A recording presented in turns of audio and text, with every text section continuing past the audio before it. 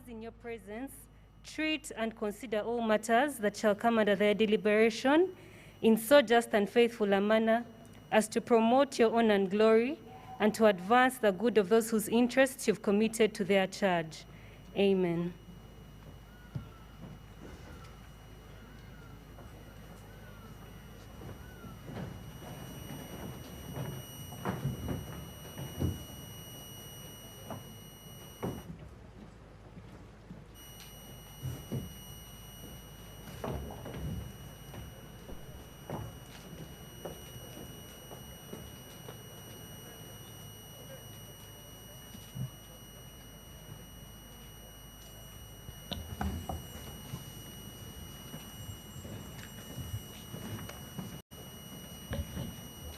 Item 2 on the order paper, proclamation.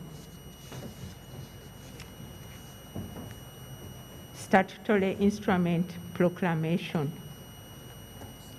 Whereas under Article 95 of the Constitution of the Republic of Uganda, where a new parliament is elected, the President is required by proclamation to appoint the place and the date not beyond 7 days after the expiry of the term of Parliament for the first sitting for the new Parliament.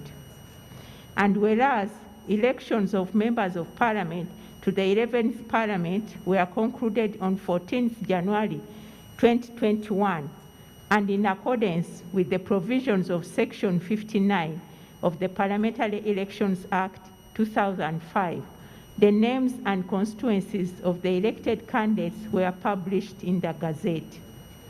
Noting that under Clause 3 of Article 77 of the Constitution, the term of Parliament is 5 years from the date of its first sitting after a general election.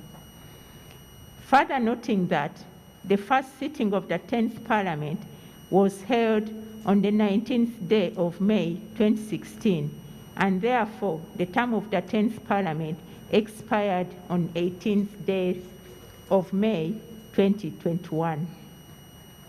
Now therefore, in exercise of the powers conferred upon the President by Clause 1 of Article 95 of the Constitution, it is hereby proclaimed that the first sitting of the 11th Parliament of the Republic of Uganda shall be held at Kololo Ceremonial Grounds on the 24th day of May 2021 at 10 a.m. Given under the hand of His Excellency and public seal on the 10th day of May 2021 at State House, Entebbe, by His Excellency Yoweri Kaguta Museveni, the President of the Republic of Uganda.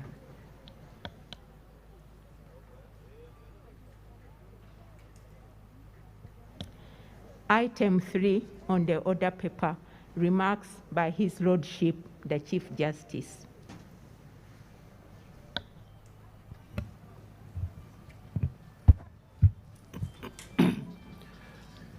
Your Excellency, the President of the Republic of Uganda, who is in attendance by reason of constitutional provision, honorable members of Parliament, this being the 11th Parliament of the Republic of Uganda, I take this opportunity to warmly congratulate each and all the members of Parliament for having been elected to this august House. I believe the journey was not easy, and for this, we all have reason to thank the Almighty God for making it possible for each of you and all of you. You were declared winner in your respective constituencies some 4 months ago.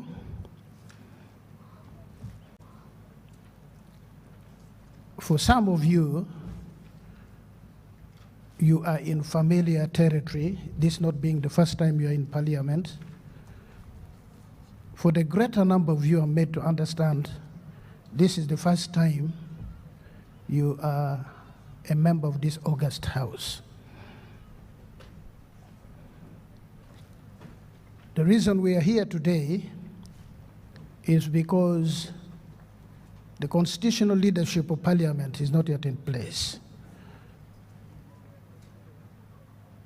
The purpose, therefore, is to elect the Speaker and Deputy Speaker of this august house.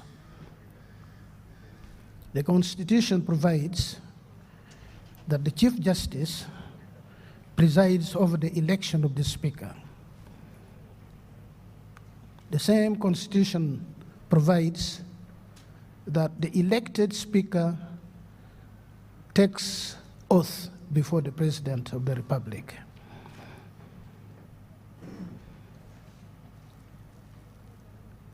On my part,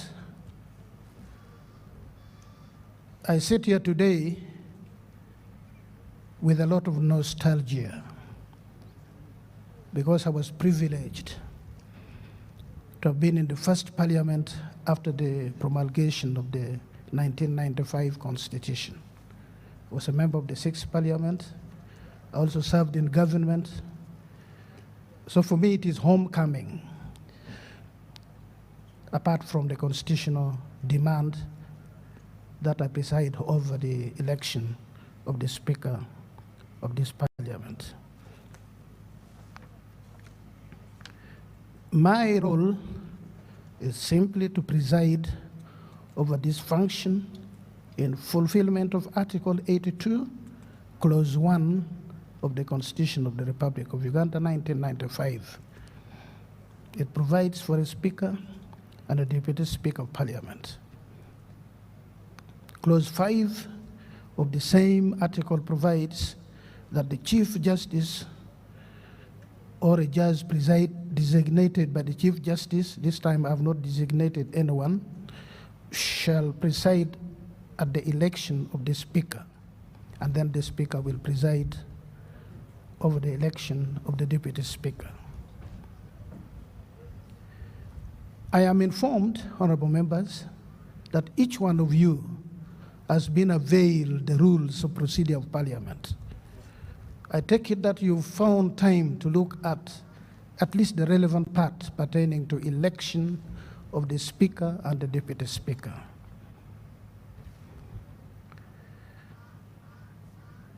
I will request the clerk to read the rules of procedure which govern the election of the Speaker and Deputy Speaker for avoidance of doubt, and have your minds and memories refreshed. And then when the clerk has read that provision, then I will conclude this remark and we go into business. Madam Clerk.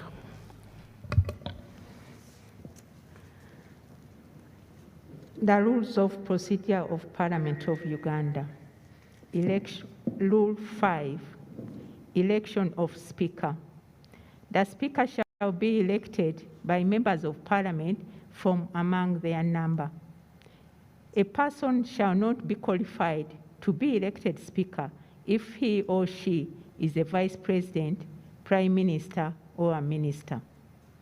A person who publicly campaigns or causes campaigns for his or her agent in a manner which is in breach of Rule 85 of the Rules of Procedure of Parliament shall be subject to the Code of Conduct of Members of Parliament. No business shall be transacted in Parliament other than an election of the office of the Speaker at any time that the office of the Speaker is vacant. The Chief Justice or a judge designated by the Chief Justice shall preside at an election of a Speaker. A person being proposed as a candidate to the office of Speaker shall give his or her consent to the nomination. Subject to Rule 11 of this rule, the election of a Speaker shall be by secret ballot. At an election of the Speaker, a person presiding shall invite nominations from members of Parliament present. A member making a nomination shall move a motion that name dash do take the chair of this Parliament as the Speaker, and shall give a brief statement of the background and qualifications of the nominee. Nomination shall be seconded. If only one person is nominated, he or she shall be declared elected and conducted to the chair. Where more than one person is nominated, the House shall proceed to elect a Speaker. When all nominations have been received, the person presiding shall announce the ballot will now be taken.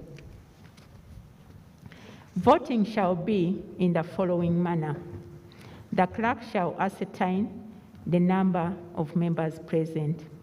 Before voting commences, the person presiding shall cause to be produced one ballot box and cause to be demonstrated the fact that it is empty. The person presiding shall cause to be given to each member of Parliament present a ballot paper on which the member may record his or her vote by writing the name of the person for whom he or she wishes to vote and depositing it in the ballot box. A member who wishes to vote shall proceed to a booth or a designated area for the purpose and located to and within reasonable distance from the ballot box, and shall, while there, write the name of the candidate of his or her choice, fold the marked ballot paper, and drop it in the ballot box. On the election of a Speaker, no vote may be cast or abstention recorded by proxy. After all members who wish to vote have voted, the person presiding shall, in full view of the members present, cause the clerk to empty the ballot box and immediately count the ballot papers contained in it.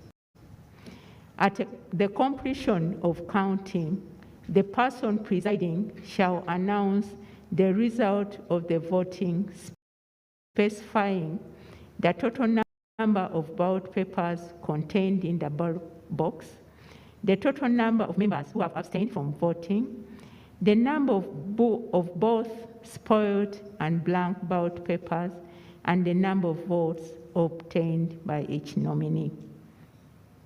Where two or more persons are nominated for the office of Speaker, the person who receives the majority of the votes of all members present and voting shall be declared Speaker. And if no person receives that majority, a second election shall be held between the two persons who obtained the highest number of votes. Where at any ballot between two nominees, the votes are equal, another ballot shall be held. And where a second election has to be held under paragraph H, and two or more persons receive equal votes in the second position, there shall be a ballot to determine the person to stand in that second election, and this shall be repeated where there are ties until one person can be identified. The person elected Speaker shall be conducted to the chair. As soon as possible after the election of the Speaker and before assuming the duties of the office of Speaker, the person elected shall, in the manner prescribed by law, take and subscribe to the oath of Speaker specified in the fourth schedule to the Constitution as required by Article 82(10) of the Constitution. In this rule, the person presiding means the Chief Justice or a judge designated by the Chief Justice under Sub-Rule 5 of this rule. The oath of the Speaker or Deputy Speaker shall be administered by the President or a person authorized by the President. The person elected Speaker shall, upon taking the oath of Speaker, be presented with the mace, the Uganda flag, the coat of arms, the Speaker's robes, the rules of procedure of Parliament, and the Constitution of the Republic of Uganda. My Lord, I submit. Thank you. Now, for purpose of clarity, and honorable members, you listen carefully. For purposes of clarity and transparency, this election will be conducted beyond reproach. Everything will be done in the open and strictly in accordance with the rules. Each of the nominated persons, those of you intend to contest for the position of Speaker, have an agent after you've been nominated and you've accepted the nomination.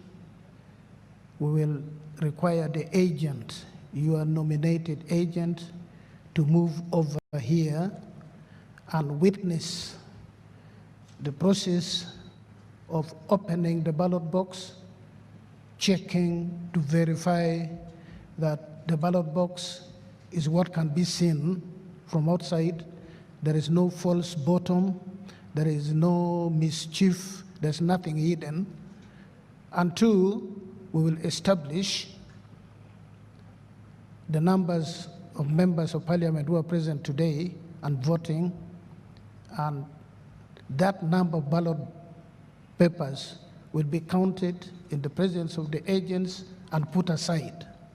So when you, as an honorable member is called, you'll come, you'll be given one ballot in the presence of the agents of those who've been nominated to contest for the speakership, and then you'll go to the designated place, determine who your candidate, preferred candidate is.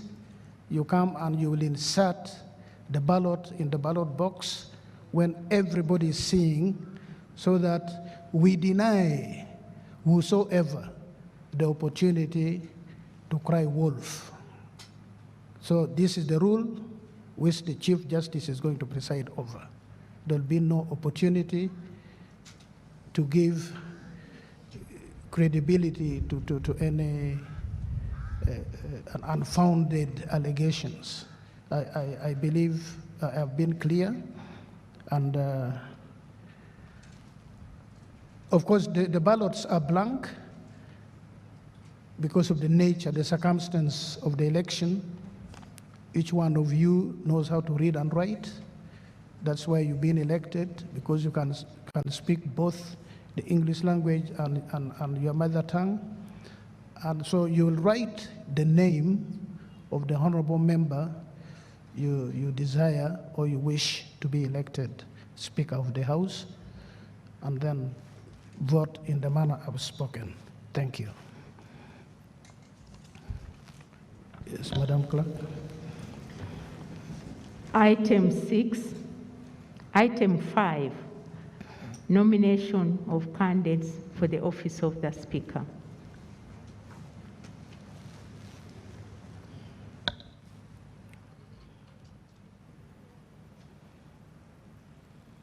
Yes, do we see? I see a hand. My friends from the media are blocking me from seeing other hands. In case you wish to nominate, please just walk forward and you do your thing.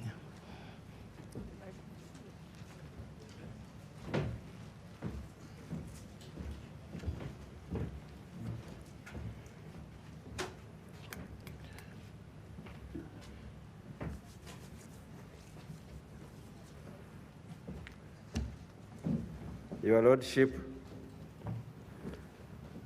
I move under Rule 9 of the Rules of Procedure of the Parliament of Uganda to nominate Honorable Jacob Olanya to take the chair of this Parliament as Speaker.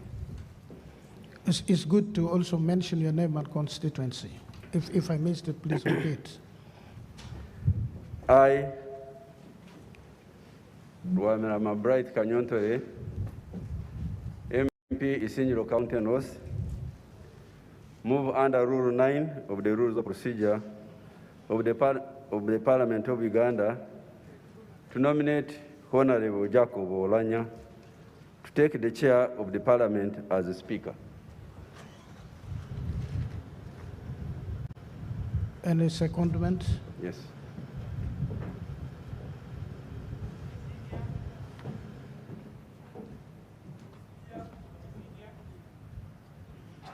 No, if you like to second, just walk forward and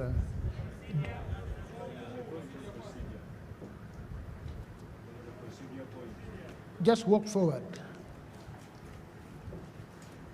They have a duty to inform the people of Uganda so that they know what's happening here. Just walk forward and... Your Lordship, the Chief Justice, Rule 9 is on seating arrangement in the House. Maybe the colleague that wants to nominate, he wants to address himself on the seating arrangement. So that's the procedure issue that I want to raise. Further procedure issue, my Lord.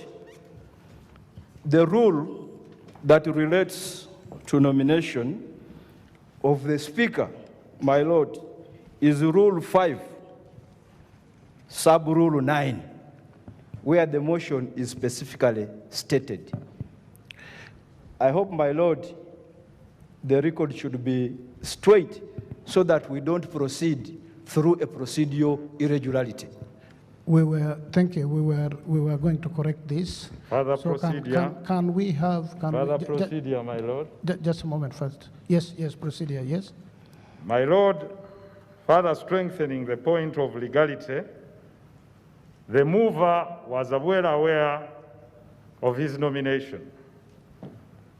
And the motion he has moved is on the issue of seating arrangement. So I don't know whether he's nominating someone on which space to occupy while seated in this House.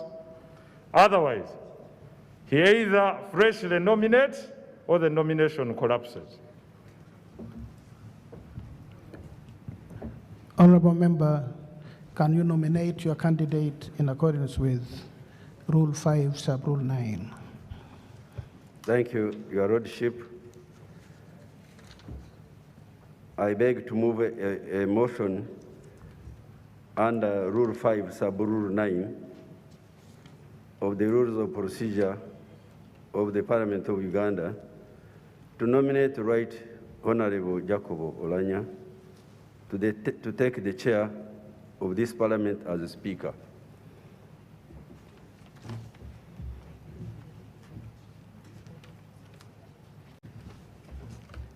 Thank you, my Lord. Honorable members, I, Among Ibeti Ongom, Member of Parliament, Oyam County South, move under Rule 5, Sub-Rule 10, to second the nomination of Jacob L. Olanya, MP, for the post of the Speakership for the 11th Parliament. I beg to second. Can we now have the member nominating Honorable Jacob Olanya to say a few words in support of his nomination? Your Lordship, I wish to nominate Jacob Olanya, who is a graduate with BA in Agriculture Economics, 1992, before pursuing a degree in law in 1995. He held a postgraduate diploma in legal practice in 1996 from the Law of Development Center. He is currently pursuing LLM in legislative drafting from Institute of Advanced Legislative Studies, University of London. Professionally, he is an advocate and notary, public practicing under J.L. Olanya and Company Advocates. In 2019, Zoe Life Theological College, USA, recognized in recognition of his distinguished services and faith, awarded him an honorary doctorate in divinity, and you can now call him Dr. Olanya. He has 6 professional practices in legislative drafting obtained from the International Law Institute, Kampala, the Bureau of Parliamentary Studies and Training, BPST, New Delhi, India, and G.V. Mavarika Bureau for Parliamentary Studies, Gujarat Legislative Secretariat, Gandiga, India, PAI International, London. He attended CPA Westminster Training on Parliamentary Practice and Procedure, London, 2002. He was trained by the best in the House of Commons.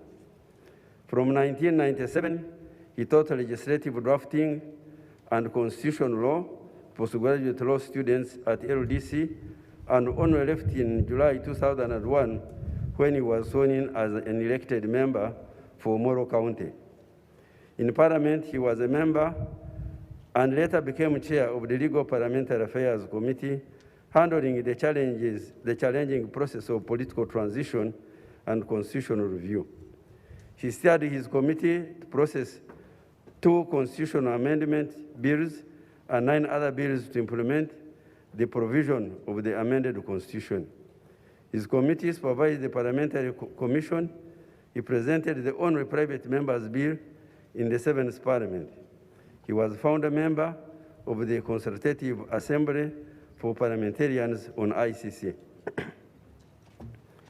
From 2006, after he lost his seat in Parliament, Honorable Olanya continued to engage himself actively in legislative activities such as training legislators in Kenya, Swaziland, South Sudan, and Sudan on parliamentary practice and procedures, legislative drafting, and other subjects relevant to the proper functioning and administration of Parliament.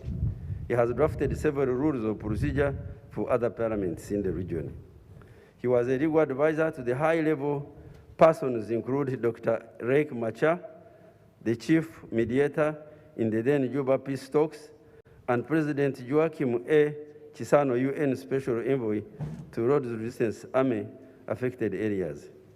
He drafted Juba Peace Agreement. He was also an advisor to the government of South Sudan. He has been Deputy Speaker of the 9th Parliament and 10th Parliament, and he comes with this experience to handle the business of the House, upholding the independence of Parliament and ensuring a benefiting warfare for its member. Why should we vote and drag Jacob Elo Olanya in the chair? With his over 25 years in legal practice. Please do not forget that it's got to be a brief statement. So can you conclude in 2 minutes? Thank you. You've taken 5 minutes already. With over 25 years legal practice and 20 years of parliamentary experience, both in and out of Parliament, Honorable Olanya has developed a high successful career path in parliamentary practice and procedure. He offers extensive practical hands-on experience in legislative matters. He is a believer in parliamentary system of representative democracy and is an ardent believer in procedural powers and orderly conduct of business.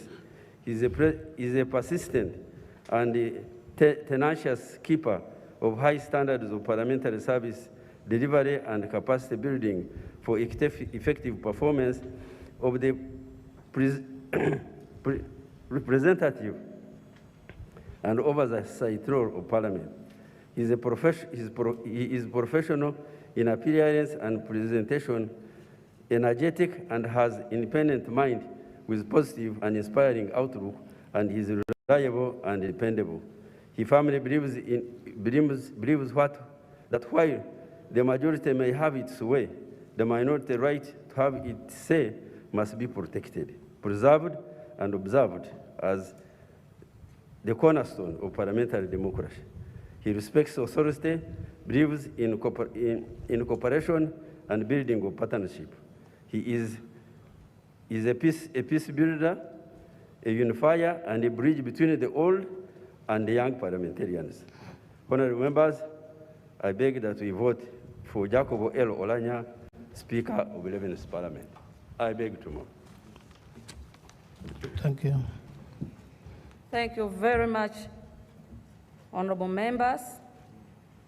I stand here to second the nomination of Jacob Olanya on 2 grounds, many other grounds, but I will speak for 2 grounds.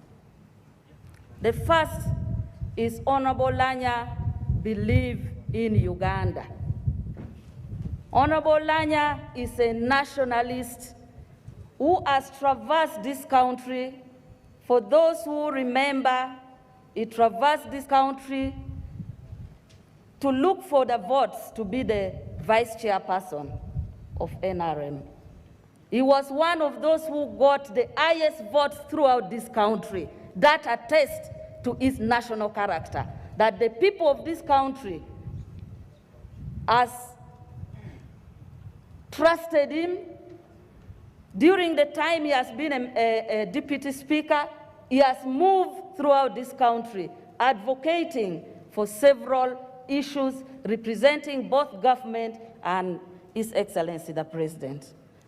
Honorable Olanya believes in constitutionalism. This is my 5th term in Parliament. I served with Honorable Jacob Olanya in Parliament. At the time I served with him, I was the publicity secretary of the Uganda Women's Parliamentary Association.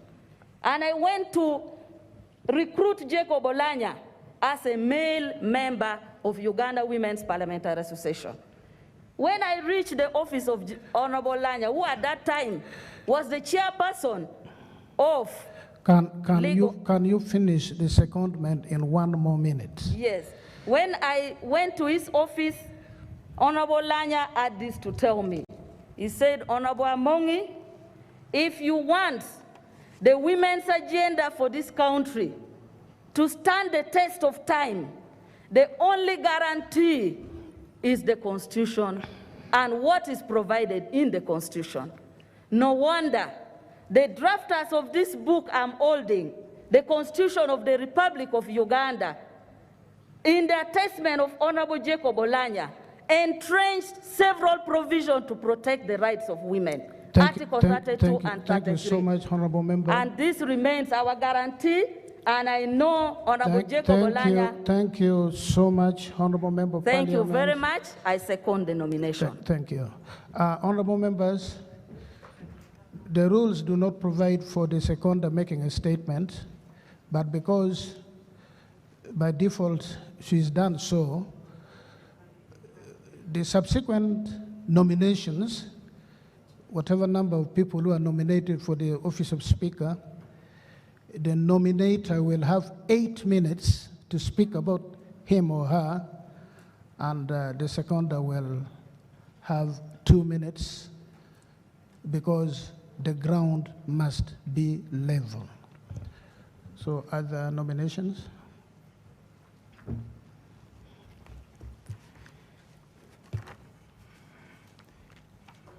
Thank you, Your Lordship. Your Lordship, the Chief Justice, honorable members of Parliament, I take this opportunity to once again congratulate you upon your election to the 11th Parliament of Uganda. For the record, I'm Alan Sewanyan Aloysius, MP Makindye West Constituency, and a member of the National Unity Platform. I'm moving this motion under Rule 5, Sub-Rules 8, 9, and 10 of our Rules of Procedure that addresses the subject matter before us. Honorable members, just to remind you of what you already know, Article 82 of the Constitution of Uganda states that there shall be a Speaker and Deputy Speaker elected among us members of parliament. Needless to say, each one of us here is qualified to be a speaker or the deputy speaker. Therefore, can you please, honorable member, can you please nominate and then speak? Therefore, accordingly, your lordship and members of parliament present, I propose that Chira Municipality Member of Parliament, Honorable Semuju Ibrahim Munganda, do take the chair of this parliament as the speaker. Honorable members, I beg to move. Can you now speak for your nominee? You have 8 minutes within which to speak about him, and if it's seconded, the person seconding will speak for no more than 2 minutes. Let him first second, then No, I am the one chairing, not you. Thank you. Thank you, the rules say you nominate and speak, and then the person seconding. Thank you, Your Lordship. Because we made a fault, I'll allow the person seconding to speak also. Thank you, Your Lordship. Yes. Honorable members present, the Parliament of Uganda must be an independent institution. And that's why we bring in an independent person in mind, in Honorable Semuju Ibrahim Munganda.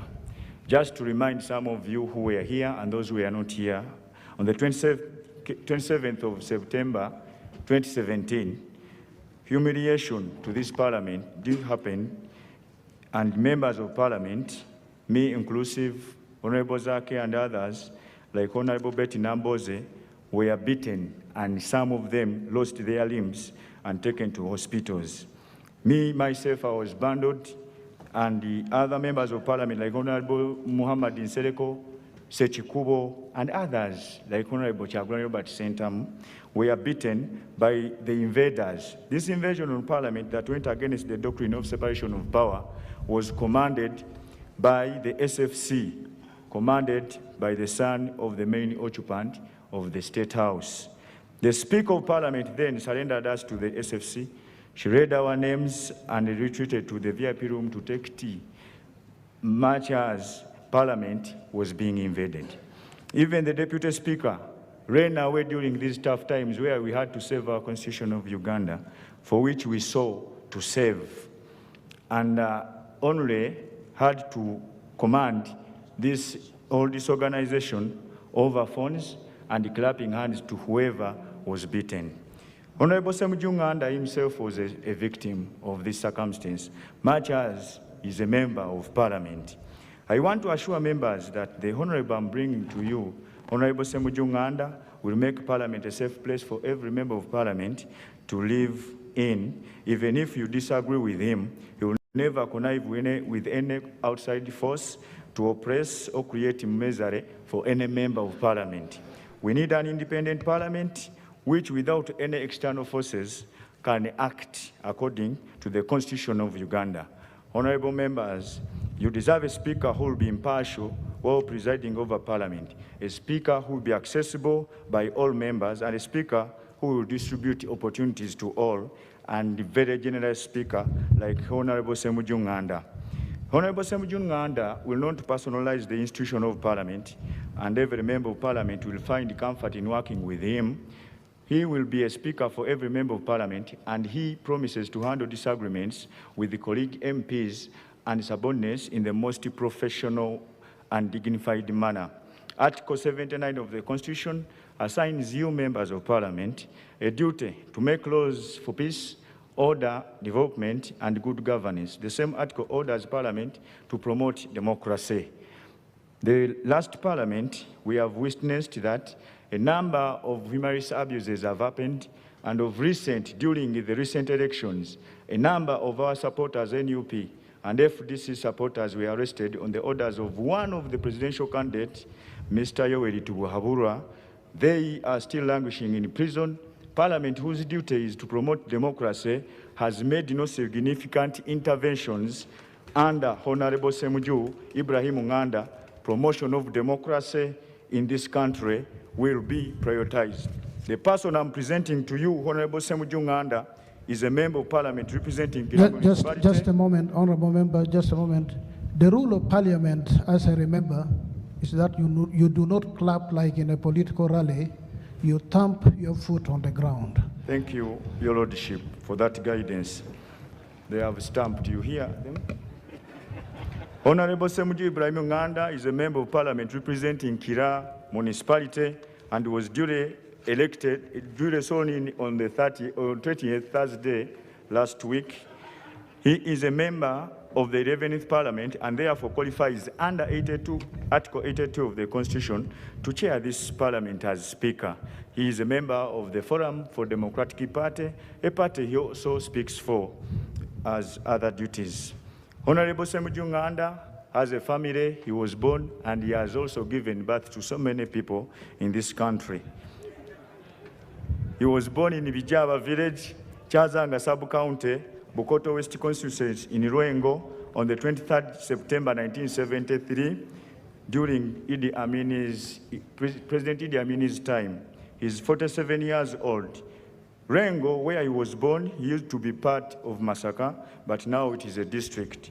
He is a son of Haji Ali Nganda Nkwanga of Ungo clan and Hajat Sophia Naroga of Mutima clan. You have 2 minutes. Honorable to make your Semuju 8 minutes. is a married man, Your Lordship, married to Miss Farida Babide Semuju and a proud father of 7. He studied and is learned from Bijaba Islamic Institute for his primary and Masaka Secondary for O and A levels, where he emerged as the best student. So we are lucky to have a best student in this country chairing our parliament with dignity. He came to Makerere University for a Bachelor's of Arts in Mass Communication degree in 1995 and graduated in 1998. He also added on other education in Oslo University of Norway for a short course in media and democracy. He has been teaching journalism in Islamic University of Uganda, IUIU, and he has worked for Daily Monitor and The Observer, where he was director. As a journalist, he has always cried loud for the respect for humanity and democracy in this country. He has talked so much about how good governance should be and how a good parliament should be run when he was a journalist. Semuju, the parliamentarian, has chaired some committees since joining 10 years ago as an FDC member. He chaired Committee of COSASE and as chairperson for COSASE, Commission Statutory Authorities and State Enterprises, COSASE, he used to do so much a wonderful job for this country by reclaiming so much from enterprises and even taking accountable to those who were doing the mischief to this country. In 2016, Honorable Member, conclude. I'm concluding. Yes. In 2016, Honorable Semuju Ibrahim Nganda became the chief opposition whip, a position he has held till yesterday when he joined the new parliament. And he has done a wonderful job to us as parliament by serving parliament. Honorable members, that is the distinguished son of Uganda, a person of impeccable integrity that I present to you. Thank you. Thank you very much, honorable members. I beg to move. Any secondment, and then use the opportunity, if you wish to say anything, in no more than 2 minutes. My Lordship,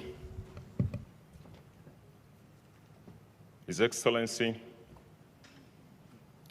honorable members of Parliament,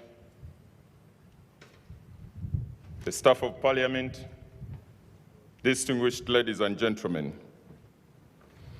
My name is Atan Okia Moses, the Member of Parliament representing the people of Soroti East Division in Soroti City on the ticket of Forum for Democratic Change. I move under Rule 5, Sub-Rule 10, to second the nomination of Semuju Ibrahim as a Speaker for the 11th Parliament. I support this nomination premised on the doctrine of separation of powers.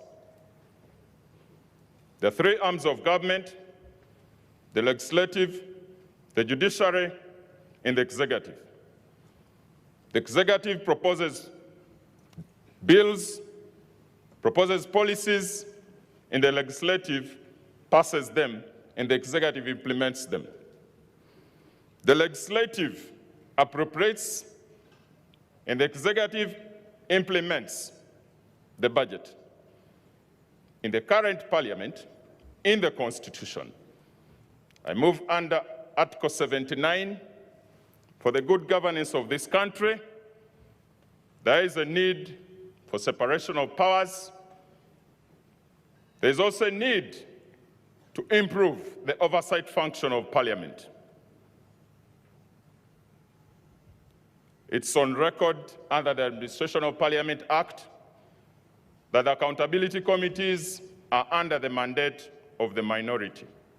And it's on that basis that I move and do support the nomination of Semju Ibrahim for Speaker, and I strongly believe he will steer the doctrines of separation of power and ensure the oversight of Parliament. I thank you very much. Honourable Member, thank you.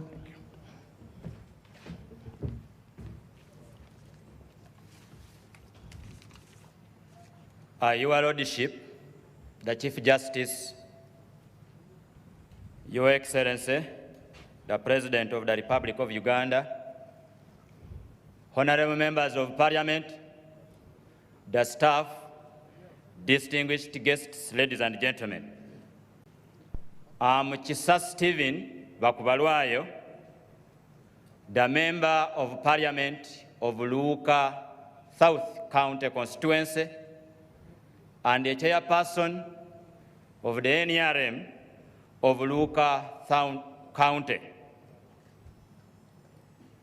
Honorable members of Parliament, I have the honor and the privilege to move a motion under Rule 5, subsection 9, Sub-Rule 9 of the Rules of Procedure that the Right Honorable Rebecca Kadaga, District Woman Member of Parliament, do take the chair of this Parliament as the Speaker. I beg to move. Can you speak in no more than 8 minutes about Honorable Rebecca Kadaga, whom you've nominated?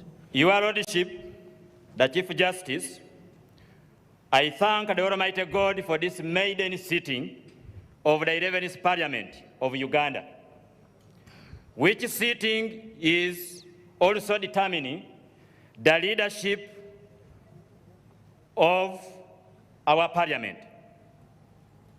Distinguished colleagues, members of Parliament, of the three arms of government, it is only Parliament that represents the voice of the voiceless. It is the Parliament that represents the downtrodden, the less privileged, the underprivileged, and the unknown segments of society. It is therefore important that the people of Uganda, through their elected representatives, should be given an opportunity to determine the leadership of Parliament.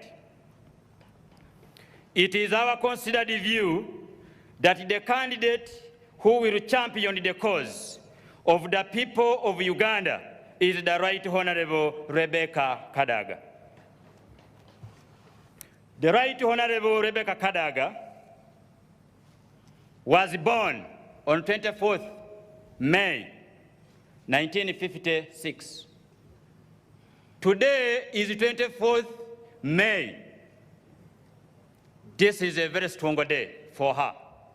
As you are seated there, we have a baby in this house that you are supposed to shower with gifts to congratulate Right Honorable Rebecca Alitwala Kadaga. This is the birthday. And whoever chose this sincerely chose the right day for the right person. Your Lordship, the Chief Justice, the Right Honorable Rebecca Kadaga has Masters in Women's Law from the University of Zimbabwe. She has a postgraduate diploma, first class, Women's Law, University of Zimbabwe. She has a certificate in French, so she has the ability to chair in English and in French. She has a postgraduate diploma in legal practice at the Law Development Center, Kampala. Honorable members, she holds a Bachelor of Laws degree, Makerere University. The person I'm nominating today, honorable colleagues, members of Parliament, Right Honorable Rebecca Kadaga, is the Speaker of Parliament of Uganda, elected for a second term in May 2016. This is the third position in the hierarchy of the national leadership in Uganda, after the President and the Vice President. She's an advocate of the courts of judicature in Uganda, having been enrolled in 1982. She holds a master's degree in law, as I've mentioned, and the first woman to establish a law firm in Uganda, Kadaga and Company Advocates, in 1984. The Right Honorable Kadaga Rebecca is a highly experienced person. She has served as a legislator for an uninterrupted period of 27 years, as a woman member of Parliament for Kamuli District since 1989, as a National Resistance Council member. In the 27 years, she was a backbencher for 7 years. In 1996 to 1998, she was elevated and appointed Minister of State for Regional Cooperation. In 1998-99, Minister of State in charge of Transport. 1999-2001, Cabinet Minister in charge of Parliamentary Affairs. On matters of Parliamentary Affairs, she is knowledgeable. In 2001-2011, she was the Deputy Speaker of Parliament. And 2011 to date, she is the Speaker of Parliament. Very exposed in parliamentary affairs. On the international perspective, honorable members, colleagues, she has been the president of the Interparliamentary Union Africa region from 2016 to 2017, a chairperson of the Commonwealth Women Parliamentarians 2014-2016, vice chairperson of the Commonwealth Women Parliamentarians 2009 to 2014. She was an executive committee member of the Interparliamentary Union, representing the African region, and the chairperson of the Commonwealth Women Parliamentarians Africa region. And in this fora, she campaigned for the women emancipation in politics, women emancipation, and governance in many regions of the Commonwealth. Has presented many papers on women's rights, youth emancipation, social and economic justice. 2 more minutes. I thank you, Your Lordship. Right Honorable Rebecca Kadaga was the first woman in Uganda to hold the office of Speaker. And this honor alone guarantees the success of this country, and has received many awards in appreciation of her work. In 2013, she received a Golden Jubilee Award by the President of Uganda, who is the brother to Right Honorable Rebecca Aitwala Kadaga. In 2014, she received the Grand Officer of the Republic of Benin from the President of Benin in recognition of her work as a woman empowerment campaigner. An award for African Speaker of the year 2018 was given to her by the London Political Summit. An award of a Doctorate of Law by Nkumba University on 26th October 1919. She is now a doctor. Ladies and gentlemen, other distinguished responsibilities, she has ever been a secretary of East African Women Parliamentary Association, a president of the International Federation of Women Lawyers, FIDA, in Uganda, founding chairperson, University Council, Mbara University of Science and Technology, founding chairperson of Busoga University Council, a campaign of the eradication of female genital mutilation in Uganda and Africa, an advocate of human rights and social justice at the Commission on the Status of Women, UN panels, Pan-African Parliament, the East African region, and at the Conference of Women Speakers. Ladies and gentlemen, she has held the office of chairperson of IPU, IGAD, Women's Caucus. Conclude. I'm concluding, Your Lordship. Conclude. She has spearheaded the establishment of the Certificate of Gender Equity, the first in the world, recently acknowledged by the UN Women, International Women's Day. Honorable members, she is the first woman to establish a law firm in Uganda and a patron of the youth, Go Green, a campaign of the girl child for women's rights in Uganda and in Africa, a Commonwealth Parliamentary Association, President designate. You are aware of that. Thank you. Thank you so much. Can we have the seconder? You are now repeating yourself. You are in the 9th minute. And I want to be fair to everybody. You are not speaking anymore. Your time is up.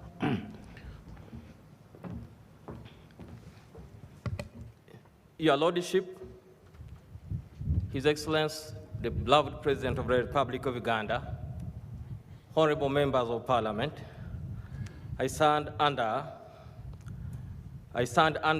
Rule 5, Sub-Rule 10, to second Honorable Alitora Rebecca Kadaga, woman member of Parliament, Kamuli District, on NRM ticket, and the Vice Chairperson for the Mighty Party, the National Resistance Movement in the Republic of Uganda.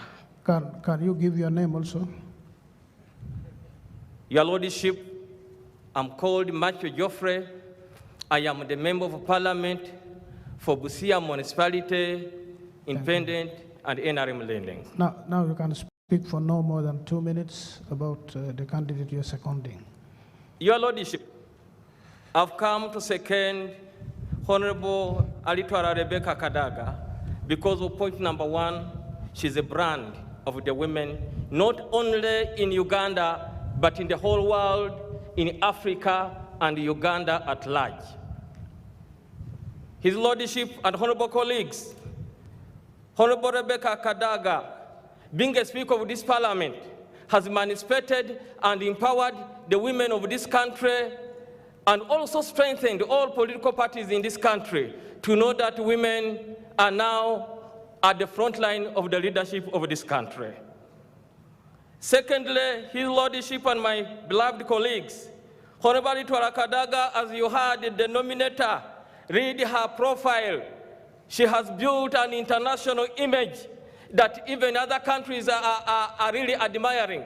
That's why I second her and request you, honorable colleagues, that we should not lose this opportunity because the Commonwealth countries are looking for people with this capacity, with these profiles are not there. But Honorable Alitwala has it. That's why I pledge to my honorable colleagues that I second this mighty lady.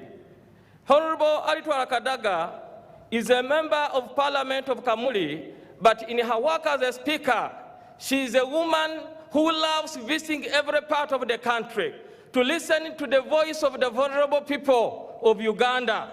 And through her leadership and her style of governing Parliament, many petitions have been brought on the floor of Parliament concerning the vulnerable people, and this has helped a lot our people in this country and also our party to make sure that it is a mighty party.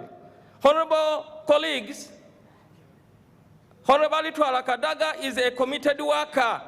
That is why she has been a constant supporter of her political party. That since she started working in leadership of the National Resistance Movement, she has never wavered at all. She has moved with the party, and I'm so proud when I heard the nominator, and I also agree and believe that when she goes through, all political parties in this country are going to have a speaker who will balance, who will not be biased at all. Honorable members, conclude. As I conclude, Honorable Twala Kadaga, as you heard her profile, I second her because of her knowledge in parliamentary governance. She's a lady who has been in there for parliament. She has mastered how to coordinate, how to link, and how to administer without bringing a grudge between all organs of government. And through his leadership, we have seen tremendous growth, good democracy, and growth in our country. And that is why I don't doubt when our beloved president calls her sister. Honorable member. As I finish, your lordship. Will you please conclude, honorable member? You're going to 10 minutes. As I conclude, his lordship. In 1 sentence. In 1 second, I second Alitwala Kadaga by saying that she's the best choice that Uganda wants now. Thank you. Other nominations, please. As I said, it's not possible to see every member of parliament. If you are nominating anyone, just walk forward, and whoever is seconding also follows, and then we continue.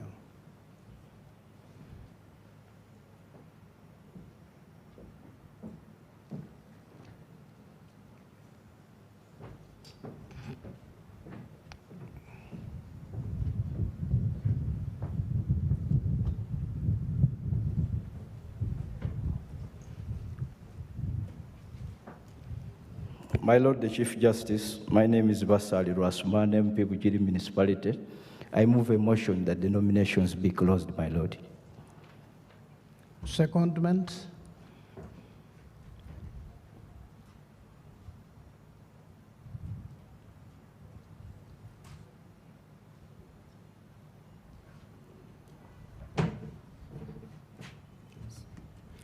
My Lord, my name is Gilbert Olanya. I second that nomination be closed. That being the case, can I ask, in the order of their nomination, Honorable Jacob Olanya, Honorable Semujin Ganda, and Honorable Rebecca Kadaga, each, and in 1 sentence, whether they accept these nominations, which have been seconded. The rules do not provide for you to campaign, just accept or decline.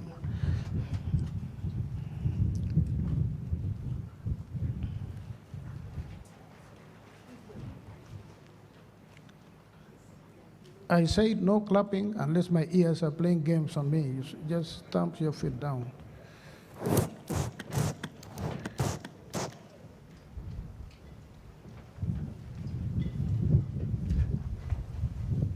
Your Lordship, the Chief Justice, Your Excellency the President, honorable members. I, Jacob Olanya, Member of Parliament for Omoro County, do hereby consent to my nomination to be Speaker of the 11th Parliament. Thank you. Thank you. Can Honorable Semuji?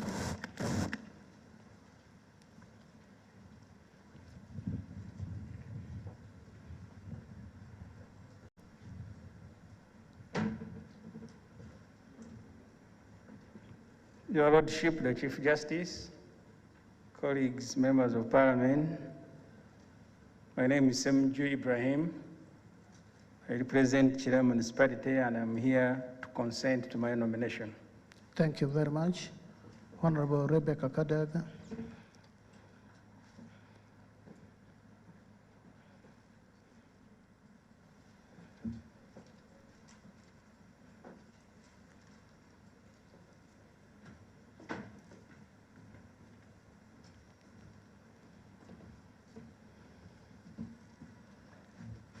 My Lord, the Chief Justice, distinguished members of Parliament, I, Rebecca Alitwala Kadaga, do hereby consent to the nomination for the post of Speaker.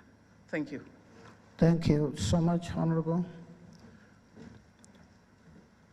Can the agent, each of the candidates' agent, one per nominated contestant for the office of Speaker, come forward as we proceed into the electoral process now?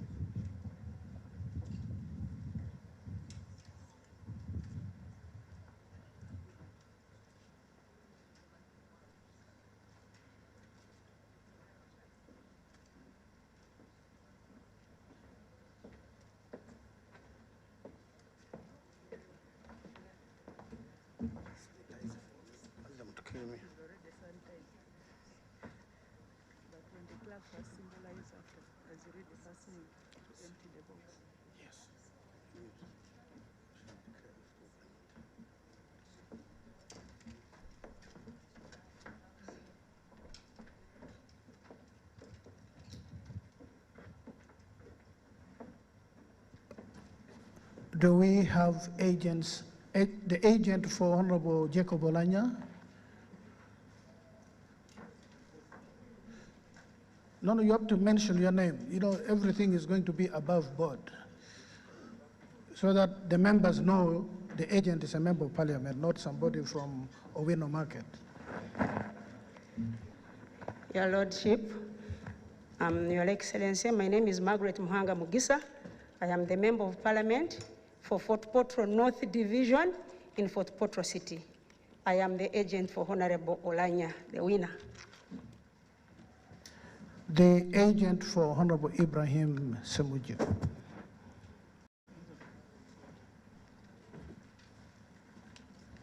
Can they organize chairs, because you'll be sitting down for quite some, can they organize chairs for you here? You'll be seated for quite a while. Mr. Chair, Your Lordship, I am Sewanyana Alan Alozias, a Member of Parliament for Makindye West constituency in Kampala, capital city. I am the agent for the next Speaker of Parliament, Honorable Ibrahim Semuju Nganda. Thank you. The agent for Honorable Rebecca Kadaga.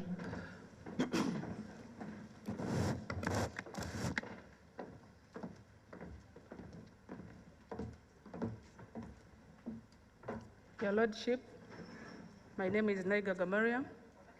I'm the woman MP in Mutumba District, and I'm the official agent for the Right Honorable Rebecca Aitwara. Thank you so much.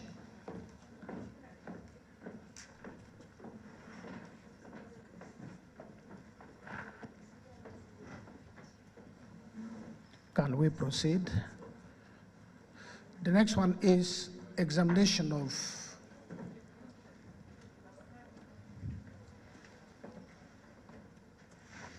the ballot. I think The three agents, please move near. The ballot box is here in front of everybody. It will be emptied.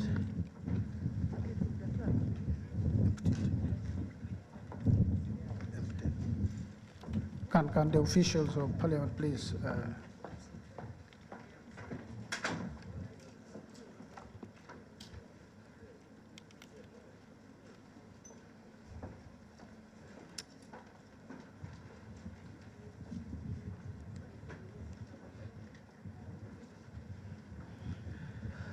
Ababiku Jessica.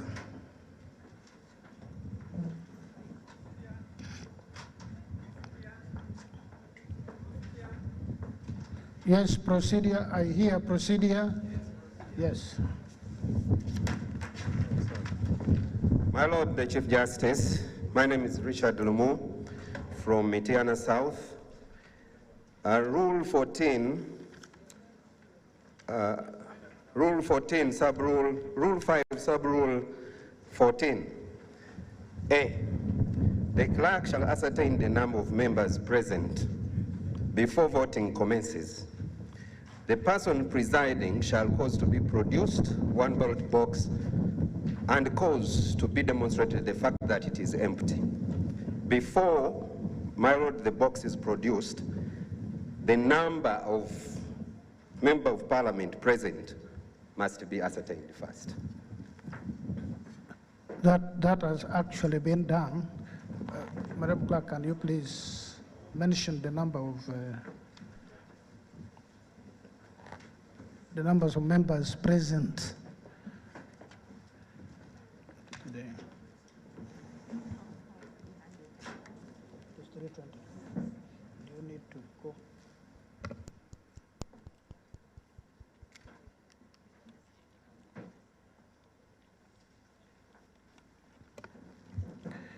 Honorable members, the clerk to Parliament has established a number of 320 members of Parliament present in the House today as we speak. Anyhow, can we have order, please, so that I don't have to speak 3 times? Anyhow, the names are going to be called out loudly, singly. The name will be called, you'll come. The members will know that the person who is coming is truly A. You'll vote, go through the voting process in the gaze of everyone until the end. If there is anybody whose name will not be called, they can then raise their voice and say, I've not had my name, so I've not voted. I don't know if this answers your concern. Yes, yes, please. Thank you, my Lord. The interpretation of this rule, my Lord, is that our names must be called out. That's the ascertaining. The clerk cannot ascertain our names on her own. I must say that I'm present. That will give those who are absent and those who are present. That is the ascertaining in this rule. That's the import of this rule, my Lord. So my prayers are, all my prayer is, my Lord, let the names be called. Honorable member, what is the purpose of registration? My Lord, I don't know whether... Is it a ritual or does it serve a purpose? I pray, my Lord, that let us ascertain the names of members of Parliament. And moreover, we are new here. Fine. By being known, calling one by one. That's why I moved with my... Thank you, my Lord. Thank you. It cost us nothing to read out these names so that we are all contented that A, who comes here to vote, is actually present. So, Madam Clerk, would you like to read out the names of each of the members present? Well, we will only know if they are present. We'll call out all names. Those who are present will say we are present or not.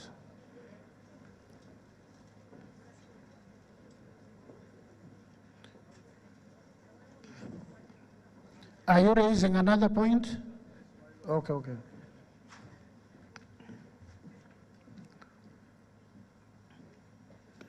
My Lord, I seek your guidance. My name is Basali Rasman, Ujiri Municipality. as we are seated here, people are continuously arriving in the House. I am not so sure whether the approach we seek to adopt will cure the provisions in the rules. You want us to wait until 6? No, my Lord. What is your purpose? The guidance I seek from you is whether after the closure of the ascertainment by the clerk, those who come after that ascertainment will be considered for purposes of voting.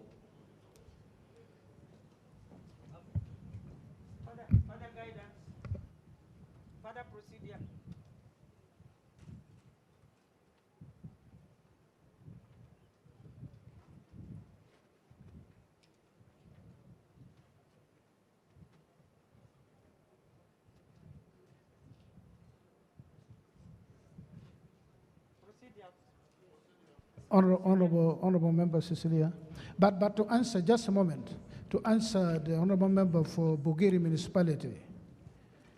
If a member comes, just a moment, Honorable Member.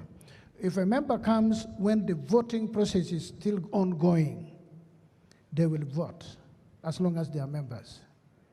Yes. Chair, what I observe is the difficulties of blocking further entry and exit. At the moment, all the doors are open and porous. I would rather suggest that we put in place some mechanism to stop entry inside the premises at the moment until we finish, because otherwise we cannot ascertain the number. It will keep shifting. So I don't know how the clerk can implement that procedure, because you can see people are entering from all sides.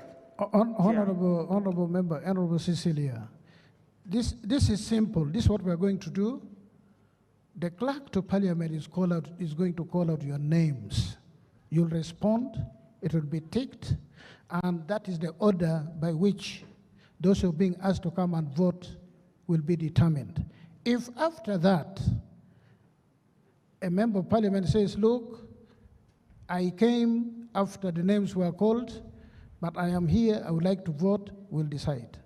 But for the voting, those who are present at the time of calling out the names, who will vote?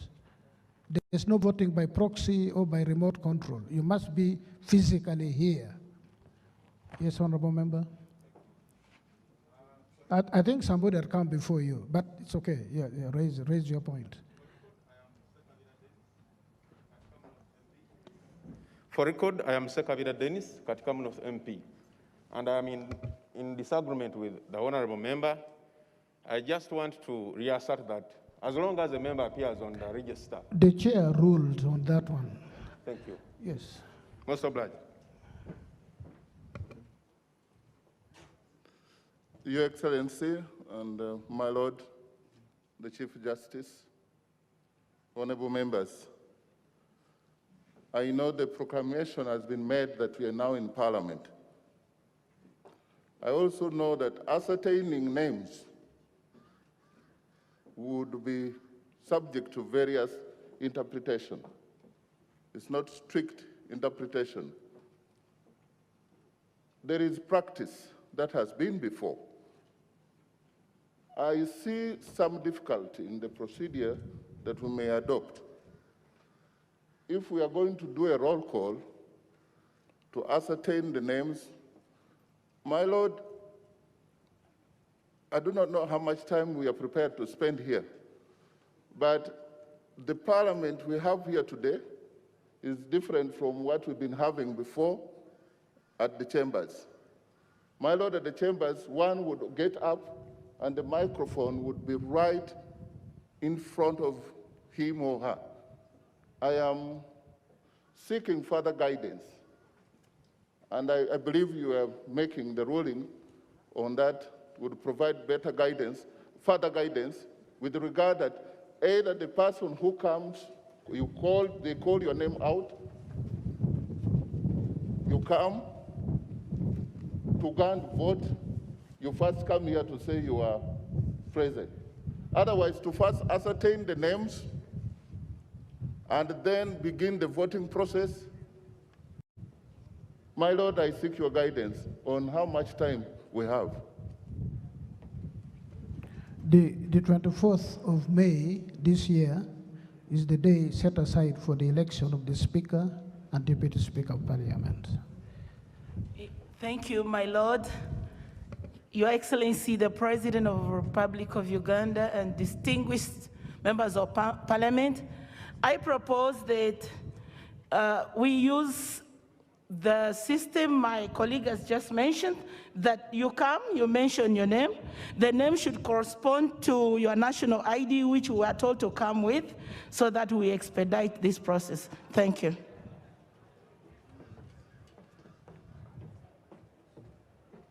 Yes, Honorable Member. Thank you, my Lord Chief Justice. The rule provides that the clerk shall ascertain the number of members present. There are just two key points. The first is who ascertains, and that's the clerk. The second is the number of members present. We're not bothered about those that are not present. My view is simple. It is about the clerk ascertaining and telling us the numbers present, and we proceed with business. May you guide us. Thank you. Can the clerk to Parliament please read out the names of those present? And when your name is read, please, from wherever you have, can we have order? Can we have order from the agents before you're disqualified? Yes. We have in the House, as it has been ascertained by the Clerk of Parliament, 320 members present and ready to vote. Can we have the clerk read out those names? This one the chair had already decided.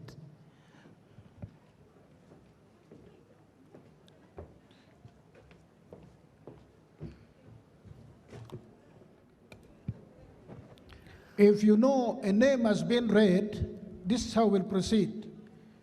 Be attentive, honorable members, please be attentive. The names will be read out. Two things. If at the end your name is not read out, you let us know. If at the end a name other than someone whom you know is read as a member of Parliament, you can raise it. So that there's no interruption, just read out the names of those who are present and are going to vote. Ababiku Jessica.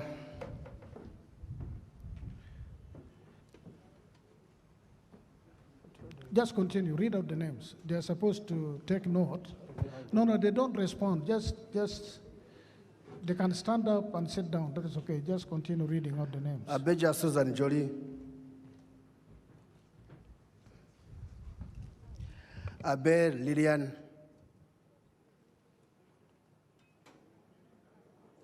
I can't see.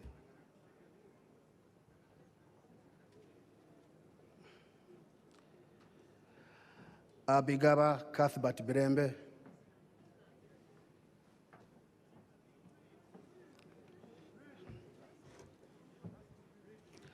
Abgori Kunhira Agnes.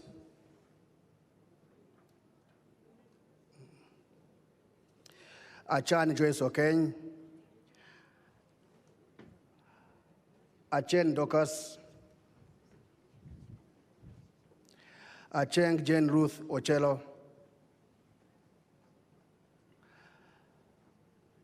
Achan Judith Peace.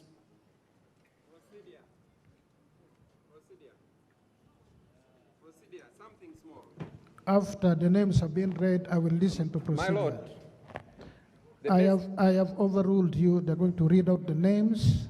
If you have anything to raise after the clerk has read out the names.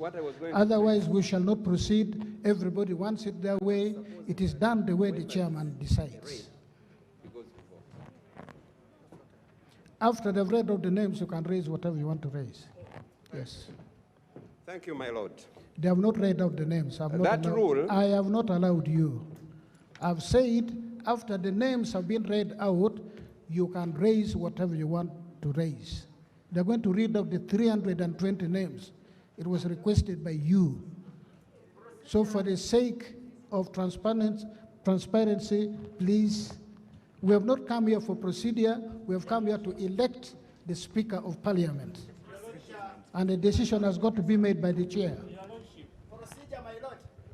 Your Lordship, they are still doing accreditation. We are going to look out over 200 people. That's what you think. Let us read out the names first, and we know who the 320 are.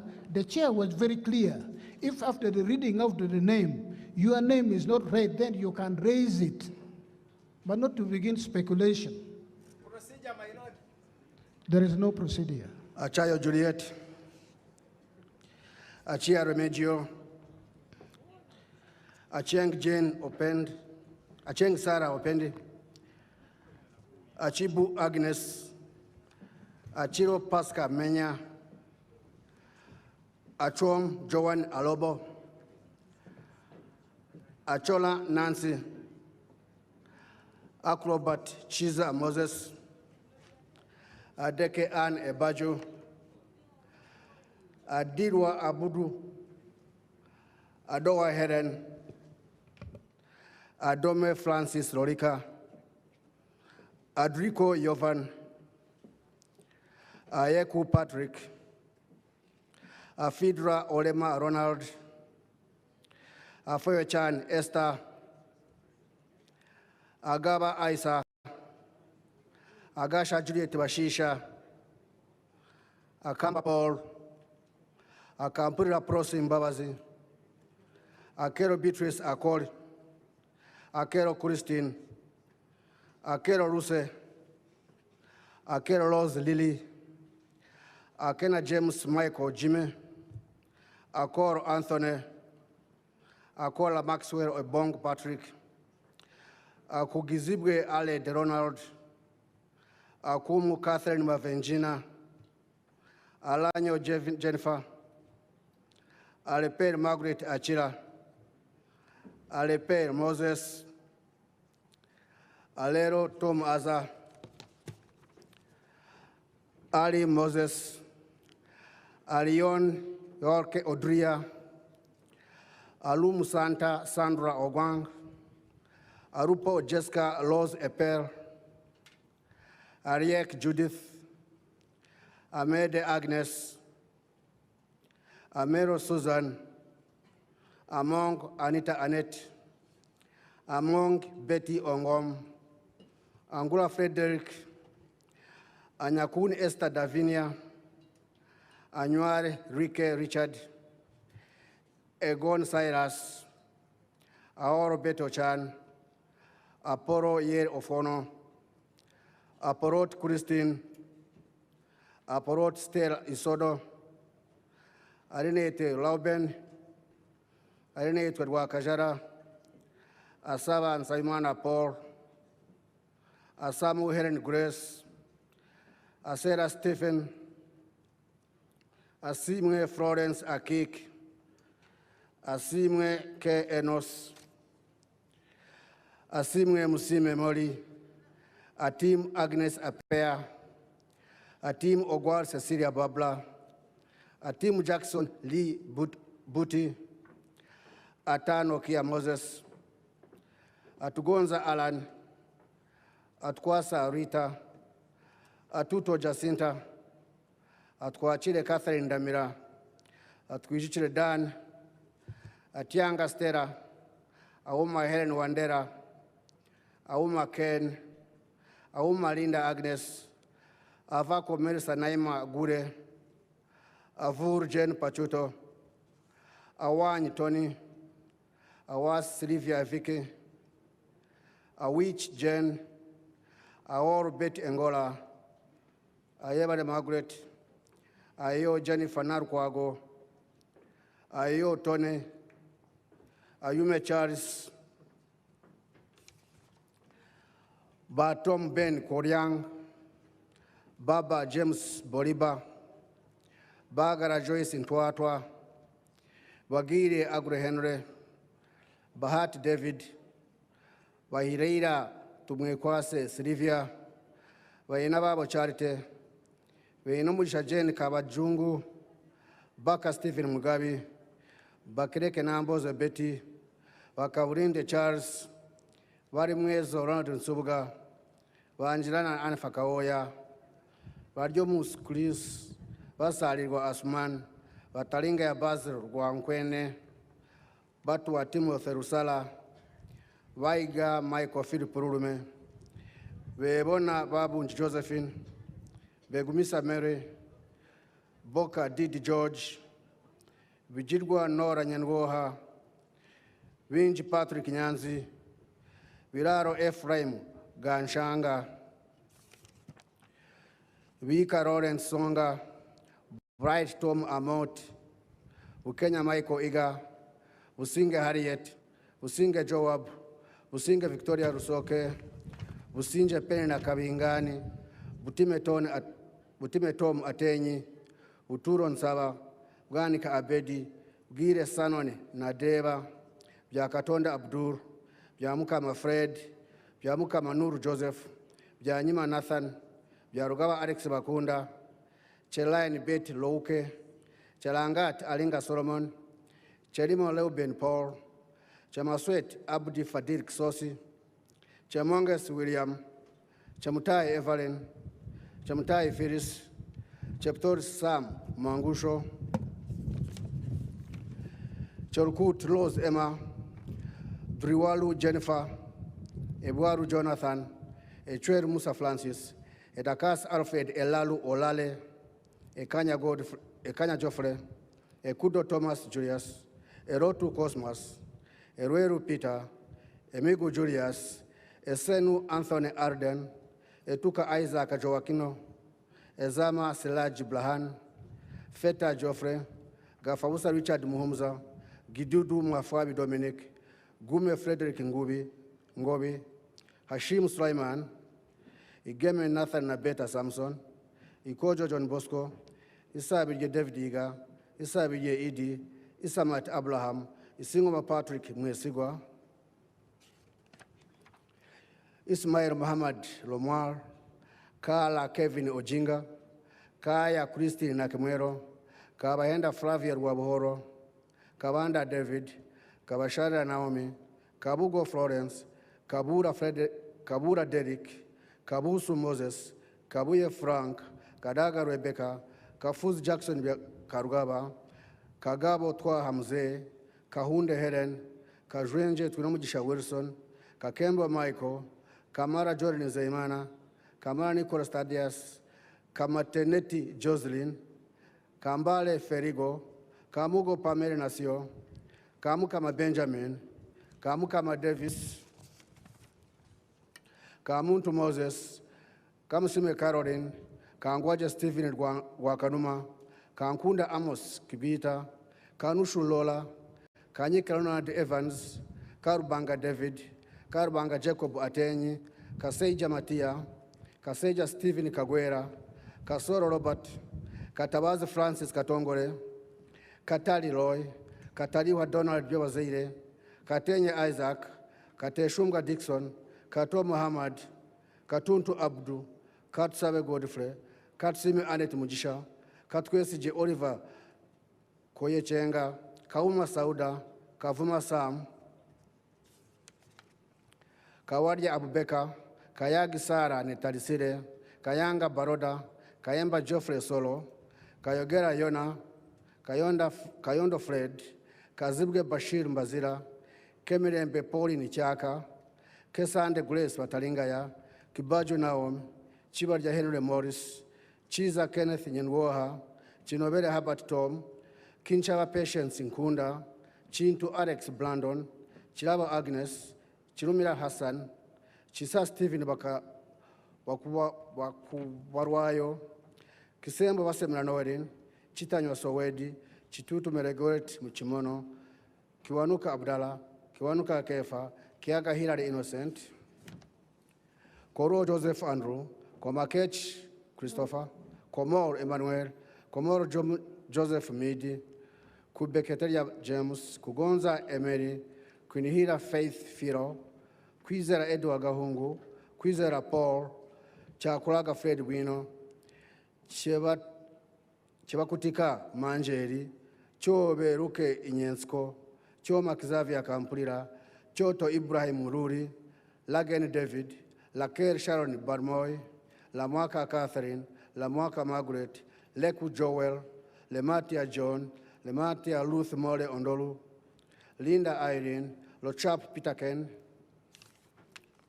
Lokeris Teko Peter, Loki John Baptist, Loki Peter Abrahams, Lokolo Albert, Lokwang Hilary, Lokwang Phillips Irukol, Loremu Mika Akasire, Lubega Bashir Sempa, Lubega Medad Segona, Lugorobi Amos, Lukwago John Paul Mpalanyi, Luchamus David Kadwanga, Lumu Richard Kizito, Lutaya Geoffrey, Lutamaguzisema Kura Paulson Kasana, Ruanga Jime, Macho Geoffrey, Magogo Moses Hasim, Magoro John Faith, Magora Rachel Miriel, Makoha Margaret, Malende Shamim, Mamawi James,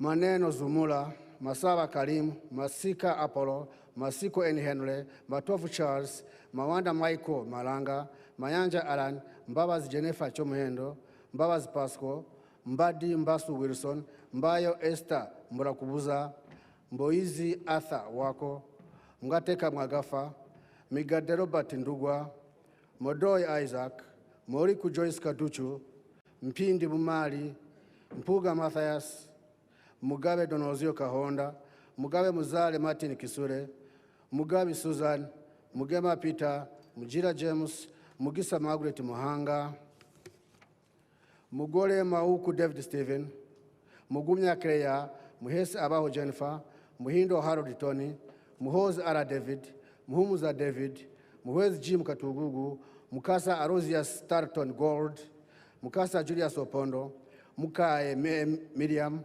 Murimba John, Musa Noah, Musa na Eric, Musa Sisi Henry Ariganyira, Museveni William, Mushemeza Elijah Dickens, Mushirura Shatz na Eva Rikutesa, Musila John, Musinguzi Yona, Mutasingwa Diana Nankunda Kajenyi, Mutebi Noah Wanzala, Mutembuli Yusuf,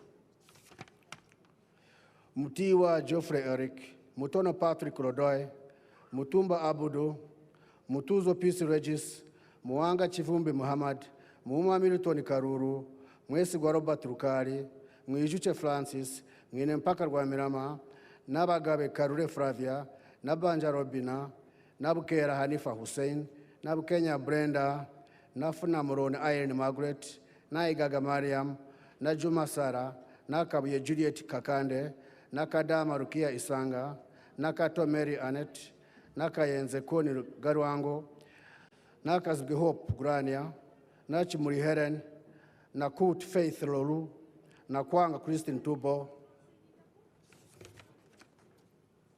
Narule Asha Aisha Kabanda, Naruyima Bet Etho, Namanyana Both, Nambesha John Baptist, Namboze Teddy, Namuganza Passis Princess, Namugaga Goret, Namujusise Dionysia, Namukuta Brenda, Namutawe Joan, Namuyangu Kacha Jennifer, Ndagere Christine Ndiwarana, Nandara Mafabi Nathan James, Nandutu Agnes, Nangori Gerard, Nantaba Aida Elios, Nantongo Fortunate Rose, Nanyondo Veronica Namaganda, Natkunda Medias, Natmanya Flora, Naebare Silvia, Ndez Alex, Njomujani Ronald,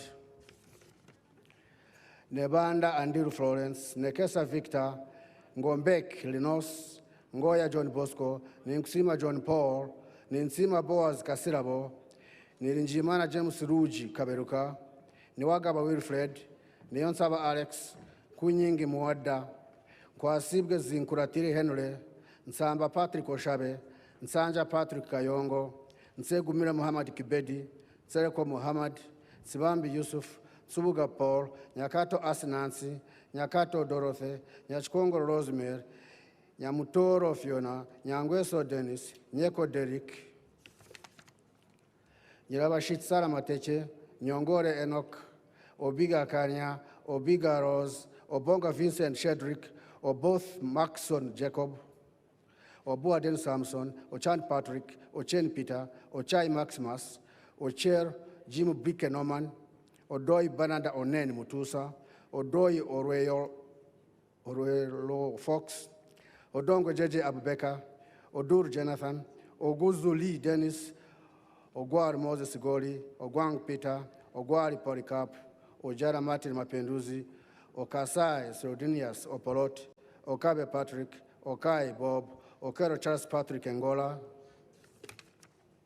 or Kero Jeffrey Charles, or Kero Nelson, or Keyo Peter, or Kia Joan Aniku, or Kin Pipi Ojala, or Kloro Bosco, or Kolimoi Janet Grace Akech, or quote Boniface Henry, or quote John Amos, or quote Moses Jr., or quote Ogong Felix, or quote Peter, or quote Santa, or Kuro Abuka Jalon Anthony, or Kumu Gabriel, or Kupa Elijah, or Quir Samuel, or Anya Gerbert, or Larry Hood Aberson, or Robo James, or Mara Paul, or Nek Hiale or Barcor, or Nek Aliti Dennis Amere, or Nen Charles, Ongaro Bote Clement Kenneth, Ongertho Emmanuel Joel, Onzima Geoffrey, or Pio Samuel Achut, or Porot Flet, or Porot Patrick Isiagi, or Porot Simon Peter Okwaringa, or Lone Derrick, or Seku Richard Oriebo, or Saul Morin, or Tafire Kahinda, or Tiam Emmanuel Otara, or Tumingo Isaac Ismail, or Tukoro Samuel, or Ranya Jacob Rokoli, Paparu Rian Obiale, Rugumayo Edson, Ruhunda Alex, Rutahigo Erisa, Yonga Joseph, Gwabulindori Trasis Vishanga, Gwabusheja Margaret Ramubiru, Gwakoj Robin Gureme, Gwamerema Bright Kanyontore, Gwe Muricha Ivanda, Saz Godfrey, Sebamara Richard, Sekabira Dennis, Sekindi Aisha, Sechanzi Bernard Akiria, Senda Wal Christi Bukenya, Sirwani Solomon, Sasaga Isaiah Sijoni, Sebikar Yoweri, Segirinya Muhammad, Sejoba Isaac, Sechkubo Theodore, Sechtoriko Robert, Semuju Ibrahim, Semwanga Javira, Sentai Muhammad, Senyonyi Joel Besekezi, Serubula Stephen, Serukenya David, Sewanyana Aran Aloysius, Seungu Joseph Gonzaga, Simwa Fred, Suchi Nyamatama Juliet, Taka Agnes, Taban Sharif Ate, Tayebga Habat Musasizi, Tayebga Thomas, Tewandeke Charis, Teira John, Tembo Gideon Mujungu, Tibasimwa Jora Muranga, Timuziguka Mujisha Michael, Tinka Simira Barnabas, Tumuaze Frank Kajiji, Tumwesije Josephat, Tumwine Animel, Tusime Julius, Twala Fadil, Twesji John Tamuhira, Twesji Nathan Itungo, Twinobu Sinje Giovannis, Twinobu Juni Francis Kazin, Wako Joy Peggy, Wokabi Pius, Wakaima Musoka Hannington, Wachkona Wanenda David, Wakori Nsereko, Wadiomu Mwanika Moses, Wamaku Ignatius Mudimi, Wamara Edward Katumba, Wamara Nambos of Florence, Wambede Seth Kizangi Masa, Wanda Richard, Wandwasi Robert, Wanyama Michael Orward, Wele Godfrey Odero, Werike Peter Christopher, Wokolach Simon Peter, Zake Francis, Zawed Victorious, Zijan David Livingston.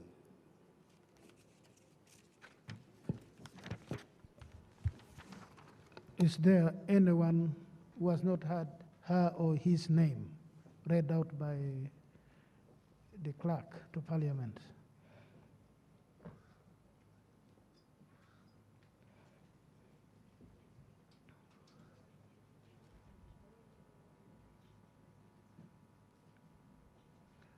Yes, what is the name?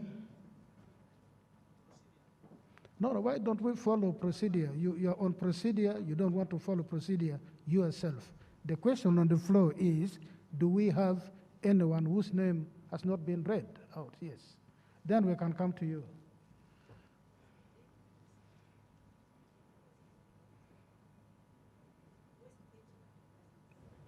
Yes, Honorable Member. Thank you very much, my Lord. missed my name. My name is Julius Achonbua, number 16, Otuka East. It was not called? You didn't hear it? I didn't hear. I think the mistake I made came later, rushed to pick the card and was not taken. Yeah, and the rule here is nobody else hears for you. It is you to hear your name and respond. Yes. It's correct? Yeah, it's recorded now. Honorable Gilbert Holanya, yes. Thank you, my Lord. My Lord, the clerk read the names of all the members of Parliament, yet you directed that only 320 members' names that were registered are supposed to be read. My Lord, the case in point is that I heard him reading the name of our former leader of the opposition. She has not yet arrived, but he read his name. I would like to find out. I would like to find out. Honorable Gilbert, yes. To answer your concern is well justified. So the problem is everyone wants an opinion. Where everybody has an opinion, when the chair rules, that's what we go by, for good or for bad. Yes, thank you. So I decided that they read out all the names of members of Parliament. For your notice, everyone, the record of registered members at the gate is 509. Then there are 3 people who did not register for good reason, so we should be having here not less than 512. Is that right? Yes. So, but the solution is this. They will call out the names alphabetically. You'll come. The clerk to Parliament will take the name of the person who has come to vote. Each of the 3 agents have got the list of members of Parliament. So when A votes, the clerk will take out that name. Each of the members, that one is more interested in talking and not listen to the chair. I may have to ask your nominee to look for another agent. Because that is why we get confused, because when the chair is explaining, you're onto your things. So each of the agents will also be taking out the name that has been called and has actually voted. So there are safeguards. In the end, the number of people who have voted in the ballot should tally with the ticks. In my considered opinion, this is sufficient safeguard. If the 512, some of you could choose not to vote. It is a right. So those who have come here, and we will call them, they'll come, vote, and then they'll be verified. So I think we shouldn't worry about that one. Yes, honorable member, and then. Thank you very much, my Lord the Chief Justice. Rule 5, Sub-Rule 7 provides that this vote should be by secret ballot. Read with Rule 98, it confirms that this being a constitutional office, the voting shall be by secret ballot. Rule 14, Sub-Rule 7.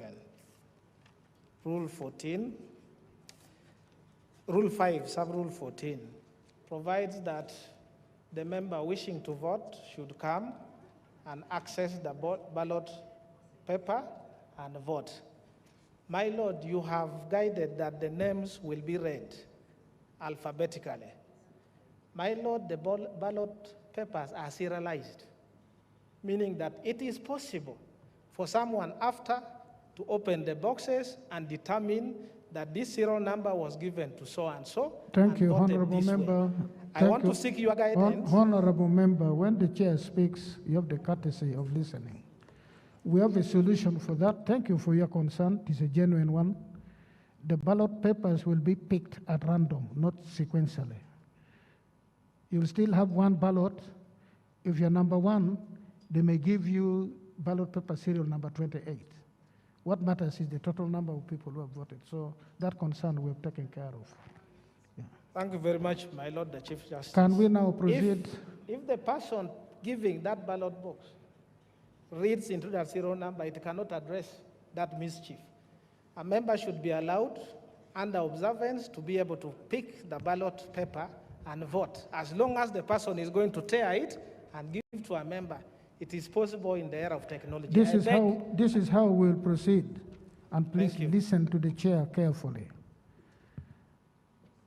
A member will come, the office of the clerk will give a ballot paper. They will not be picked sequentially, serially, no. Precisely because of the reason we just raised. But let us not extend it to the point where, as if you do not trust the office of the clerk of parliament, you do not trust the Chief Justice, who is spending the whole day here to see that the democratic process is adhered to. So we will proceed in the manner the chair has just explained. Yes?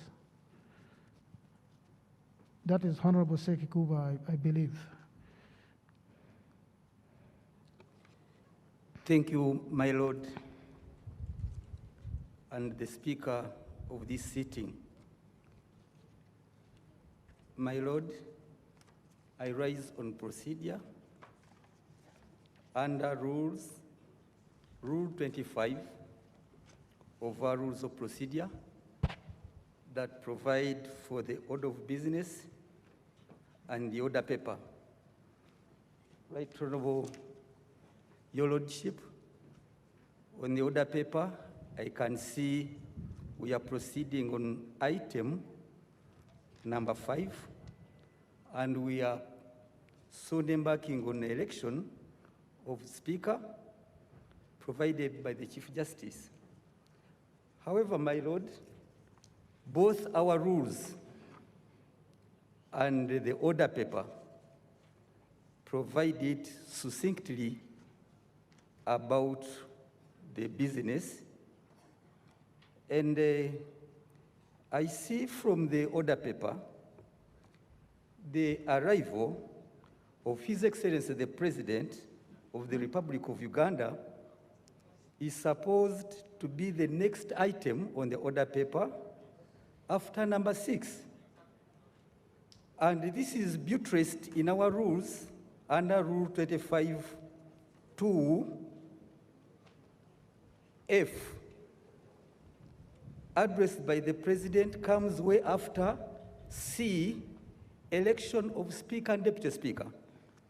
And the preceding members have been here addressing His Excellency the President, meaning he's in the House. And yet, our order paper is clear at what stage His Excellency the President is expected to ingress in this House, or to be around, or to be addressed as such. Are we therefore procedural right, Your Lordship? So how does that affect the election of a Speaker? As a matter that is supposed to come after the nomination and the election. But this is Honorable Sekikubo, you are talking about supposed.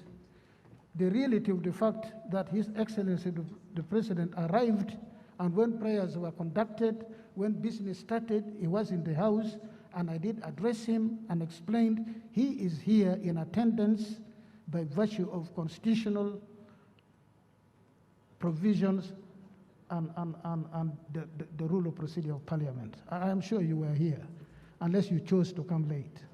Yes, most obliged, Your Lordship. Only that. So the ruling is, whatever time the President comes, he could choose to come 1 hour before you have come here, he could choose to come at the tail end. It has no adverse effect on who you are going to elect Speaker of the House.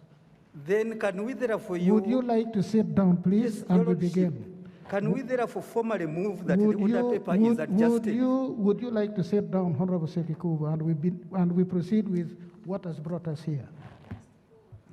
We're just splitting hairs.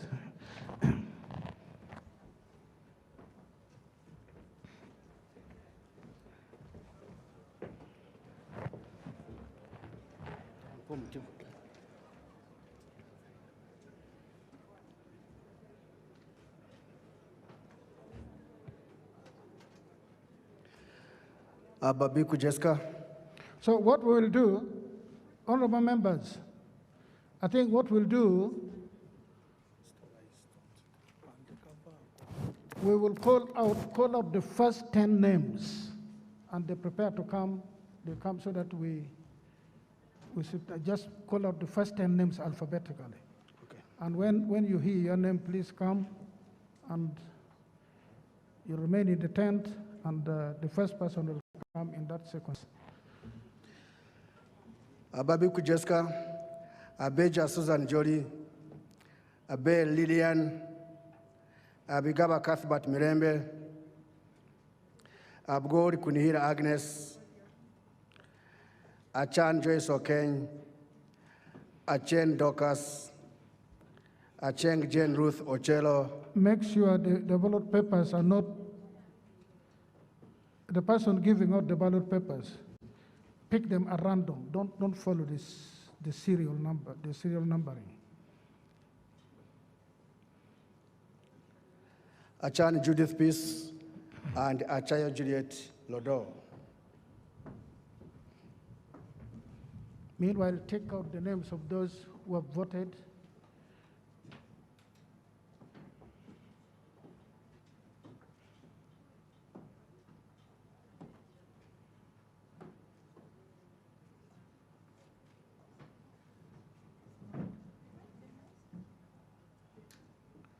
You'll write the name of your candidate, your chosen candidate, write the name in the right place, and then you cast the ballot in the right place, in the ballot box.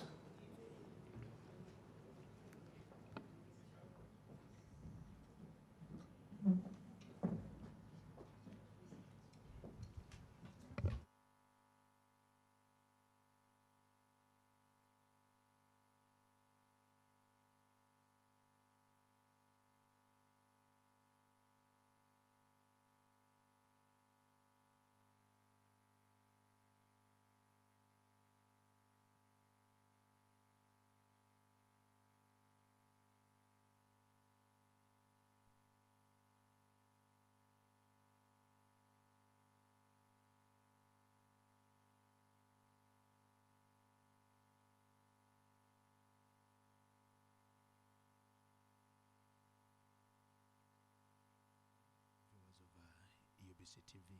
We are live at Kololo Independence Grounds here today, where we are witnessing the election of the Speaker of the 11th Parliament. 3 members of Parliament have been nominated. The first member of Parliament to be nominated was the Honorable Jacob Olanya Lokori from Omoro for the National Resistance Movement. The other candidate is Ibrahim Samujunganda, Kira Municipality Member of Parliament, who was also nominated to run or to also vie for the office of the Speaker. And the third candidate is the Honorable Rebecca Aditwala Kadaka, woman Member of Parliament from Kamuri, contesting and standing as an independent candidate for this particular race. Now that is what is happening, and you very well know that the Constitution is very clear that the first sitting of the Parliament, no other business shall be conducted in the House but to elect the Speaker of Parliament. And now this is officially what is happening here now, and the Chief Justice himself, His Lordship Justice Alfonso Owinyidolo, is chairing the session, and to see when that is done and the Speaker has been elected, the Speaker who shall have been elected will then chair and conduct the election of the Deputy Speaker. That is what will come on next. It is happening now, and the procedure, as you can see, is they are calling out name by name in alphabetical order. And the first 10 come, write the name of the candidate that they are voting for, and of course put it in that ballot box, as you can continue to witness and see. What we noticed what we not started on was the Honorable Jacob Olanya was nominated by Honorable Bright Ramirama from Isingiro, and the nomination was seconded by Oyam, the South Member of Parliament, the Honorable Amongi Ngom, a former Minister of Kampala. Then, of course, we also saw the Honorable Alan Aloysius Sawanyana of Makindi was nominating Ibrahim Semjunganda, and the second there to Alan Sawanyana was a Soroti City Member of Parliament, the Honorable Alan Remigio Moses. And Achieng Sarah Opendi.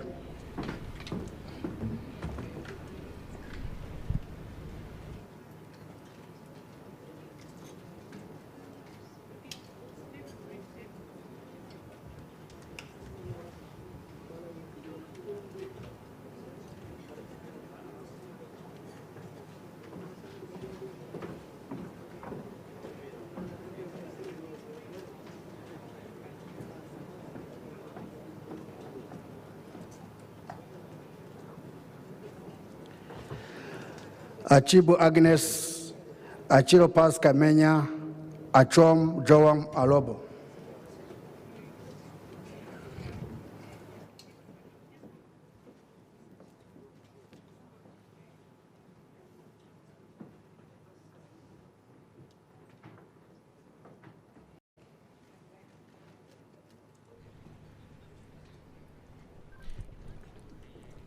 Viewers of UBC TV and Star TV live from Kololo here, to also just let you know that the exercise that is happening here, according to Rule 5, it states very well that this exercise shall be done by secret ballot, and that is what you actually now seeing. It is an exercise that, according to the rules of Parliament, Rule number 5, is that this exercise is done in Achora Nancy, a secret way. Acrobat Chiza Moses, and Adeke Anna Ebaju. And the system of voting that is happening here is what we call the first past the post system of voting. First past the post system of voting means one of the candidates who gets the majority in number of votes will of course become the winner and will become the Speaker of the 11th Parliament. It is not an election where you expect somebody to win with a particular percentage. It is first past the post. That means whoever gets the difference between the candidates could be 1 vote or 2 votes or 3 votes, as few as those votes, but whoever gets the majority votes of course becomes the elected Speaker of the 11th Parliament. And that is what it is. Unusually, we have not seen such a thing like it is happening here today. It is the first time that we are witnessing this kind of election where the Speaker seat is very contested like it is today, and having 2 very senior members from the same political party and at the same leadership measures, like you can see. You very well know that the Right Honorable Rebecca Litwala Kadaga is the Vice National Chairperson of the National Resistance Movement Party, who qualifies, of course, to become a member of the Central Executive Committee. And so does Olanya also sit on the SEC as a Vice Chairperson from Northern Uganda. So we're having 2 the very senior members of SEC tussling it out and taking on one another. We wait to see what will happen and what will unfolds. From the statistics, Adigwa Abdu, that Adoa Heden, Adome Francis Lorika, and Adrico Yovan.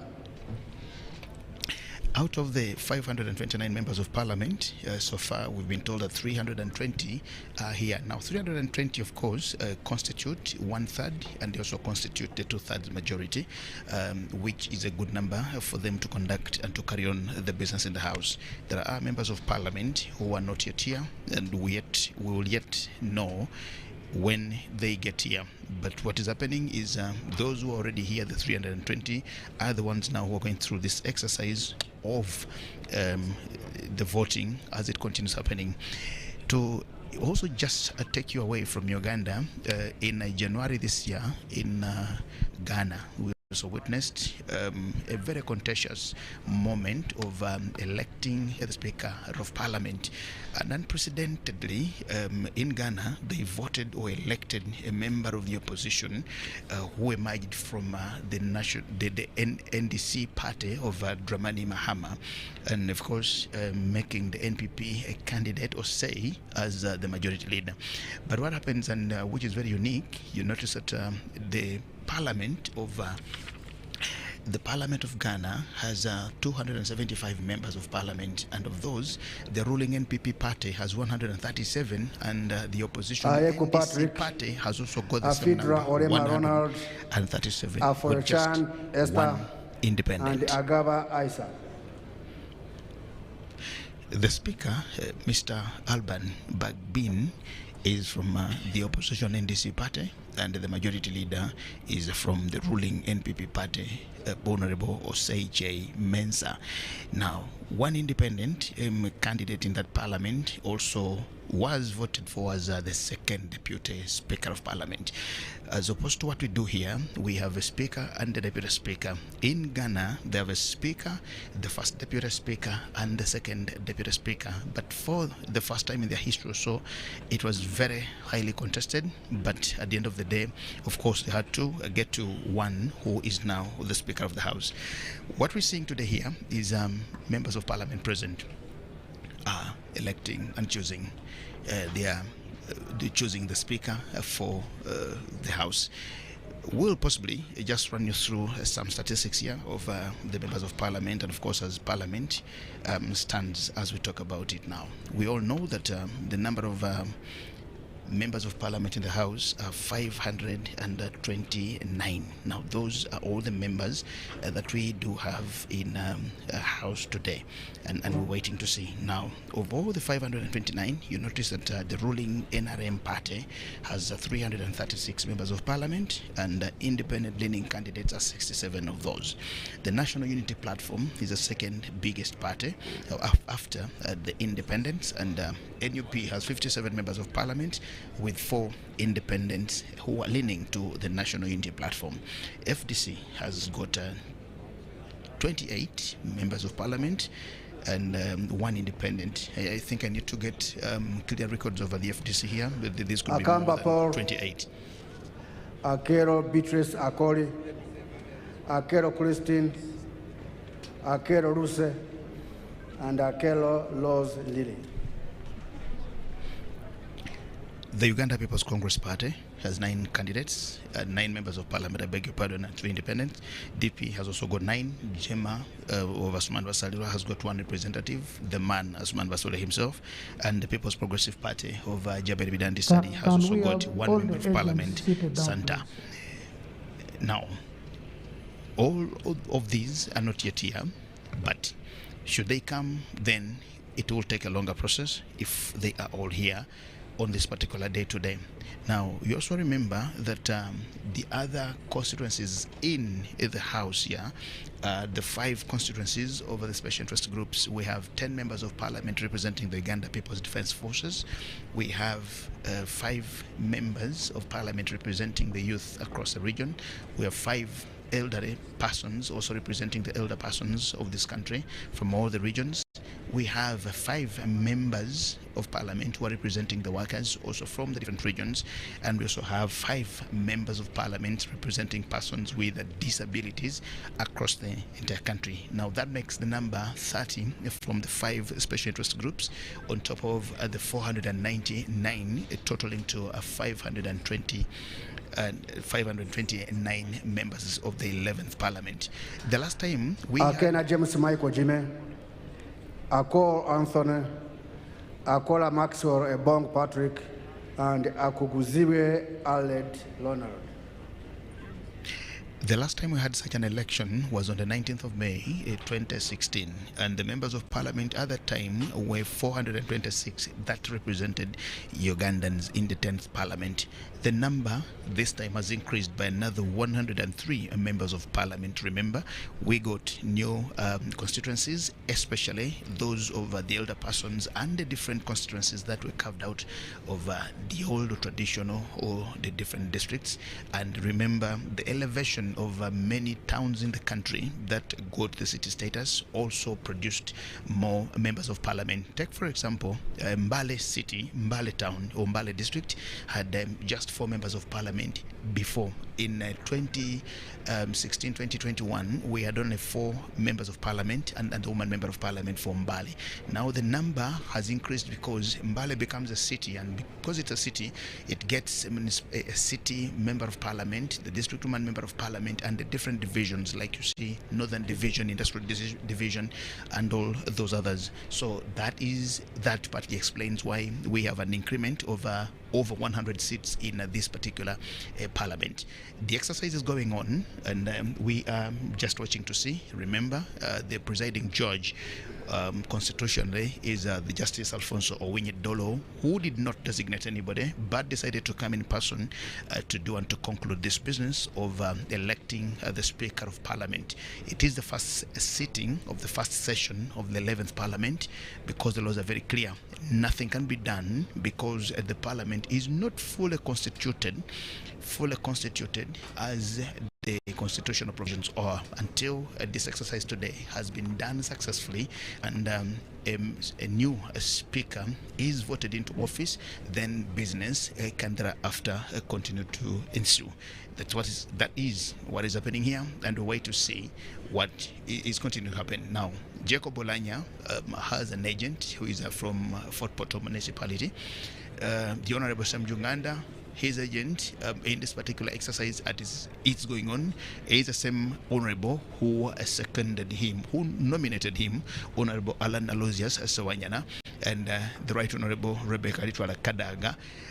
Kadaga's agent is Naigaga Mariam, the woman representative for Namutumba district. That is what we are continuing to see here as the voting takes on. We suspect it to take a longer time, but that is why we are here. To all of you watching UBC TV and Star TV. Alanyo Jennifer, Alepe Margaret Achila, Alepe Moses, and Alelo Tom Azar.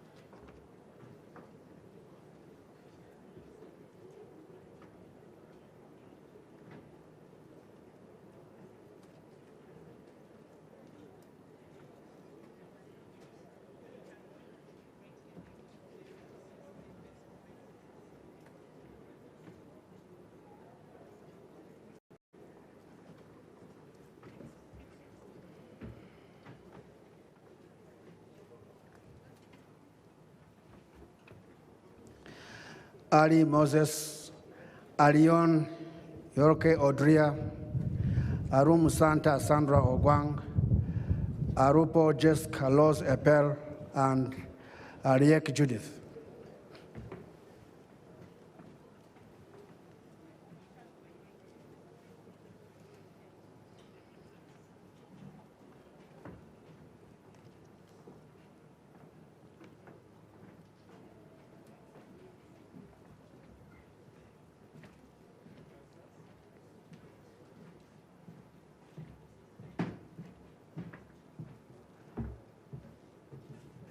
Number 48.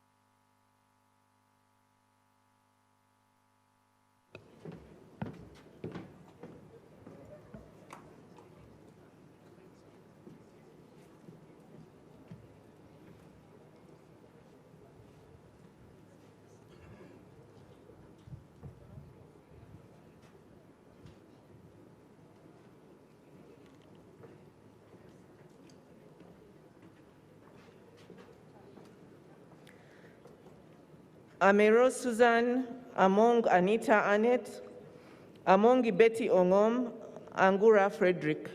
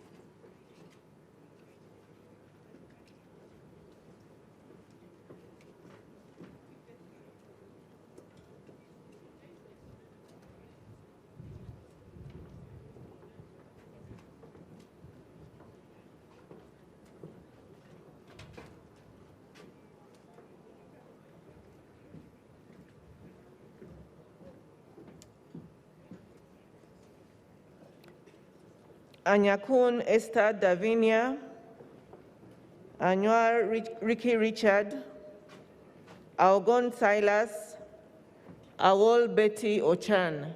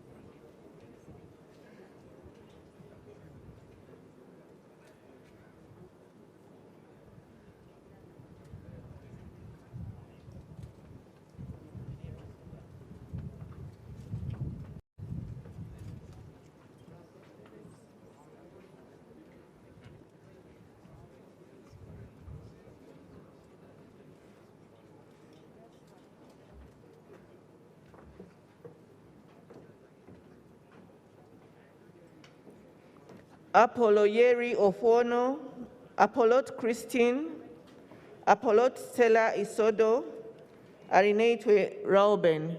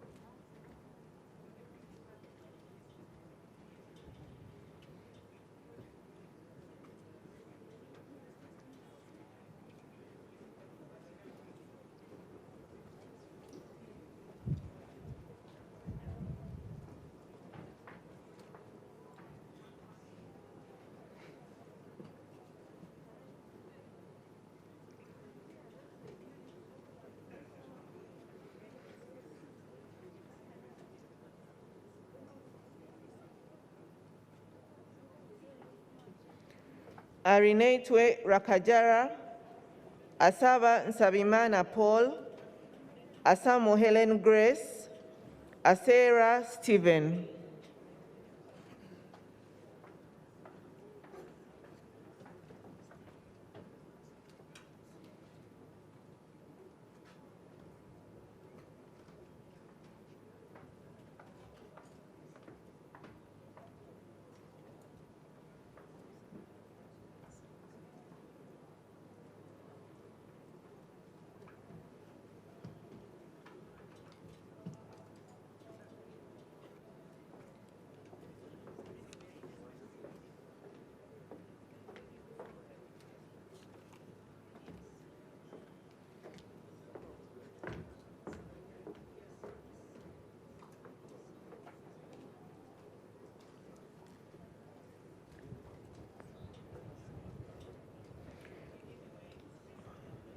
Asimwe Florence Akiki,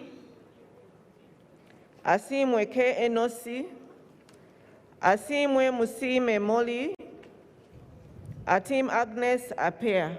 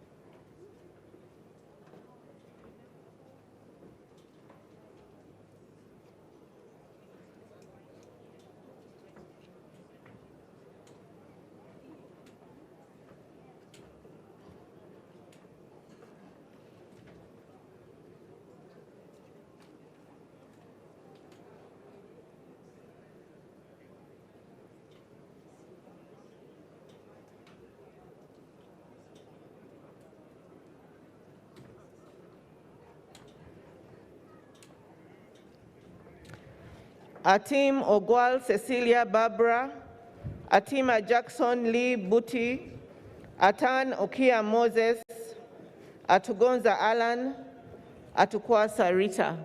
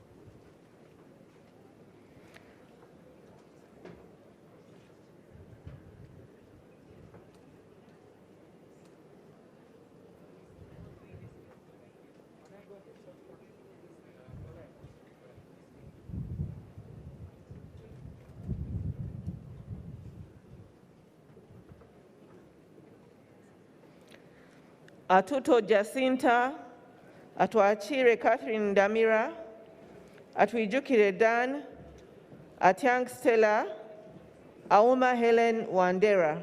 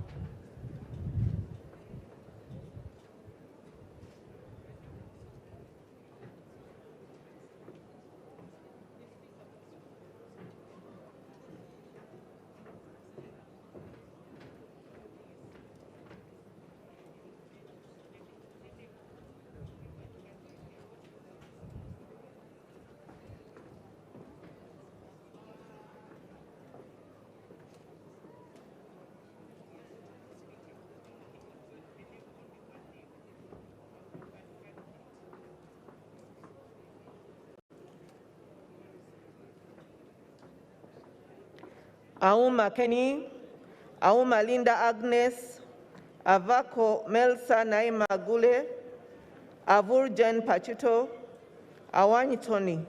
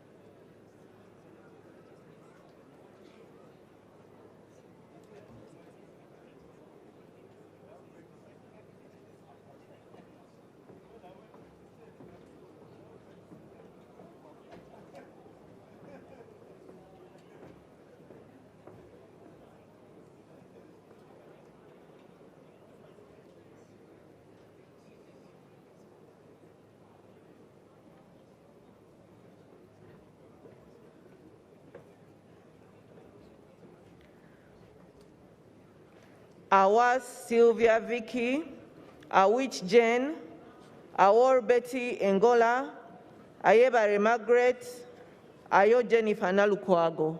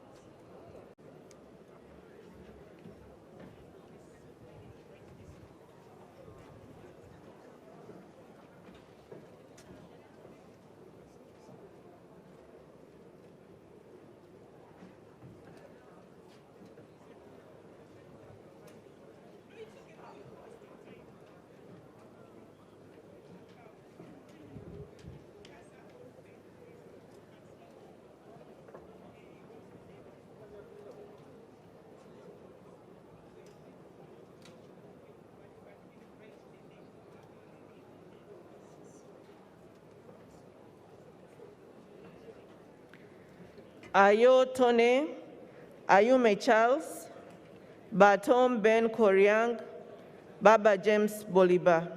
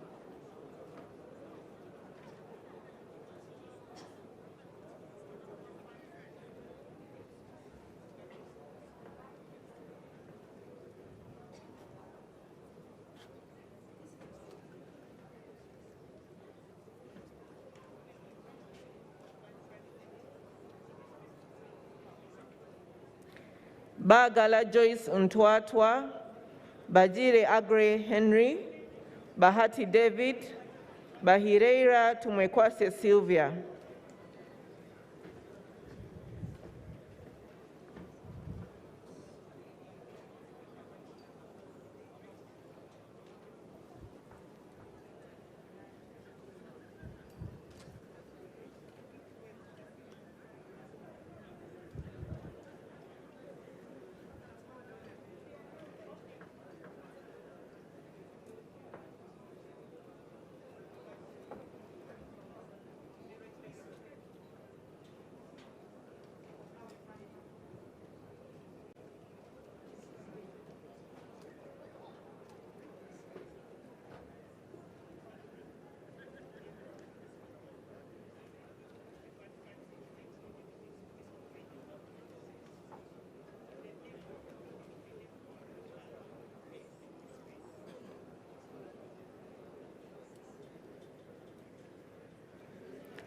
Bainabo Charity, Bainom Gisha Jane Kabajungu, Baka Stephen Mugabe.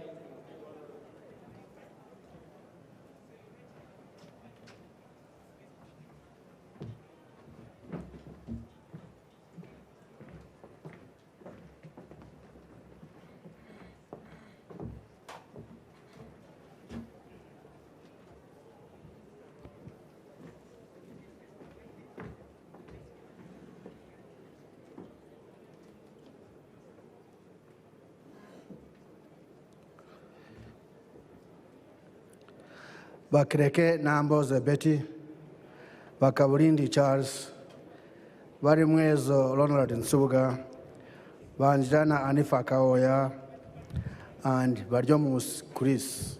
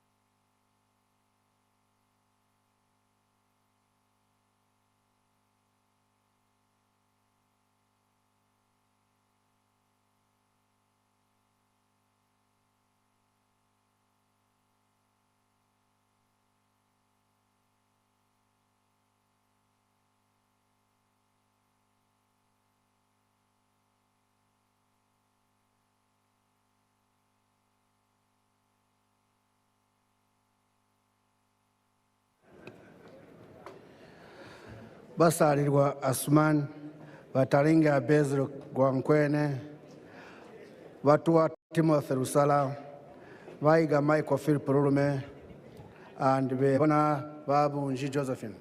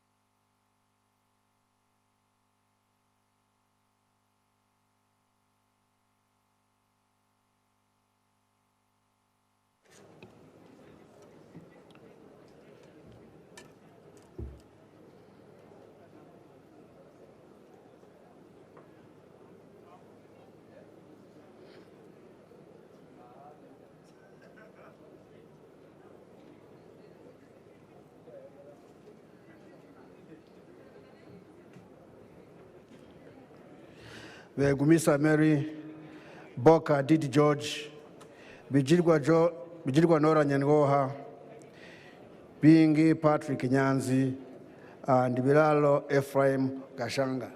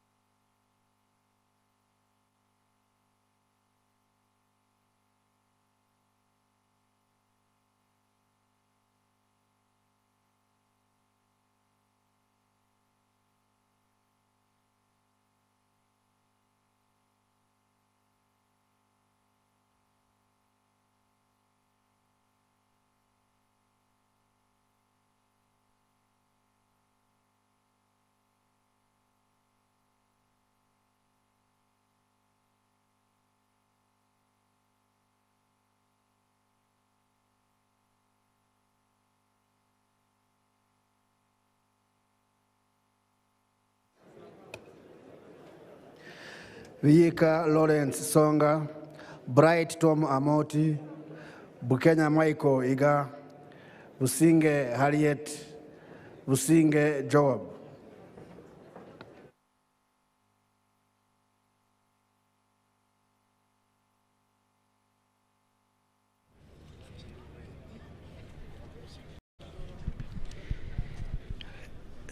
viewers of UBC TV and Star TV. We once again want to thank you so much for being part of the celebrations or the ceremony of the voting of the Speaker that is happening right now at Kololo Independence Grounds today. The exercise is ongoing, and what is actually happening is the election of the Speaker of Parliament.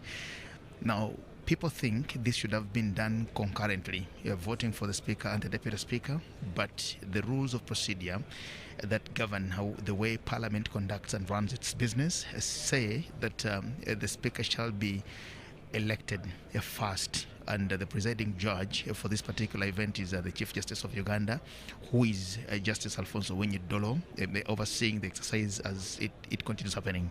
So what we're seeing now is what we will see again when the Speaker has been elected and taken oath of office as Speaker. Then the Speaker will preside over the election of the Deputy Speaker. That is the order of how it's going to happen. Now, from what we can see, the names are being read out alphabetically, and only members of Parliament whose name starts with the letter A in the register are 91. Now, all the 91 have gone through the processes, and they have been able to do their voting. Now, remember, there were no prepared ballot box or ballot papers for this particular exercise, because the names of the candidates have just been brought forward this morning. And so what happens, and Bwanika Abed. And so what happens is that every member of Parliament whose name is being read out goes to the voting booth. I could call it a booth. Then they write the name of the candidate that they are voting for and take that ballot into the ballot box. That is what is happening. So every one of them, it's not a voting where you put your thumbprint, or it's not a voting where you go and tick. It is a voting where you write the name of that person whom you are voting for, then you go and drop that in the ballot box. Now, it is one ballot box where all the three votes are being cast or being put for Jacob Olanya, Rebecca Litwala Kadaga, and Ibrahim Semijunganda. So it is in that same one, and that is a part of the democracies that we are enduring. Now, the tally still counts and goes on, and we are about to conclude those on the register with a letter B. And the last to be announced there by the clerk who is helping in doing this thing is Abedi Wanika, the Member of Parliament for Chimanya Kabonero Division in Masaka City. Those are the names. Now the order is they are reading out names in batches over 5 or 10 who come because they do not want to get congested at the table where the voting is actually happening. So that is what is happening here, and the numbers continue like that. So from the look of things here, we are only thinking that every name that is being read out is present and that the persons are doing the voting. If that is what happens, then you can take the tally that 91 from letter A and another 40 from letter B. So that can give you quite some picture of the numbers and what is continuing to happen here at Kololo. To our viewers of Star TV, twagala okwetegeeza nti tuli Kololo ku mukolo gw'okulonda Speaker wa Parliament. Abantu abadde beebuuza nti lwaki Speaker n'omumyuka we tebabalonda mulundi gumu. Etteeka erirungamya Parliament engeri gyekolamu emirimu gyalyo, Katonda Abdul, engeri gye bakolamu emirimu gyabwe, and Byanyima Nathan. Etteeka lirambikiddwa bulungi nnyo. Balina etteeka lye bayita rules of procedure oba amateeka agafuga entambuza gye batambuzamu emirimu. Akayinga kokutaano ke koogera ku butya Speaker bw'alondebwa n'obulala bweyongerako awo. So kati kigenda okubeerawo nti Speaker bw'anaamala okulondebwa n'alayizibwa ajja kutuula mu ntebe wa Speaker ate akubirize olukiiko okusobola okulonda omumyuka we. Jjukira nti abamyuka abeesimbye kwa Speaker bali basatu era bw'ola abalondako awo. Kwe kuli Oweekitiibwa Rebecca Litwala Kadaga, Woman Member of Parliament ow'e Kamuli, kwe kuli Jacob Olanya Lokori nga Member of Parliament okuva mu Northern Uganda, bayiteyo Moro, so nga tekwotadde ne Ibrahim Semijunganda owa FDC nga akiikirira ekitundu kya Kira Municipality. kwaba basatu okulonda kuno okuli wano si kwa kutiikinga nga bw'ogamba nti genda oteekeko akayini owenyigeko ekinkumu kubanga tewabaddewo bukonge bukolebwa nga bino byonna tebinnabaawo olw'okuba nti abantu abesimbyewo babategedde nkya ya leero okusinziira ku mateeka. So kati ekikolebwa kyekyokuba nti buli muntu gwe wasoma erinnya bw'agenda wali awandiika erinnya ery'omuntu gw'alonze n'atwala akakongo ako n'akateeka mu box mwe babuteeka. Kitegeeza nti bonna banaabaweddeyo abali wano bajja kgenda ate mu kutandika okulondamu obukongo obwo nga balonda nti Kadaga afunyeeko bumeka, Oulanyah afunyeeko bumeka, ne Ssemujju afunyeeko bumeka, n'oluvannyuma bajja kubala. Abazungu balina system gye bayita first past the post. Ja Mukama, ja Rugaba Alex Bakunda, asooka okutuuka Chelaine Bett Looke, Chelangat Alinga Solomon, Chelimo Ruben Paul, and Chemaswet Abdi Fadil Kisosi. Nga kitegeeza nti omuntu asooka okutuuka Kaguwa y'abawangudde. So ekiri wano tekiriko kugamba nti omuntu yeetaaga okufuna omuwendo gw'ababaka bwe bati okusobola okufuuka sipiika. Okulonda sipiika okusinziira ku mateeka beetaaga ekitundu kimu kyakusatu kwabo. Bw'otolooza ku paalamenti nga bwe yenkana ne bwefaanana olaba nga ekitundu ekimu ekyokusatu be bantu abatasukka nnyo mu 200. So nga tetegeezeddwako ku lisiti eno gye basoma, of course tumanyi nti bamemba ba paalamenti bali 529 naye batugambye nti 302 be babaddewo bw'otutandikidde okulonda. Kati kitegeeza nti abo bokka abaliwo 302 basobolera ddala era bamalira ddala bawereza ddala omuwendo ogwetaagisa okulonda sipiika wa paalamenti. Kati nno ekyo nga bw'okiraba kikolebwa bwe kityo ate era kyekigenda okuddamu kikolebwe ne mu kulonda omumyuka. Tutegeddeko abeesimbyewo ku bumyuka be tujja okutegeera oluvannyuma wali kwe kuli omukyala NRM gwe yalonze oba gwe yawanzeeko eddusu ayitibwa Monyanita, Chemonges William, woman member of parliament, Chemutai Evelyn, Chemutai Phyllis, Chemutai Sam Mangusho. Tukitegeddeko nti ne Honorable Muhammad Nsereko owa Kampala Central ekifo kino akyagala. Tunajjukira nti yesimbawo ku mwaka ogwaggwa mu 2016 ne Jacob Oulanyah. Yusuf Nsibambi naye tukitegeddeko nti ekifo akyagala wa FDC okuva e Mawokota. So nga ate waliwo ne agakyayitaayita mu nkuba gagamba nti ne Thomas Tayebwa owa NRM wadde nga Amongi yamuwanguza obululu 17 bwe babadde mu kaabwe akayero yamusinza obululu 17. Mulimu abalina muno oluvuuvuumo naddala abo abamuwadde abasobye mu 10 nga bagamba nti omuntu abamugambye oba osobola jangu tunatandikira ku buno batufunyeewo tugattegattemuuko ne ku bwabalala. Ebiri wano bw'otunuulira mu miwendo gy'abantu paalamenti erimu abantu 529 naye ku abo 529 ojjako bamemba ba paalamenti 499. 499 abo be twalonda ng'ennaku z'omwezi 14 January. Kakati ne kweyongerako ba MP abalala 30. Ba MP 30 abo bw'ogattira mu ze bayita special interest groups kuliko 10 ery'amagye ne kubeerako 5 ababavubuka okwetula eggwanga lyonna, ne kubeerako 5 ababakozi, ne kubeerako 5 abakiikirira abantu abakulidde mu myaka be twayita abakadde, ne kubeerako n'5 abantu abaliko obulemu 200. So parliament nebanga yonna okutwaliza wamu eweza abantu 529. Bonna 529 Katonda nga bwali omulamu era nga bwali omulungi bonna babadde balamu okutuuka last week ku lunaku lwa Thursday kubanga bonna bajja ne balayira tetwawulirayoko n'abayi betumanyi abalwadde abali mu malwaliro nga Seggirinya basobola okujja ne balayira. So kakati 100% bonna bamemba ba parliament balayizibwa. Ekintu kyebaliza Katonda nti okuva le balondebwa mu kuyita mu kulondebwa konna ko balondebwa Katonda badde akyabakuumye nga abawadde obulamu. Kinajjukirwa nti n'omukyala yasooka okufuna ku COVID mu parliament naye kalulu yakayitako yakomawo n'okulayira yalayira ennaku ezo era nga omukolo Cherukut Rose Emma, Driwalu Jennifer, Ebwalu Jonathan, Echweru Musa Francis, Edakas Alfred Elalu Olale.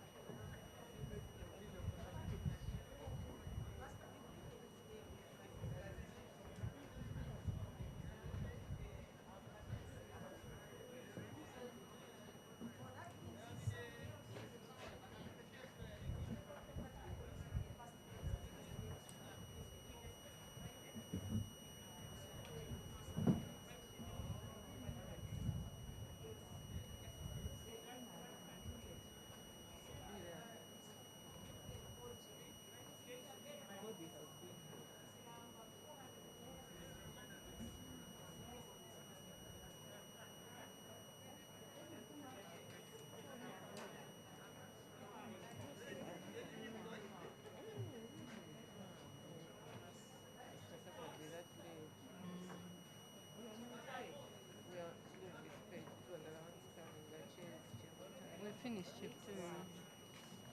We're now on some chapter 139.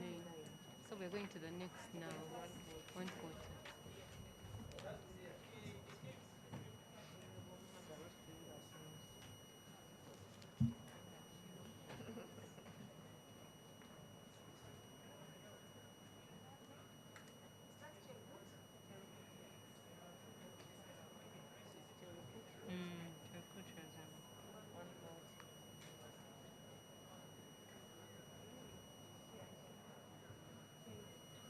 Yes, please.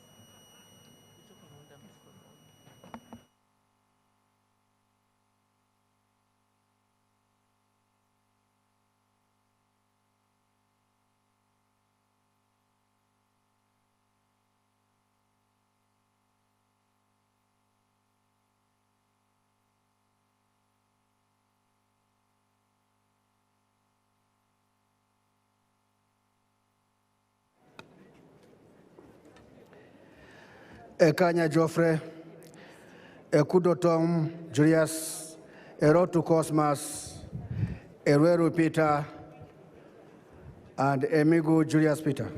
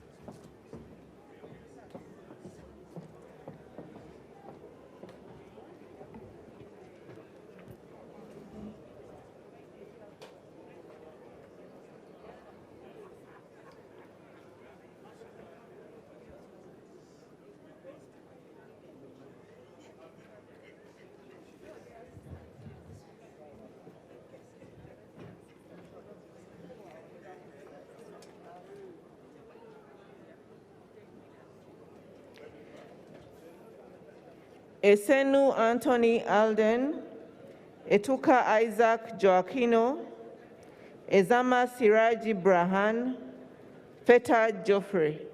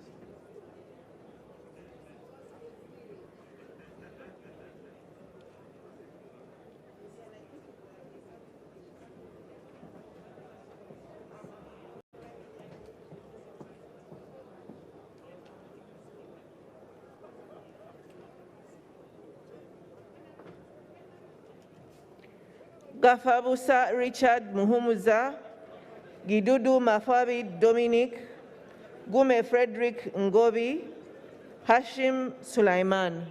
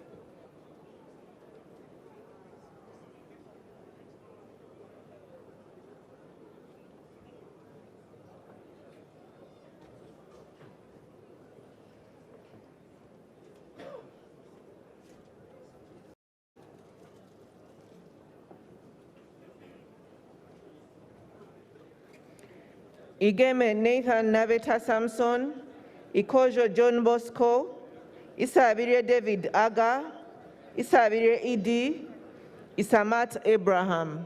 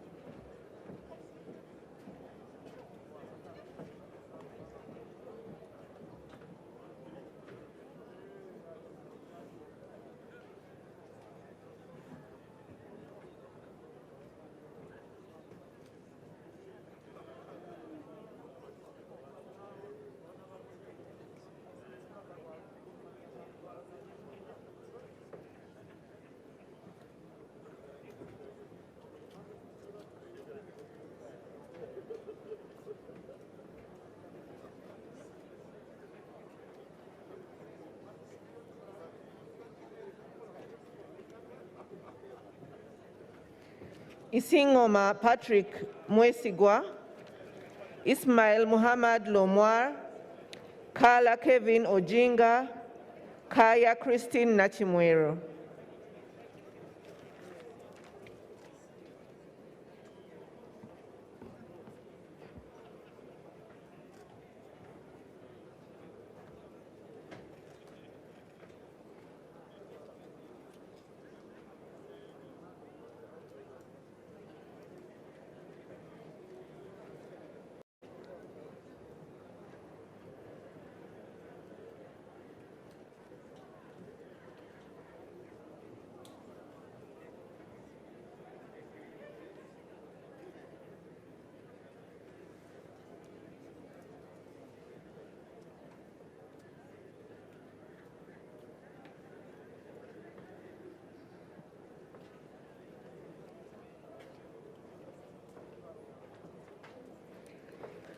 Kabahenda Flavia Rabuhoro, Kabanda David, Kabasharira Naume, Kabugo Florence.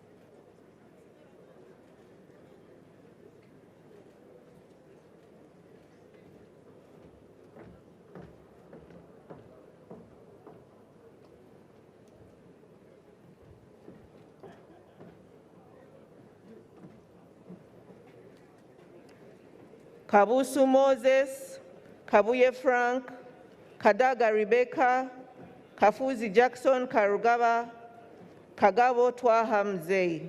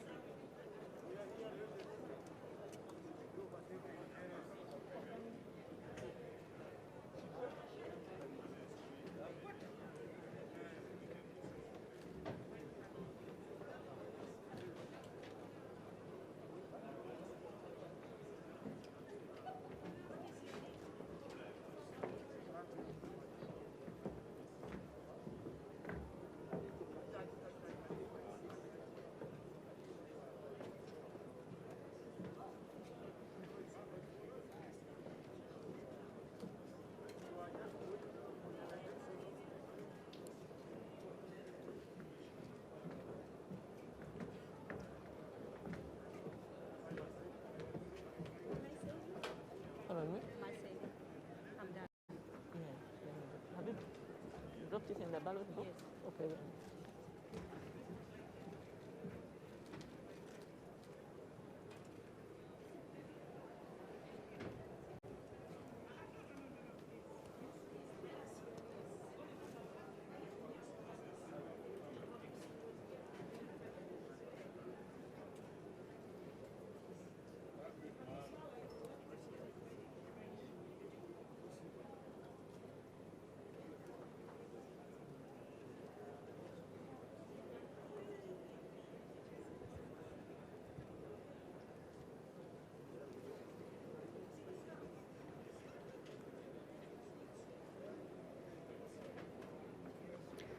Kahunde Helen, Kajwenjwe Tinomugisha Wilson, Kakembo Michael, Kamara John Zeimana, Kamara Nicholas Thedius.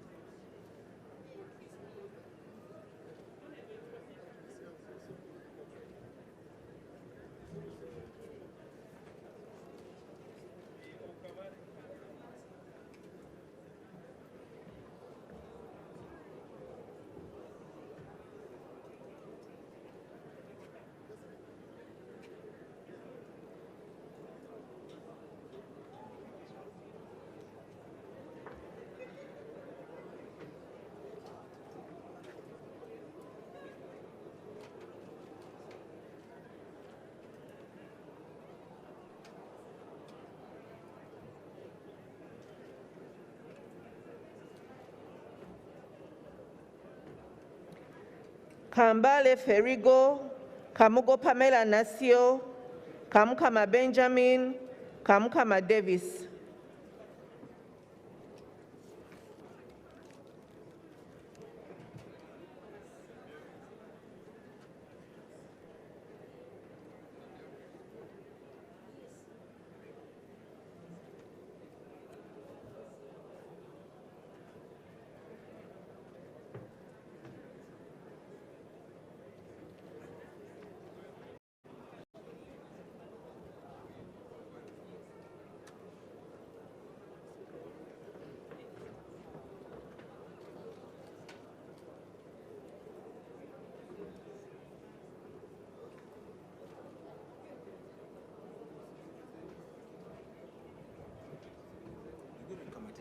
No, she wasn't there.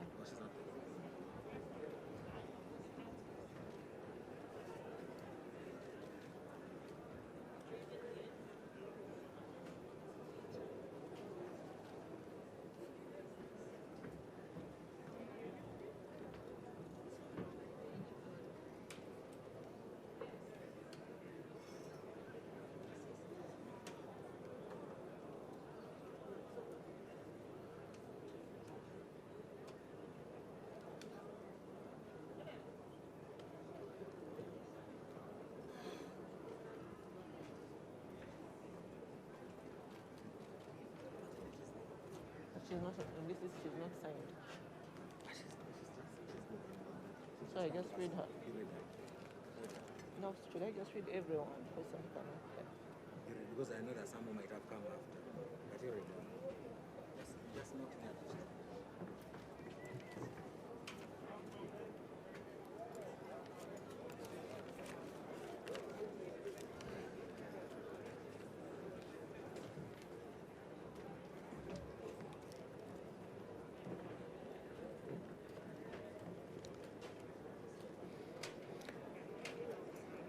Kamateneti Jocelyn, Kamuntu Moses, Kamusime Caroline, Kangwaje Stephen Rakanuma.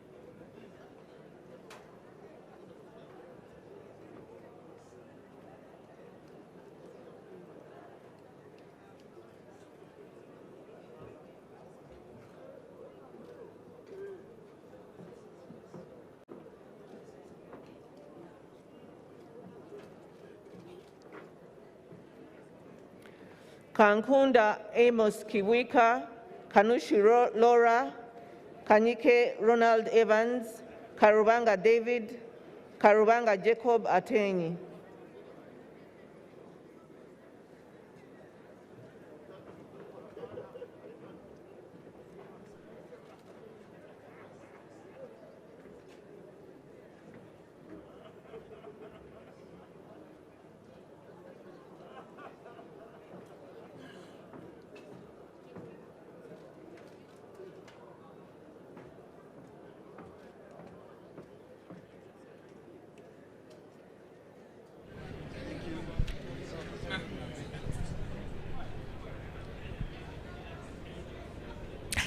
Viewers of UBC TV, we carry on and we continue with the voting of the Speaker of Parliament of the 11th Parliament.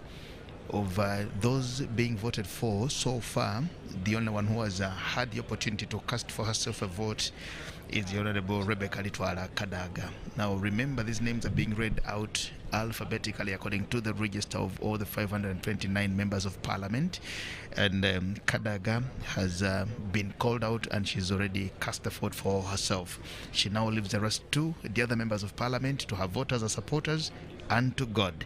As you also wait to see, next there will be Jacob Olanya before Ibrahim Samijo Nganda also comes on.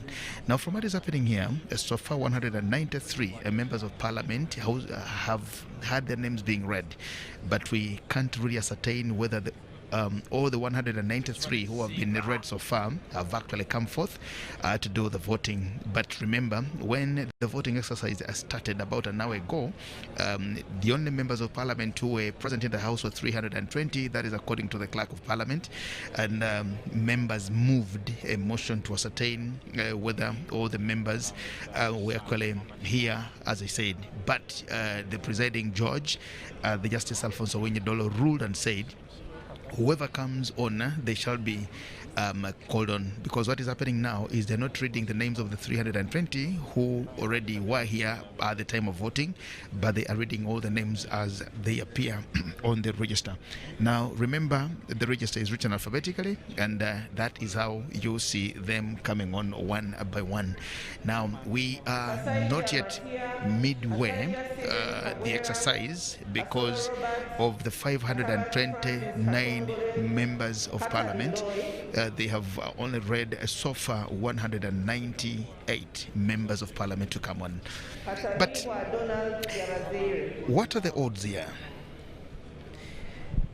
To briefly paint a picture for you of what is happening and how representation is across the country, I told you earlier on that of the 529 members of Parliament, 499 were elected directly, and the women representatives on the 14th of January, when we also voted for the president. Now, the figures show that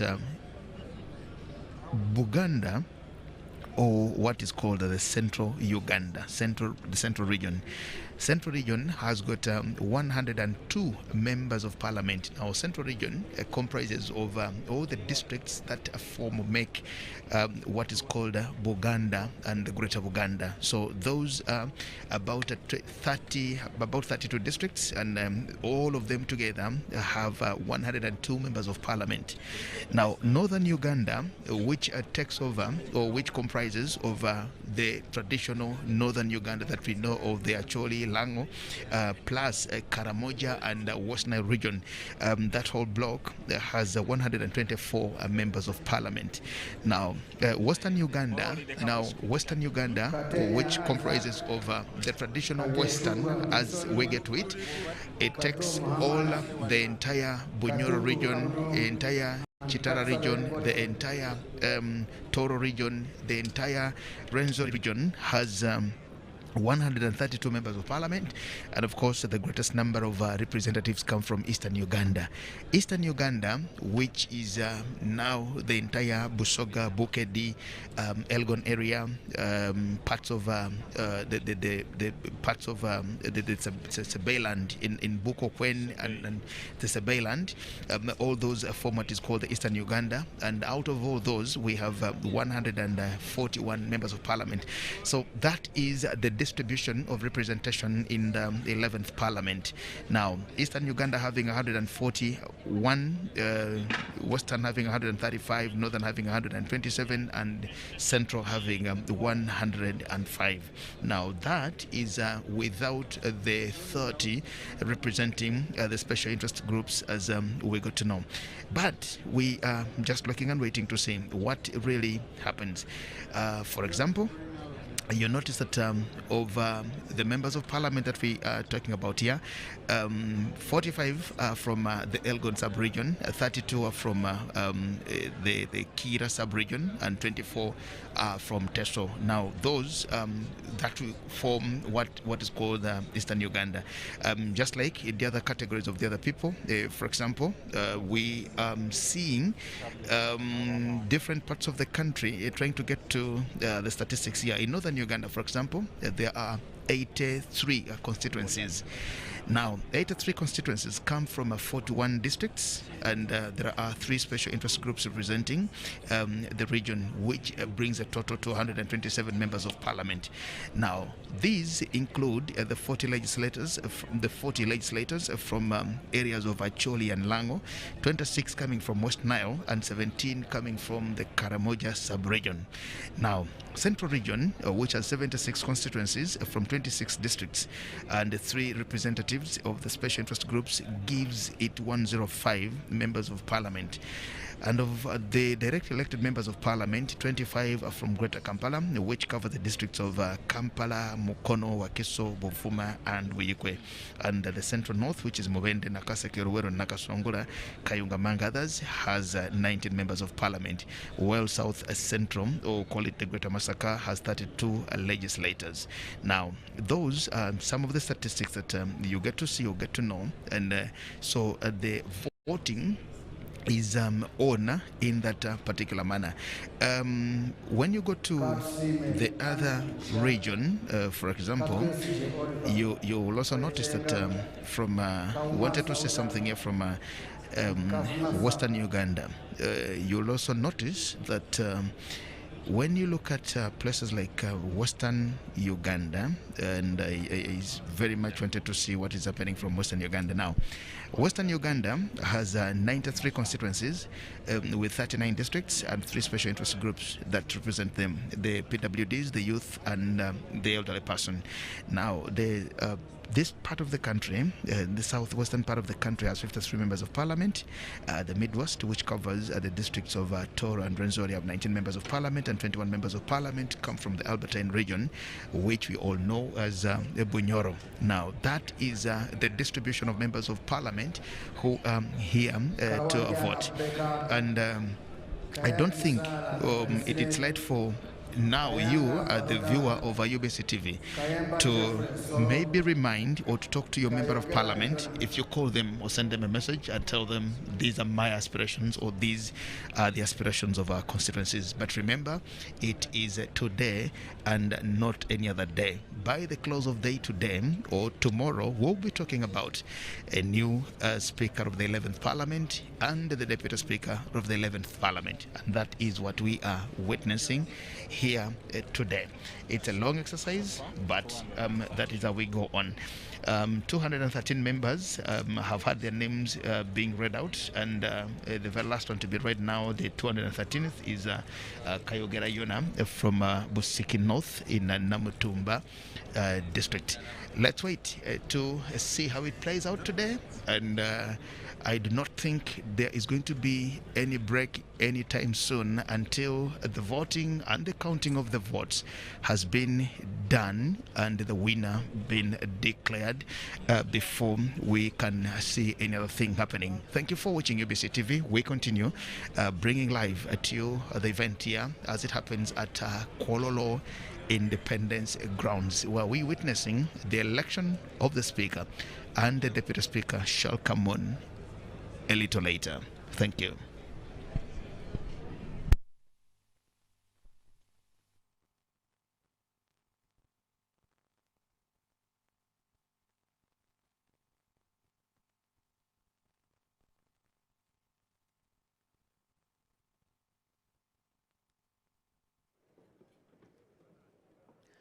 Kayondo Fred, Kazibwe Bashir Mbazira, Kemirembe Pauli Nichaka, Kesande Grace Bataringaya, Kibaju Naomi.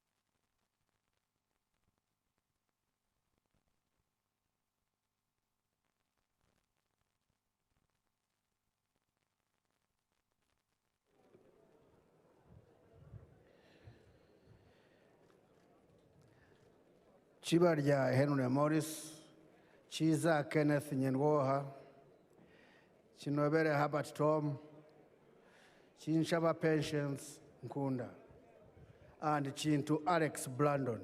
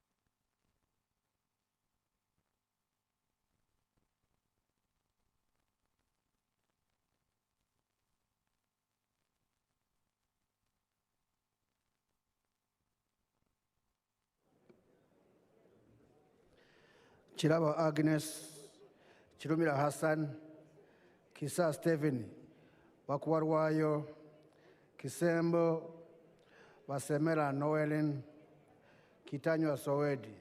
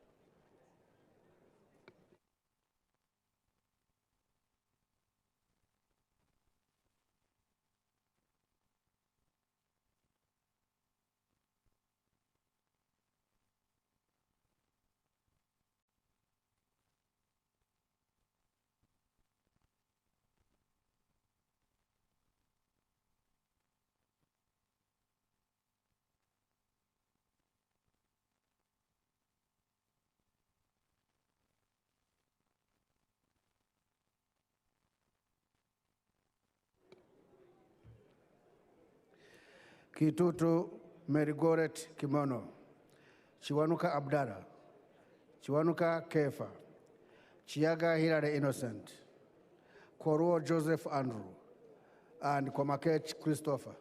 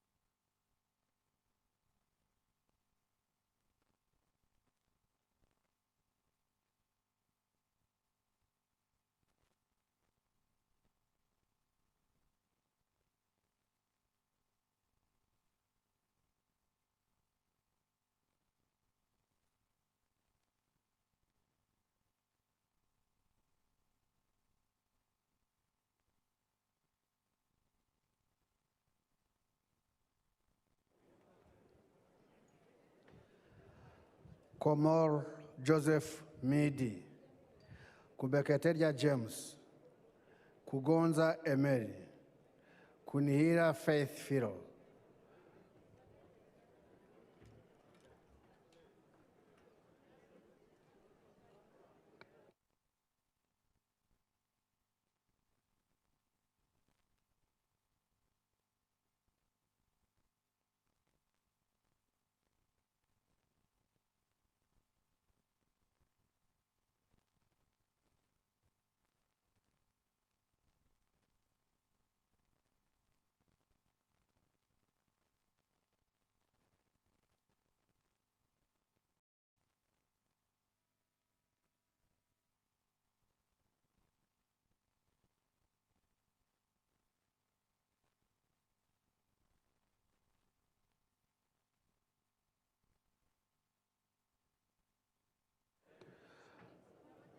Komoro Emmanuel.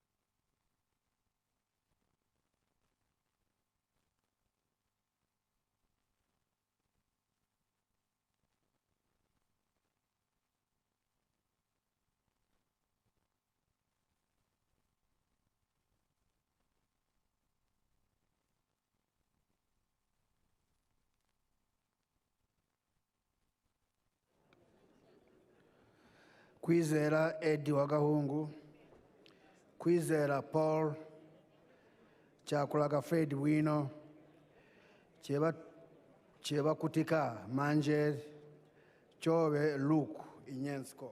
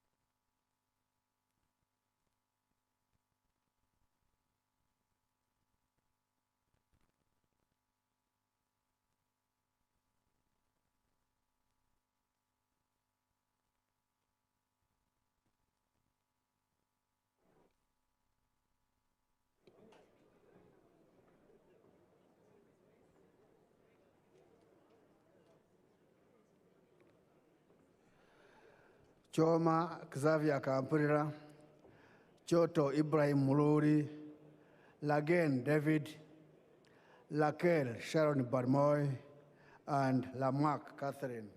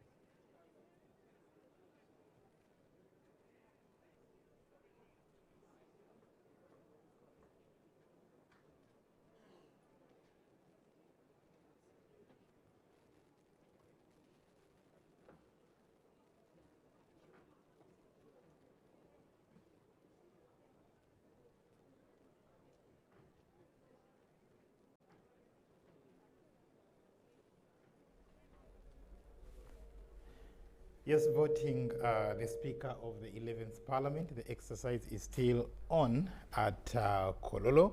And the reason for the exercise taking place at Kololo is just because of COVID-19. Otherwise, about the COVID-19 pandemic, otherwise it should have taken place at Parliament. Now we have 529 MPs who are supposed to actually take part in this historic vote. But I must also say that this is really the very, very first time we are having a hot contest for the position of Speaker. I take you back in 2016, we saw Right Honorable Alito Alakadaga going through unopposed, and the contest was for the Deputy Speaker. This time around, we see the contest has attracted 3 candidates, that is Right Honorable Jacob Bulanya, the MP for Omoro, and also Right Honorable Rebecca Alito Alakadaga, District 2-man Member of Parliament for Kamuli, and Ibrahim Semuju Nganda, the Kira Municipality Member of Parliament. So after the voting is done, there will be the counting of votes, and whoever is first past the post will be declared the winner. And upon being declared the winner, and after his swearing in, then after he or her swearing in, after he has or she has sworn in, then the Speaker-elect or the elected Speaker, now the 11th Parliament, will actually now conduct, will preside over the elections of the Deputy Speaker. Yes, Mututa, let's look at what is going on at Kololo. Definitely, we must take people, we must remind people of what really happened some time back. But beginning with 2016, what is different from what is going on today? The pressure and the competition that has been exhibited, especially in this particular election.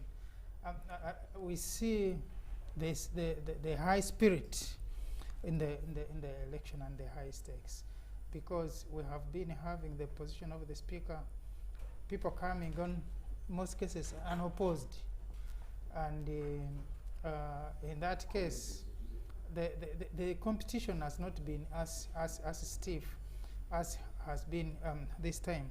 But now we are looking at more interests. We are looking at the gender issue. We are looking at the regional issues. We are looking at the issues of the historical.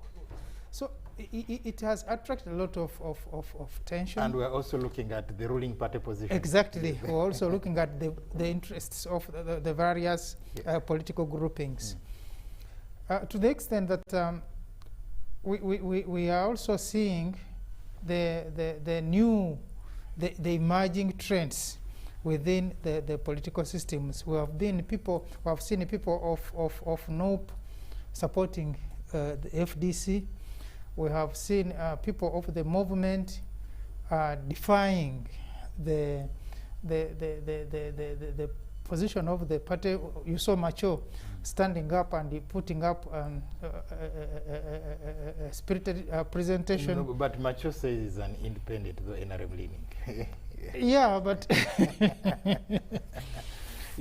maybe we'd talk of the Honorable Member of Parliament from Luka South, who actually nominated Right Honorable because he's an NRM elected member of Parliament, but with Macho is an independent. So yeah, it's only fair, but also most of these are independents who are yellow, because when you look at, but I think the one the one who presented Honorable Kadaga is a pure movement. But looking at all this, a few things come up, a few lessons come up, that the political parties, I think, have a lot of work to do after this election. It gives us what is happening in the House. Of course, we are now seeing the smoke, but there's a lot that is going on in the houses, not only the movement, even the NUP, even the FDC and other political parties, to the extent that they will need to have to do a streamline of how things are done. And I'm sure after this election, a lot of positions are going to change, because there are a lot of things that have been taken for formality, for granted, that when I'm maybe a speaker of the movement, it's automatic that I will be the speaker, or somehow the ruling party will have that preserve for me.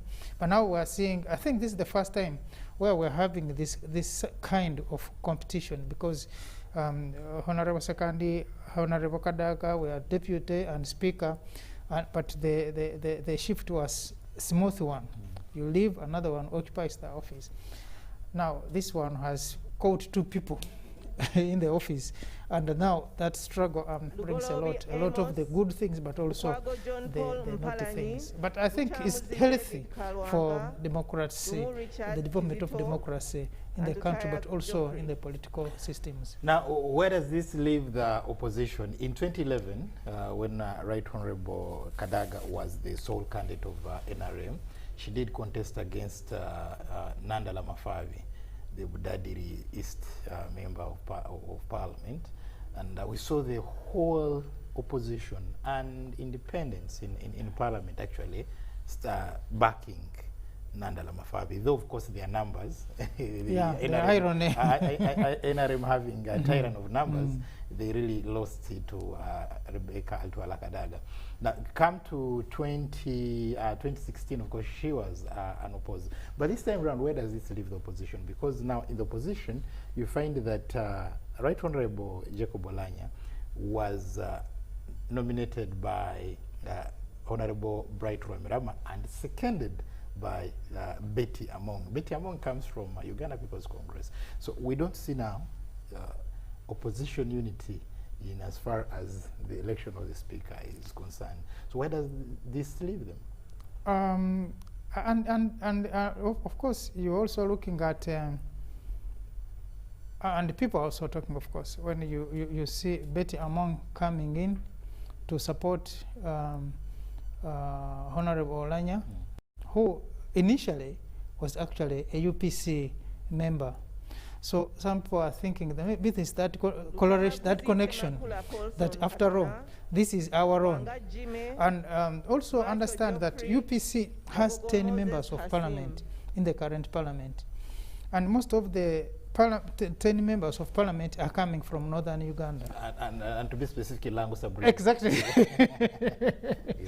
So by association, you would suspect that they are likely to vote for Olanya. So in other words, you are saying that the whole stock of UPC is inclined to Honorable Olanya.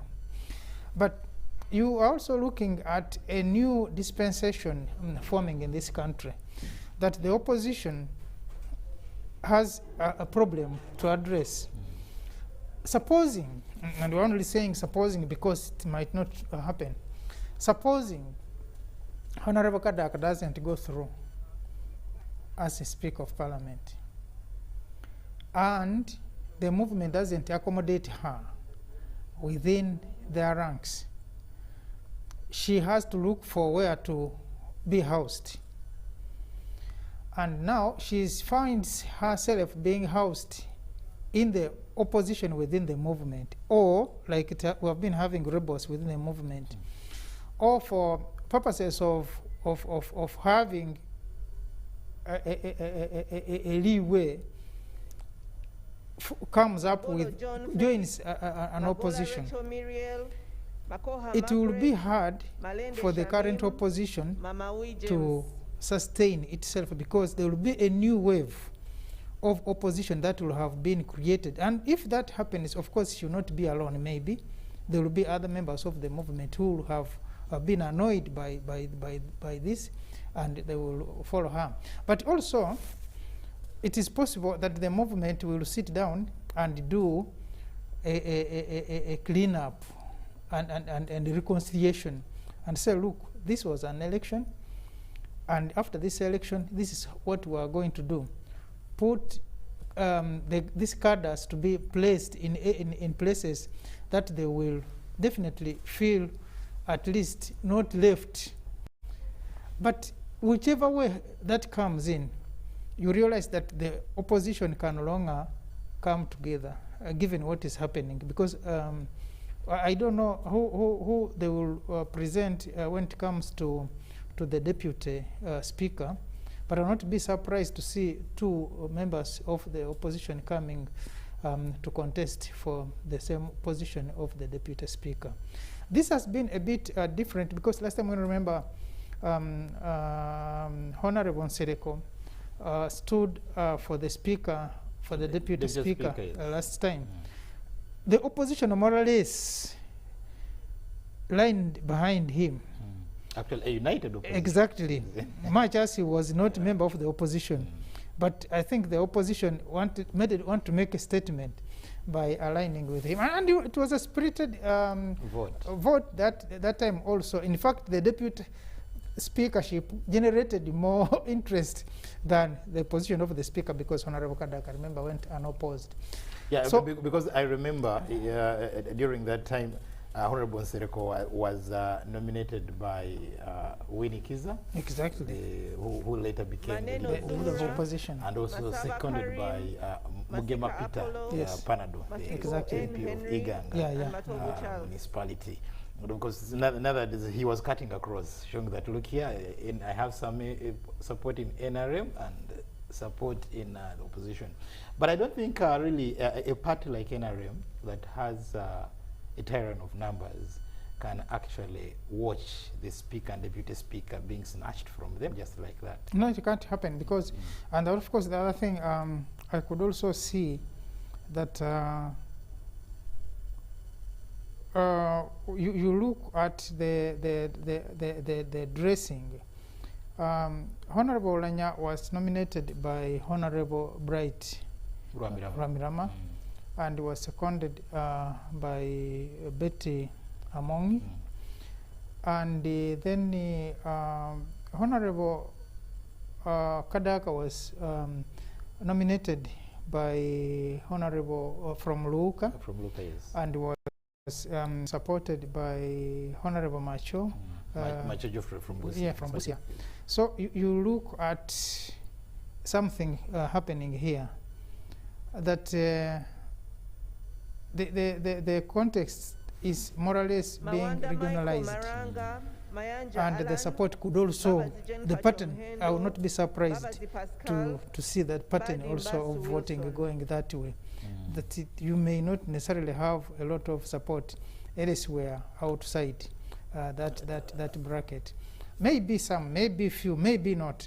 I may be wrong, but I'll not be surprised if that happens. But at the same time, there is the Semuju factor, who apparently is supposed to garner support of the opposition. Because he is the only opposition Yes, he's the only official opposition candidate who is there. I don't know how much he will go, because even when you look at the credentials of the participants in the election, I think he is the least of the three that you can talk of. The two seasoned politicians, of course, he's also now a seasoned politician. The two big-time lawyers, and he's a journalist, and the speaker, the deputy speaker, and he's an MP, a member of parliament. So I think he has a tall order when it comes to how much he can scale, given that kind of competition. But maybe he also has some traditional support from the former members of parliament, of the members of the 10th parliament, but also the opposition vote, which apparently now, as we speak, we can see it is not consolidated. It is divided either in regions or along the personalities. Well, let's look at, because we also see this came up in 2016, where actually Honorable Nzou said that, look here, perhaps the presence of the president would intimidate some of them to voting the other way around. Perhaps let's look at the presence of the head of state, because ideally he's not the first person to do it, because we've seen it also in other countries where leaders need to see how the vote is being conducted. Leaders have interests. Political systems have life and interests. You wouldn't expect the president to leave this for any reason, because it is important to have a speaker that the political party in power would wish to have and rally behind. But also, his appearance gives, it could be, one could think of intimidation, but also confidence to the political party that, look, we have our leader. The only thing which you do think, which may be, but of course we now don't have an official leader of opposition, because then one would, as you say, I think the leader of opposition should have also been there. But as we speak today, there is no official leader of opposition, because the opposition is not in parliament yet, and they have not formed. There is no official leader of the opposition. There is no head of government business. Exactly. So for now, we have only two people. Zero, yes. Yeah, we have now two people: the Chief Justice and the President, who legally are occupying those offices. So that is why he has to be there to supervise. And of course, I saw Honorable Sech Kubo raising the issue, say the president is supposed to have come, according to the program, after the election of the speaker, so that he can make his address. Why is he already there? But in his wisdom, the Chief Justice overruled him. So is he saying that coming early is a crime? Yeah, exactly. It's for the first time I'm saying that coming early can also be challenged. It can be challenged. Yeah. But I think in his wisdom, the Chief Justice ruled that it was not a problem for the president to be there, even as it looked, and he didn't believe that he's being that. But of course, no. he also gave guidance, because members of parliament were saying the numbers are going to be tagged to the names. If they say Bwana call number 200, they will give you a ballot with the number which will correspond to your name. But the Chief Justice said no. Now they are going to be giving these ballots at random, so that you don't feel shy to say, since I have my, because that also the worry that members will be saying there will be a follow-up by security to find out this number who voted. Who voted this way. Na ndugu mtazamaji wa UBC TV, bado zoezi la kumchagua spika wa bunge la 11 linaendelea Kololo, ambapo tunaona kwamba wagombea au katika kinyang'anyiro tuna wagombea watatu.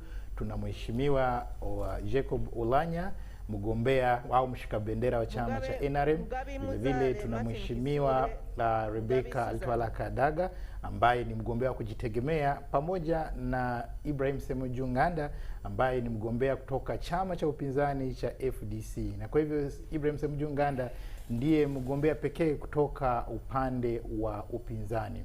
Na tunaona kwamba zoezi hili likimalizika, na baada ya kuhesabu kura, na yule atakayetangazwa mshindi ataapishwa kama spika wa bunge la 11, na baada ya zoezi hilo pia atasimamia zoezi la kumchagua naibu wake spika. Nataka nikukumbushe kwamba tuna wabunge 529, lakini wakati zoezi la uchaguzi linaanza walikuwepo wabunge 320, na mjadala ulikuwa kwamba vipi wale wengine wamekuwa wapi, lakini imesemekana kwamba wengine wameweza kuja na kujiunga au na kuendelea na zoezi hili la kumchagua spika. Nataka nikumbushe kwamba katika labda niwape wasifu wa ugombea watatu. Mgombea wa kwanza ambaye mgombea wa kwanza Jacob Olanya amekuwa naibu spika kwa muda wa miaka 10, yani mihula miwili, na vile vile tunaona kwamba amekuwa mbunge kwa muda si haba, kwa sababu alikuwa mbunge 2001 hadi 2006.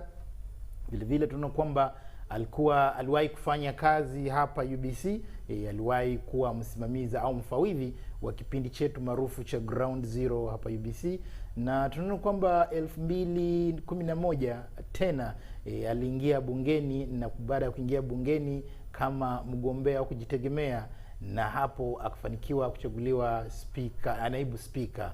2016 aliingia bungeni pia kupitia chama cha NRM na pia kuchaguliwa kama naibu wa spika. Katika uchaguzi ndani ya chama cha NRM mwaka jana alichaguliwa kuwa makamu wa mwenyekiti wa mkoa wa Kaskazini. Na tukiangalia mgombea mwingine ambaye ni Ibrahim Semuju Nganda, amekuwa mbunge kwanza amekuwa mbunge tangu 2006 hadi wa leo kupitia chama cha FDC. Kabla hajajiunga na siasa alikuwa mwandishi habari maarufu sana, aliandikia gazeti la Observer, ambapo tunaona kwamba kweli alikuwa anaandika makala za kisiasa sana.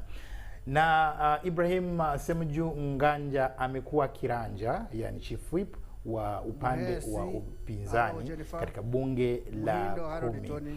Naam, tukitoka kwa Ibrahim Semuju Nganja tutaenda kwake Mama Rebecca Alitwala Kadaga, na tunaona kwamba yeye amekuwa mbunge tangu mwaka 1989. Ameshikilia nyadhifa mbalimbali serikalini, ikiwa ni pamoja na kuwa waziri wa nchi wa masuala ya bunge, masuala ya mawasiliano, masuala ya ujenzi, na vile vile masuala ya ushirikiano wa ukanda. Na pia tunaona kwamba alichaguliwa kuwa naibu spika mwaka 2001, na alikuwa naibu wake spika wakati huo, spika akiwa mheshimiwa Edward Sekandi. Vile vile tunaona kwamba mwaka 2011 alichaguliwa pia kuwa spika sasa kamili, na amehudumu kwa muda wa miaka 10. Na tunaona kwamba 2005 chama cha NRM kilipokuwa kinaanzishwa, alichaguliwa kuwa naibu mwenyekiti taifa wa wanawake. Nyadhifa hiyo ameishikilia hadi wa leo. Tunaona kwamba mwaka jana 2020, wakati chama cha NRM kikiwachagua viongozi wao wa kilelecha, alimenyana na Mheshimiwa Pasis Namganza, na Mheshimiwa Rebecca Kadaga aliibuka mshindi. Kwa hivyo hao ndo wagombea watatu tunao kwa sasa, na zoezi la kuchagua nani atakaye kuwa spika wa bunge hili la 11, zoezi hilo linaendelea. Na pia sasa tunarudia kukupa matangazo katika lugha, au tunarejea kwa Kiingereza kukupa matangazo au kukupa tathmini ya yale yanayoendelea. Na mrejelea mwenzangu hapa Mtuta, Kiswahili anakielewa, lakini tutazungumza Kiingereza ili tuweze kukupa taarifa kwa ufasaha. Now let's look at the voting that as it's taking place, it is taking shape. Don't you see that really all the 500 members of parliament, if they are all to vote, it may stretch up to perhaps late in the night, because we have the speaker and then we shall also be having the deputy speaker. Na hao watu kwa kuwa walipewa program ya leo. Sorry, they were given the program for today. And by such a time you should have arrived. I appreciate in the morning there was jam, there was rain. There was rain, yes. But I think the members of parliament... But most members of parliament have vehicles. They don't use the border to expect them to need so I'm also wondering, is it that some people will not want to stand to be counted, having voted for someone? Because by the time they were counting, I think we were less by half, more or less half of the members. But because by the time they were starting to vote, there were 320. Yes. Now, that also shows the trend of parliament. I'm surprised it is cropping in the new parliament from the old parliament. The ghost of abstention. Exactly. It has already cropped in that we are likely to have this trend persisting when there are certain issues which seem controversial. People are absenting themselves. Last time we remember when we had the Tojikwatako business, there were people who did not want to belong to any camp.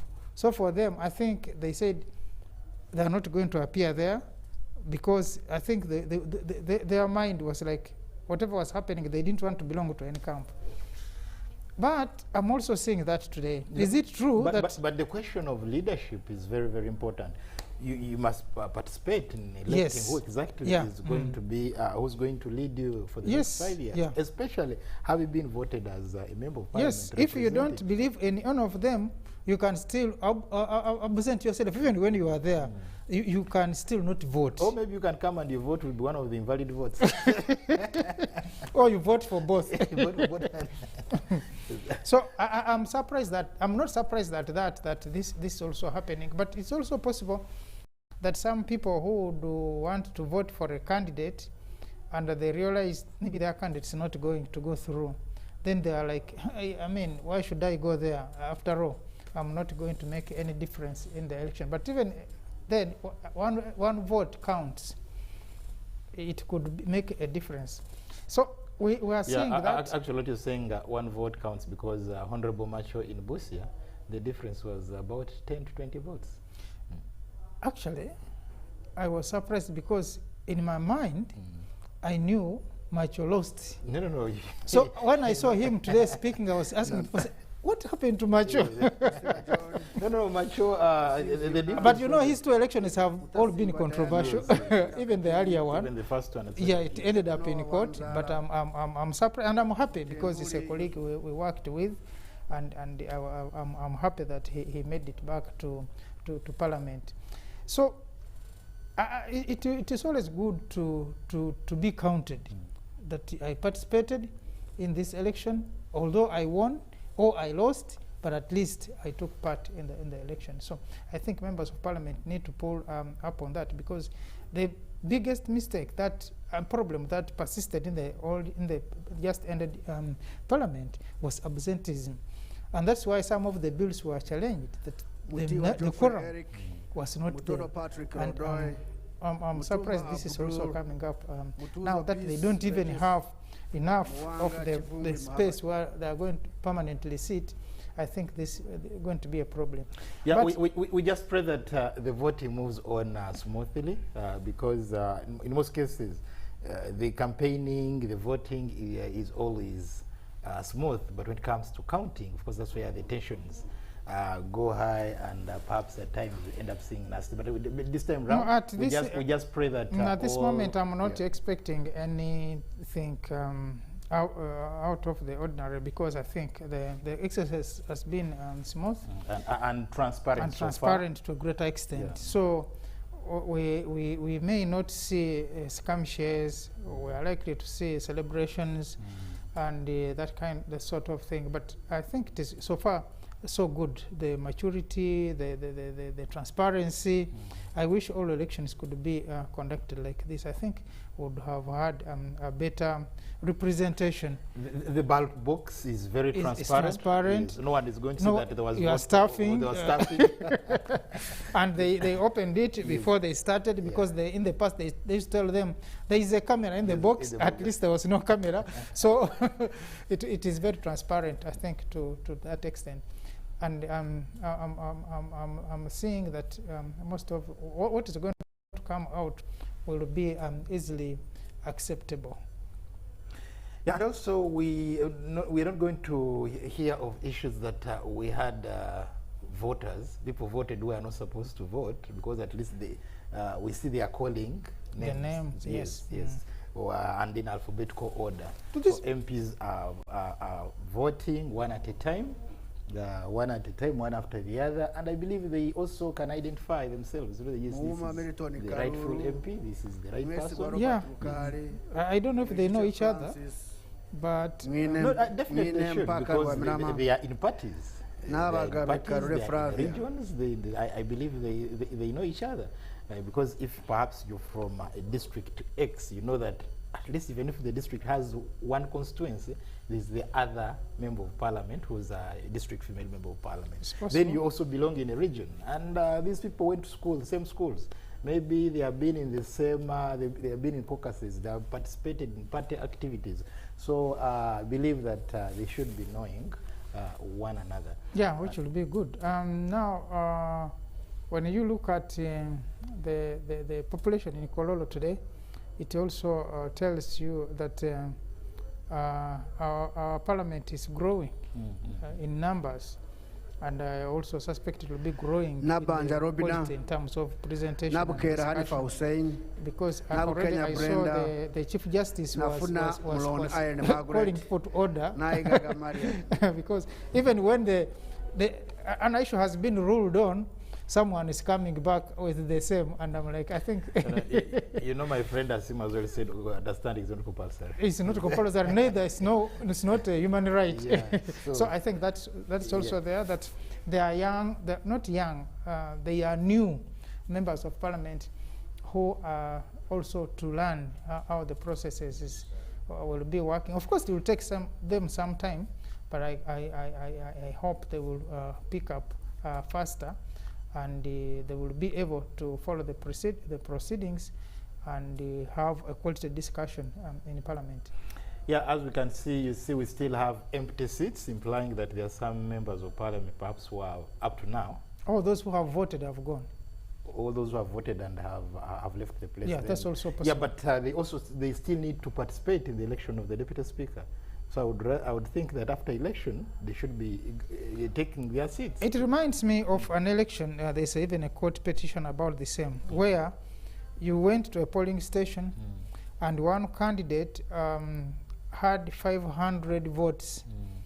The other candidate had 20. On other positions? Yes. Yeah. Then the question is, where did these 500 people go after they have voted? After voting for the chairman, LOC side, and they could not vote for the councillors. For the councillors. That can also be possible. Yes. That they cannot vote for the speaker, and they disappear. It's possible. No, but also they would also need to see the person they have voted in swearing in. It's not like in the general elections where you vote today and you have to wait for 2-3 months for the swearing in ceremony. But here it's there, and then the person assumes office. So you need to know exactly, yes, the person I voted for has either gone through or and to me, which is also possible, that the position of the deputy speaker could generate more heat than even the speaker. Because we have there, I don't know if any of the members of the NRM are going to come back as independents. And if that happens, we are going to see a lot of heat. I'm thinking that none of them comes back as an independent, so that the flag bearer will maybe have a smooth ride, given that the numbers, the movement has numbers. But should we have any of the two people, Honorable Tayebwa or Honorable who lost in the Robina, yes. Coming back, that can also be another story to look at. But I guess none of those people will be coming back, since the chairman of the party is there. I think they will fear to make that appearance. But we just keep looking at what is happening in Kololo for viewers who are joining us the voting is going on of the Speaker of the 11th Parliament and the 3 members of Parliament who have presented themselves, including Honorable Olenya, who was the Deputy Speaker, Honorable Kadaka, the Speaker, and Honorable Semuju, Nakut and the Faith FDC Lolu, candidate who has been Christine Tubo, Member of Parliament, and Narule Asha Aisha Kabaga. Yes, I think we're also seeing that this is the second time FDC is giving it a try. That is in 2011, we saw Honorable Nandala Mafavi, and now in 2021, Semuju Nganda is also giving it a try. So look here. So FDC as a party, I think we also have a feeling that, well, we should also lead the legislature. And also let's look at his nomination. He was nominated by Honorable Sawanyana from the NUP and seconded by Honorable Okia, that is from FDC and from Soroti. Does that show that perhaps NUP and FDC are working together in this particular cause? Yeah, given the trend of things, I think there have been those blocks joining together, UPC with the movement, and NUP FDC. Remember? And where does this leave DP? Because DP is almost silent. We've not heard them say we should. John Baptist. Yeah, politics is all about numbers. And if you don't have numbers, then you're not going to sit on the table of men. No, but you can make alliances so that you can have the numbers. But even alliances, you are going to ally with the people given the strength. No one is willing to ally with the weaker person. He needs at least someone who has also the muscle to help to push the agenda. But how many members of Parliament does DP have today? They're about 9. Yeah, so the numbers are good, but they may not be that mattering in the game of numbers now. No, but in this particular contest, they actually any vote counts because if there are 500 and the 9 voters say, look here, we are backing up, that is a very good starting point. But it's also possible that DP has not shown its interest in any alliance. And given the statements and the nature and the behavior of the presidential, the chairman, the president of DP, he seemed not to have given chance to ally with any, like in the past when they were supporting some of the candidates. This time they didn't have any person they were supporting. So I think it's also the conclusion was that, well, I think they have their own things to do and let them do that, but also the package that comes with that support of the political party. Of course, DP has been very strong, especially in Uganda, but you also see the wave taking part, eating in the part of the support of the DP within Uganda.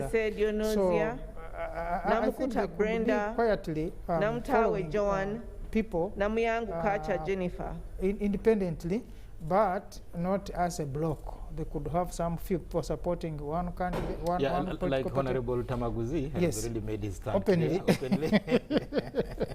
Yeah, telling us who they're actually going to vote. Exactly. Yes. Yeah. So there is also that individual support for the respective political blocs, but I think that they don't have a consolidated plan to support one grouping as in a political party. Now let's, because we can see the voting exercise is still going on at Kololo, where we expect that immediately after the casting of the votes, then there will be counting of the votes and then announcing the winner, and then perhaps being also sworn in so that they can preside over the speaker, the election of the deputy speaker. And this very much will, the outcome will very much determine the outcome of the deputy speaker. Exactly. Yes, because if you're going to have a man for speaker, or if you're going to have a lady for speaker, it means the deputy, perhaps the gender card has to be addressed. But even the regional block, the regional issue question also has to be addressed. if you are going to say have speaker as Olanya, then maybe you are going to look at Mongi coming in handy. But if you are going to have a speaker as because of the regional question, but also the gender question.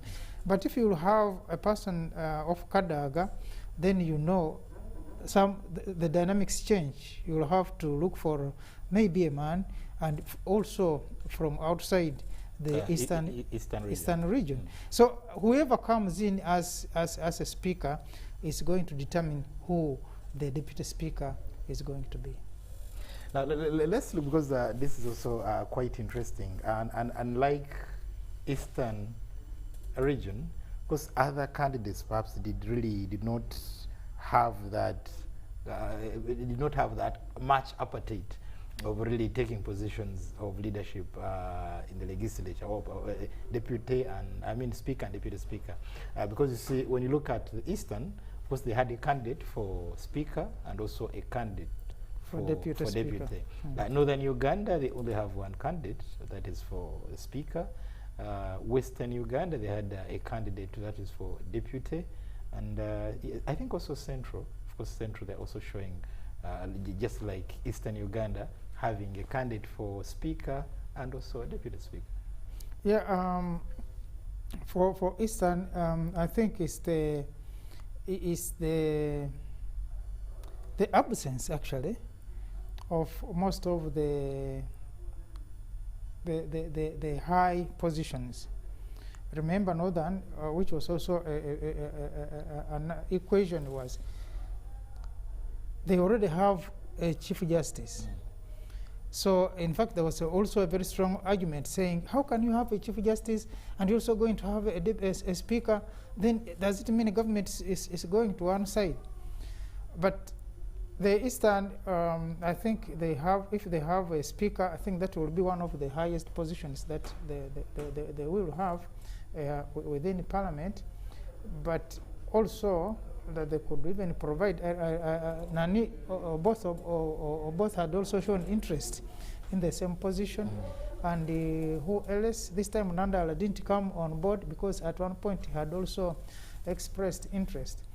The issue of Central has been, especially when it comes to the movement, is the embarrassment that the NUP group ushered in, that put most of the members of movement in Uganda who could have wished to participate, to participate in the speaker race. People like Sech Kubo, you remember, at one time had shown interest.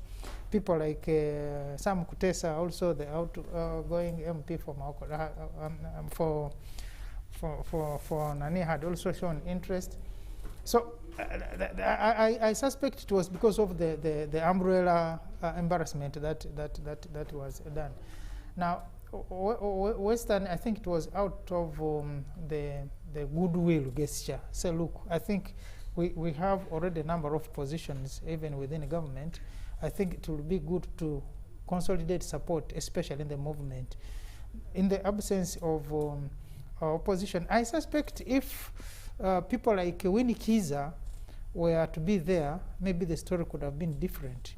That because for her, she had measured up to a level that you could look at her at a person who could also be interested in the position of the speaker.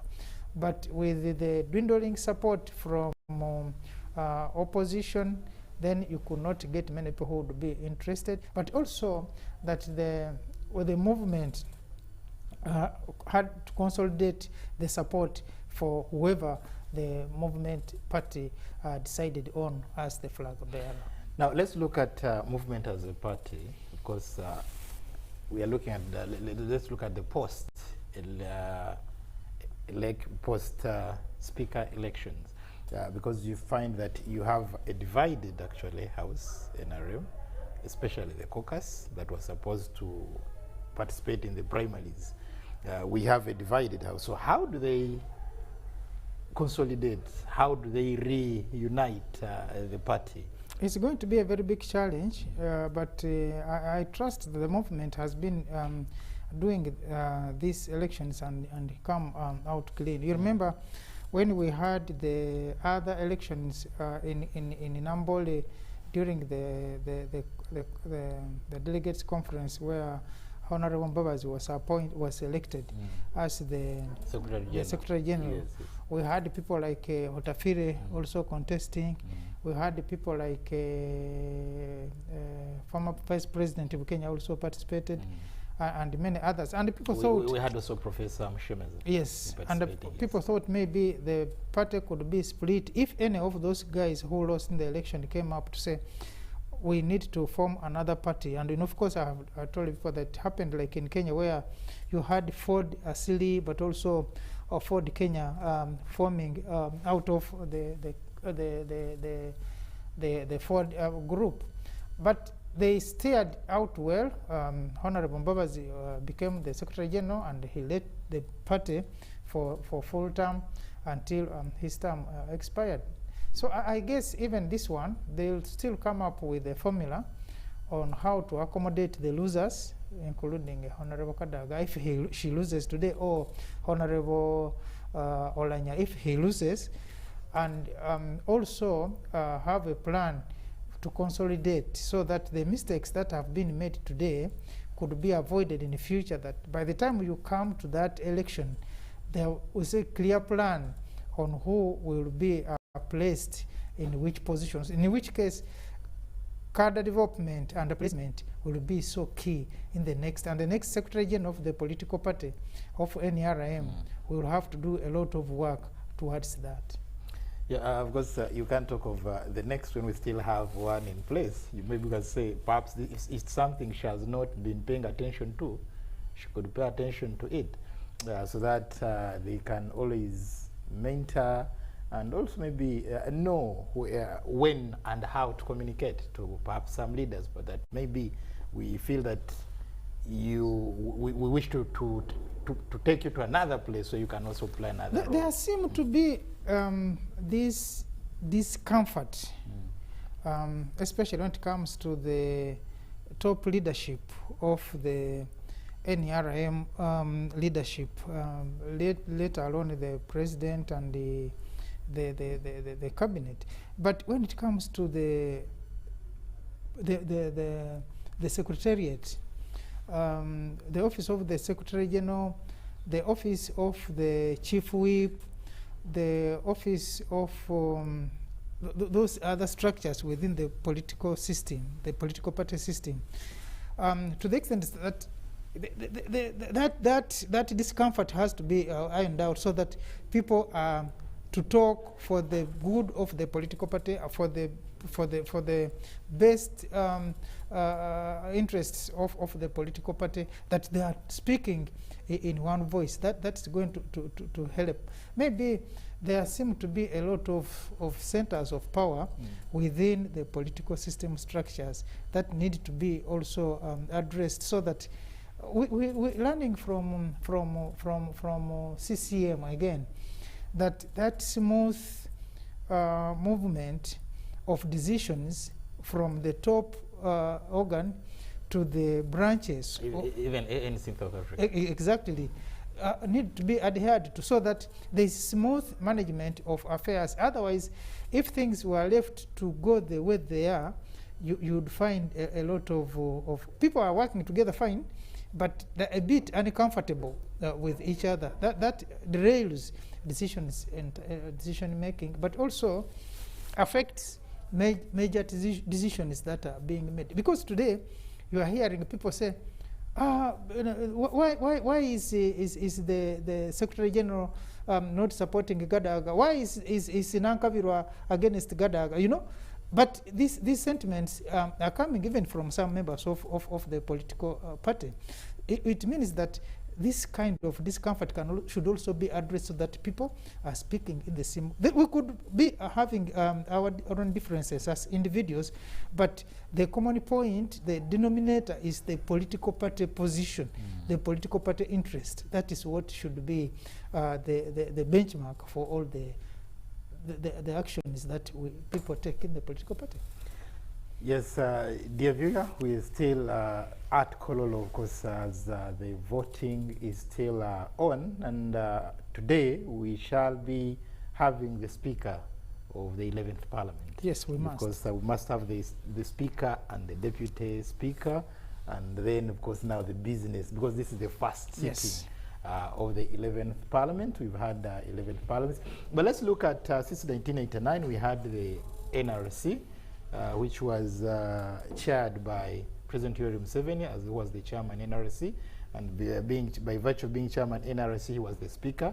We had the Alhaji Moses Chigongo, the vice chairperson of NRC, was actually the deputy speaker. We had the Constituent Assembly, which was chaired by Honorable, the late Honorable Wapakabulo. We came to the Parliament, 1996. Yes, it was also chaired by Honorable Wapakabulo, yes, the late, for actually 2 years. And then we saw Francis Ayume also coming on board. Then in 2001, we saw Edward Sekandi Chiwanka, the current vice president. Yes, was speaker up to 2000. Actually, up to 2011. Yeah. Is from 2011 we've had Rebecca Alitwala Kadaga. So the question is now, who next after? Is she coming back, or we are going to have another person? But also we've seen a precedence of deputies. Yes, we've seen a precedence where really deputies eventually become speakers. I was actually talking to some friend in Tanzania, and he was telling me that precedence is favoring Olanya. And I was asking him why. He says that Anne Makinda and Honorable Rebecca Alitwala Kadaga became speakers of parliament at the same time, both in Uganda and Tanzania, and making history as the first women to lead the legislature in the two respective countries. So Honorable Anne Makinda, her deputy was Right Honorable Ndugai, actually the current speaker. Yeah. So when Anne Makinda, the CCM said, no, look here, you have to pave way, to give way for another speaker, and then it just Honorable Ndugai came in. And we see this what also NRM is doing. That when they said, look here, Honorable Kadaga, we're not giving you the flag, they gave the flag to the deputy Olanya, and if actually NRM can go by their numbers, then we also see the same scenario that is happening in Tanzania also happening here.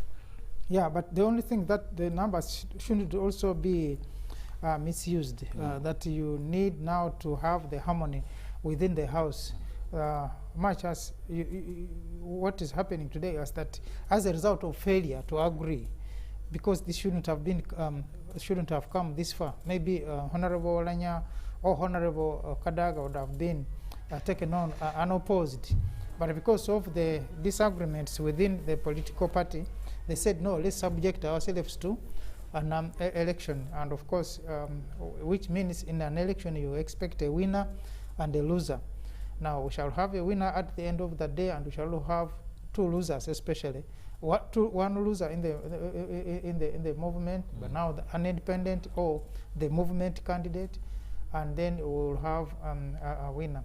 But it is also important to note that the current speaker, having been a woman, of course, also has had its own history as the first woman speaker in Uganda, and I think the greater part of Africa. Also, we had Tanzania, also we had South Africa, we had either Gabon, one of those countries. Also, a number of female speakers actually have now come up. We've had a number of female speakers in Congo. They have a female speaker. Yeah. Currently in Malawi, exactly. They have very fast and it's part of the efforts that of Uganda. They also learned from Uganda, and many people have had many female speakers coming on, which was also good because and also in Rwanda, the lower house. Yes. Yes. Around 2000. Yes, they also got they their, also their had first, the first also female speaker. So it has been good for the affirmative action, but I think the issue of affirmative action over time needs also to be addressed. For how long should the affirmative action be taken on when we're having women who are winning seats in the male constituencies? Yeah, actually in Rwanda in 2011, yes, they had a female speaker for the lower house. Yes. Yes. Yeah, so that also has to be looked at. Are we saying women are still not capable enough to stand on their own, even when they are winning positions where literally were a preserve of men? What will happen when one time the women will sweep most of the seats of men? Will there be an affirmative action for men also? No, because we were talking to colleagues in Rwanda, because there was a time when actually more than 50% of the lower house yes. in Rwanda was dominated by women. And we're just joking, so will the men in Rwanda also start asking for affirmative action? So, and I think in future, we may see the issue of affirmative action of people with disabilities, of the army, of the youth, of the, I think, changing, because we would see, like elsewhere, people coming on us, business communities, people, the farmers, the trade unions forming the bulk of the parliaments, because then these are the other areas of infrastructure, but also productivity, that without their voice, or that their voice needs to be heard. Maybe in the future we shall also see that happening. Well, dear viewer, I just should maybe to take you to Ghana. Actually, when they were electing the speaker, we saw that the exercise flopped 3 times because the tensions were so high that it took the army to come in so that peace could prevail and then they could vote peacefully. But we don't think we can get that to that level. We can see the exercise is very, very peaceful. Because in Ghana, when they elected, actually, the first time they were sitting, it really flopped. Yeah. They had to go out for consultations. They came back, it failed until the army came in. So that's why we say that really every other time we expect that this, from the look of things. I think even in Congo, part of the fighting was during when they were electing. No, it was during when they were impeaching. Not it is actually were impeaching the speaker. Yes. They also had to flex. But anyway, so far so good, and we expect that any moment now, the voting will be closing, and there will be vote counting, and then in a short while we shall also be knowing the results of who will be the next speaker of the 11th Parliament of the Republic of Uganda. Now, let me ask this, because in the event that Oulanyah loses, do you see him congratulating Right Honorable Rebecca Kadaga, or in the event that Right Honorable Oulanyah wins, do you see Right Honorable Rebecca Kadaga congratulating Oulanyah? I wouldn't think so. For Kadaga to congratulate Oulanyah, I will be surprised if that happens, but also it will be a good gesture for her to do so, because I know Honorable Kadaga has a very hot temper, and she may be looking at Oulanyah, if she loses, as a traitor, and who would have betrayed her, because she believes that she mentored him. But I would also want to see that if she wins, I also doubt. But also one would say that Oulanyah, on the other hand, would look at as Right Honorable Kadaga as somebody who does not keep her word. Exactly. So if it happens and either way, any of them will congratulate the other, it will be good. I will be surprised, but it will be good. Yeah, such hot contests are always very good. That is in the event that the loser loses gracefully, yeah, and the winner is magnanimous in victory. Yes. Yes, because that really takes the democracy to another level. Yeah, yeah. So we just see, perhaps people are saying, no, Kadaga shouldn't have come as an independent, but look here, you never know how it turns out around. Perhaps this could be a moment for us to excel as a country, that we're taking our democracy at a higher level. But whoever wins, the other issue which we also need to know. Now, in the event that Honorable Kadaga wins the election as an independent, who came on the movement ticket, what happens?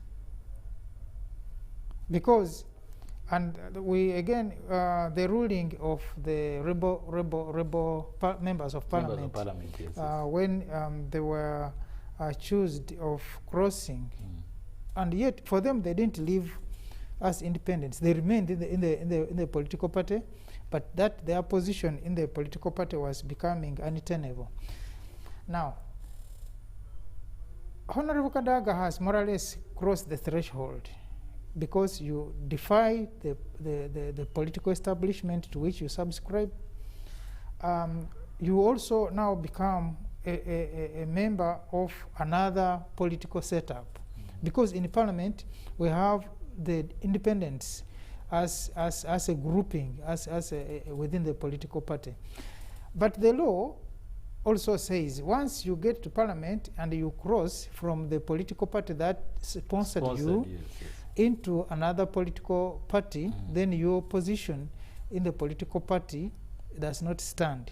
Now, because your political position your position in the political party cannot stand, it means that even your election cannot stand.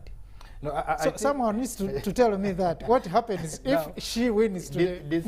This is subject to legal interpretation, or the land friends will really help us in interpreting this. Because she is the district woman member of parliament, Kamoli, on NRM ticket. She is the second national vice chairperson of NRM, and now contesting as an independent to lead.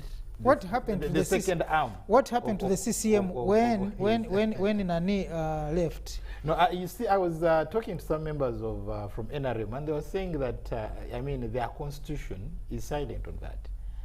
And that is now the dilemma. In other countries, the parties, the constitution is very clear. Yes, the constitution is very clear. Once you don't follow the agreed line, then you are as good as out of the party. Yeah. But now here, the constitution is silent. I think now that is food for thought for NRM to look at fixing the constitution so that we don't have such scenarios. Yeah, because now, if you're a leader from the top organ defying party position, and then moreover on such a sensitive matter, election of the head. Because what is going to happen tomorrow, there will be another person who will defy the party directive and stand as a president. On independence? Yes. Against against the flag bearer of the president. Yes, because there is a precedence that brings exactly. So I think the party really needs to come out clear on this and really iron it out. The law should be clear. Exactly. Otherwise, because it has been that the movement candidates have flag bearers as for president have been coming unopposed. What will happen that when there will be a debate or an election of the NRM party flag bearer for the president, that time when the election will be held, and the loser will find that he still has the capacity to win, to come as an independent in an election. Yes. I think it's something that needs to be, like you said, need to be looked at now to avoid, because this is now a learning area. A learning experience. Please, yes. So that tomorrow the same doesn't happen for some of these sensitive areas. Yes, you know, some say that such contests are referred to as friendly fires, but at times such friendly fires may end up, Yes, yeah, friendly fires can be dangerous. Because this is what used to happen in FDC. They used to call it friendly fires, yes. friendly exchange. and before we could do it, Moot was already out. With the number of legislators. Exactly. Yes. Yeah. So some of these issues, they may look small, yes. but they need to be looked at and addressed, because that friction does not only affect the party, but also affects the entire life in the country, because there will be people who will be excited about the decisions. There will also be others who will be very annoyed with the decisions. So it is now how the movement itself moves fast to address this issue of dissent within its ranks. Yeah, the issue of dissent ought to be really managed well, and everything points back to the party's electoral commission. Yes, because some say that perhaps if SEC had given a chance to the caucus to determine the speaker, maybe this wouldn't have happened. But again, judging from what was happening, both Ulanya, the two camps, each camp was determined to go up to the last. To move their aspiration up to the last point. So I think the Electoral Commission needs to come up, the NRM Electoral Commission needs to come up with actually a mechanism. Unlike for FDC, where I mean, Semijunganda just said, I'll be showing up I'll be participating, or I'll be presenting myself, and that was it, because there was no any other person from the party who was interested. So in a situation where you have more than 2-3 members from a party, especially a party that has numbers in parliament, where they know that once you're given the flag, you automatically win, then the party should really work on mechanisms that can harmoniously come up with one candidate that will be agreed upon. But let's look at this. Is the contest still between Olanya and Kadaga, or it is NRM versus the rest? I think the contest still remains between the two. Which is the movement itself. We don't see much happen, even if the speaker was unopposed. Any of the two was fronted unopposed, still would have had no much in the speaker's race, because when you are looking at what the opposition is presenting vis-a-vis what the movement has presented. But of course, it is also the general trend of the leadership. We are lucky that, I'm saying lucky because at one point, you also need members of opposition who are informed.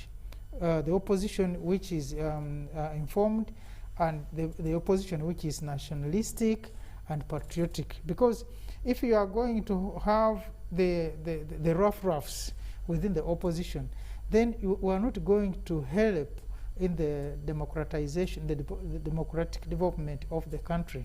But if you have seasoned politicians, you have seasoned personalities in the opposition, they will also help to put the checks and balances on government in power. So we have been lucky at the level of parliament that we have had people who have presented themselves and actually have done a very big role and part in the, especially in the outgoing parliament. We have had people who have been in the opposition and very strong. I was telling someone that I miss people like the Kasese woman MP, because she really, you would see a woman, but her presentation, her position was looking at the national issues of national interest. Well, when the new leader of opposition came in the last time, the most important, a popular thing I heard her talking was when she was talking about the sexual offenders bill and the talking about issues of when a person wants to stop the agreement midway. That's one of the things that I heard her talking. But we when we have people, now when you go down in the districts where you have people, chairpersons of the districts who are from opposition, we don't have many people who are really people you could talk about, like those days you would know of a person of opposition here. We don't have those people. When it comes down to the lower councils of sub-counties, it's even worse. It means the opposition is developing from up, going down, and that's going to take a long time. Muntu had promised us that part of the FDC problem was lack of structures. And he had really promised people that for him was going to develop structures from down upwards, which would have been a very... Yeah, but we didn't see this in the elections. In the elections, we really did see it, because at least you should have seen at least one area. Because where he could even not, he could not raise councillors. Exactly. Where the structures. Which structures was he talking about? But what you're raising is also a pattern, because somebody was saying that what we are actually witnessing today is a spillover of SEC and caucus. Exactly, yeah. Yes, because if it had been concluded well in caucus and SEC, perhaps wouldn't see this happening. Wouldn't be seeing this happening. But of course, that is part of democracy. In case you feel that you're not satisfied, then you can now go to, you can face the voters to really decide. Yes, to decide on who exactly is best suited. But we all, from experience or from their credentials, both Olanya and Kadaga really have what it takes to be good speakers. Now let's look at the task ahead for the Speaker of the 11th Parliament. Yeah, he has to bring together this divided parliament, and the division begins from the political parties, the divisions within the movement, but also he has to stand above the waters, because he's going to be a speaker of a national parliament. The national parliament that has interest both for the ruling government, ruling party, but also for the other minorities. And you can only make a mistake of using your numbers to marshal support, but also to muzzle the opposition. But he or she that comes on has to put that into consideration. Apparently, I think the outgoing speaker had tried to balance that. Although I don't know why people think that she would get a lot of support from opposition, because I know there are members of opposition who also feel betrayed when they were clobbered in parliament. They expected her to do more than what she did, because later on when the issue came up of if it was necessary for the intervention, because many people believe that parliament floor is a neutral ground. You can say whatever you say, you can even fight, which is okay, without necessarily hurting others. But when the intruders came in parliament and raided the parliament, and that scuffle happened, they expected, I think, her to come out and condemn it. No, but somehow... But from what we are seeing from the rest of the continent, because we've seen the army coming in the DRC, in Congo, is when actually the MPs were fighting. Yeah. We've also saw it in Ghana. We regard Ghana as one of the countries that have grown their democracy, but you see, they almost lost it when it came to election of the speaker. Yeah, they had to come in. The place loses neutrality when you begin threatening life to the level that you are now going for each other's neck. That one goes beyond the what we would call it a neutral place. And that's what some observers say, that if perhaps the ones you're calling intruders in courts, if perhaps they had not come in, these people are capable of going for each other's necks. Exactly. Yes, so so they are coming in one way they came to save lives. Yeah, because the situation had gone out of hand. So some people were really very cross with her over that they expected her maybe to do more than that. But at the same time, she also, having been exposed with the East African legislation system, on the African continent, the even universal bodies that she has been on for quite some time as a member of parliament, the Speaker of Parliament, had also helped her to grow that capacity. But I'm sure Honorable Olanya is equally good, because he has also been following most of this. The only thing that he may not, if he wins, occupy is the women member of parliament, something. There is that Whopper. Yes. Yeah, but I think. But I'm sure she was also a member of the women member something. Yeah. So, so I wanted to maybe let's look at because the contest between Olanya and Kadaga is just not. Actually, this is the climax, but it started way back, even I think 2-3 years back, and so much that the last year of their term, Olanya has not been seen anywhere sharing parliament.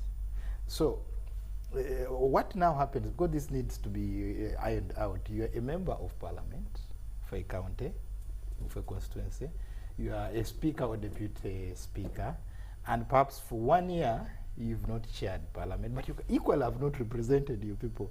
Don't you think it is really time that perhaps the speaker, once you elected speaker and deputy speaker, you relinquish, in other words, yes, you relinquish your parliamentary position, so that that constituency is not denied somebody who can legislate on their behalf? We had in Mbale during the CA, when late Wapa lost the election to Masika. Yes. And but then he was nominated by the president, and he was among the special nominees. Yes, and he became the Speaker of Parliament. Actually, the chairman of the chairman, of Constituent Assembly, yes. And the municipality had a representative. Somebody did not lose out. Exactly, had 2 representatives for that matter. Now, and this is what many actors are pushing. Not only the speaker. When you become a minister, for example, you have been elected from a constituency, and you have become a minister, you have become a vice president, you have become a prime minister for that matter. When will you have time to do the work of your constituency? And if you are going to do the work of your constituency, are you not going to be so privileged that you'll use your office to do the work which an ordinary MP, and you'll be measured against a fellow MP in the next constituency? No, I think when it comes to ministers, that is a little bit tricky, because in Kenya they have a similar constitution, where if you are a cabinet secretary, you're not supposed to be, you cease being a member of parliament.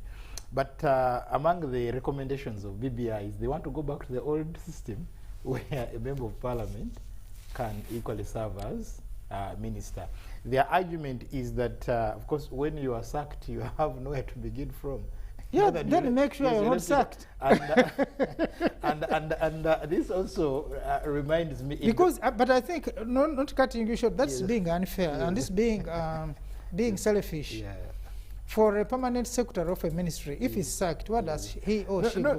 There is a process. A permanent secretary, you're not going to wake up one day and... but you see, with the cabinet positions, even you could be at a function and they are announcing it. Then you make a law that will support you as a permanent, as a minister, that you are not sacked. And of course now you're not going to make a law because you are now out. You're not part of the legislature. So you can see now Kenya, they are reversing it because of that. And in Dodoma, there are those government houses that were meant to be occupied by ministers and others. But you see, the particular houses that are meant to be occupied by houses, they were empty. And when the late Magufuli was saying, why are you scared of he said, my dear, I could move my family before you know to the next year I'm sacked. Yes, and you have to leave the house. I have to leave the house. Yeah, so that's also true. Is, so I think that really becomes a serious issue. When it comes to the cabinet, to cabinet positions, I think for now they can serve as both. The problem is that this person will not do both effectively, because if I'm the Minister of Roads, then I'll make sure, by default, my constituency expects that all roads in that constituency have to be done. What about the rest of the country? Because you are not a minister for your constituency, but you are from your constituency. If I'm a Cheng, then I'll make sure that most of my health centers, because they have an election to win the next election.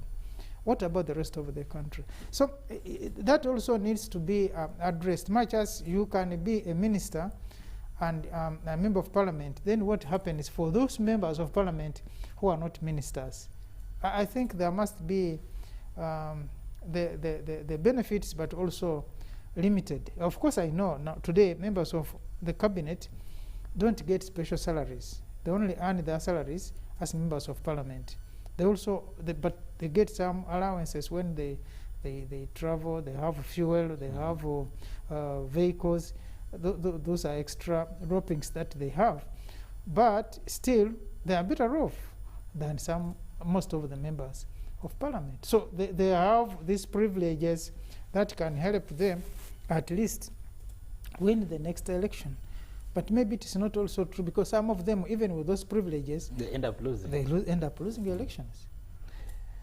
Yes, still tuned to UBC, and the voting is still on at Kololo, and any time from now, of course, we shall be seeing the voting stopping, or perhaps an end to the voting, and then counting is of the casted votes, and then we shall get to know who is our speaker of the 11th Parliament. That is very, very key, and that is very, very important. We need to know who's going to lead the second arm of government, and this is why it is a very historical and an important exercise for everyone. We can see Honorable, is it Semuju? Semuju, yes. Yeah. I hope he has remembered to vote for himself. It's also possible that he could vote for some other person. Yeah, because we remember Ambassador Honorable Dr. Olarotun failing to vote for himself. But again, I think every democracy grows, every experience, and I really, looking at the other side of the coin, Kadaga competing with Olanya is also very healthy for our democracy. True. Yes, because there are a number of issues now that are actually now learning experiences. They are eye openers that need to be worked on. Because somebody was telling me that most countries in Africa, especially from the Anglophone, during independence in the 60s, one was the head of government or head of state like president, when you are actually also a member of parliament. Why? Yes. Because it was the legislature, the National Assembly, that would elect the president or the prime minister. So you had to first be a member of the legislature. I have been hearing people talk of what happens if the next system will pick the president instead of having the universal adult suffrage. Yeah, okay, like we had in 1980. Exactly. The party with the majority member. Yes, and I was telling them it is very possible, and it is provided for. It is not in our constitution, fine, but the parliament can sit down and say, look, we can shift from the presidential system, where a president will have to go out to look for votes, into a parliamentary system, and we can have a referendum, which is provided for in our constitution, that we decide, do we still need to remain in the presidential system, or we can use the parliamentary system? And maybe Ugandans can decide, look, we don't need to waste all that time and money for the president to move all across the country looking for votes, and later on we hear there is rigging, there is what. Let's have the electoral college as parliament.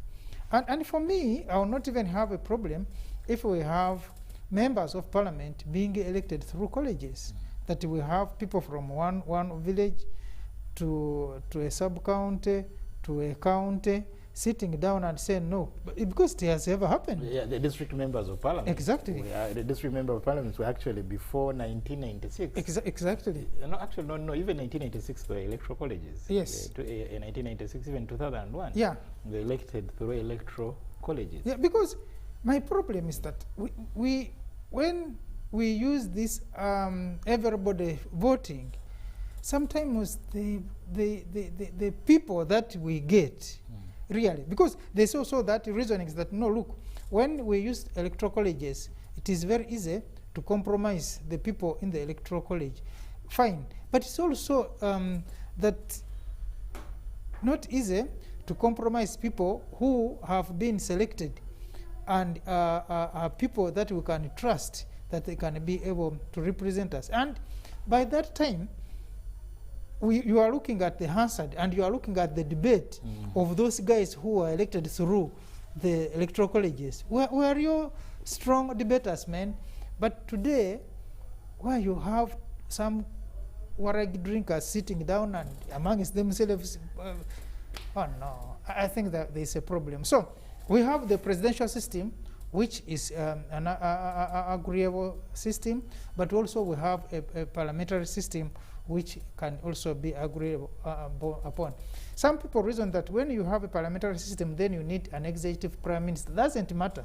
You can still have a president. Yes, you can still have just a like president. we had in 1980. Exactly. Yes. You still can have a president, an executive president, and he will be as good as having the president who is elected through the universal suffrage. Or, if you want, still you can have a prime minister who can be the executive prime minister, but also have a president like they have in India, they have in now your friends here in Ethiopia, and even, by the way, South Africa.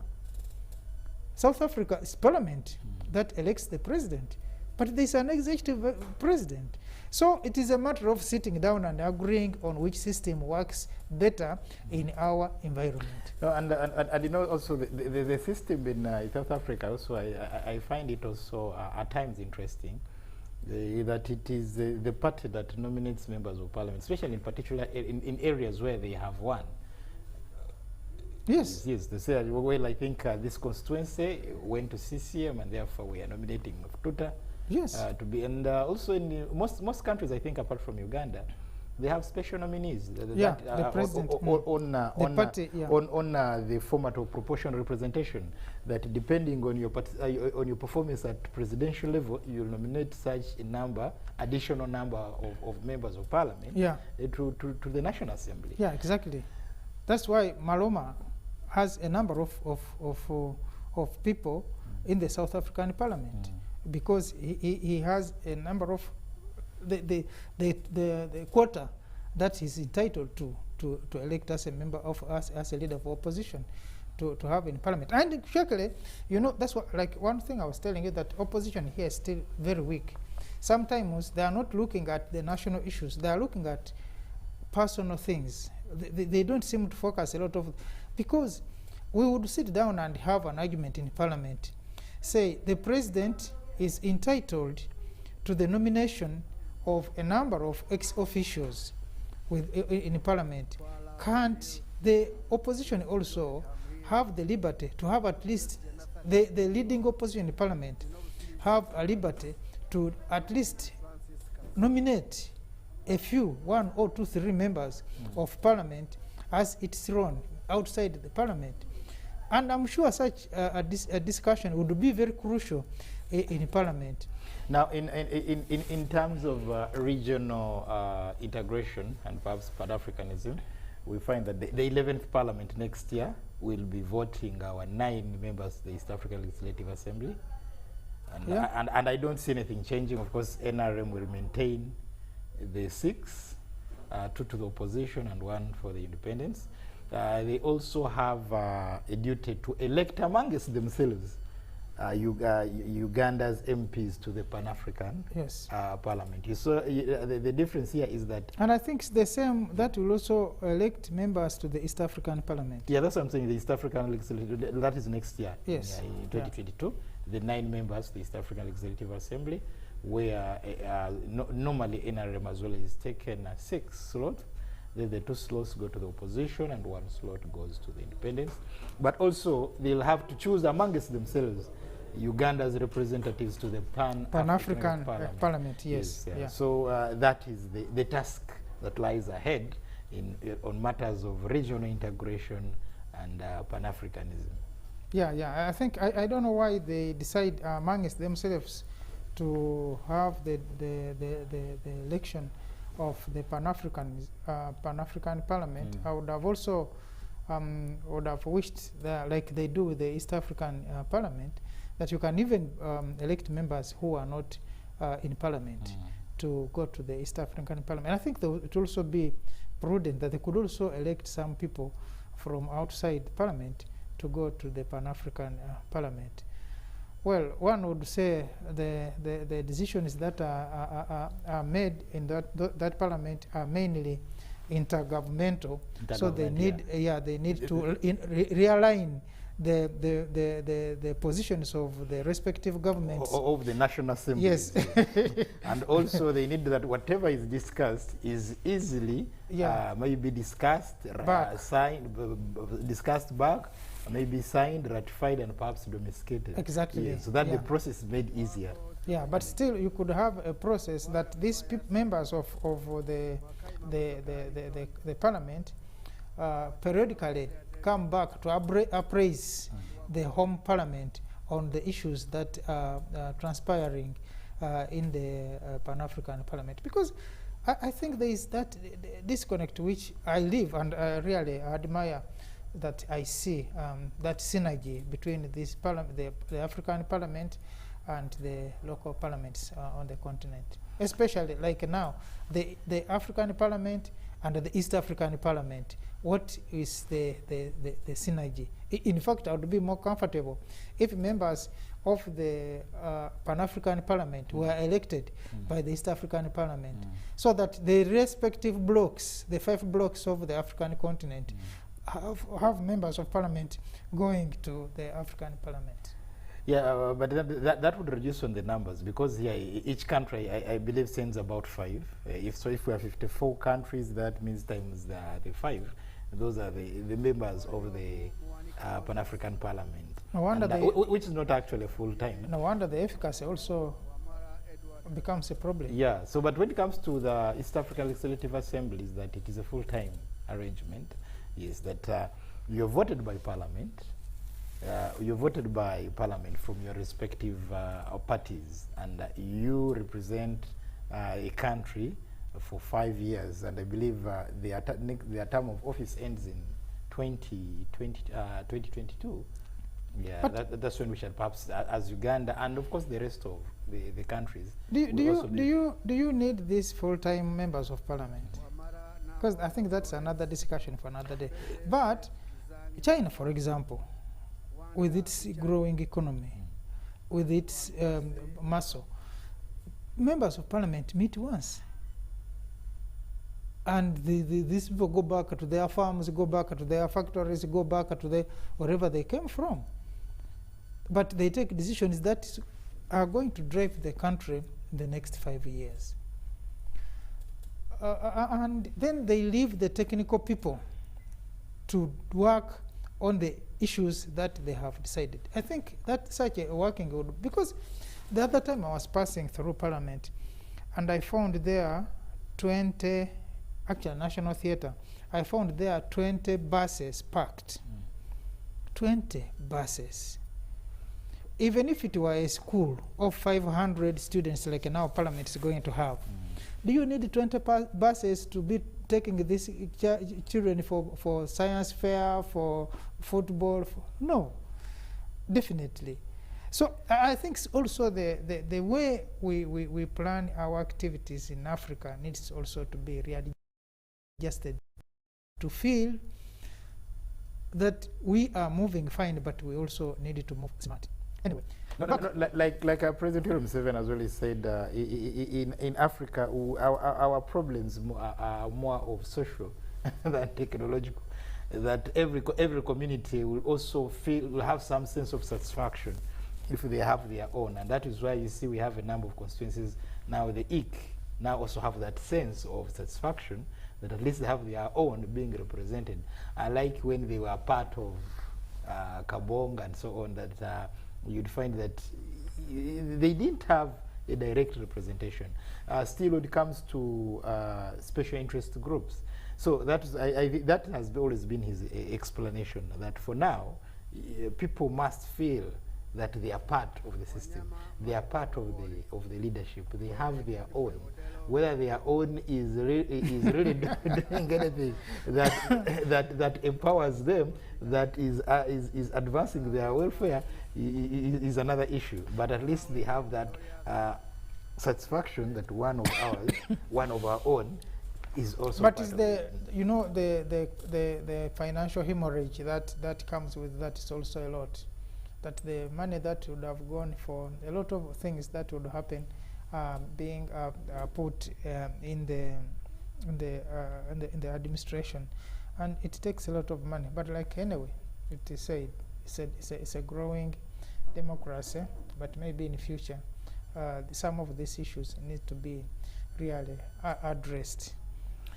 Yeah, and somebody telling us that this is a very, very historic election exercise, because it is one of the most expensive elections of the speaker we've had, I think, since independence. Yeah, because of the high stakes.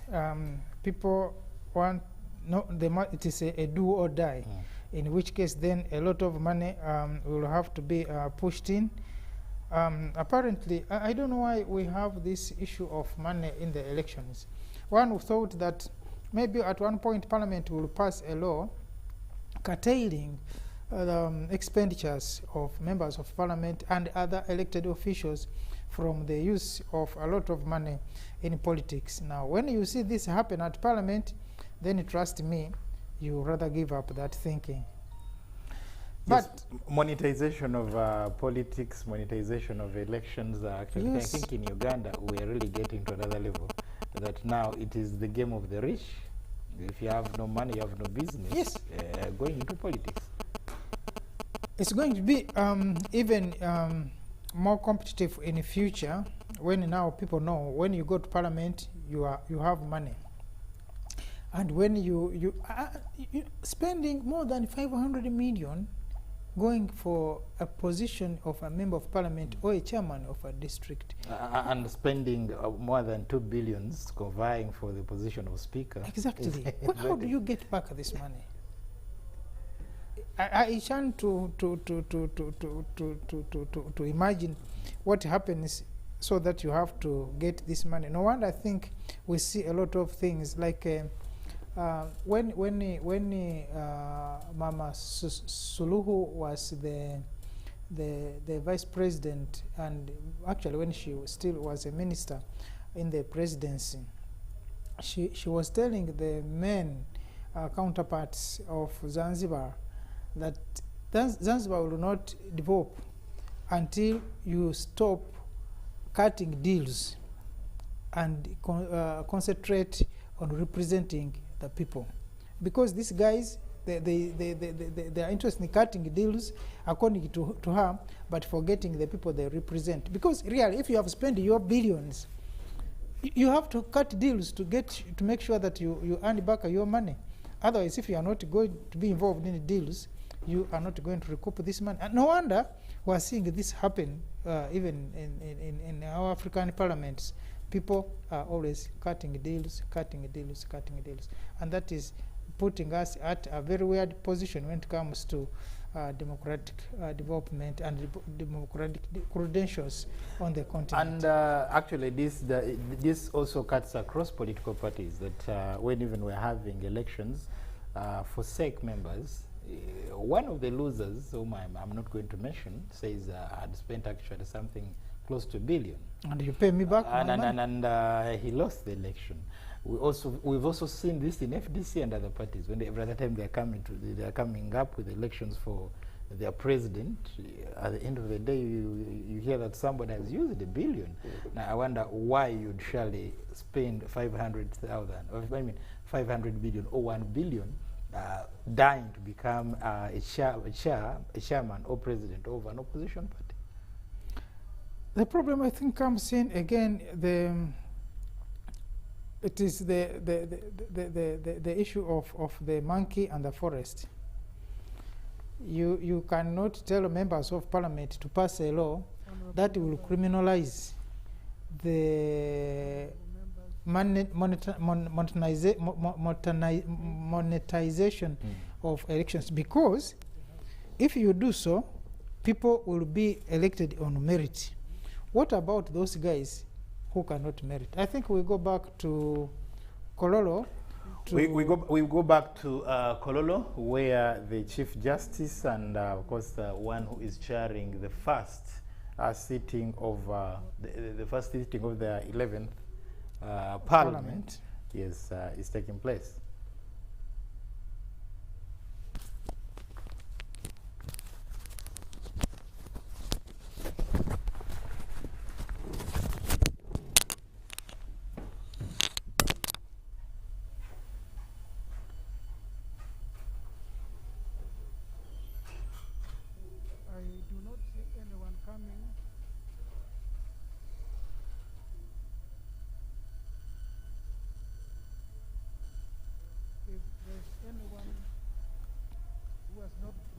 We are sorry for that delay. For the sound, will be coming to you anytime the sound issue is addressed.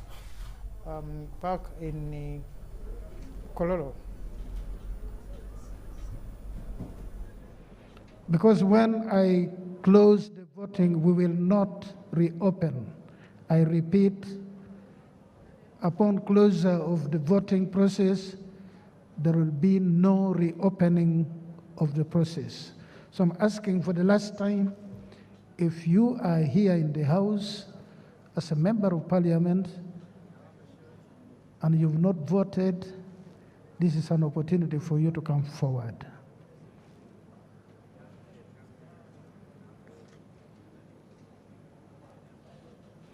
It is evident that every member of Parliament in the House who desires to vote has voted. That being so, the casting of ballots is hereby closed.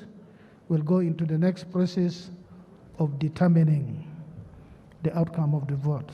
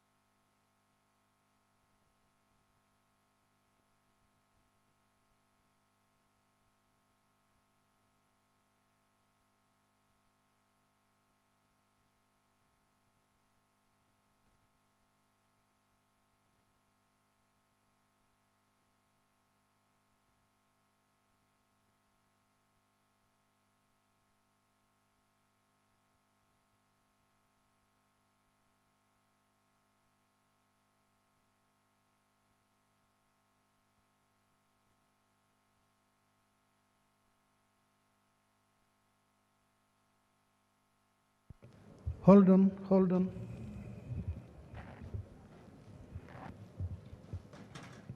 The Clerk to Parliament and the Chief Registrar of the Courts of Judicature will, assisted by the parliamentary officials, go through the process of determining how many votes were cast for each of the candidates and also how many votes were wrongfully cast, meaning they're spoiled. Then they'll make a report and I will announce. So can the Madam Clerk and the Chief Registrar take charge of that process in the presence of the agents?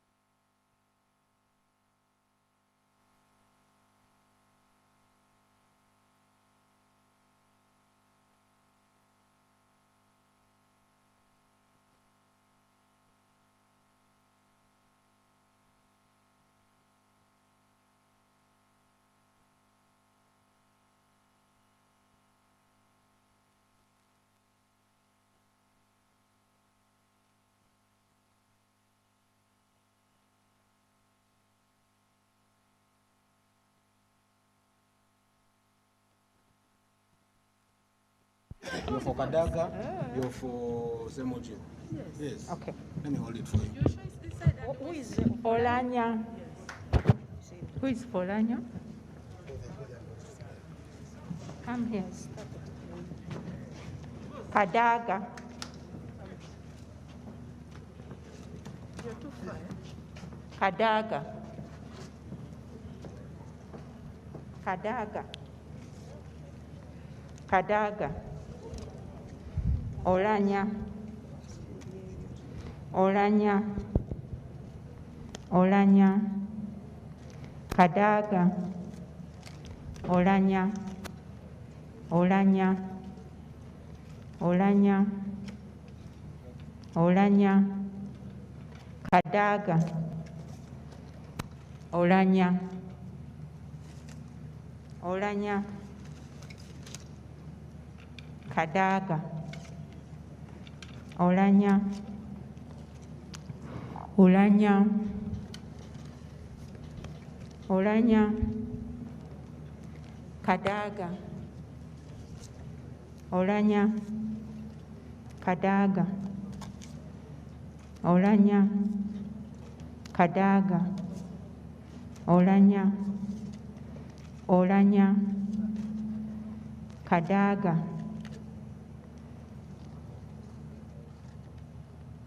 Olanya.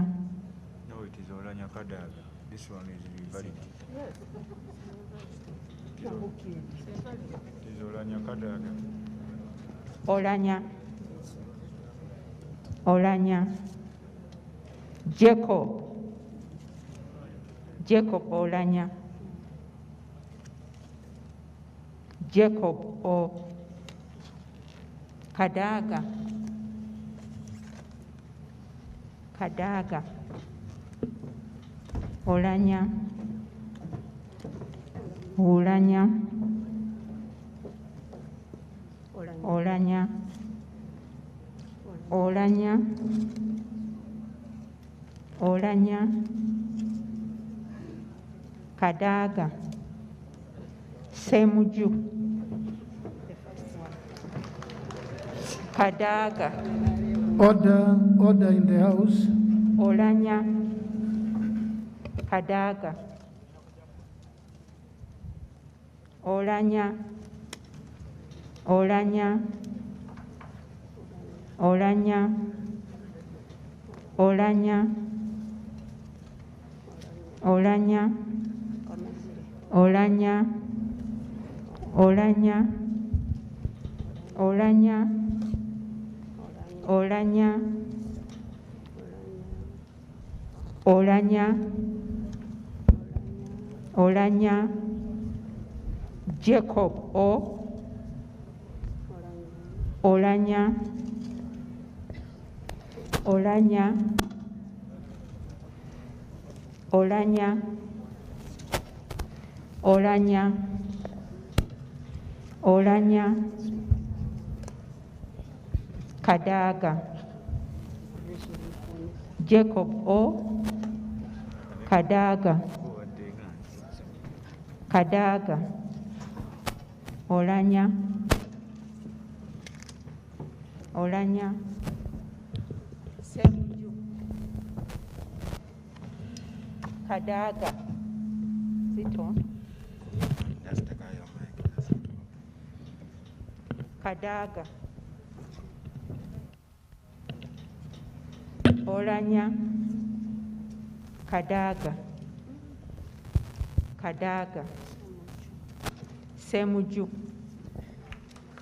Olanya. Olanya. Olanya. Olanya. Kadaga. Kadaga. Kadaga. Olanya. Olanya. Kadaga. Olanya. Kadaga. Olanya. Olanya. Kadaga. Olanya. Kadaga. Kadaga, Olanya, Kadaga, Kadaga, Kadaga, Kadaga, Olanya, Olanya, Olanya, Kadaga, Kadaga, Kadaga, Olanya,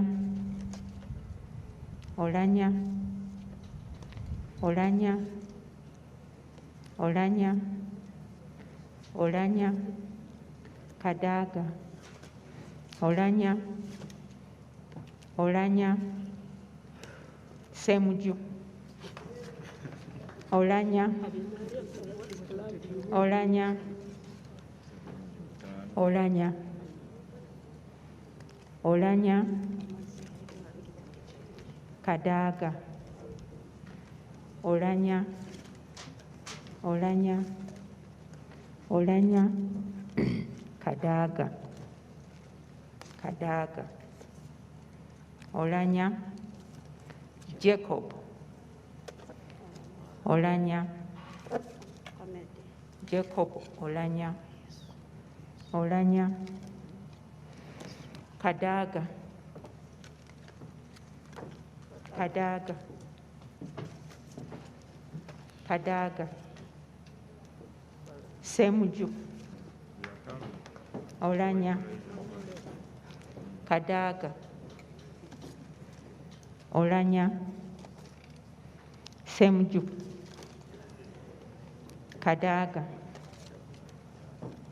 Olanya, Olanya, Olanya,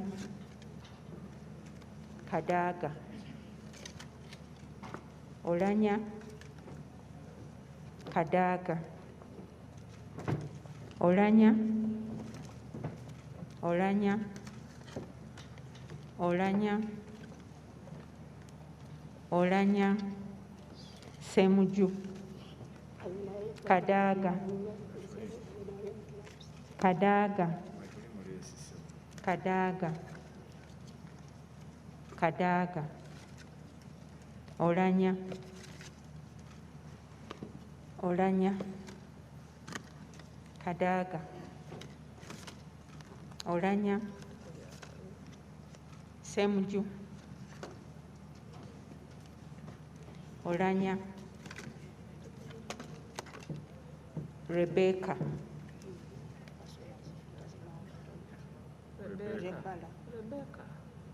Rebecca, Olanya, Kadaga, Rebecca, Kadaga, Kadaga,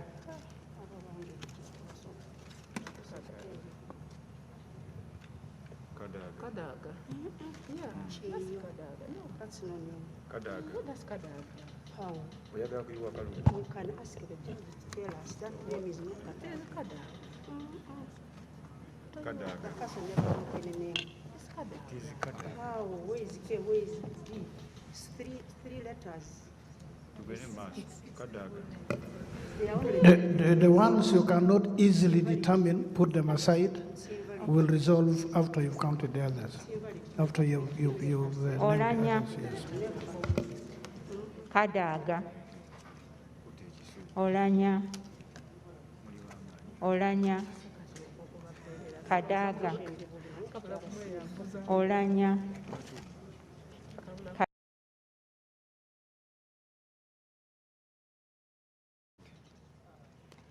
Jacob, Olanya,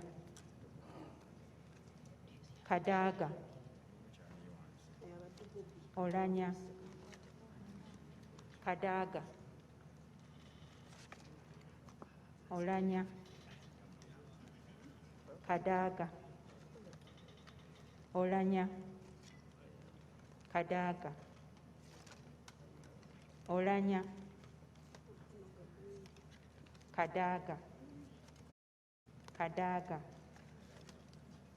Olanya, Kadaga, Kadaga, Olanya, Semuju,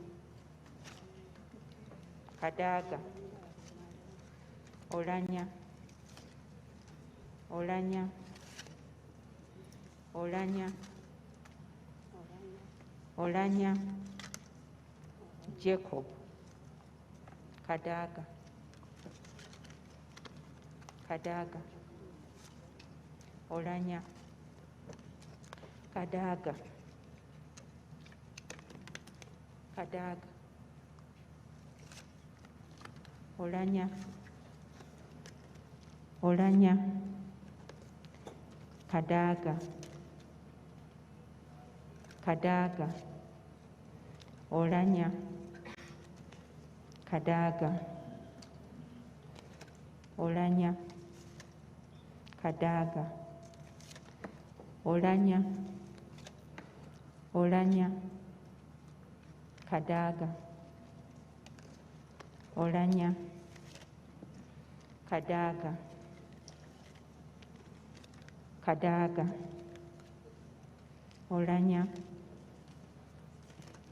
Olanya, Kadaga, Olanya,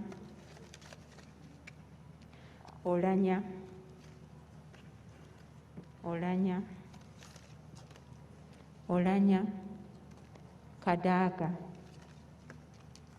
Jacob O. Kadaga,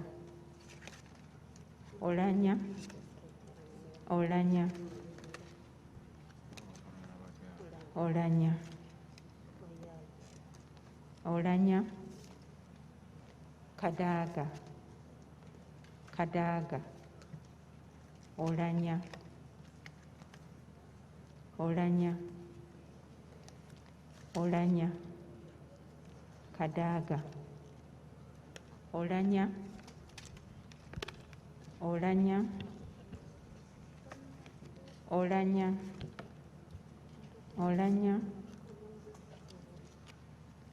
Kadaga,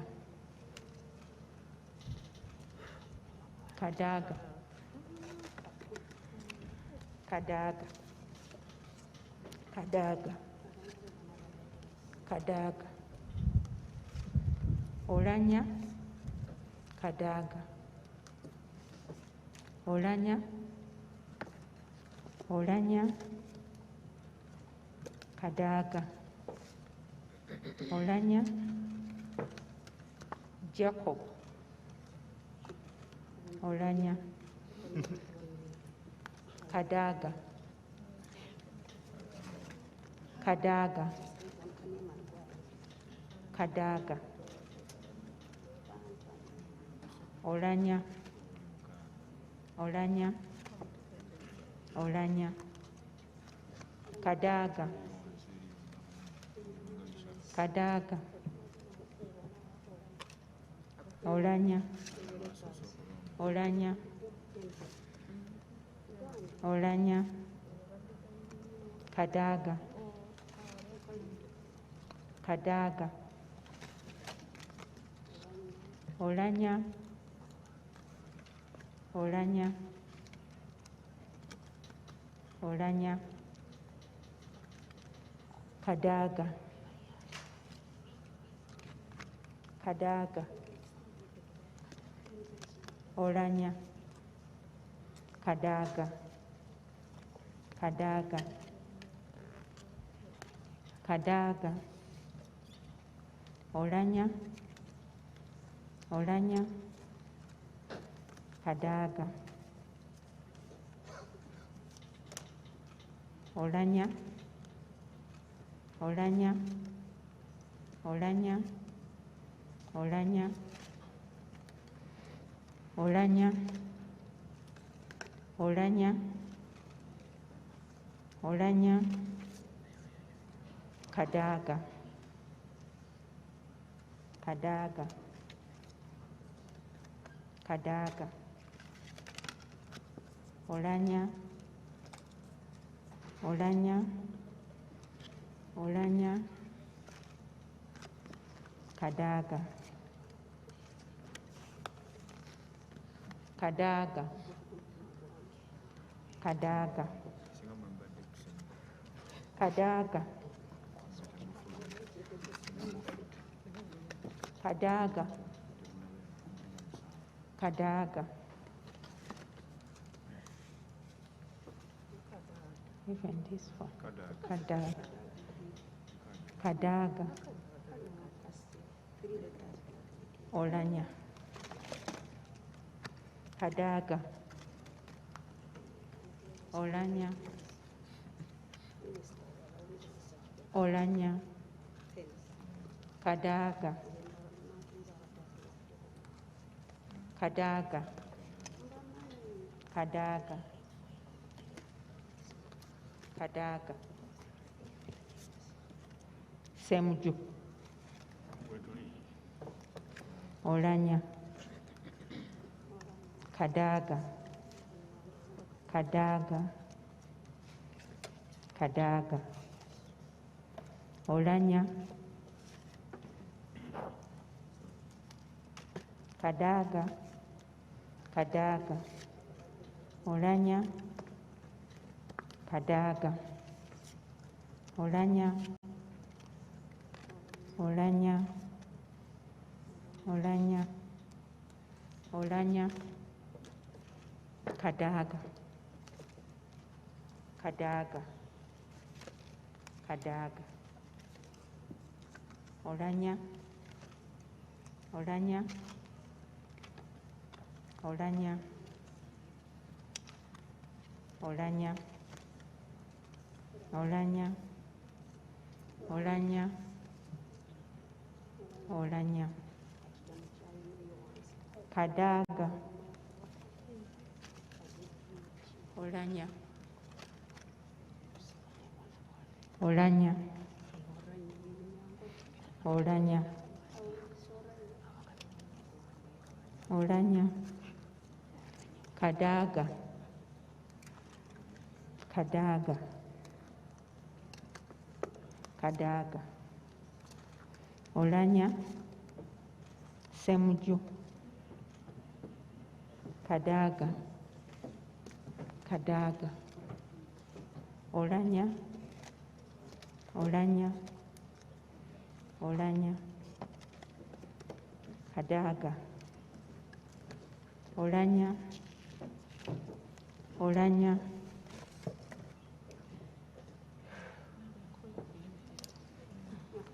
Olanya. Jacob. Kadaga. Kadaga. Kadaga. Semuju. Olanya. Kadaga. Olanya. Olanya. Olanya. Kadaga. Olanya. Olanya. Kadaga. Olanya. Olanya. Kadaga. Olanya. Olanya. Kadaga. Olanya. Kadaga. Kadaga. Kadaga. Olanya. Kadaga. Olanya. Olanya. Olanya. Olanya. Kadaga. Olanya. Olanya. Olanya. Olanya. Olanya. Olanya.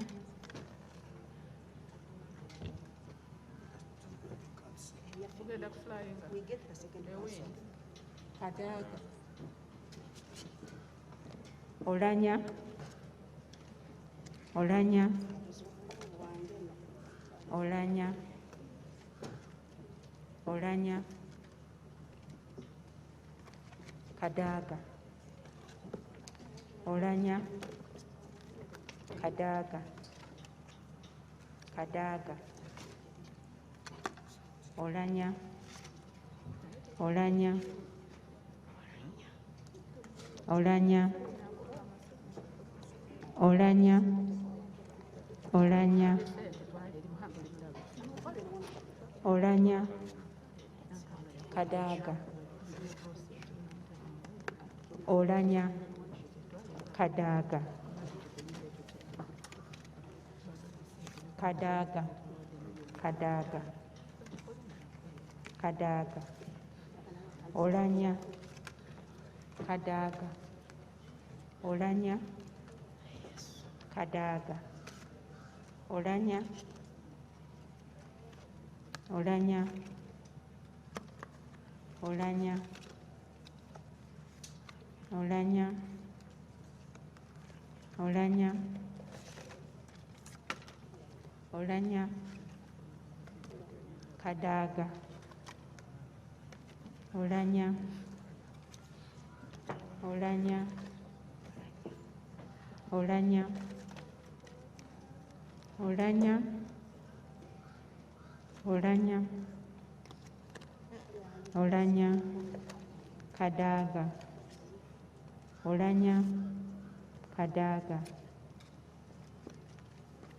Kadaga, Kadaga, Olanya, Olanya, Olanya, Kadaga, Olanya, Olanya, Olanya, Olanya, Olanya, Semuju, Kadaga, Olanya, Olanya, Kadaga, Kadaga, Olanya, Olanya, Olanya, Olanya, Olanya, Olanya, Kadaga, Olanya, Semuju, Olanya, Olanya, Olanya, Kadaga,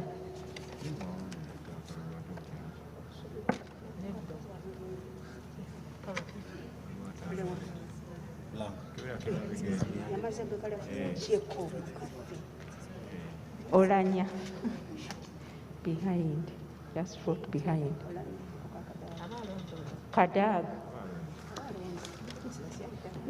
Kadaga, Olanya,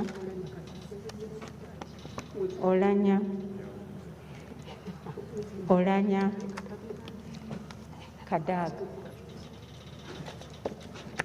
Olanya,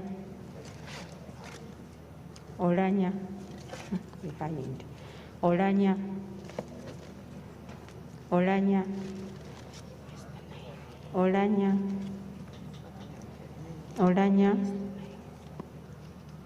Olanya, Olanya, Olanya,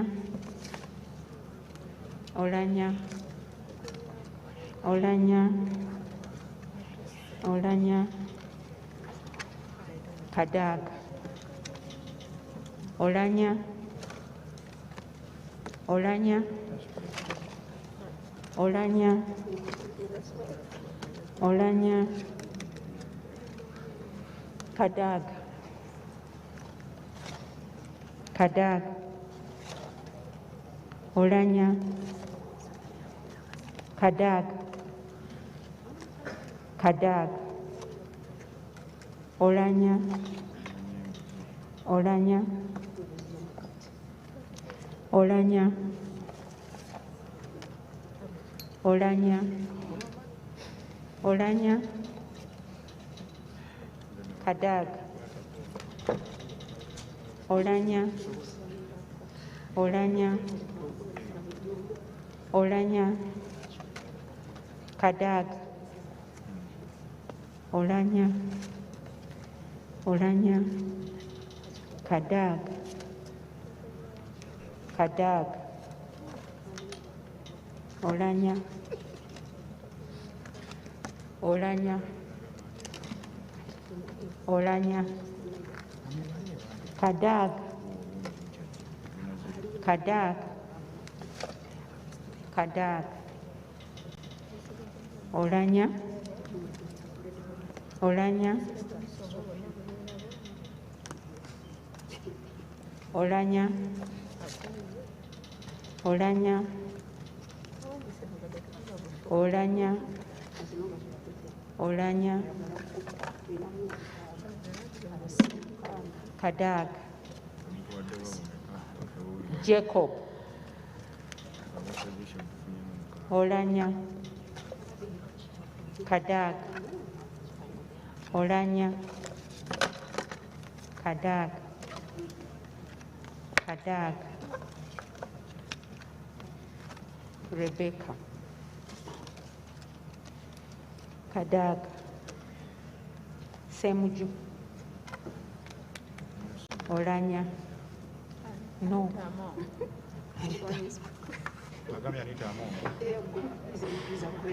Olanya, Olanya,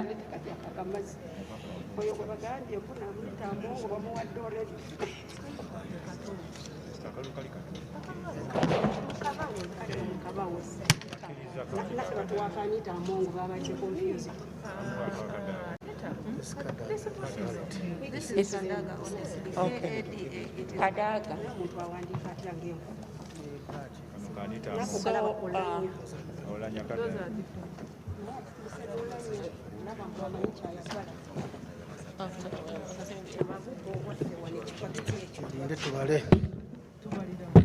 We're going to here from here in the open. It's open.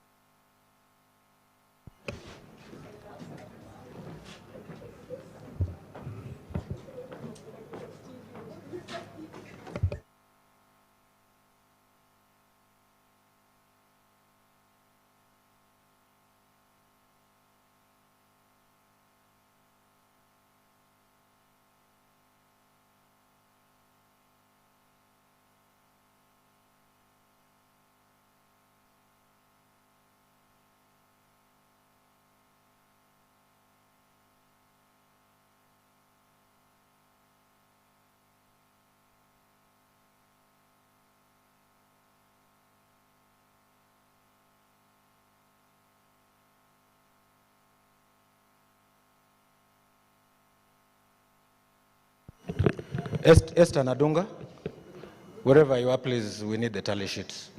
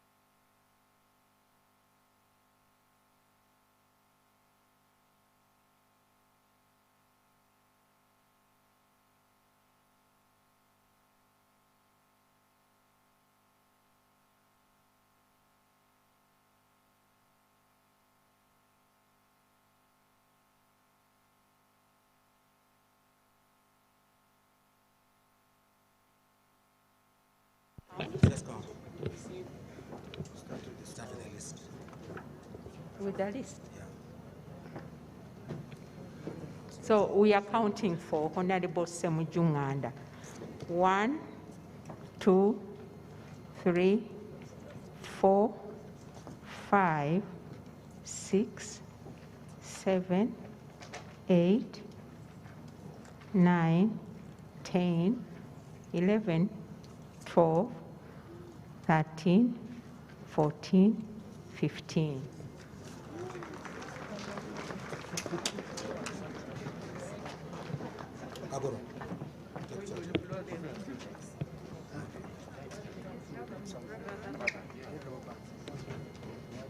We are counting for Honorable Rebecca. Alitwala Kadaga. 1, 2,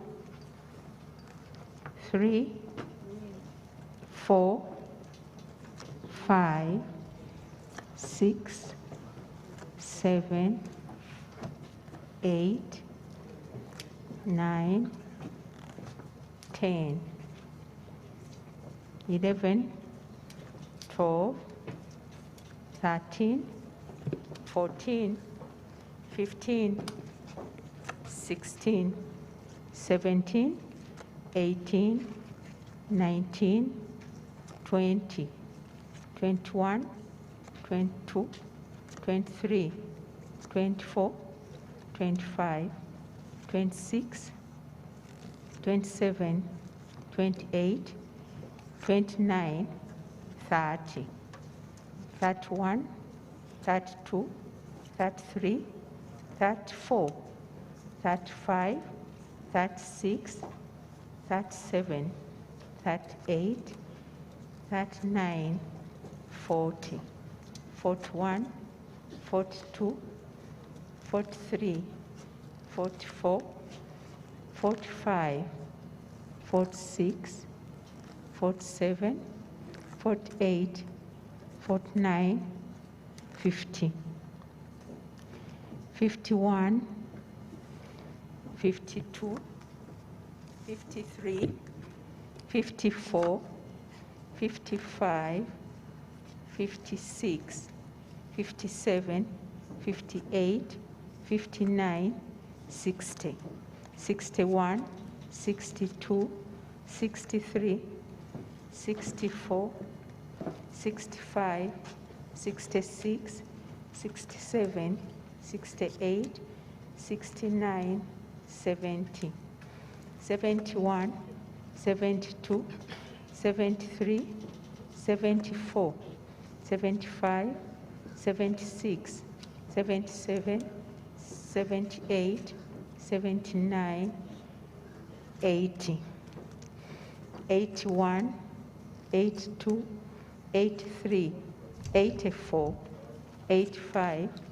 86, 87, 88, 89, 90, 91, 92, 93, 94, 95, 96, 97, 98, 99, 100. 101, 102, 103, 104, 105, 106, 107, 108, 109, 110, 111, 112, 113, 114, 115, 116, 117, 118, 119, 120, 121, 122, 123, 124, 125, 126, 127, 128, 129, 130, 131, 132, 133, 134, 135, 136, 137, 138, 139, 140, 141, 142, 143, 144, 145, 146, 147, 148, 149, 150. 151, 152, 153, 154, 155, 156, 157, 158, 159, 160.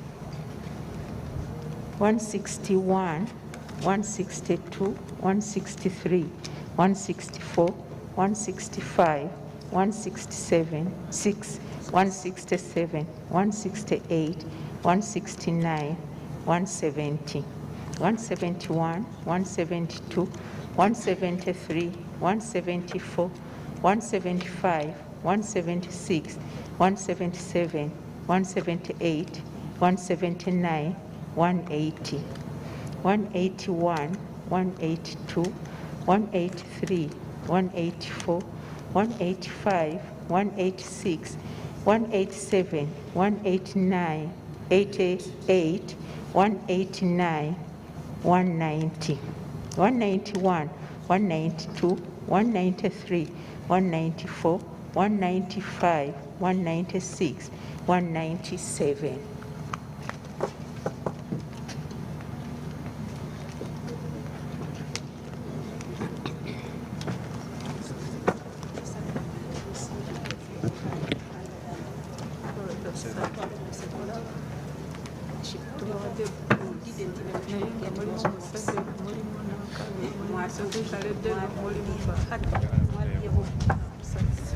We now count for Honorable Ulanyi.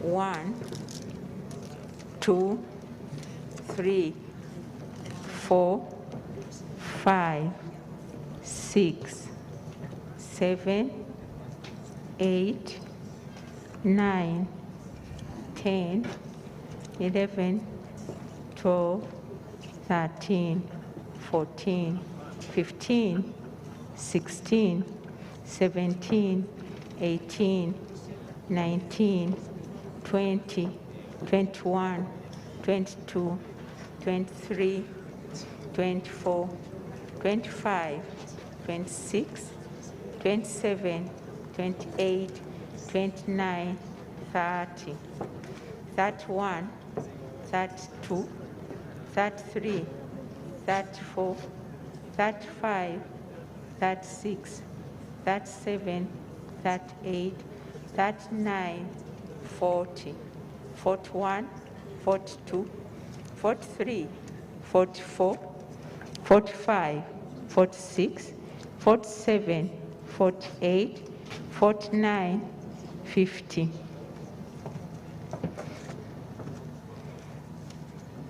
51, 52, 53, 54, 55, 56, 57, 58, 59, 60, 61, 62, 63, 64, 65, 66, 67, 68, 69, 70, 71, 72, 73, 74, 75, 76, 77, 78, 79, 80, 81, 82, 83, 84, 85, 86, 87, 88, 89, 90.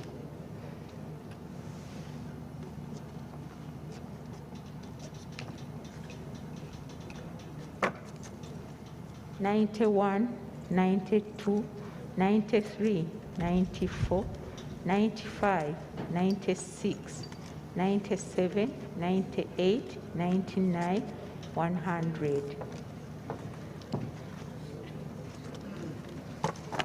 101, 102, 103, 104, 105, 106, 107, 108, 109, 110, 111, 112, 113, 114, 115, 116, 117, 118, 119, 120, 121, 122, 123, 124, 125, 126, 127, 128, 129, 130, 131, 132, 133, 134, 135, 136, 137, 138, 139, 140, 141, 142, 143, 144, 145, 146, 147, 148, 149, 150, 151, 152, 153, 154, 155, 156, 157, 158, 159, 160, 161, 162, 163, 164, 165, 166, 167, 168, 169, 170, 171, 172, 173, 174, 175, 176, 177, 178, 179, 180, 181, 182, 183, 184, 185, 186, 187, 188, 189, 190, 191, 192, 193,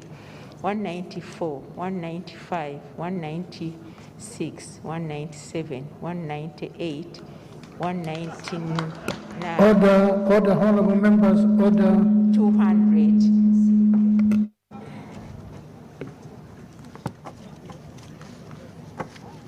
201, 202, 203, 204, 205, 206, 207, 208, 209, 210, 211, 212, 213, 214, 215, 216, 217, 218, 219, 220, 221, 222, 223, 224, 225, 226, 227, 228, 229, 230, 231, 232, 233, 234, 235, 236, 237, 238, 239, 240, 241, 242, 243, 244, 245, 246, 247, 248, 249, 250, 251, 252, 253, 254, 255, 256, 257, 258, 259, 260, 261, 262, 263, 264, 265, 266, 267, 268, 269, 270, 271, 272, 273, 274, 275, 276, 277, 278, 279, 280, 281, 282, 283, 284, 285, 286, 287, 288, 289, 290, 291, 292, 293, 294, 295, 296, 297, 298, 299, 300, 301, 302, Order. 303, 304, 305, 306, 307, 308, 309, 310. Declaration forms. You have to write and indicate your votes officially.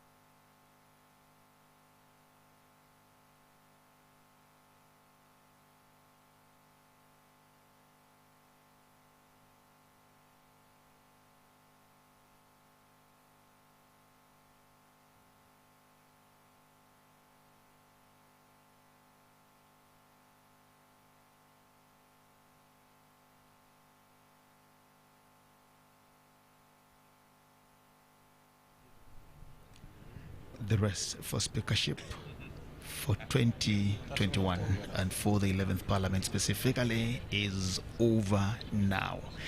And as things are, the breaking news is that the Right Honorable Jacob Olanya Lokori is the winner with 310 votes, followed by outgoing now former Speaker of Parliament Rebecca Litwala Kadaga with 197 votes, and Ibrahim Semjonganda of the FDC also managing 15 votes for this particular election year.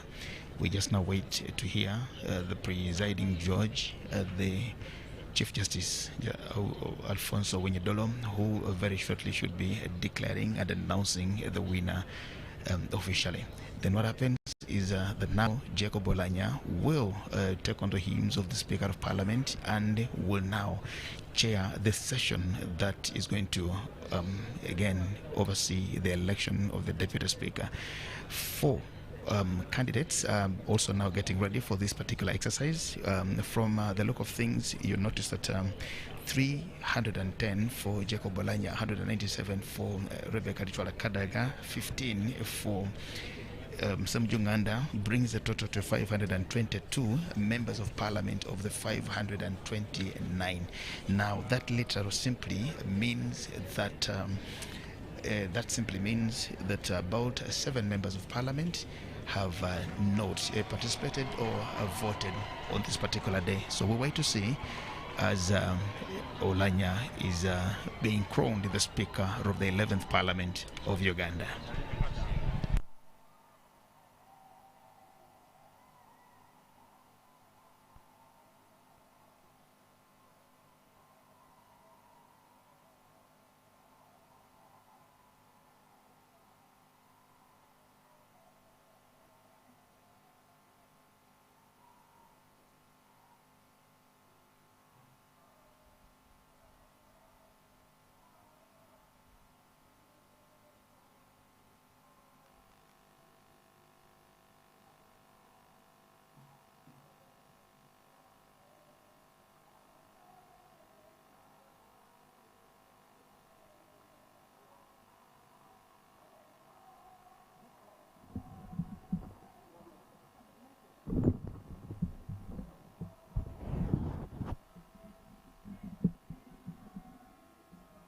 Hello, hello, hello, hello, hello, hello,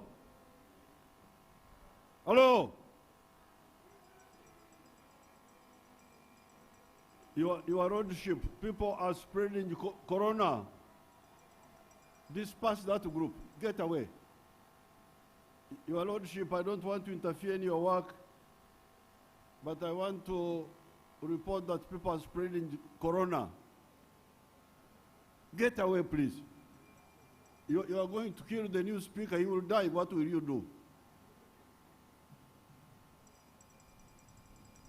Your lordship, sorry to come in, but I am acting Minister of Health.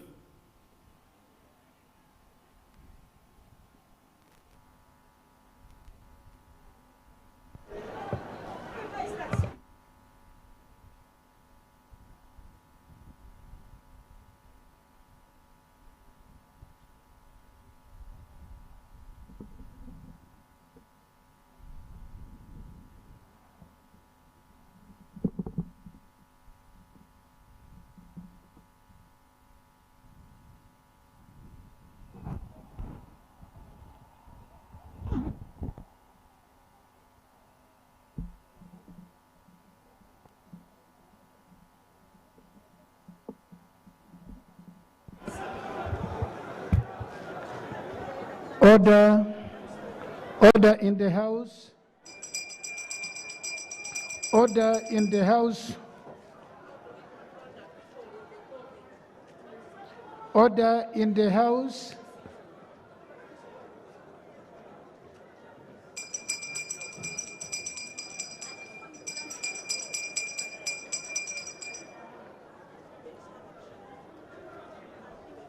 Can we have members take your seats and we proceed?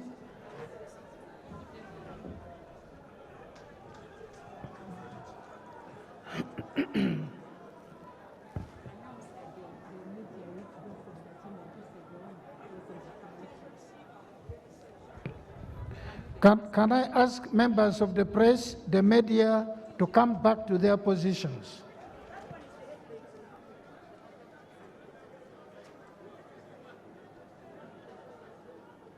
Can I ask members of the media to come and do what you came here for?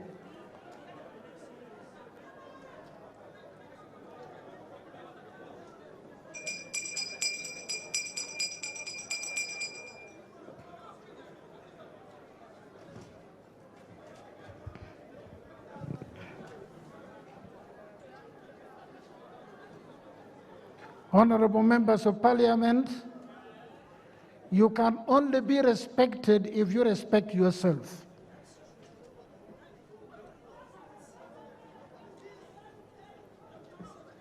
Whatever statement you want to make it within the law. We are here for two very important functions. Determining who the Speaker of the 11th Parliament will be, and subsequently who the Deputy Speaker of the 11th Parliament will be.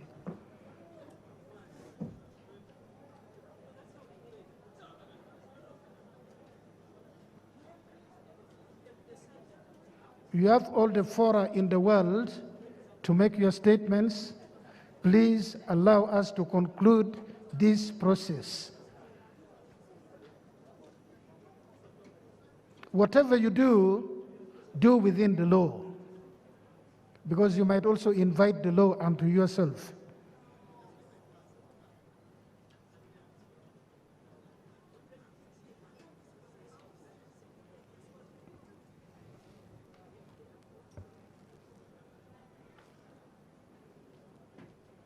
Can we proceed?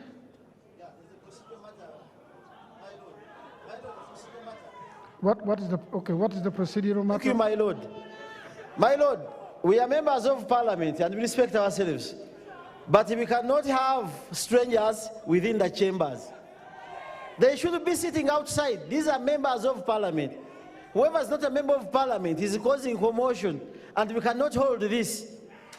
It's not about the victory or losing or what. What we are saying, the presence of parliament, the chambers, cannot be accessed by non-members. Even the president is the other side. If we have those who are non-members, yes, they should and they are in the House, will you please vacate immediately? We know the sergeant at arms, he can manage us, but we cannot allow non-members of parliament, SFC, to take over control of our side. We shall not accept that. You rather shoot us from here. And similar, and that will be harsh, but it's painful. Honorable member. My lord. In addition, I agree with you that non-members must leave the House. But similarly, I ask members of this House to act in a responsible and mature manner, and to understand the purpose for which we are here. My lord, we shall follow your command, and we shall have the discipline. But non-members have to extinguish. No, I've already made a ruling on that. Can we have non-members, please? My lord, further procedure. Honorable Gilbert Olenya, this is not a marketplace. Further procedure, right, my lord. When the chair is speaking, you do not raise. Let us finish one thing at a time. That there are non-members who are reportedly in the House, please leave the House for members of parliament. Let us resolve this. I will not permit any irresponsible course of action. Honorable Cecilia, please, let's finish this. You can raise 1,000 procedural matters, but let us resolve this. It's not about hearing you, it's about solving issues. So can we have the first matter which has been raised dealt with?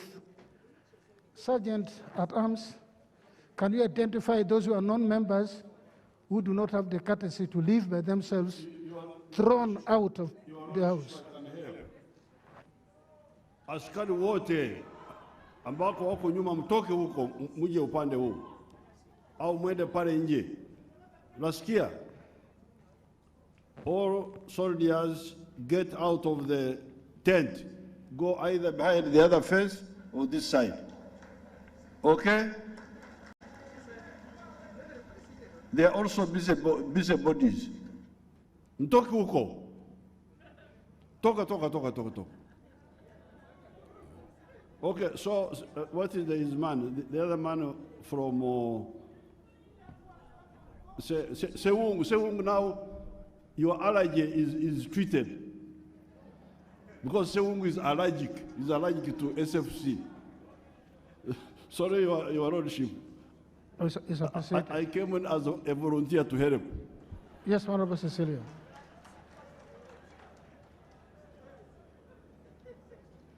I've allowed Honorable Cecilia, she has the floor. What is the procedural point?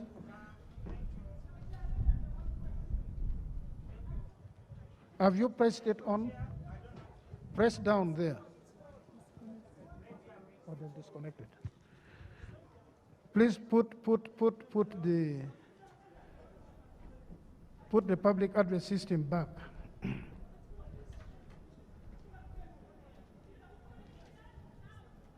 Honorable Cecilia, just a moment. If anyone thinks it's more important than others in this parliament, the next time I'm going to order him or her to be thrown out. There is a limit to sensibility. Yeah, thank you, Chair. I think we need to thank God for what has just happened so peacefully. And I think we need to appreciate what the President has just said. I stand here to make a request on behalf of the outgoing Speaker of Parliament, who has requested to be given 1 or 2 minutes to say a word. And I don't know, Chair, whether it will be done we have not yet, before or after. Honorable Cecilia, we've gone through a process of electing a speaker. People have cast ballots. The outcome is not officially known.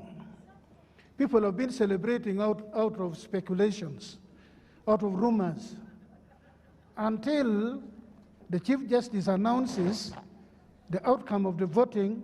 Whatever else you know is rumor. So please, let us go methodically and peacefully. Then you can make your request and a decision will be made.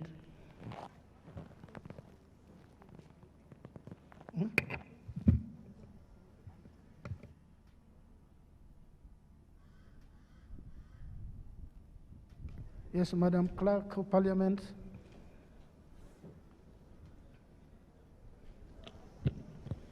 Item 8 on the order paper, declaration of the results.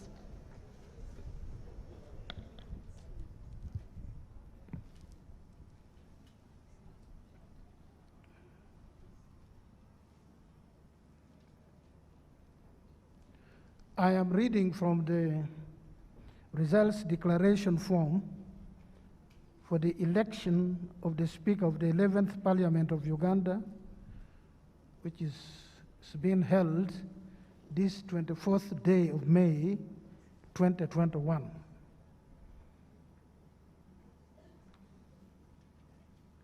Olanya Jacob Lokori, 310 votes. Kadaga Rebecca Alitwala, 197 votes. Semuju Ibrahim Nganda, 15 votes. The total number of votes cast were 524. Valid ones were 522. There were 2 invalid votes cast. One of your members chose both Kadaga and Olanya, so wrote both names. So there's no provision for having 2 speakers of parliament. You can only have 1, so that one. And then the other one wrote a name of a person who was a stranger to the contest, who did not stand. So these were 2. Therefore, Honorable Jacob Lokori Olanya has obtained the majority votes of 310 votes. I therefore now declare Honorable Jacob Lokori Olanya, who has obtained 310 votes cast, as the Speaker-elect of the 11th Parliament of Uganda.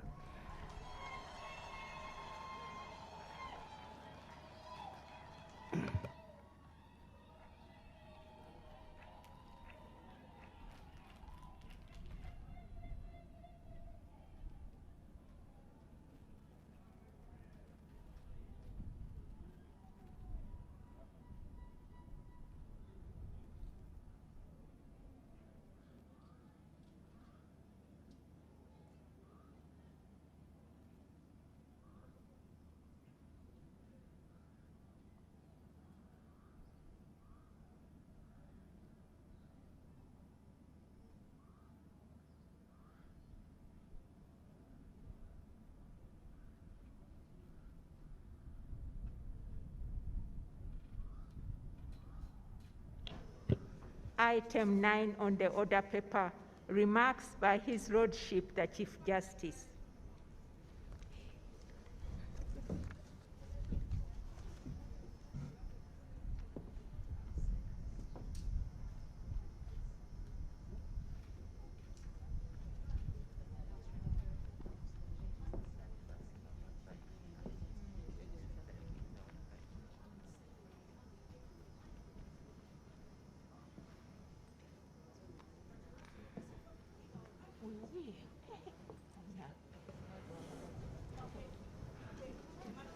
Order, please.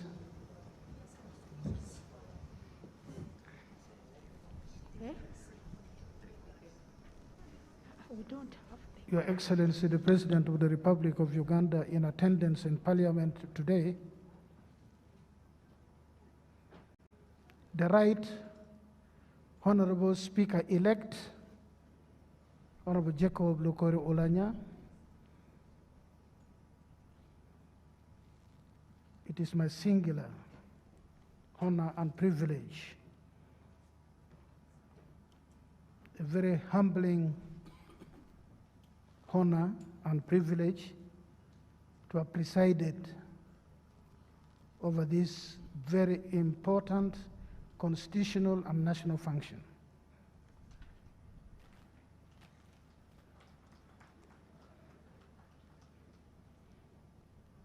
For many of you who are not familiar with the Constitution of Uganda,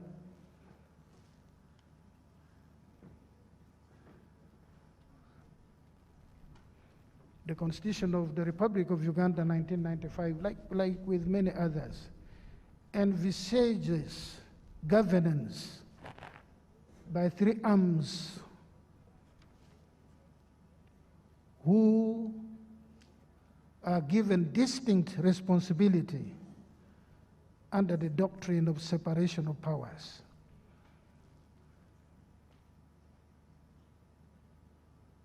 The Constitution recognizes that the three arms of government can only succeed when they work together without losing their individual independence. When they work in harmony, because their purpose is one: to serve the people of the country, to ensure that our country is a better place than when we took charge of our responsibilities as leaders in governance.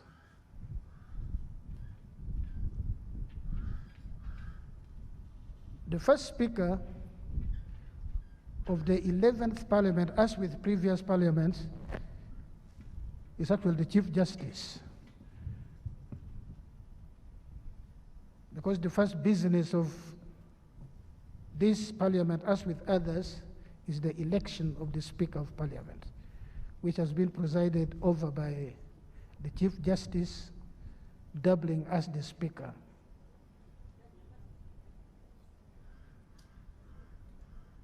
Why do I say this?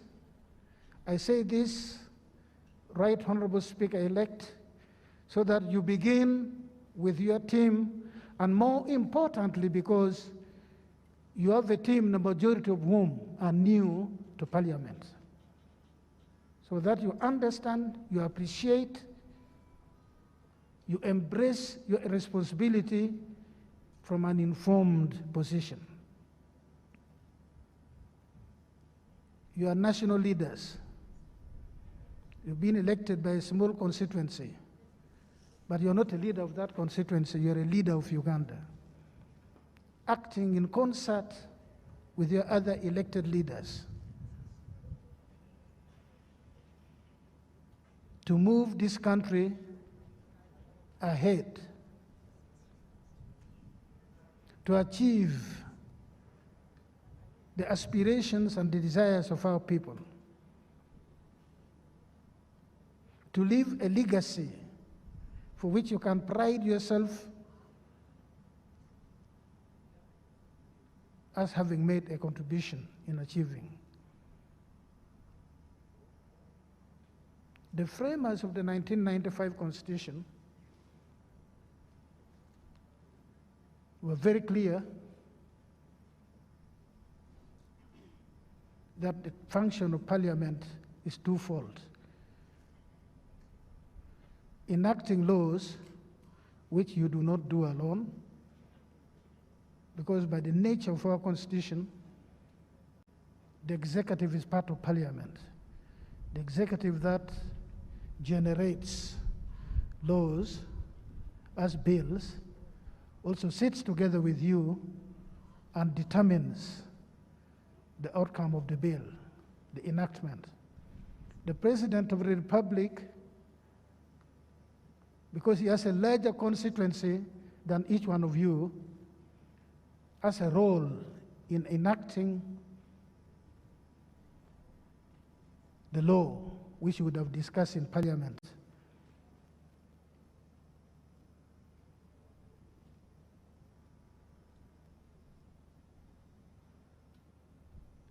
The judiciary of Uganda has no role to make laws.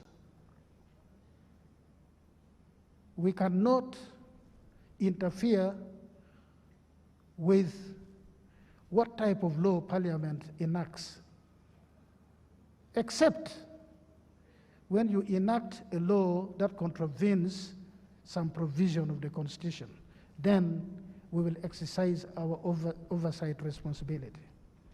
Otherwise, Parliament can enact a law stating that the sun actually rises from the west and sets in the east, and we will not interfere because it does not contravene any provision of the Constitution. And similarly, there are many things I cannot do as the Chief Justice without the participation of the executive, without the participation of Parliament. I can only have the number of judges that Parliament, by resolution, says I must have. Without Parliament, I cannot. So we must work together, but without losing our responsibilities. If the executive is committing excesses, it is the duty of Parliament to play its oversight role. If Parliament is committing excesses, it is the duty of the executive to play its oversight role and say, we will not allow this. And if the matter comes to court, the courts will pronounce themselves that you've acted ultra vires, you've acted outside of the law. If we understand this, and I ask the Right Honorable Speaker-elect that you need to organize induction retreats or sittings where our leaders can appreciate the role of Parliament, the limitations of Parliament, so that we can, when our work is done, we sit back and say, yes, when we were there, we did our part. Otherwise, I congratulate you, sir, Mr. Speaker, sir. And I congratulate the members of the 11th Parliament for the discipline, the responsibility, and maturity with which we conducted this process today.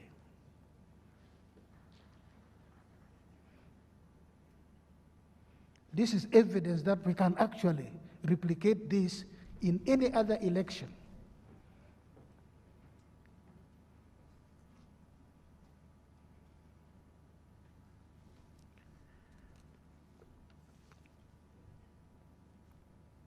I give you my blessings. May the Lord guide you all in what you do for us as our leaders in Parliament and in accordance with His will. Thank you so much.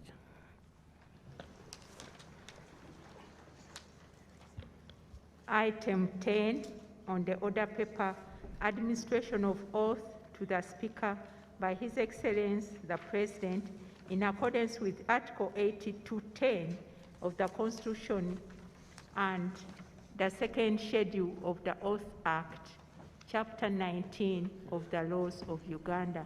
And thereafter, there will be handing over of the instruments of power by His Excellency the President of the Republic of Uganda to the Right Honorable Speaker of Parliament.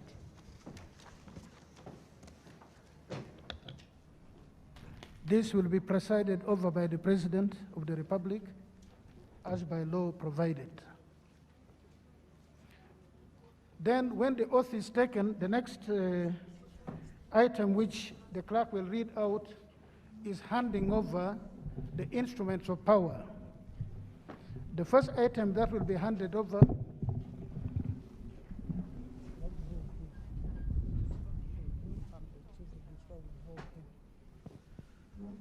Once the Speaker-elect has taken his oath, the first item, the first instrument will be the robe, and the Clerk of Parliament and the Chief Registrar of the Courts of Judicature will robe him before he receives the other instruments.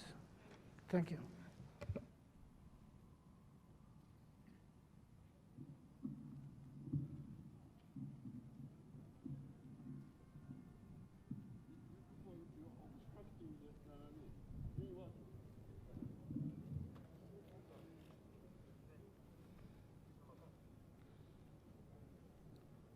I, Jacob Lokori Olanya, swear in the name of the Almighty God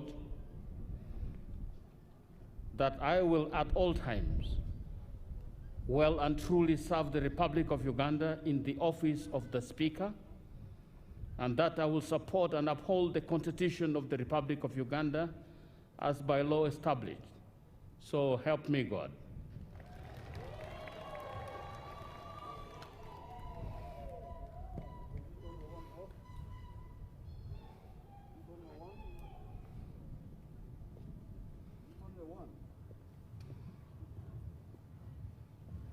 That is it? It is on one because he did swear.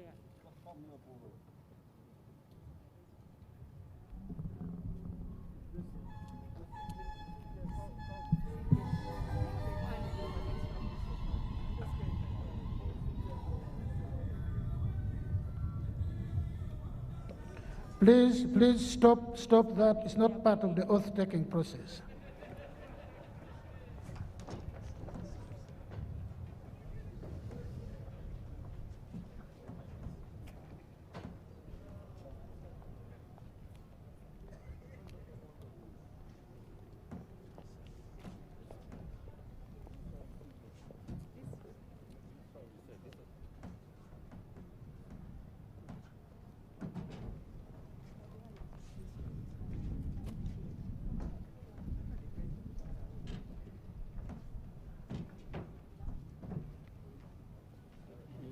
Wait.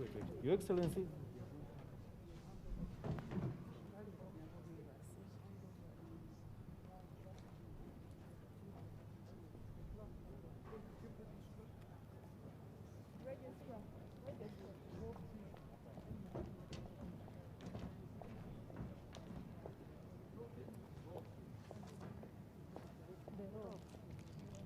It's ready. Just look here. Look here.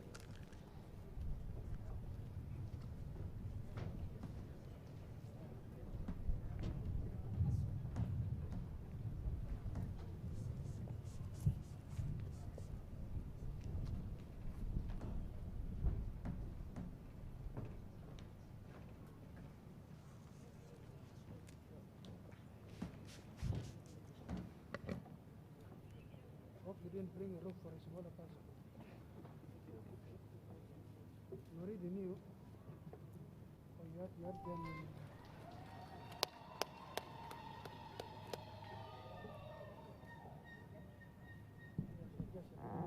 Not fully. Just put the wig on for now. So that one is complicated. Can you do it? So you can.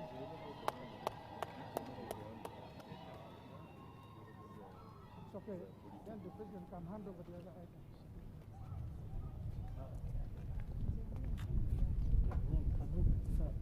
Just come on this side.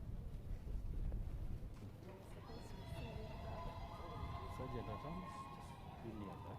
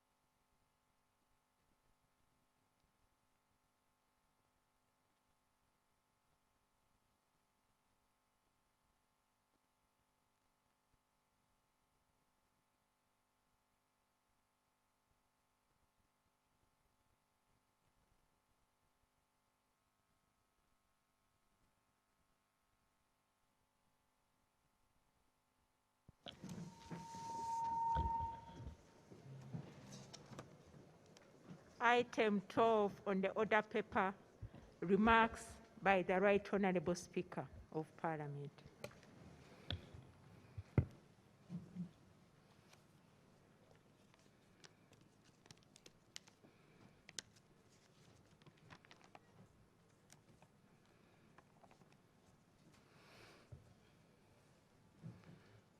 Your Excellency, the President of the Republic of Uganda, Your Lordship, the Chief Justice, and honorable members of Parliament, I address you with great humility. I thank God Almighty for His grace and the gift of life that has enabled me to witness this day. I congratulate you, honorable members, on your election and thank the people of Uganda for the trust they have put in you. I thank you for the confidence you have put in me. I can only promise to do my best to deserve the confidence and trust you have given me. I thank my party, the NRM, for nominating me, and I thank the people of Omoro County, without whom this day would not have been possible. Honorable members, this particular election has been particularly challenging. As a result, expectations are high, fears and uncertainties exist, but together we should build the bridges, mend the relationship, and rebuild friendship, and replace despair with hope. I pledge to provide leadership through this and walk the talk. They actually say, Ribe ayetero. We are stronger together. This Parliament has the power under Article 79(1) of the Constitution to make laws on any matter for the peace, order, and development and good governance of Uganda. There is no question that my role as Speaker will be to execute with utmost diligence the mandate given to me and the Deputy Speaker who you are about to elect to promote good work in the August House. It is this standard that should apply to all of us executing whatever assignments we will get as honorable members. Utmost due diligence will be the catchphrase. To achieve this, I strongly believe we shall need to adopt some guiding principles on how to effectively deliver on the bigger purpose of Parliament in its service to people. The declared mission for us at this moment as the 11th Parliament, and in line with the Vision 2040, is to deliver Uganda to a middle-income status. Every generation has its mission. It can either fulfill it or betray it. We are the generation of parliamentarians chosen by God and elected by the people of Uganda and given this task. This parliament, like all parliaments around the world, is the highest legal forum. It is tasked with the responsibility of approving laws, policies, budgets meant for the implementation of this mission. I therefore humbly suggest some method of work which I found extremely useful in the execution of my previous assignments. One, facing facts. We should agree from the outset that we'll lay facts on the table and use them as a reference point when expressing sometimes very divergent opinions. We must apply evidence-based process of decision-making. Two, reason as a guiding principle. We should agree that we will endeavor to use reason and sound logic in tabling our positions. This will enable us to derive the correct interpretation from agreed facts. Somebody said we should learn to sharpen our arguments rather than our voices. Three, tolerance and mutual respect. We should agree that no view will be suppressed, All views will be received with tolerance and given fair treatment based on known facts and reason. We must play to overrule intolerance. 4, harmony. We should agree that the monumental task monumental as it may be, if we act in an harmonious way, we will always find a way. And it's still important that we adopt a collegial approach and debate in such a manner that would bring our collective wisdom to bear on the problems that will be presented before us. The spirit of harmony should and will keep us conscious that the people did not give the task to any individual among us, but rather to the august house as a whole. Therefore, we have a collective responsibility to work together harmoniously. And finally, 5th, national interest above self and party. In one's lifetime, one can change party affiliation, but it's unusual and indeed unlikely that one would change nationality and citizenship. We therefore must resolve from the outset that our supreme guiding star, unchanging like the true magnetic north, would be the enduring interest of the people of Uganda. As individuals who will have interest, and even as members of parliament, members of political parties, we are party to partisan position. This interest, we should find occasion to declare them boldly before this august house and its committees. And when decision time comes, we must measure them alongside the national interest. Often we will find that the national interest rings true to all of us, without exception.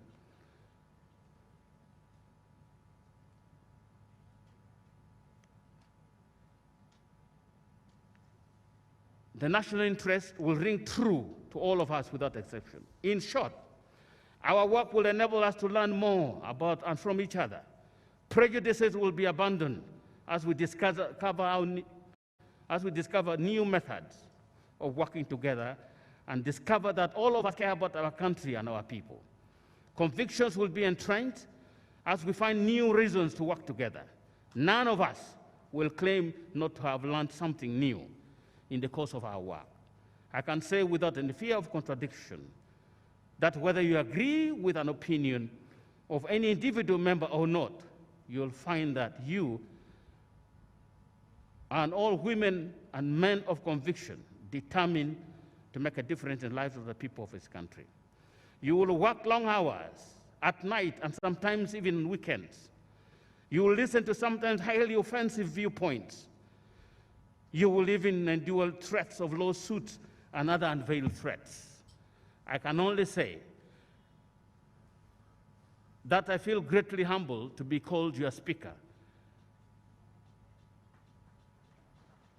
And two in harmony, and will work very well with the deputy speaker who you are soon electing. I hope and pray that the guidance and decisions we will have opportunity to make in the next 5 years will make us truly deserve the overwhelming confidence you showed in electing me as Speaker of this 11th Parliament. I invite you, honorable members, to pick a leaf from the statement I have made and consider adopting this method of work.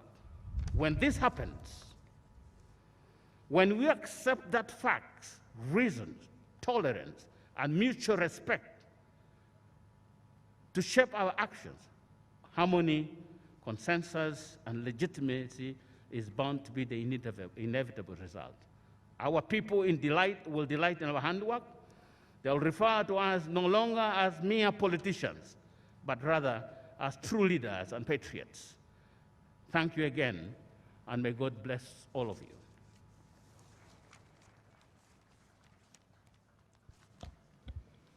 Item 13 on the order paper, communication from the chair. Honorable members, we are ready and time is running out, and with next business we need to process very, very quickly and see that we don't stay here too long. Next item. Item 14, 1, nomination of candidates for the office of the Deputy Speaker. Call for nominations Honorable members, you are invited to nominate and second the candidates of your choices, and then we'll proceed with the next processes.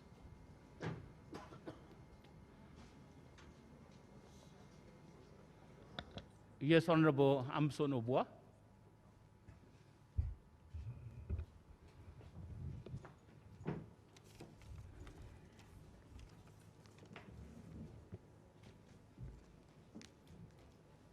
Your Excellency, the President of the Republic of Uganda,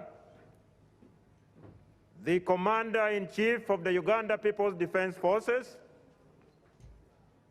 the Fountain of Honor, and the Chair of the National Resistance Movement, General Yoweri Kaguta Museveni, the Right Honorable Speaker of the Parliament of the Republic of Uganda,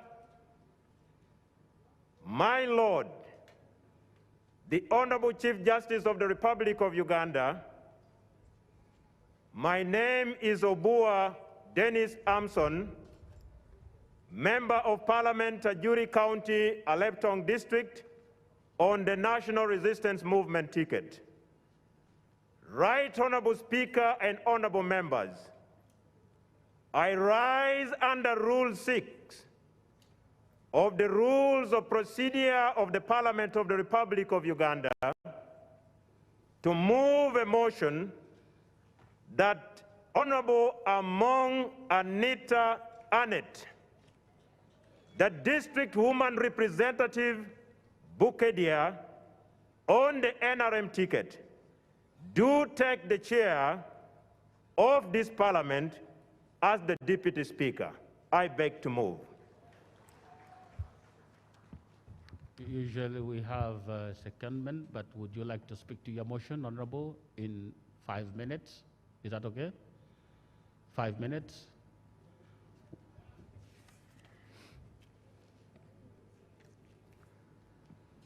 All right, Honorable Speaker and Honorable Members, in conformity with the provisions of Article 82 of the Constitution of the Republic of Uganda and Rule 6 of the Rules of Procedure of the Parliament of Uganda, I rise with the greatest humility to present to you, my honorable colleagues, to request you for your individual vote for our candidate, our choice, for the position of the Deputy Speaker of the 11th Parliament of the Republic of Uganda.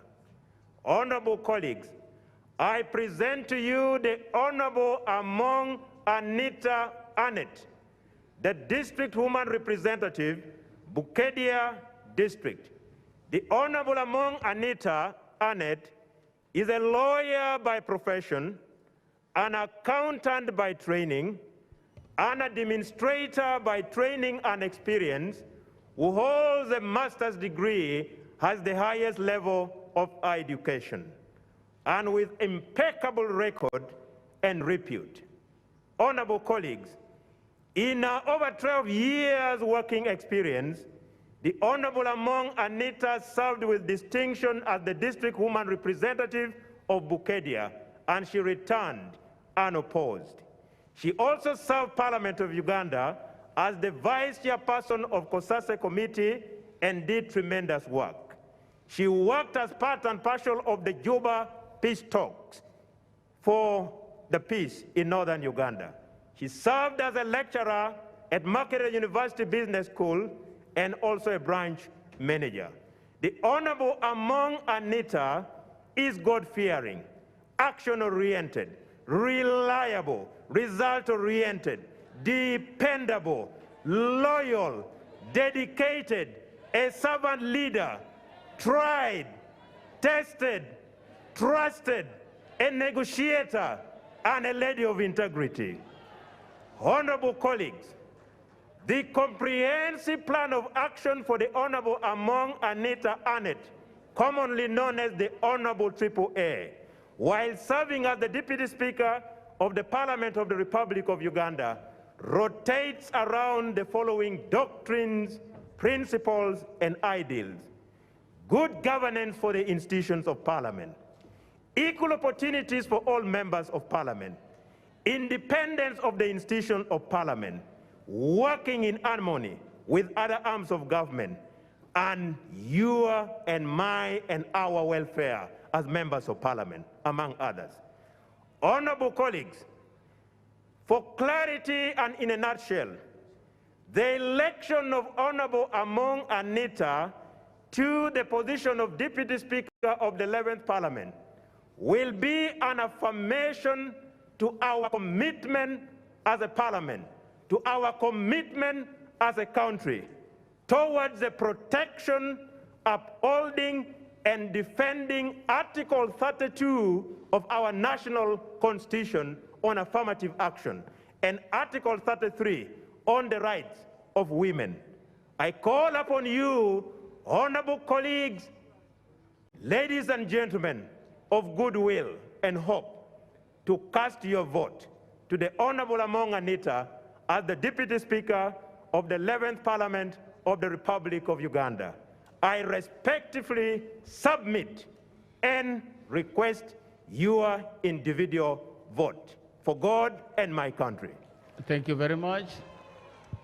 Is the motion seconded?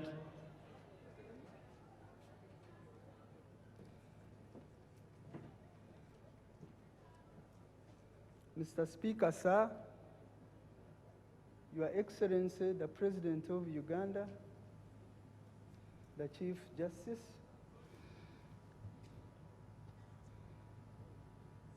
my name is Naume Kabashara, and I represent Rushenyi. I'm raising on Rule 6 of the Procedure of Parliament to second the nomination of Honorable Annette Amongi, woman MP, Bukedia District, as a Deputy Speaker of the 11th Parliament. Thank you very much. That is a secondment. I think for the benefit of time, we will not be allowing the seconders to speak. So the motion is seconded. Can we have any more nominations, if any? Thank you, Mr. You want to speak? If there are any further nominations, it would be the time to do it. Honorable Kabasharira, let's see if we can move to a next, if there's any further nomination. We want to save the time so that we can go to voting. Okay. Thank you. Procedure. Thank you, Right Honorable Speaker. Your Excellency the President, my Lord the Chief Justice, a nomination of Honorable Anita Among has been made and seconded. Right Honorable Speaker, I wanted to move that we close the nominations for this position.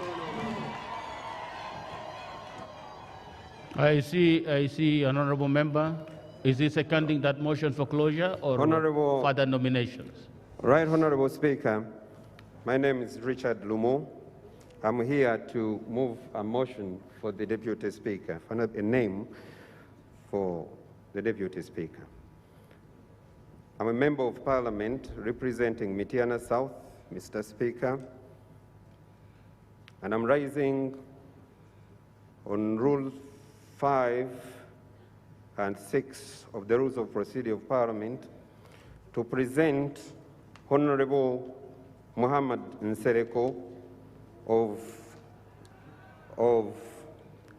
Kampala Central to take the chair as the Deputy Speaker of the 11th Parliament. So I move. Would you like to speak to your motion in 5 minutes, please? Yes. Mr. Speaker, Honorable Muhammad Nsereko is a Member of Parliament representing Kampala Central constituency. He's a lawyer by training. He's also a journalist. He's been in Parliament for the last 10 years, and he has been a Member of Parliament with distinction to this Parliament. He went to Chibuli Secondary School. He went to Chivuli Secondary School, where he emerged the best in the country during the exams of that year in Chivuli Secondary School. Honorable Nsereko, Mr. Speaker, proceeded to Makerere University again and got a certificate in journalism. Honorable Nsereko is pregnant with ideas which we require to unify this parliament. Honorable Nsereko is eloquent enough, is formidable enough, is a unifier, a good debater, a dependable person, a person of character we need as a Deputy Speaker. I pray to you, honorable members of Parliament, that for this position, we need a person of a rare character which Honorable Nsereko possesses. I pray that honorable members will vote for Honorable Muhammad Nsereko as the Deputy Speaker of this Parliament. So I pray. Thank you. Is the motion seconded?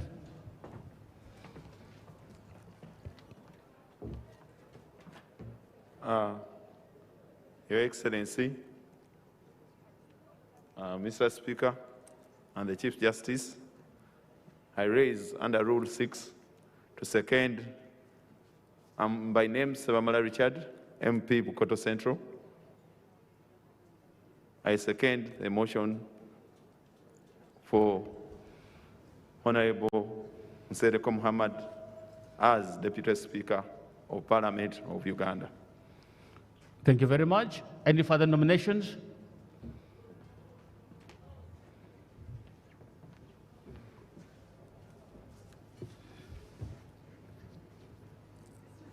Thank you very much, Right Honorable Speaker. And congratulations upon your election as Speaker of this House. I'm moving a motion under Rule 6, Sub-Rule 4, read in tandem with Rule 5, Subsection 9. I am Dr. Baiga Michael Ulume, and I move the motion that Honorable Yusuf Nsibambi do take the chair of this Parliament as Deputy Speaker of Parliament. I beg to move. Thank you. Would you like to speak to your motion in 5 minutes?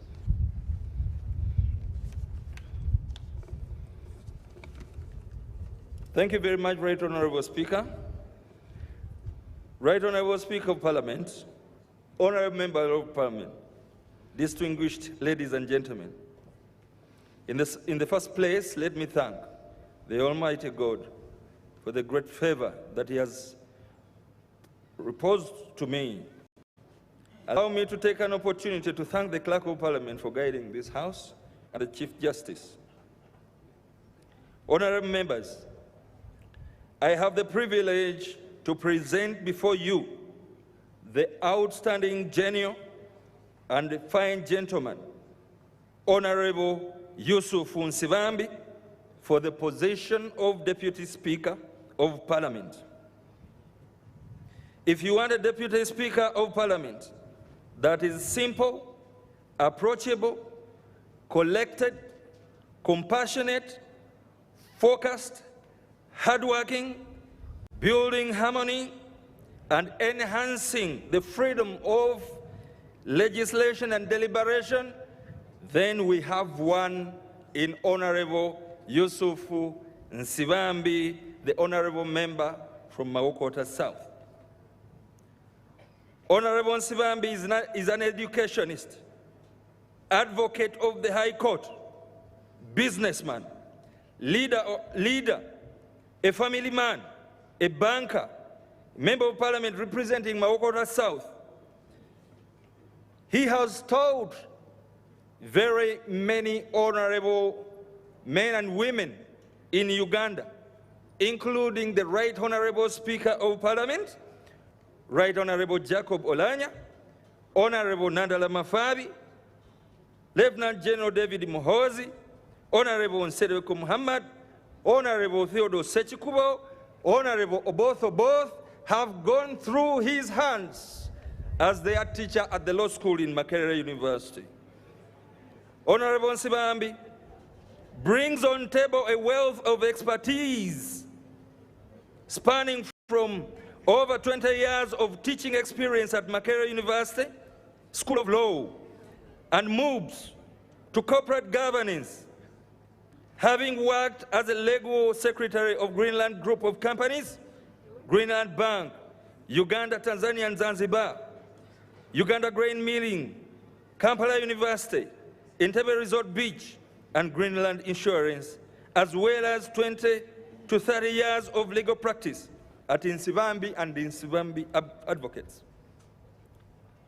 Honorable colleagues, we have tasks ahead of us, and this speakership election comes at a time when Uganda's legislature is making 100 years of existence.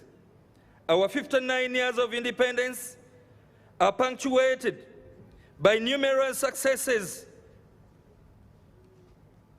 but also colossal failures in governance and public policy, increasing human rights abuses, corruption of the worst kind, and systematic democratic reversals that continually undermine the trust of the Uganda's citizenry of parliament.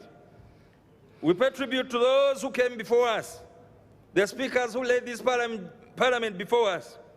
By Honorable Nsibambi's leadership as Deputy Speaker of the 11th Parliament is premised on consolidating the gains, building a strong, sound, and productive, independent, and viable legislature.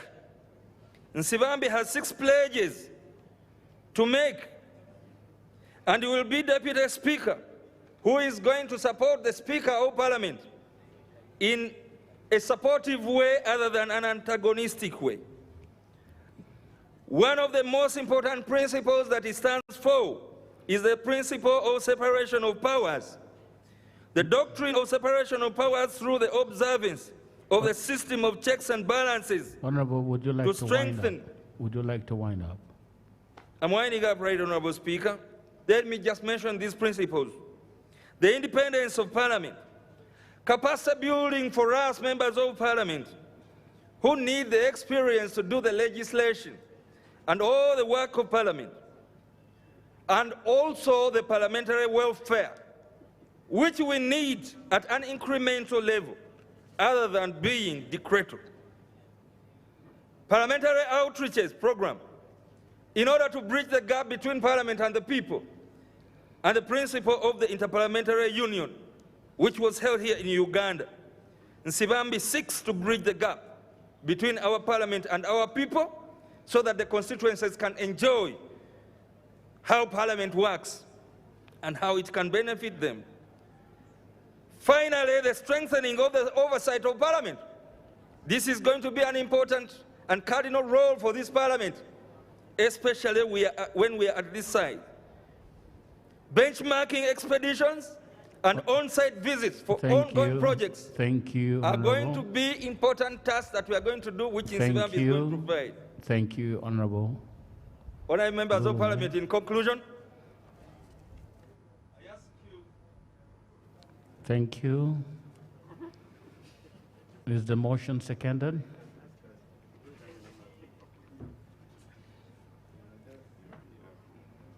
Your Excellency, Right Honorable Speaker, the Chief Justice, Honorable members of Parliament. My name is Namanya Naboth. I represent people of Rubabo constituency in Rukunjiri district. I have a privilege to second a diligent, honorable member of Parliament, Honorable Yusuf Nsibambi. Right, Honorable Speaker, our motto says, for God and my country, and I'm privileged to give you a God-fearing Deputy Speaker, other than You have finished None. the secondment. Please, please, please. We agreed. Honorable Speaker, We agreed you second the motion, and that's it. Thank you. Thank you very much. Any further nomination? Right Honorable Speaker of Parliament, the President, the Chief Justice, my name is Jonathan Ebwalu, the Member of Parliament for Soroti West Division in Soroti City. I stand here to raise a motion that we close the nominations. We vote for Anita Mong early enough. Thank you very much. I see an honorable member approaching. Then I can process that motion. Yes, honorable member for Mukono. Thank you very much, the Right Honorable Speaker. I stand here to nominate our elder and great friend with a vast experience, Honorable, would you like to wear your mask? a lawyer by profession, the Honorable Moses Ali.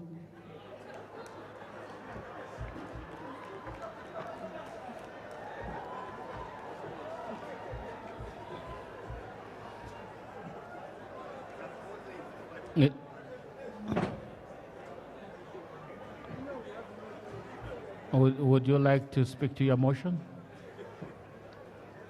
Right Honorable Speaker, my candidate, who until recently was the first Deputy Prime Minister Moses Ali, is, in my opinion, the best person for that position. It shall be recorded, Right Honorable Speaker, that the person I'm naming, I want us to drag her to the chair, was a minister during Amini's regime.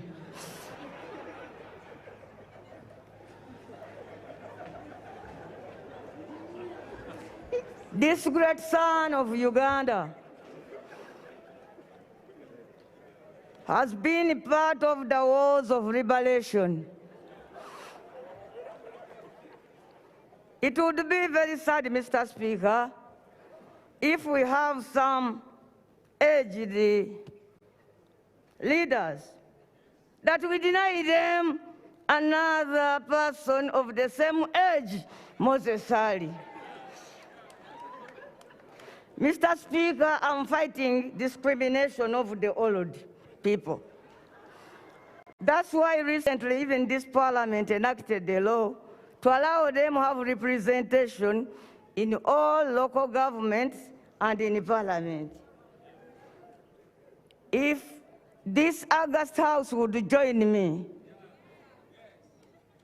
people like Moses are even needed to be elected unopposed. Mr. Speaker, outside there we run around a lot. I just imagine that my Deputy Speaker will now not be burdened by making a lot of movements because he will be seated there in the chair. He's a lawyer, and it speaks a lot about him. He went to school he went back to school as an old man. You cannot underrate such a person. And you see, we have never had a lawyer from Western Nile.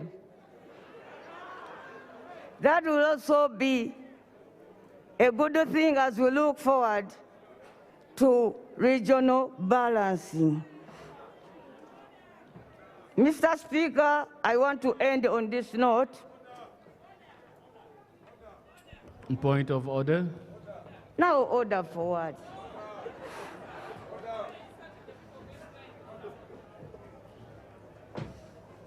Right Honorable Speaker, my name is Alioni Odria, Member of Parliament, Aringa South, Yumbe. Right Honorable Speaker, Is this parliament a house of actors? Is Madam Honorable Namboze in order to tell this parliament that General Moses Ali is the first and ever only lawyer from West Nile? Is she in order? Is she in order? You are just giving me information. Supplementary. Honourable Right Honourable Speaker, I want to thank Honourable Namboze for nominating General Moses Ali. However, Honourable Speaker, it is of great insult to the people of West Nile for Honourable Namboze to insinuate that Right Honourable General Moses Ali is the first lawyer from West Nile. I can mention a few. Late Right Honourable Speaker Ayume was a seasoned lawyer in this country. Irene Obonji is a seasoned lawyer in this country. Is she in order, therefore, to insinuate and insult the people of West Nile? I hold a master's degree. We don't all have to be lawyers. Right Honourable Speaker, is she in order? Honourable members, I think we can leave it there now. Can I rule? Can I rule? Father, can I rule on the matter, honourable members? You apologize. Can I rule on the matter?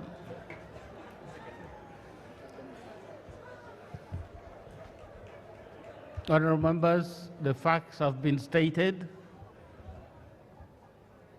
that the senior lawyers that have existed from that part of the country, including the late Francis Ayume, who was actually Speaker of the House. The facts have been laid, so the statement is wrong to the extent that you refer to General Lee as the first lawyer from that region. And honourable member, given the uniqueness of your motion, I'm going to use my prerogative to verify whether you have had consultations with your nominee, and if he can confirm, then we can proceed with your further justification of the motion.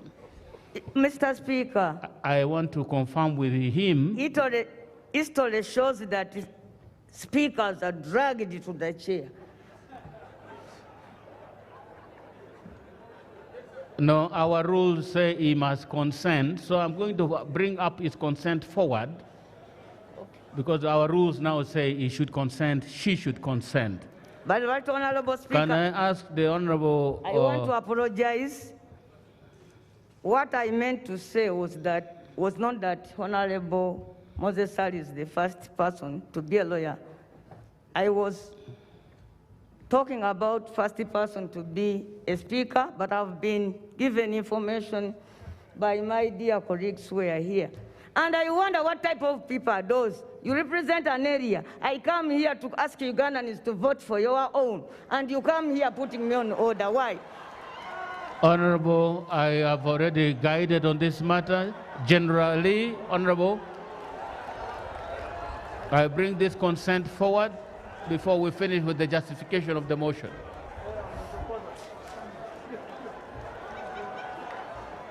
I'm the second of the motion. Nomination. Yes, come. As he comes, my second is here. Order.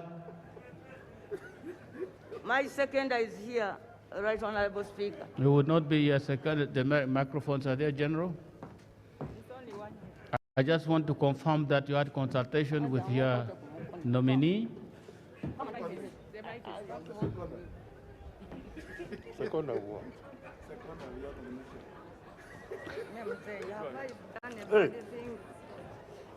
To nominate you. Thank you, Mr. Speaker, and the President in attendance, Parliament. As a human being, I must thank Madam Honorable Namboze for what she had come out of her. If she didn't say what she said, I wouldn't have known what some people are thinking about me.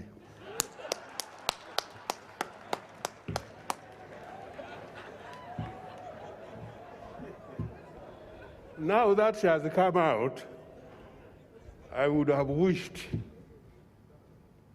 she had the courtesy to consult me. But she honestly, she's here, she can confirm. I've even heard, like any of you, are being nominated. Madame Nambos is aware, so that I am also aware these things are happening. I'm also a participant. I would have wished myself, if I wanted to be, then I would have asked her to nominate me. But since I didn't approach her, up to now, when she surprised me, all the same, I will thank her.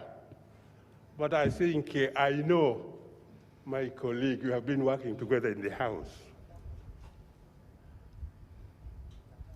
I don't want to impute a bad motive. I wouldn't do that because she had not uttered it. To save time of the House, I regret this offer. And I thank once again my honorable Madam that I decline the offer. Thank you. Thank you very much. Any further nominations? Honorable Namboze, your nomination cannot stand. No further speech, please. No further speech, please. Any further nominations? Thank you very much, Right Honorable Speaker. Thank you for the time you have given me. Thank you very much, my father, Moses Ali. We really love you, and I know one day. Any further nominations? You'll make a speaker.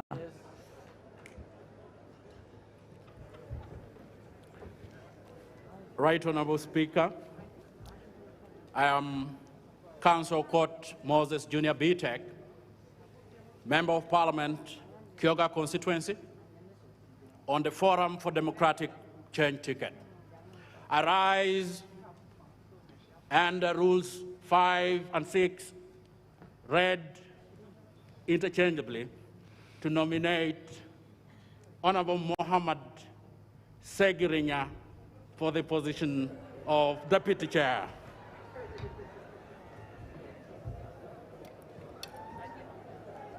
Okay, would you like to speak to your motion? 5 minutes, please. Right Honorable Speaker, like I did say, I represent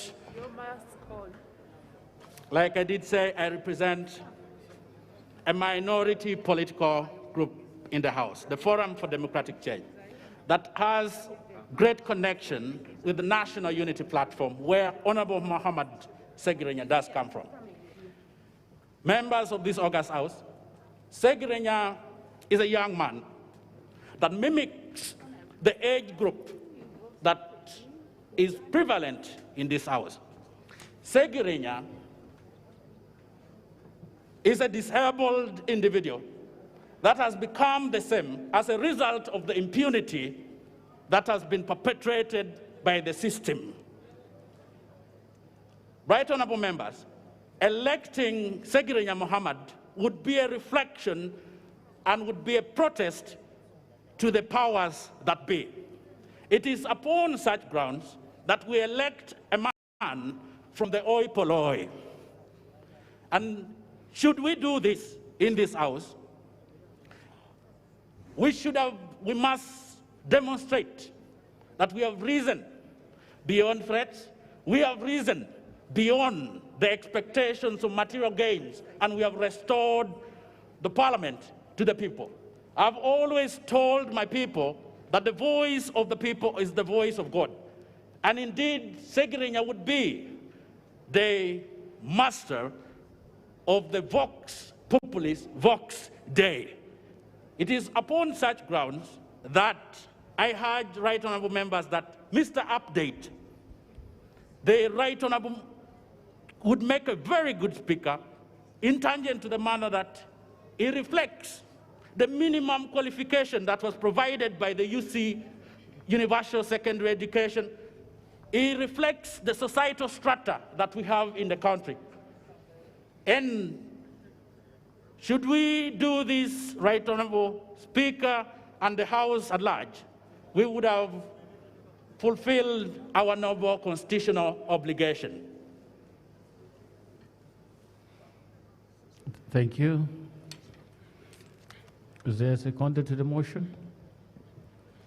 Thank you, Right Honourable Speaker. Right Honourable Speaker, my name is Gilbert Olanya, the Member of Parliament for Kilak South in Amoro District. Right Honourable Speaker, I rise to second the nomination of Honourable Mohammed to be the Deputy Speaker of the Parliament of the Republic of Uganda. I beg to move. Thank you very much. Procedure.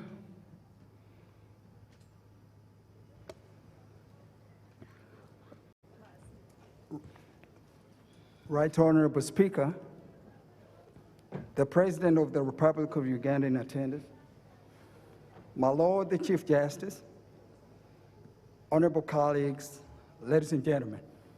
My name is Atkins Katsabi. I'm a Member of Parliament for Konzo County West. Mr. Speaker, sir, Uganda is a signatory of the Sustainable Development Goals and the United Nations that were put in place in 2017. Mr. Speaker, sir, I draw your attention and the attention of the House to SDG number 5. Mr. Speaker, sir, as you're aware, Uganda is a member of the African Union. And I draw our attention to Article 3 and 4. Mr. Speaker, sir, in 2017, in Kigali, Rwanda, the East African Legislative Assembly, ELA, passed a bill, procedural matter, Mr. Speaker. Please Mr. Speaker, the procedural matter, and I deal with it. It says procedural matter. We passed a bill, the ELA passed a bill entitled Gender Equity and Gender Equality 2017. On March 8, 2017, in Rwanda, Kigali. Our Constitution is crystal clear, Mr. Speaker. Article number 32, National Objective and Directive of Principles of State Policy, Roman 4 and Roman 6 about gender.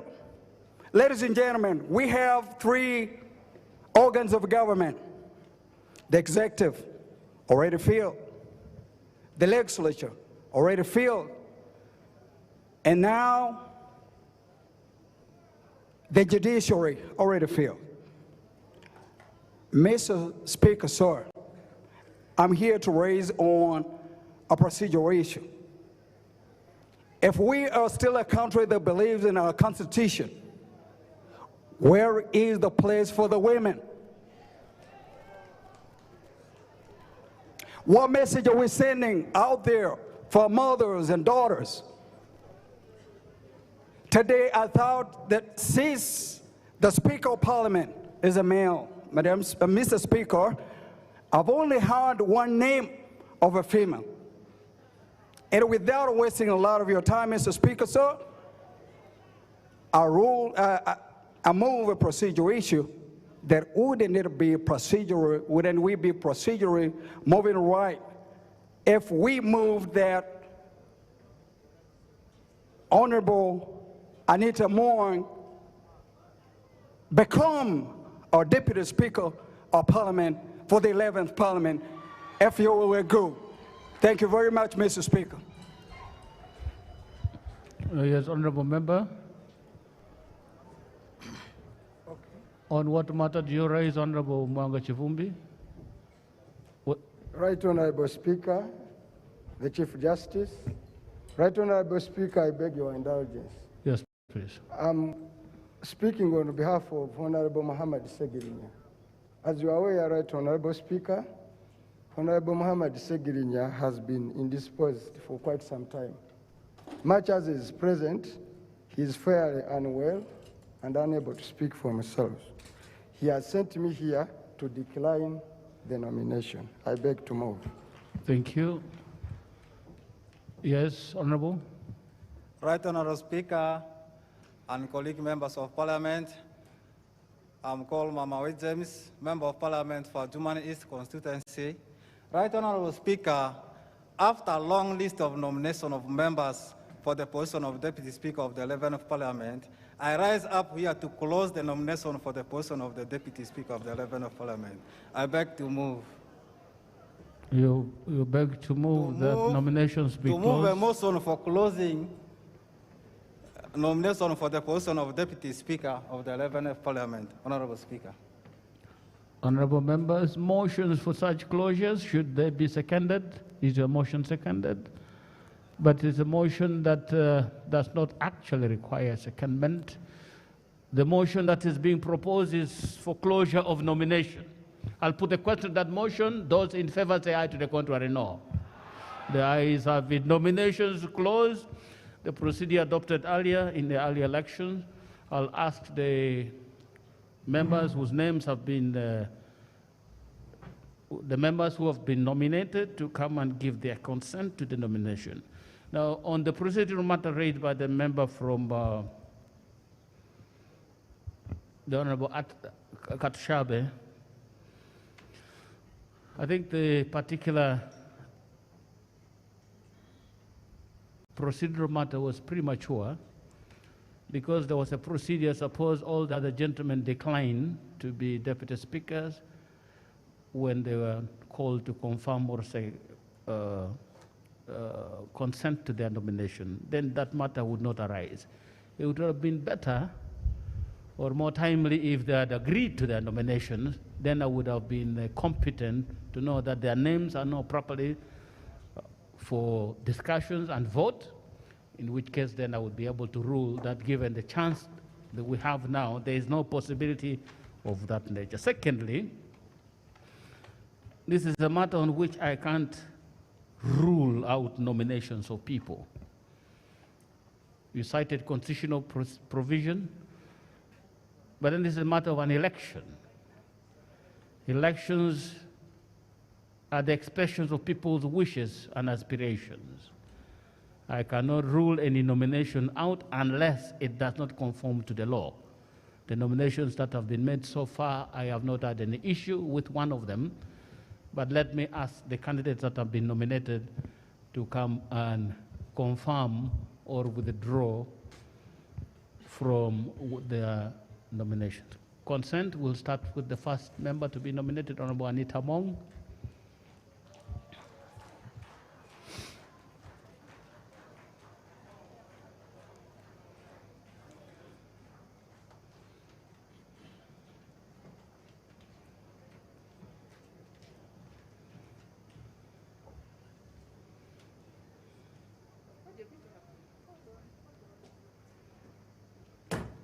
Yes, Honorable, do you consent to your nomination?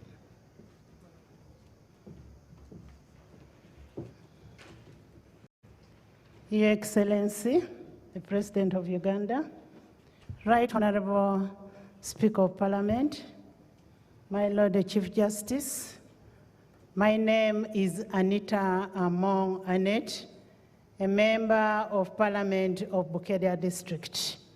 I do consent to my nomination. Thank you very much. The Honorable Mohammed Seriko, Kampala Central.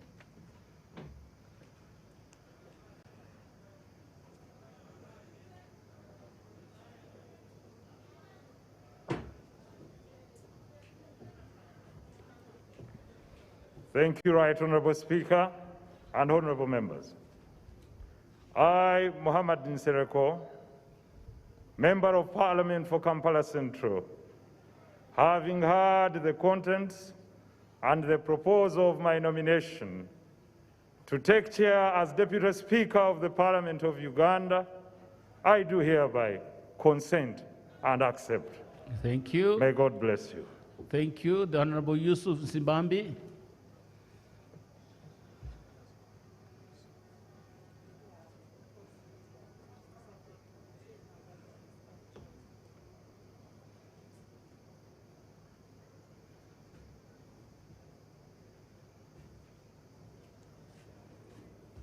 Bismillahirrahmanirrahim. The Right Honorable Speaker, my Lord the Chief Justice, the guests in attendance, the honorable members of Parliament, with humility, I do accept the nomination of my candidature as a Deputy Speaker of Parliament. You will not be disappointed. Thank you. God bless you. I'm called. Thank you. Thank you, honorable members. We have 3 candidates duly nominated, and there's there are confirmations and consents received from each one of them. The last honorable member who was nominated had representation from his agent that he would not consent to that nomination. So we have 3 candidates, and I think the time has come for us to deal with the matter by vote. Is that in the next item, or do we just proceed? Item 15 on the order paper, election of the Deputy Speaker. Honorable members, this has already been done before. The procedure is clear. We are going to do the way we did earlier. The ballot paper is plain. You write the name of the candidate you prefer, and you place it in the box. Can we start the voting, please? Procedure.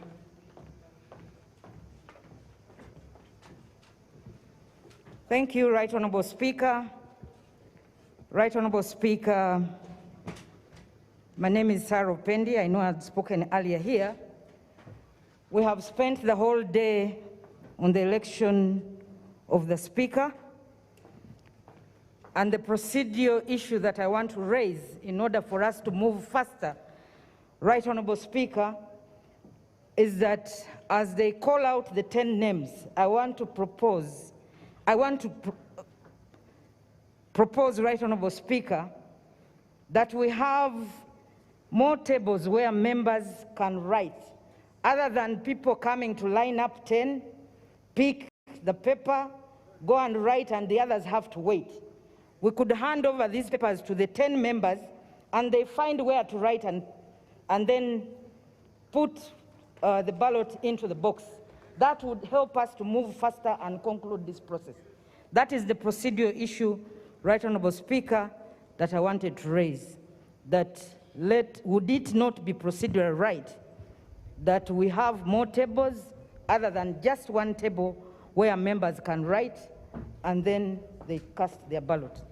Thank you, Right Honorable Speaker. Honorable members, anything that we can do to fasten the time in which we do this vote would be helpful, and the suggestion that has come from the honorable member is acceptable. I ask the people managing to see if we can accommodate facilities that would enable us to move faster.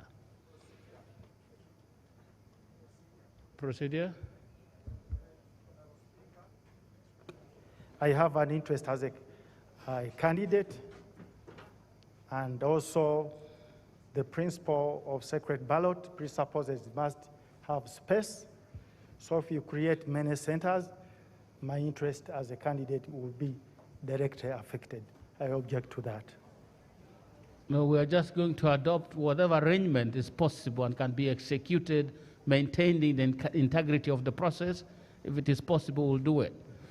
Can I ask the representatives of the candidates who have been so nominated to send their representatives here, agents who will be witnessing the polling process? Yes?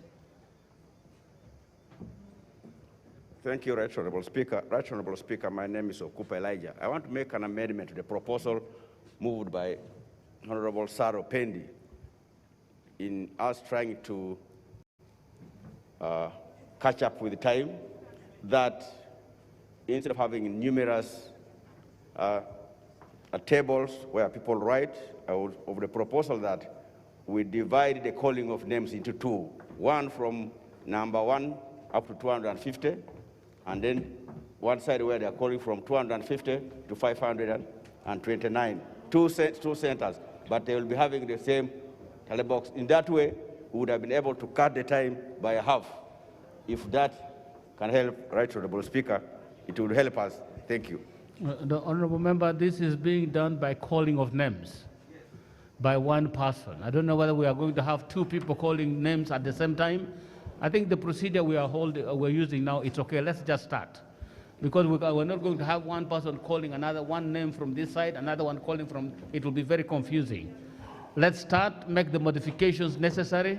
Can I have the agents of the candidates? Are they here? We are there. The Honorable Member is for Honorable? Honorable, what is your name? Namanya Nambos, representing the Honorable Yusuf Sibambi. Yes? Honorable Richard there, representing Honorable Seriko Muhammad. Honorable Esther Afoy Chan from Zombo will be representing Honorable Anita Among. Clerk? Abambiku Jessica. Abeja Susan Molly Jolie. Abba Lillian. Abigava Cuthbert Mirembe. Awoli Konihira Agnes. Achan Joyce. Okenyi. Achen Docas.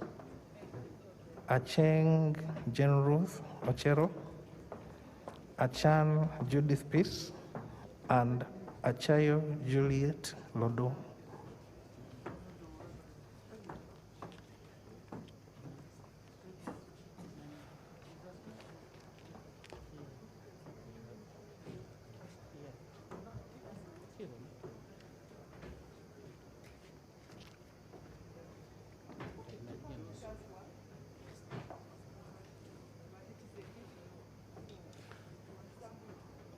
Is it possible to move this light this side so there's more light on this side? Looks a bit dark.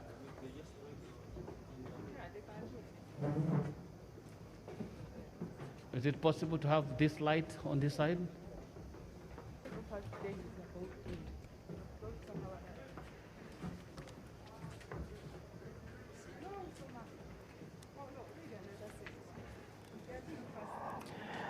That's better. Achia Remigio, Acheng Sarah Opendi, Achibu Agnes, Achiro Pascamenya, Achom Joan Alobo, Achon Julius Bua, Achora Nancy, Acrobat Kiza Moses, Adeke Anna Ebaju, and Adidwa Abdu.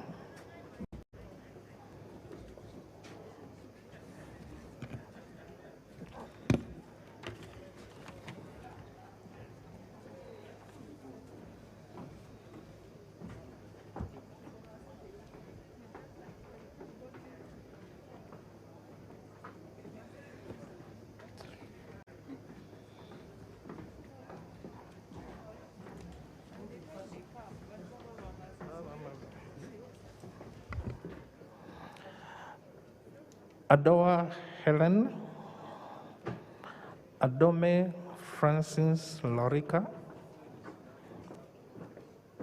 Adrico Yovan, Aeku Patrick, Afidra Olema Ronald, Afoyachan Esther, Agaba Aisa, Agasha Juliet Bashisha, Akamba Paul, Akampurra Preston Babazi, Akelo Beatrice, Akelo Christine, Akelo Lucy, Akelo Rose Lily, Akena James Michael Jimmy, Akol Anthony, Akora Maxwell Ebong Patrick, Akugiziwe Aled Ronald, Akumu Catherine Mavengina, Aranyo Jennifer, Alepa Margaret, Achila, Alepa Moses, Alero Tom Aza,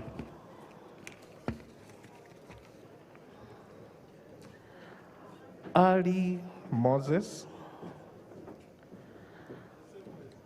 Alion Yoke Odria, Alum Santa Ogwang, Alupo Jessica Rose Epel, Aliek Judith, Amede Agnes, Amero Susan, Among Anita Annette, Amongi Betty Ongom, Angora Frederick, Anyakun Esther Davinia, Annual Ricky Richard, Aogon Silas, Aol Betty Ochan, Apollo Yeri Ofuono, okay. Apollot Christine, Apollot Stella Isodo, Arineitwe Rauben, Arineitwe Rakajara, Asaba Paul Nsabimana, Asamo Helen Grace, Asera Stephen, Asimwe Florence Achichi, Asimwe K. Enoth, Asimwe Mosime Mole,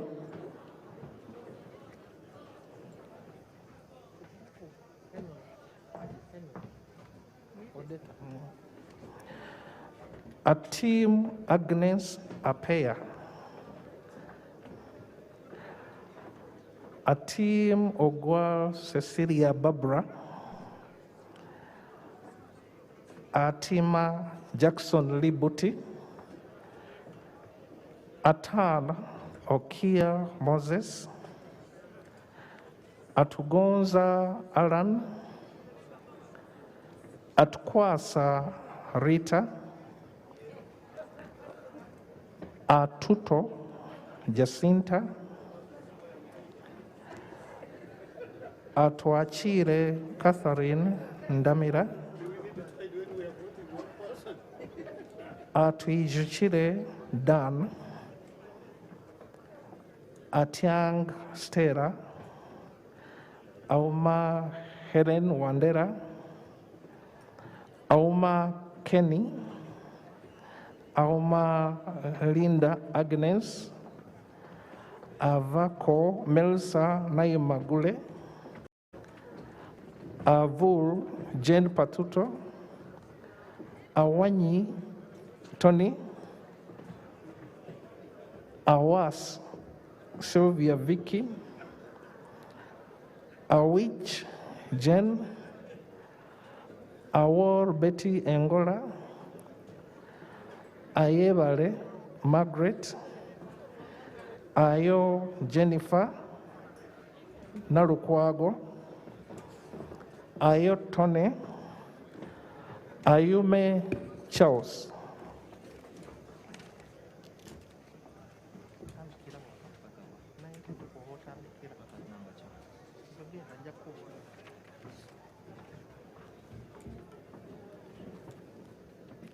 Batom Ben Koryang,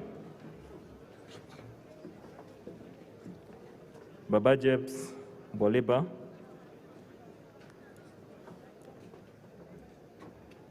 Bagala Jason Twatwa, Bajire Agre Henry, Bahati David.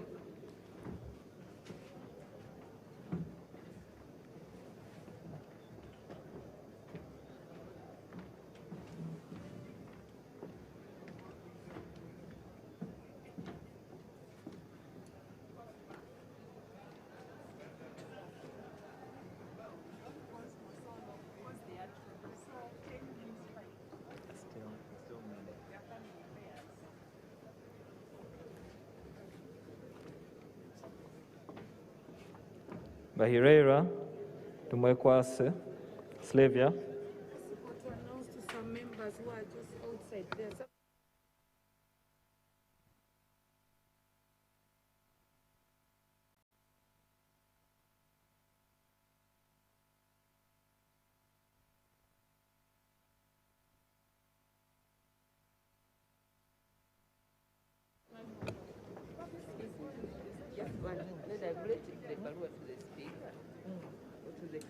Bainababo Charity,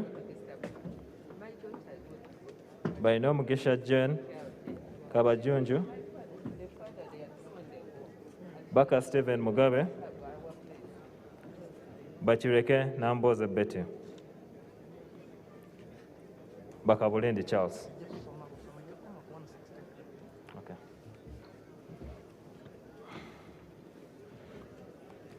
Balimoze Ronald Nsubuga, Banjirana Anefa Kawoya, Bariomonsi Chris, Basalirwa Asman, Batarengaya Basil, Ranquez, Batua Timothy Lusala, Baiga Michael Philip Lodome.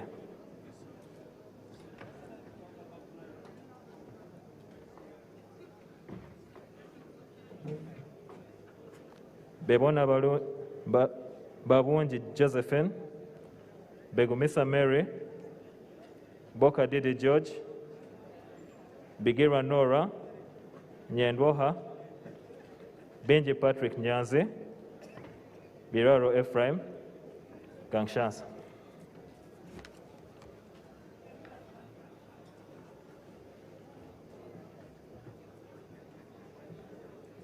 Beyeka Lawrence Songa, Bright Tom Amoti, Bukenya Michael Iga, Businje Harriet, Businje Joab, Businje Victoria Rusoke.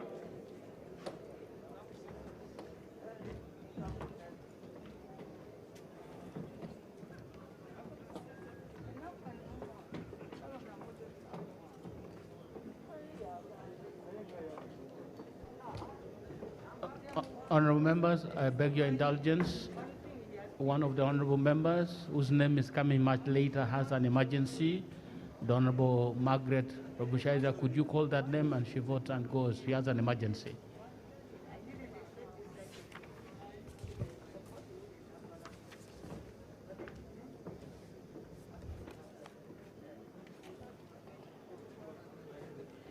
Businje Penina Kabingani, Butime Tom Atenye, Buturo Nsaba,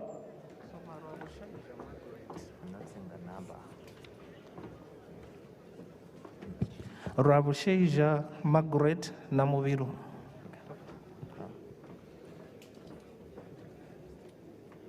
Bwani Kabed, Bwire Sanon Nadeba, Byakatonda Abdullah.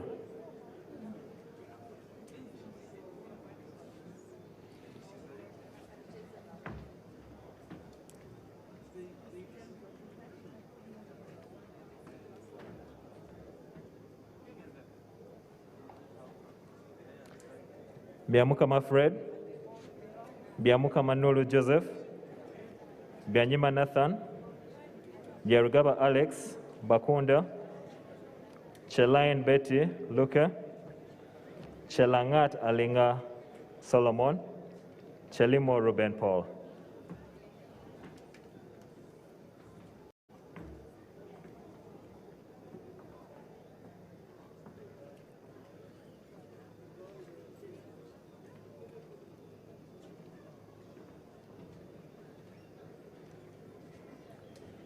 Chemaswet Abdi Fadil Chisos, Chemonges William, Chemtai Evelyn, Chemtai Phyllis, Cheptori Sam Mangusho.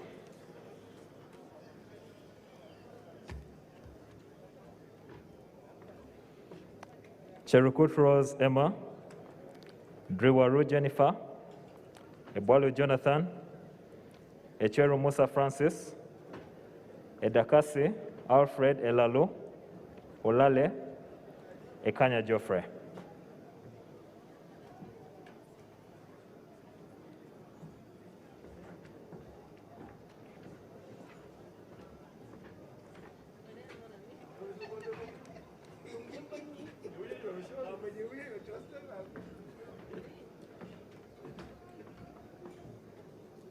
Ekudo Tom Julius, Eloto Cosmas, Elwelu Peter, Emigo Julius Peter, Esenu Anthony Alden, Etuka Isaac Joaquino.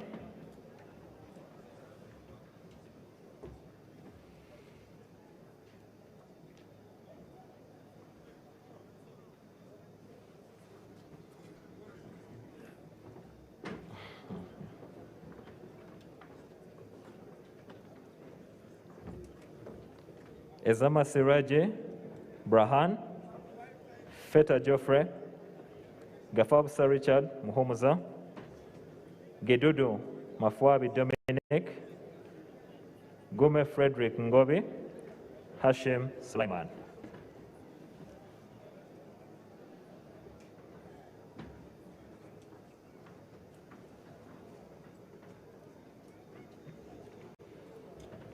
Igeme Nathan Naveta Samson, Ikoja John Bosco, Isa Abiye David Aga, Isa Abiye Ede, Isa Matt Abraham, Isingoma Patrick Mwesigwa.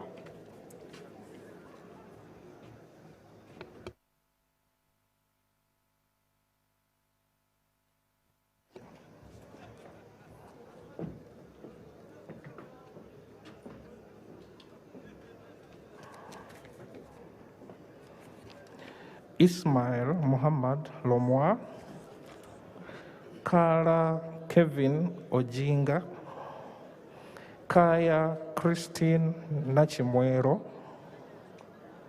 Kabahenda Flavia, Kabanda David, Kabasharira Naomi, Kabugo Florence, Kabura Derek, Kabusu Moses, Kabuye Frank, Kadaga Rebecca, Kafuzi Jackson Karugaba, Kagabo Twaha Muzei, Kahunde Helen, Kajwenje Tunomjisha Wilson, Kakembo Michael, Kamara John Nizeimana, Kamara Nicholas Thaddeus, Kamateneti Jocelyn, Kambale Ferigo, Kamugo Pamela Nasio, Kamukama Benjamin, Kamukama Davis, Kamuntu Moses, Kamsime Caroline, Kangwaje Stephen Rakanuma, Kankunda Amos Chibwika, Kanushu Laura, Kanyike Ronald Evans,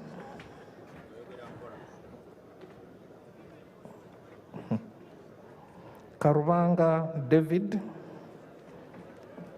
Karubanga Jacob Atenyi, Kasaija Matia, Kasaija Stephen Kagwera, Kasoro Robert, Katawazi Francis Katongole, Katali Loy, Katalihwa Donald Biawazaire, Katenya Isaac, Kateshumbwa Dixon, Kato Mohammed, Katuntu Abdu, Katsabe Godfrey, Katsime Annette Mujisha, Katwesije Oliver Koyechenga, Kauma Sauda, Kavuma Sam, Kawalia Abubeka, Kayagi Sara Netalisire, Kayanga Baroda, Kayemba Geoffrey Soro, Kayogera Yona, Kayondo Fred, Kaziwe Bashir Mbazira, Kemirembe Pauline Chaka, Kesande Grace Bataringaya, Chivaju Naomi, Chivalia Henry Morris, Chiza Kenneth Nyendoha, Chinovere Herbert Tom, Chinshaba Patience Nkunda, Chintu Alex Brandon, Chirabo Agnes, Chirumira Hassan, Chisa Stephen, Chisembo Basemela Noelin, Chitanywa Sowedi, Chitutu Mary Goreti Chimono, Chiwanuka Abdallah, Chiwanuka Kefa.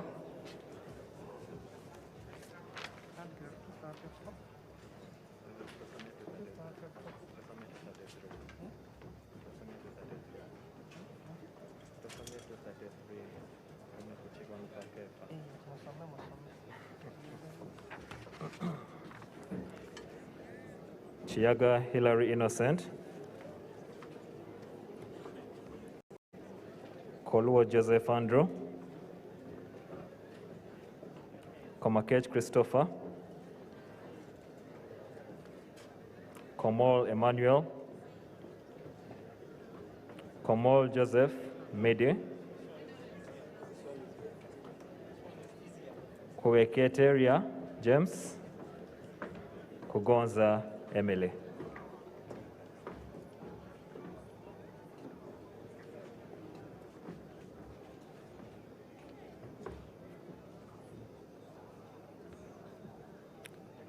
Kunihira Faith Philo, Kwizera Eddie Wagahungu, Kwizera Paul, Chakulaga Fred Bueno, Chebakutika Manjeri,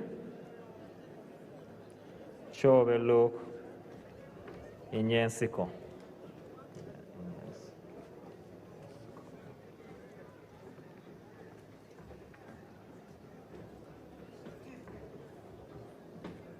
Chama Zavia Akampulira,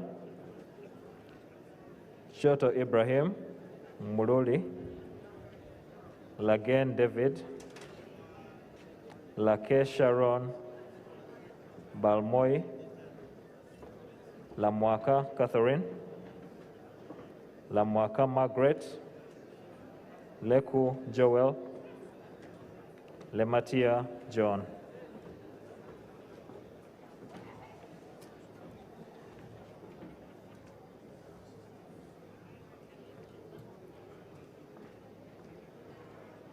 Lematia Ruth Molly Onduru, Linda Irene, Lochap Peter Ken, Lokeris Teko Peter, Loki John Bosco, John Baptist, Loki Peter Abrahams, Lokoru Albert, Lokwang Hillary.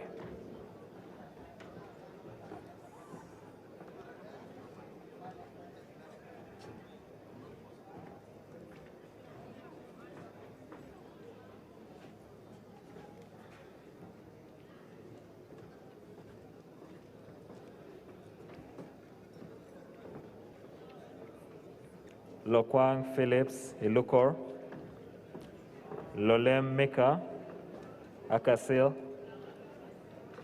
Lubega Bashir Sempa, Lubega Medad Segona, Lugorobi Amos, Lukwago John Paul Mpalanye, Luchamuzi David Kalwanga.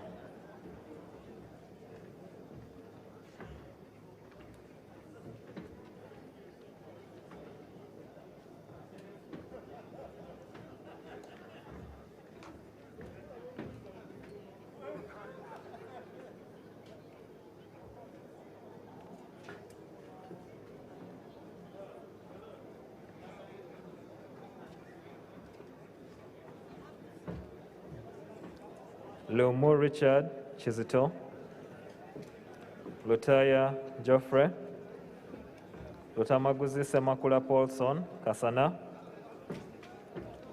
Luanga Jime, Macho Geoffrey, Magogo Moses Hashim, Magolo Faith, Magolo John Faith, Magola Rachel Miriel.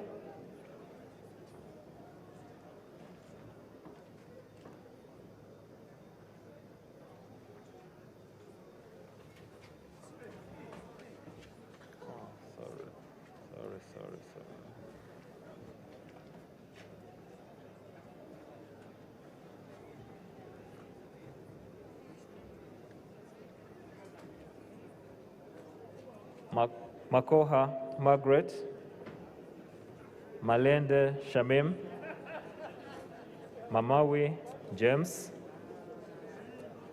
Maneno Zumura, Masaba Karim, Masika Apollo, Masiko N. Henry.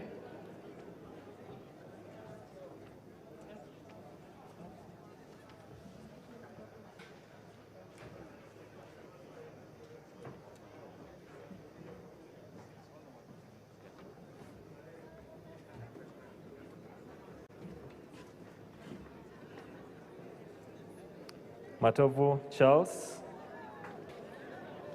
Mawanda Michael Maranga,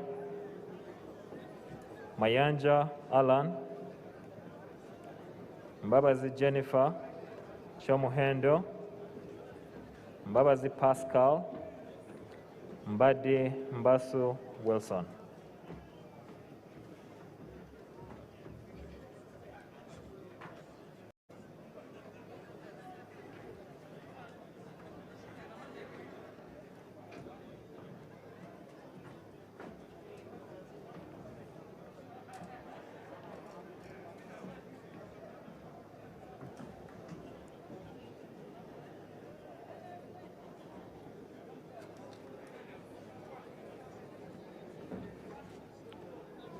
Mbayo Esther Mbulakubuza, Mboizi Arthur Wako, Mbwate Kamwa Gafa, Migade Robert Ndugwa, Modoi Isaac, Moriko Joyce Kaduchi.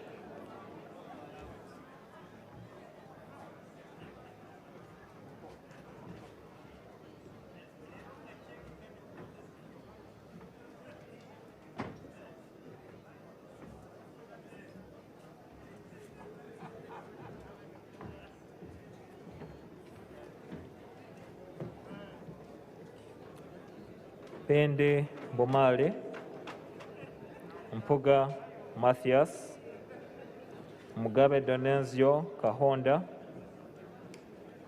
Mugabe Muzale Martin Chisule, Mugabe Susan, Mugema Peter, Mujira James, Mugisa Margaret Muhanga.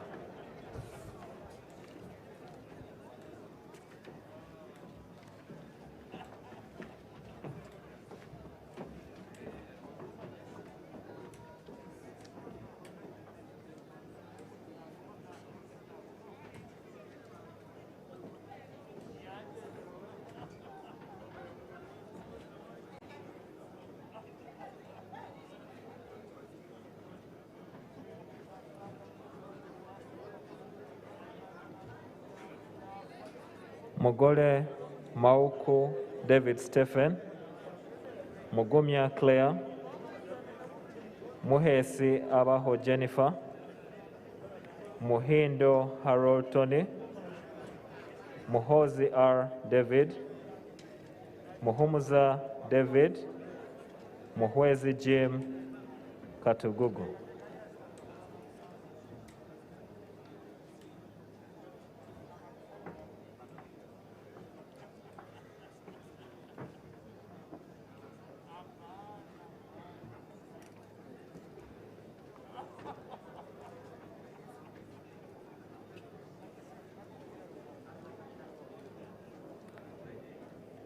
Mukasa Aloysius Talton Gold, Mukasa Julius Opondo, Mukaye Miriam, Mulimba John, Musa Noah, Musana Eric, Musasizi Henry Ariganyira.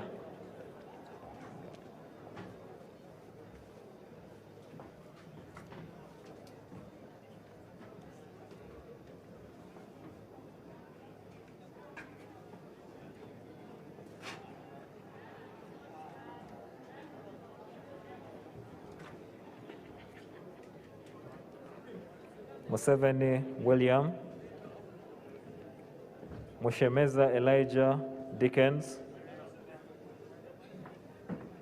Musheure Shatsi Nayebare Kutesa, Musila John, Musinguzi Yona,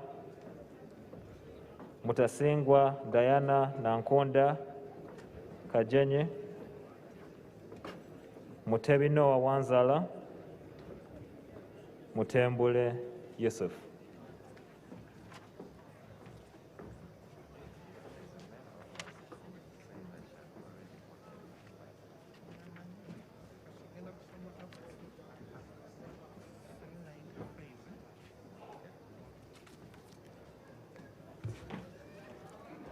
Mutiwa Geoffrey Eric, Mutono Patrick Lodoi, Mutumba Abdul, Mutuzo Peace Regis, Muwanga Chivumbi Muhammad,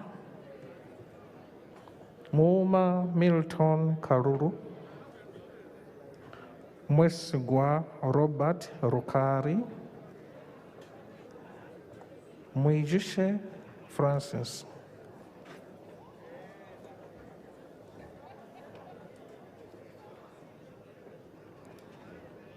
Mwine Mpaka Ramirama, Nabagabe Karule Flavia, Nabanja Robina, Nabukera Hanifa Hussein, Nabukenya Brenda, Nafuna Moroni Irene Margaret, Naigaga Miriam.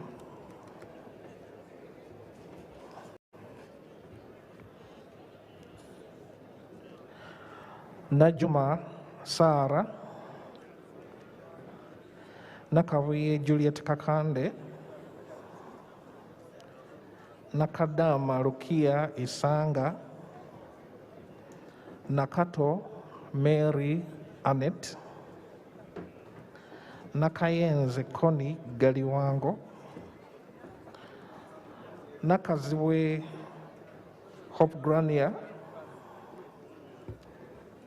Nachimuli Helen, Nakuti Faith Loru, Nakwanga Christine Tubo,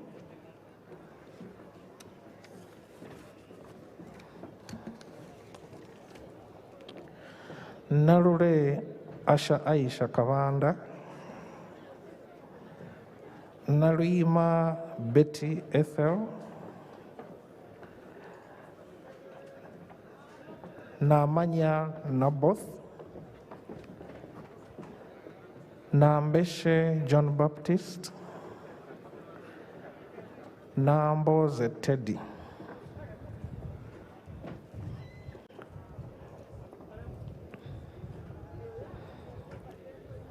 Namuganza Passis Princess, Namuga Goreti, Namuju Sise Dionysia, Namukuta Brenda, Namutawe Joan,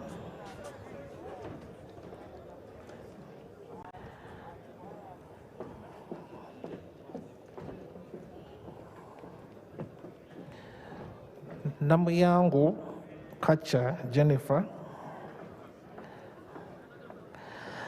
Nandagire Christine Ndiwarana, Nandala Mafavi Nathan James, Nandutu Agnes, Nangoli Gerard,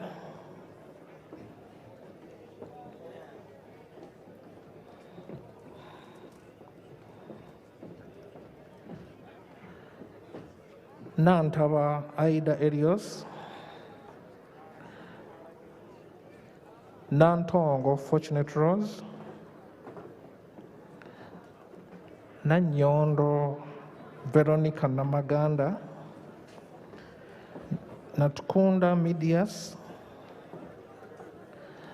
Natumanya Flora, Naevare Sylvia, Ndezi Alex, Ndiomujeni Roland,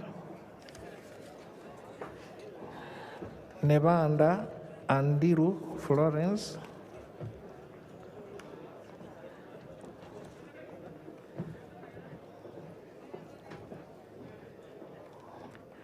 Nekesa Victor, Ngompek Linos,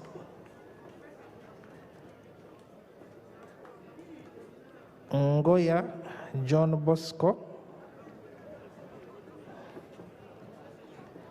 Ninkusima John Paul, Ninsima Boaz Kasirabo,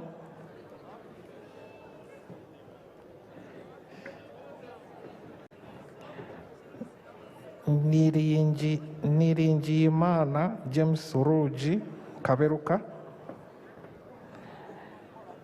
Niwagaba Wilfred, Niyonsaba Alex, Nkunyingi Muwada,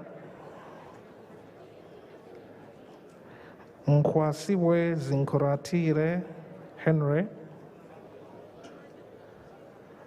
Nsamba Patrick Oshabe, Nsanja Patrick Kayongo, Nsegumile Muhammad Chibedi, Nsereko Muhammad, Nsibambi Yusuf, Nsubuga Paul, Nyakato Asinansi, Nyakato Dorothy, Nyachkongoro Rosemary, Nyamotoro Fiona, Nyeko Derek.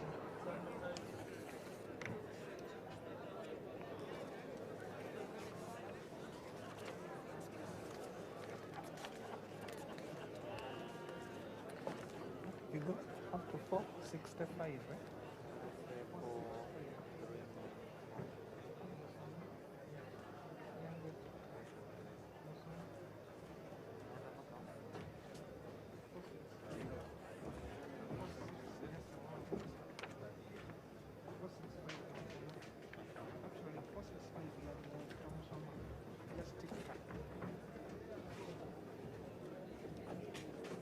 Nyangweso Dennis,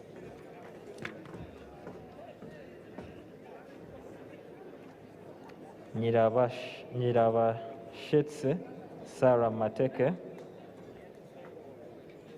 Nyongore Enoch, Obiga Kania, Obiga Rose, Obong Vincent Shedrick,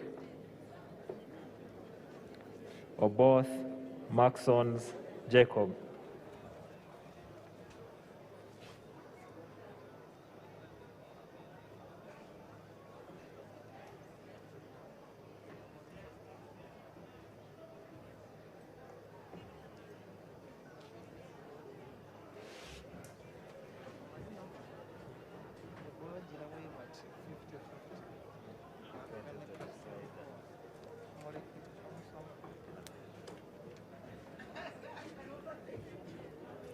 Obua Dennis Hampson,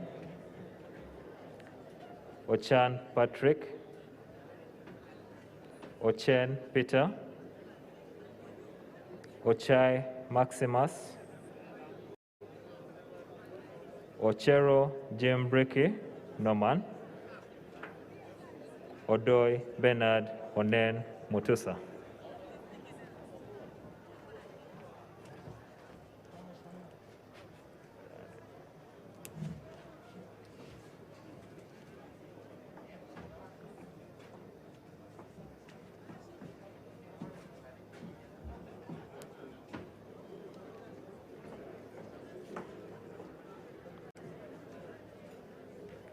Odoi Olwelowo Fox, Odongo JJ Abubakar, Odur Jonathan, Oguzuli Dennis, Ogwal Moses Goli, Ogwang Peter, Ogwari Polycarp.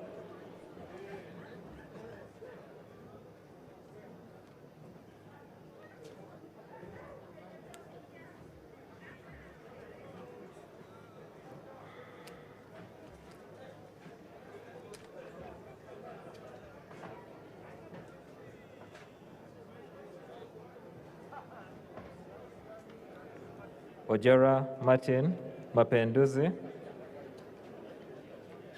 Okasai Sidronius Opolot, Okabe Patrick, Okaye Bob,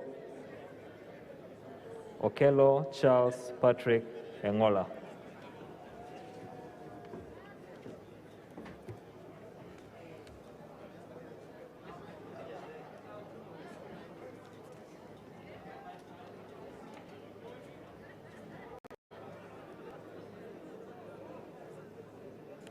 Okello Geoffrey Charles, Okello Nelson, Okeyo Peter, Okia Joanne Aniku, Okin Pipi Ojera, Okiror Bosco, Okorimo Janet Grace Akech, Okot Boniface Henry.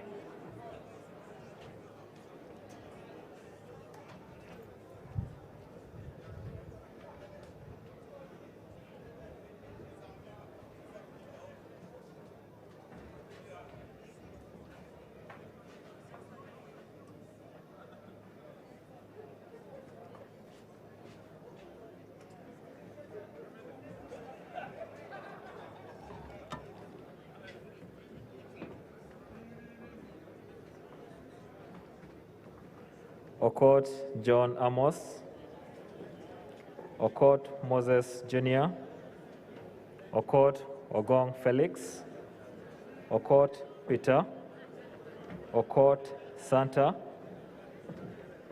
Okulo Abuka Jalon Anthony, Okumu Gabriel, Okupa Elijah.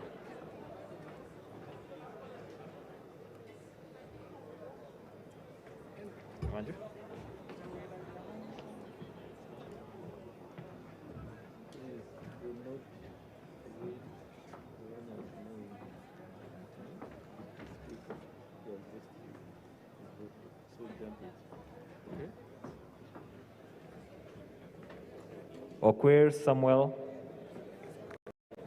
Lanya Gilbert, Oleru Huda Abason, Olobo James, Omara Paul, Onek Hilary, Obalo Kor, Onekalit Dennis Amere, Onen Charles, Ongalo Obote Clement Kenneth, Ongerito Emmanuel Jor.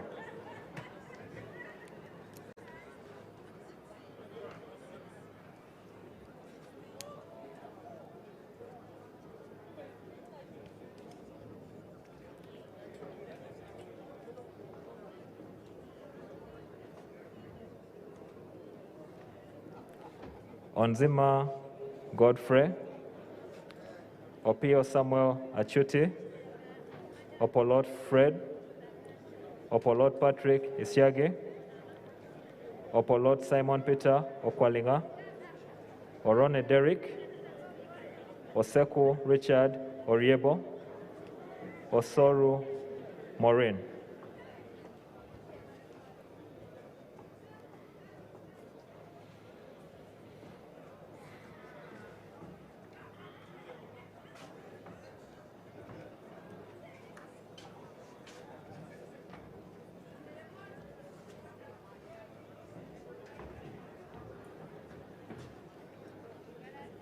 Otafire Kahinda, Otiam Emmanuel Otala, Otimgeu Isaac Ismail, Otukol Sam,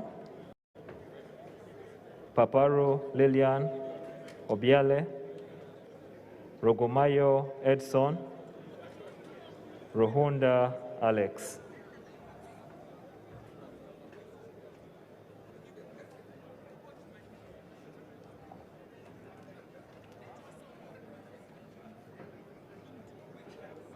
Rotahigwa Elisa, Ruyonga Joseph, Rawurindo Re Tassis, Bishanga.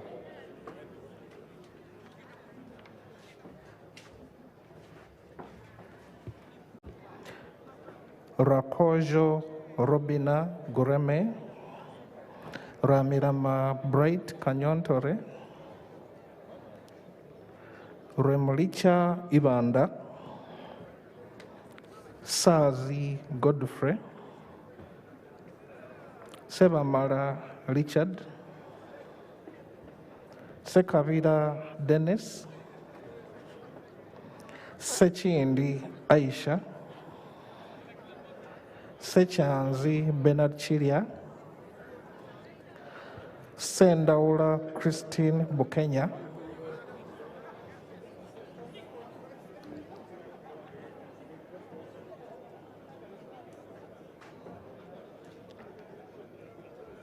Sirwanyi Solomon, Sasaga Isaiah's Johnny, Sebikali Yoweri, Segirinya Muhammad,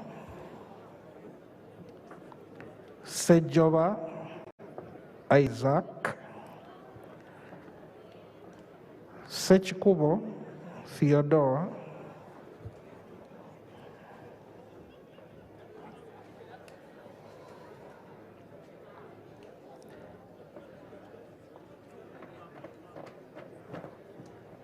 Sechitore Ko Robert, Semuju Ibrahim, Samuanga Javira, Sentai Muhammad, Senyonyi Joel Besakezi,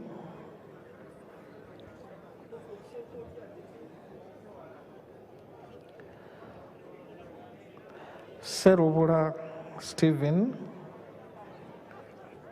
Serukenya David, Sewanyana Alan Alozias, Seungu Joseph Gonzaga,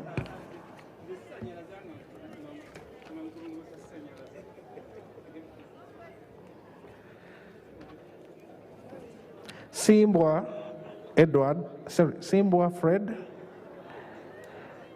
Subi Chinyamatama Juliet K, Taka Agnes, Taban Sharifa Ate, Tayewa Habat Musasizi, Tayewa Thomas, Tevandeke Charles, Teira John, Tembo Gideon Mujongo, Tibasimwa Joram Roranga, Timuzigu Kamjisha Maiko,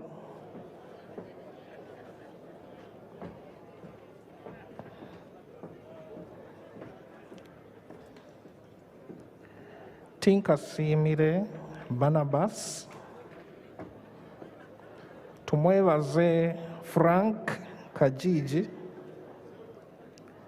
tumwesije Josephat,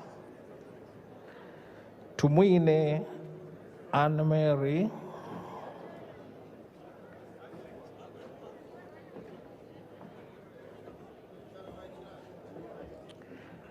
Tusime Julius, Twala Fadil,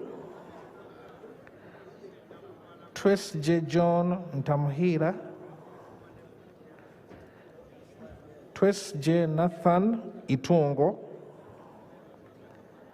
Twinobusinje Giovannis,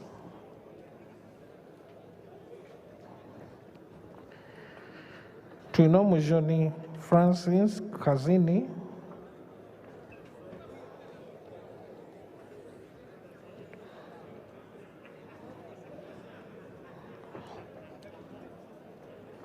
Wako Peggy Joy, Wakabi Pius, Wakaima Mosoke Huntington,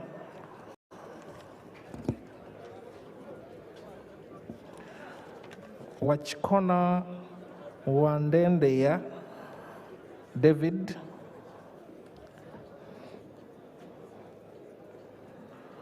Wakoli Godfrey,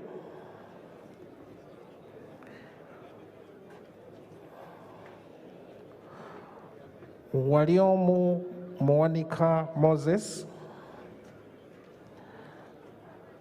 Wamakuyu Ignatius Modimi, Wamara Edward Katumba, Wamara Numbers of Lawrence,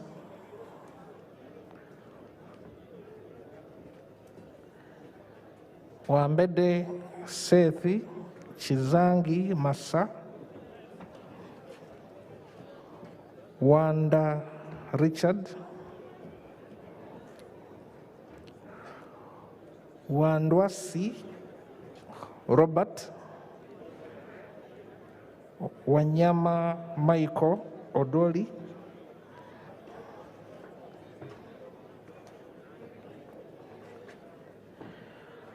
Were Godfrey Odero, Werike Peter Christopher, Wakorachi Simon Peter, Zake Francis,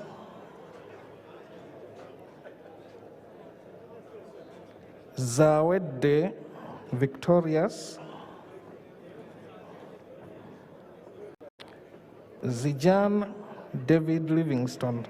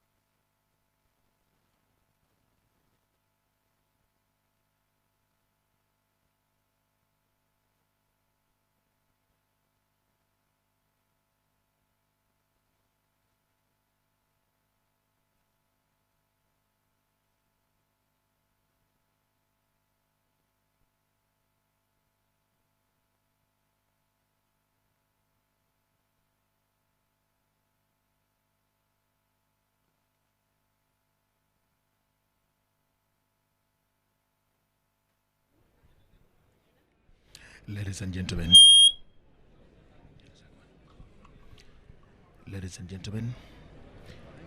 the voting for the Deputy Speaker of Parliament has come to an end. All the names on the register of the 529 members of Parliament have been read out, and what you can see on your screens right now are the very last members here to cast their votes. We doubt and are not sure that all the 520 have actually done the voting, but now let's listen to the administrative announcement to know how many people have cast their votes as the counting gets underway. Approach the voting area and you'll be identified and you take the vote now.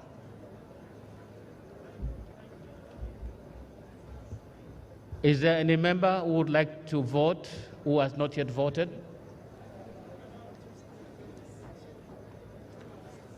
There being none, There's one coming? Please, please, please.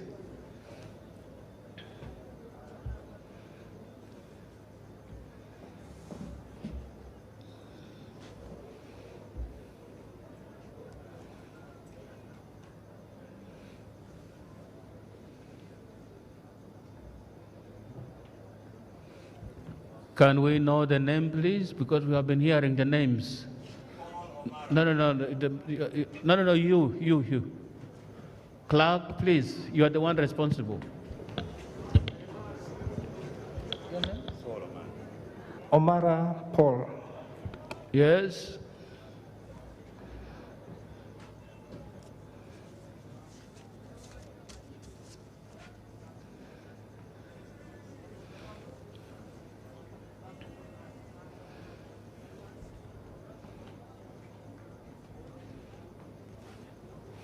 Any other?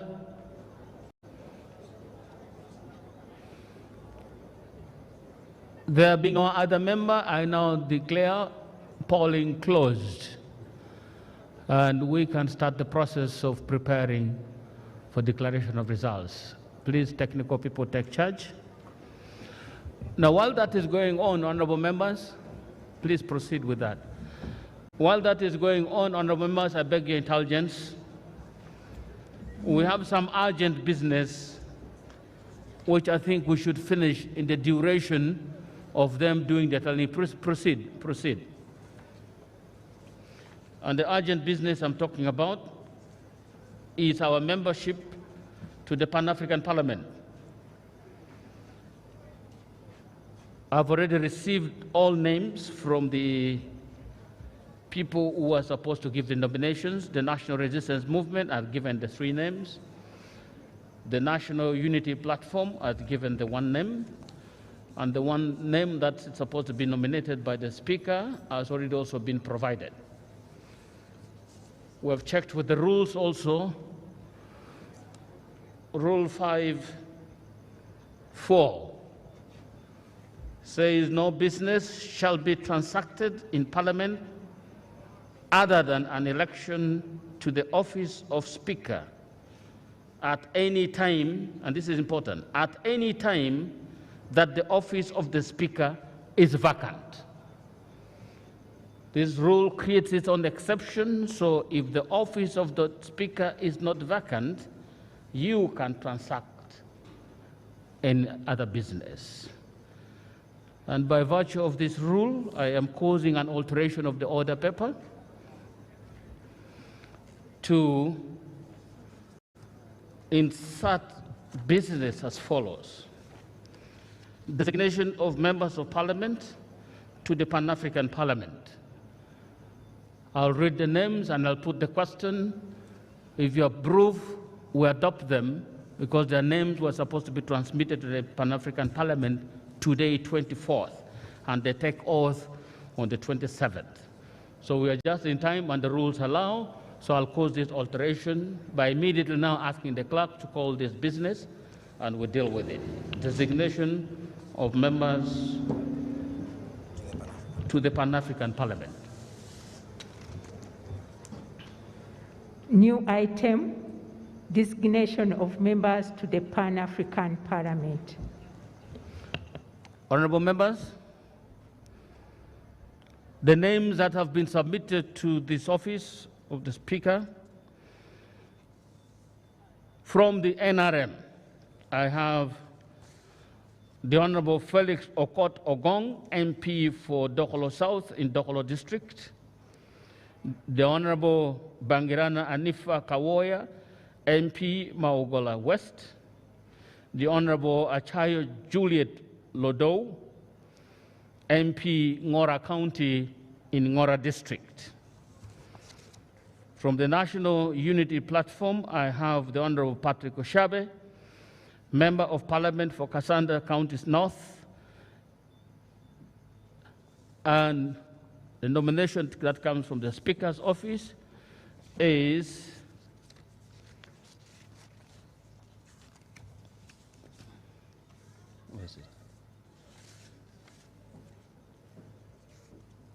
the Honorable Eric Musana. MP Buyaga. Those are the names of our members that I now give to the House for approval. I now put the question for approval of these 5 names to be members to the Pan-African Parliament. I put the question.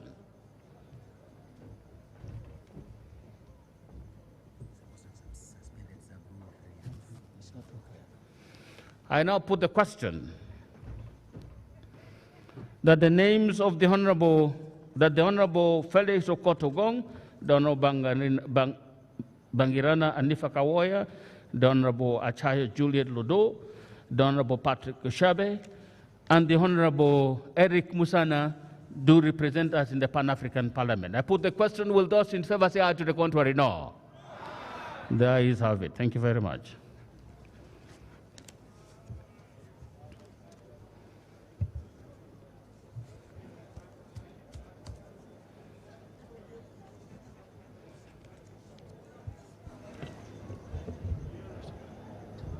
Can you take?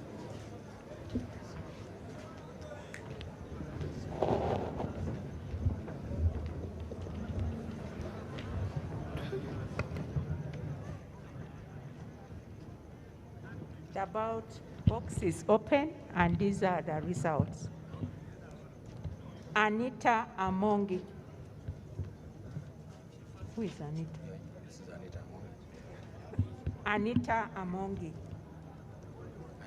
Anita. Amongi. Among. Among. Among. Among. Among. Among. Among. Some order, please. Among. Among. Among. Among. Among. Among. Among. Among. Among. Among. Among. Among. Among. Anita. Among. Among. Among. Anita. Among. Among. Among. Among. Among. Anita. Among. Among.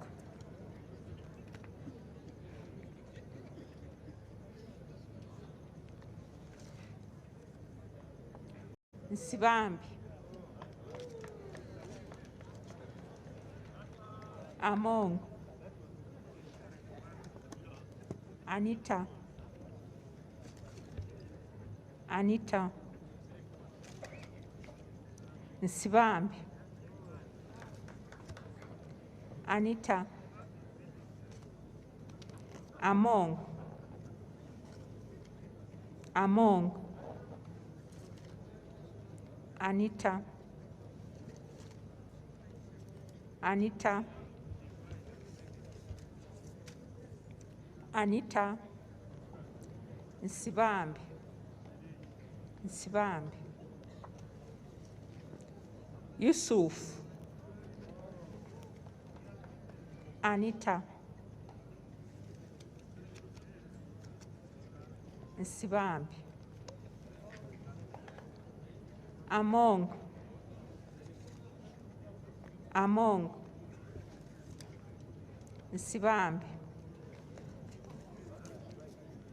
Anita Among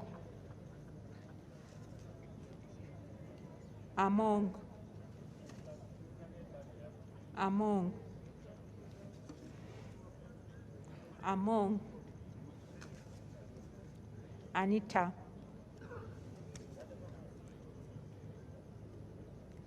Nsereko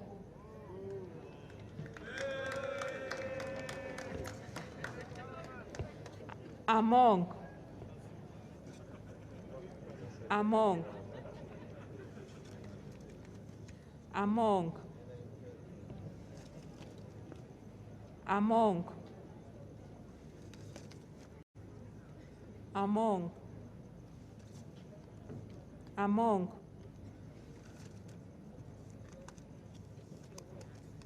Anita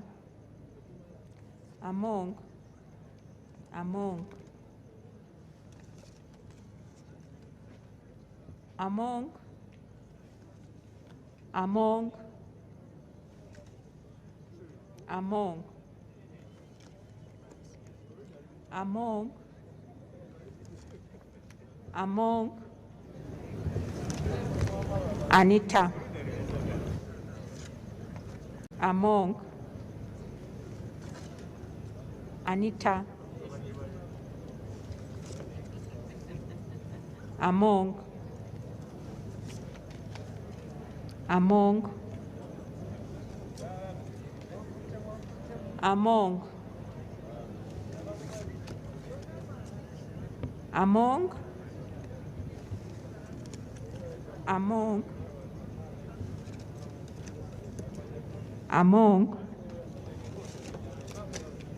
Among Annette Anita Anita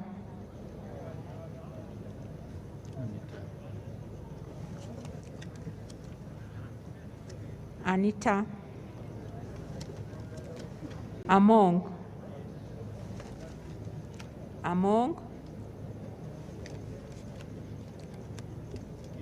Anita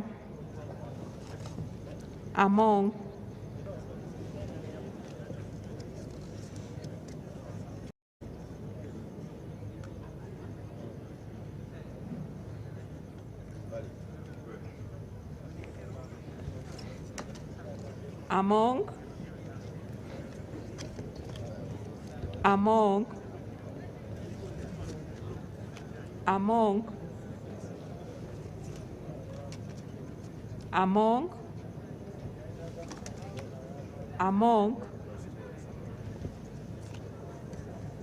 Nsibambi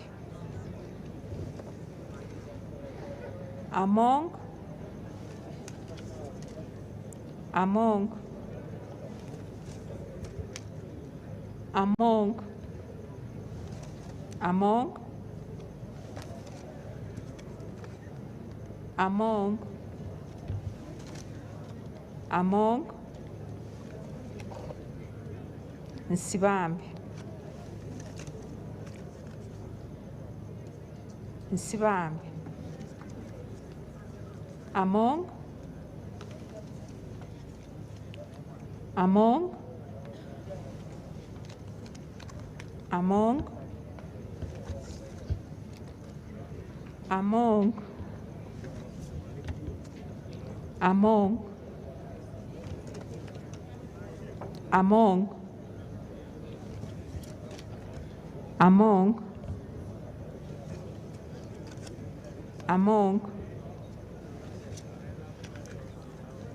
Among Nsibambi Among Anita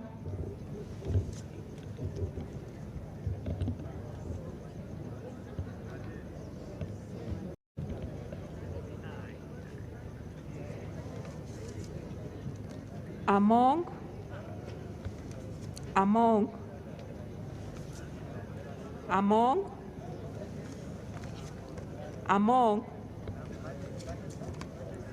Among, Among, Among,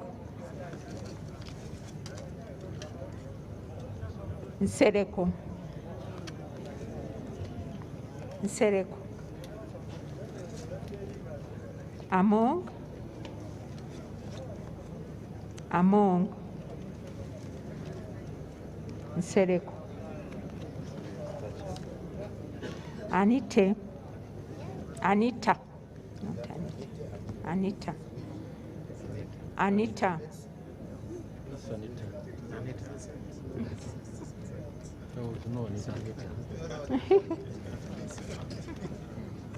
Nsereko, Among, Nsibambi, Anita, it's written like that. Among, Anita, Among, Nsereko, Anita, Among, Anita, Among, Among, Among, Among, Among,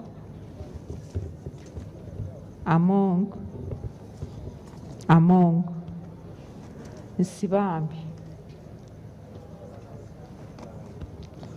Nsibambi, Among, Anite, Annette, Among, Nsibambi, Among, Among, Nsereko, Nsibambi, Among, Anita, Anita, Among, Among, Nsereko, Among, Anita, Among, Anita, Annette, Among, Among, Anita, Anita, Nsereko, Nsibambi, Anita, Anita, Among, Among, Among, Among, Among, Among, Among,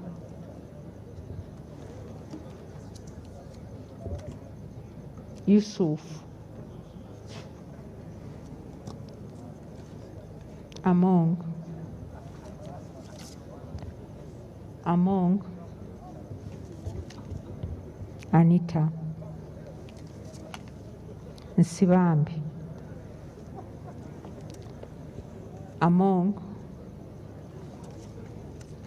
Among, Nsereko, Among, Among, Among, Among, Among, Among, Among, Among, Nsereko. Among Anita Annette. Anita Annette. Among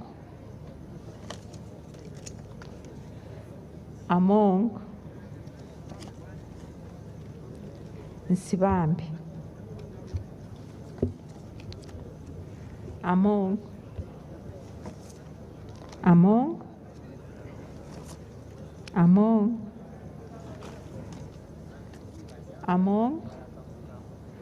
Anita Nsibambi. Among Nsereko.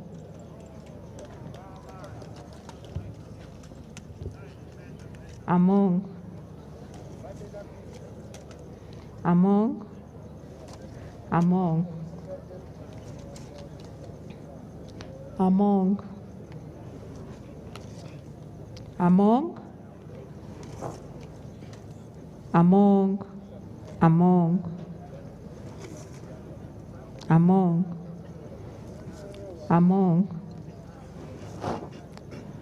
Anita.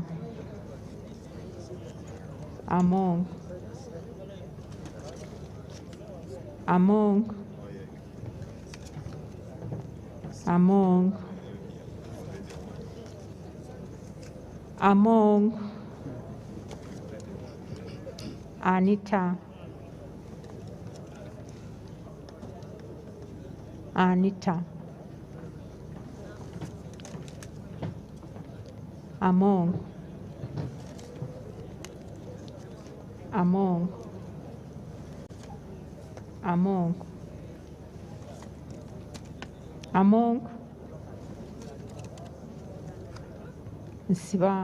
Nsibambi.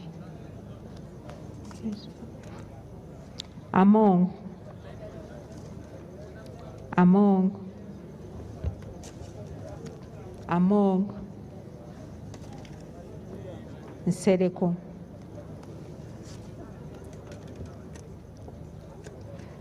Anita.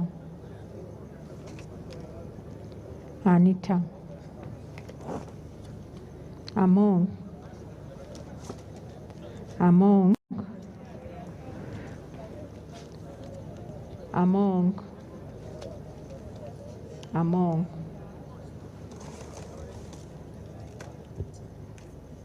Nsereko.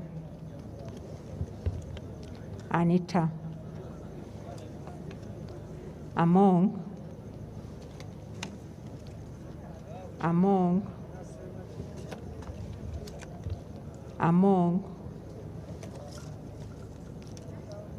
Nsibambi. Among Anita Nsereko. Among Anita. Among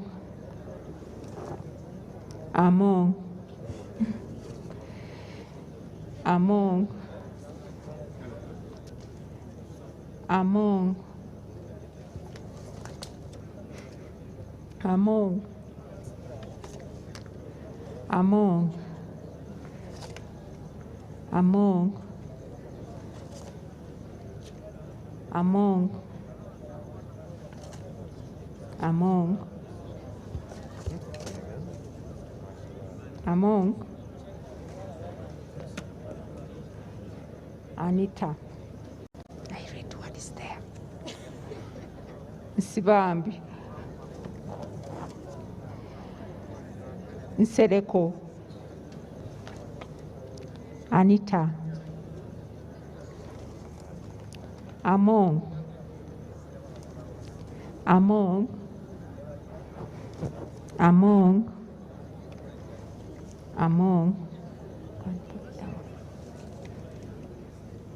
Nsereko.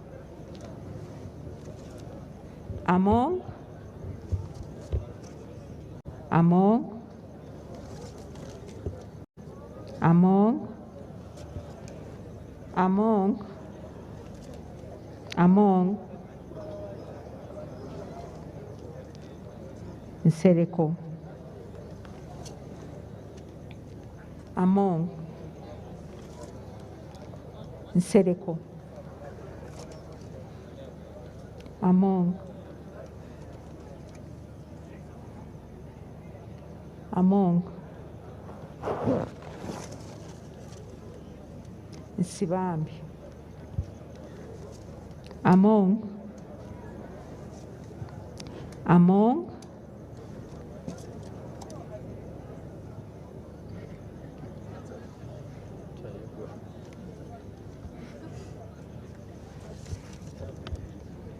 Among.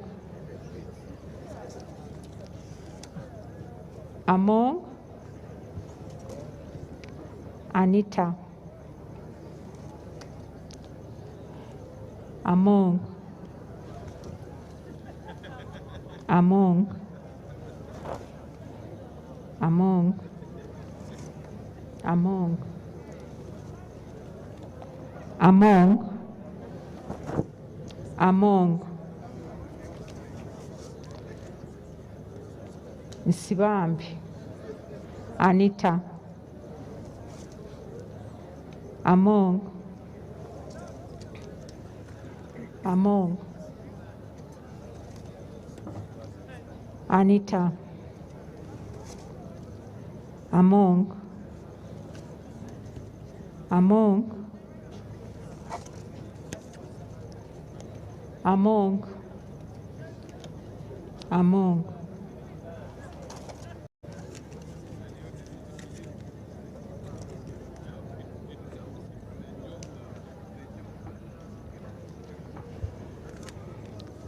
Among.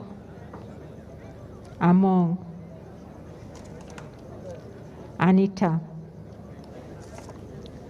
Among. Among. Among.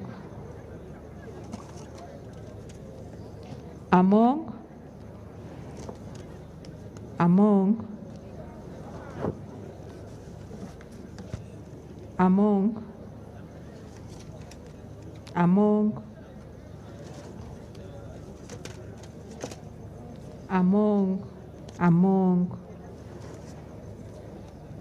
Among. Among. Anita. Among. Nsibambi. Nsibambi.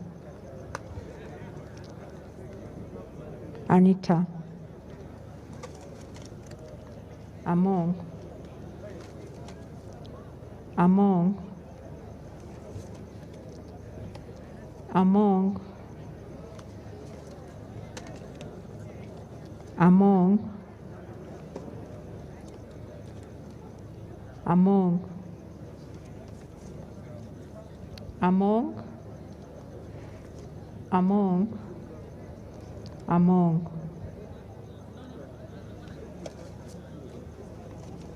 Anita. Anita.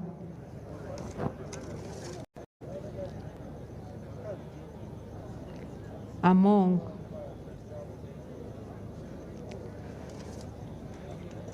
Among. Nsibambi. Among.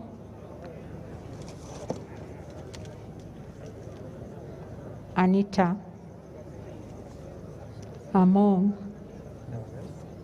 Among. Anita. Among.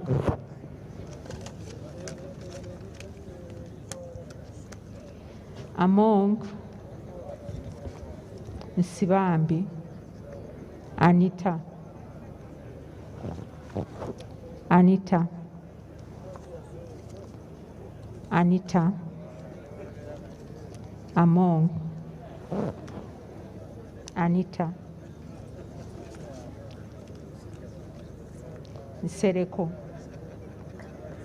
Anita. Among. Among. Nsereko.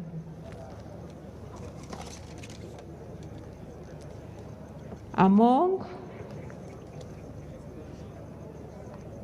among, among, among, Nsibambi, among, among, among, among, Anita, among, among, among, Anita, among, among, among, among, among,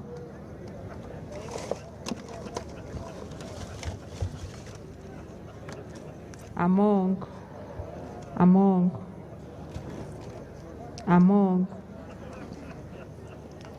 Annette, among, among, among, among, among, among, Anita, among,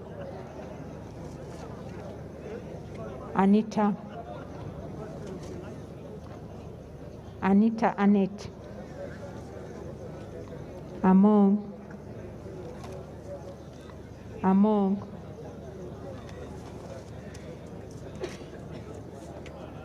Anita, among, among, Anita, Anita, Anita, among, among,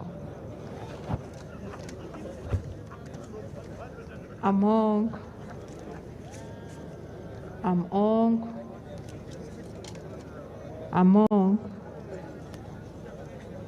among, among, among,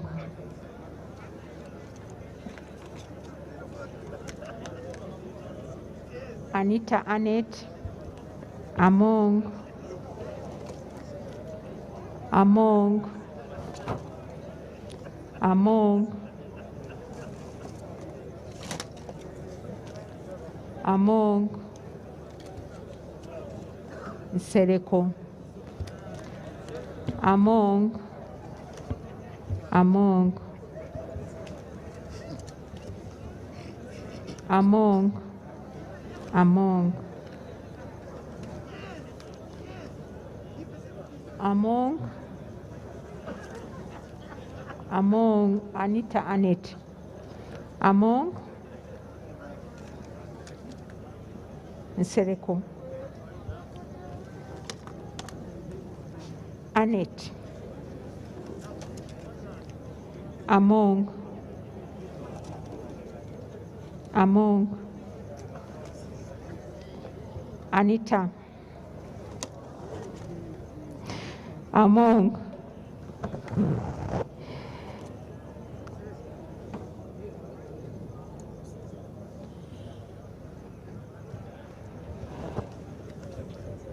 Anita, among, Nsibambi, Anita, among, among, among, among,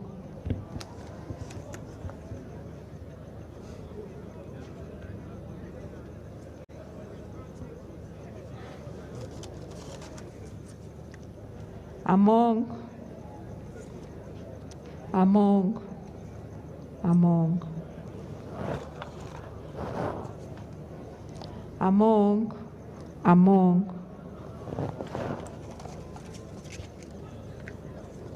among, among, among,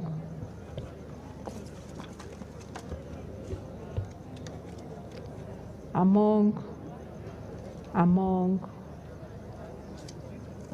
among, among, among.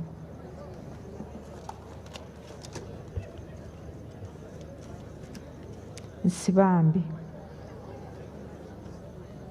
Among, among, among, among, among, among, among, among, Anita.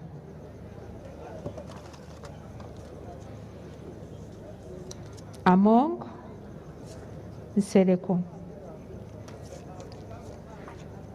Among, among, Nsibambi. Among, among,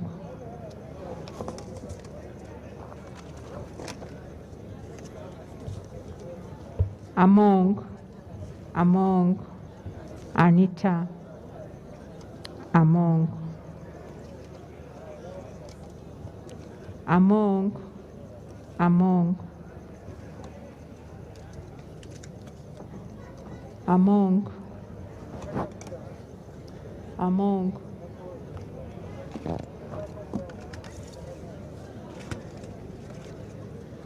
among, Nsibambi. Among,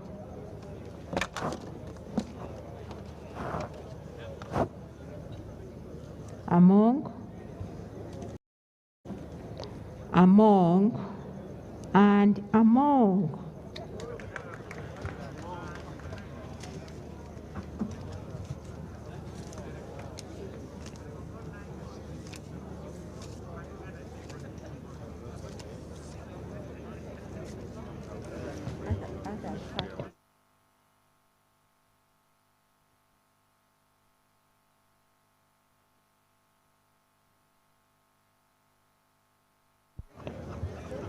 The invalid votes are 1, 2, 3, 4, 5, 6, 7.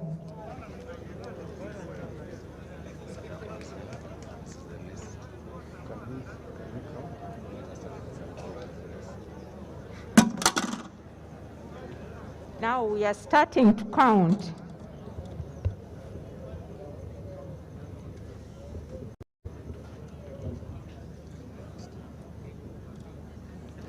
We are starting, okay.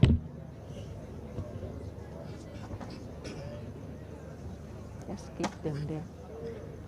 We are starting to count from Honorable Nsereko's ballots, ballot papers. 1, 2, 3, 4, 5, 6, 7, 8, 9, 10, 11, 12, 13, 14, 15, 16, 17, 18, 19, 20, 21, 22, 23, 24.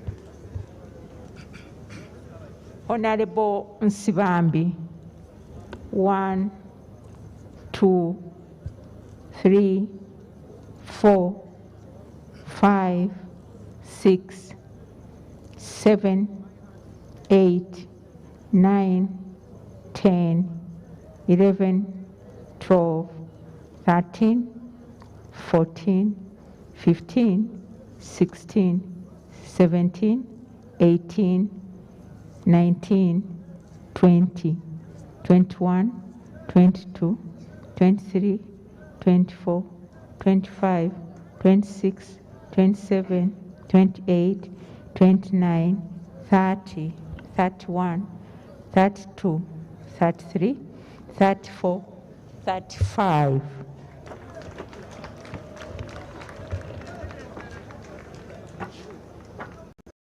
Now, Honorable Amongi Anita. 1, 2, 3, 4, 5, 6, 7, 8, 9, 10, 11, 12, 13, 14, 15, 16, 17, 18, 19, 20, 21, 22, 23, 24, 25, 26, 27, 28, 29, 30, 31, 32, 33, 34, 35, 36, 37, 38, 39, 40, 41, 42, 43, 44, 45, 46, 47, 48, 49, 50, 51, 52, 53, 54, 55, 56, 57, 58, 59, 60, 61, 62, 63, 64, 65, 66, 67, 68, 69, 70, 71, 72, 73, 74, 75, 76, 77, 78, 79, 80, 81, 82, 83, 84, 85, 86, 87, 88, 89, 90, 91, 92, 93, 94, 95, 96, 97, 98, 99, 100. 101, 102, 103, 104, 105, 106, 107, 108, 109, 110, 111, 112, 113, 114, 115, 116, 117, 118, 119, 120. 121, 122, 123, 124, 125, 126, 127, 128, 129, 130, 131, 132, 133, 134, 135, 136, 137, 138, 139, 140, 141, 142, 143, 144, 145, 146, 147, 148, 149, 150, 151, 152, 153, 154, 155, 156, 157, 158, 159, 160, 161, 162, 163, 164, 165, 166, 167, 168, 169, 170, 171, 172, 173, 174, 175, 176, 178, 179, 180, 181, 182, 183, 184, 185, 186, 187, 188, 189, 190, 191, 192, 193, 194, 195, 196, 197, 198, 199, 200.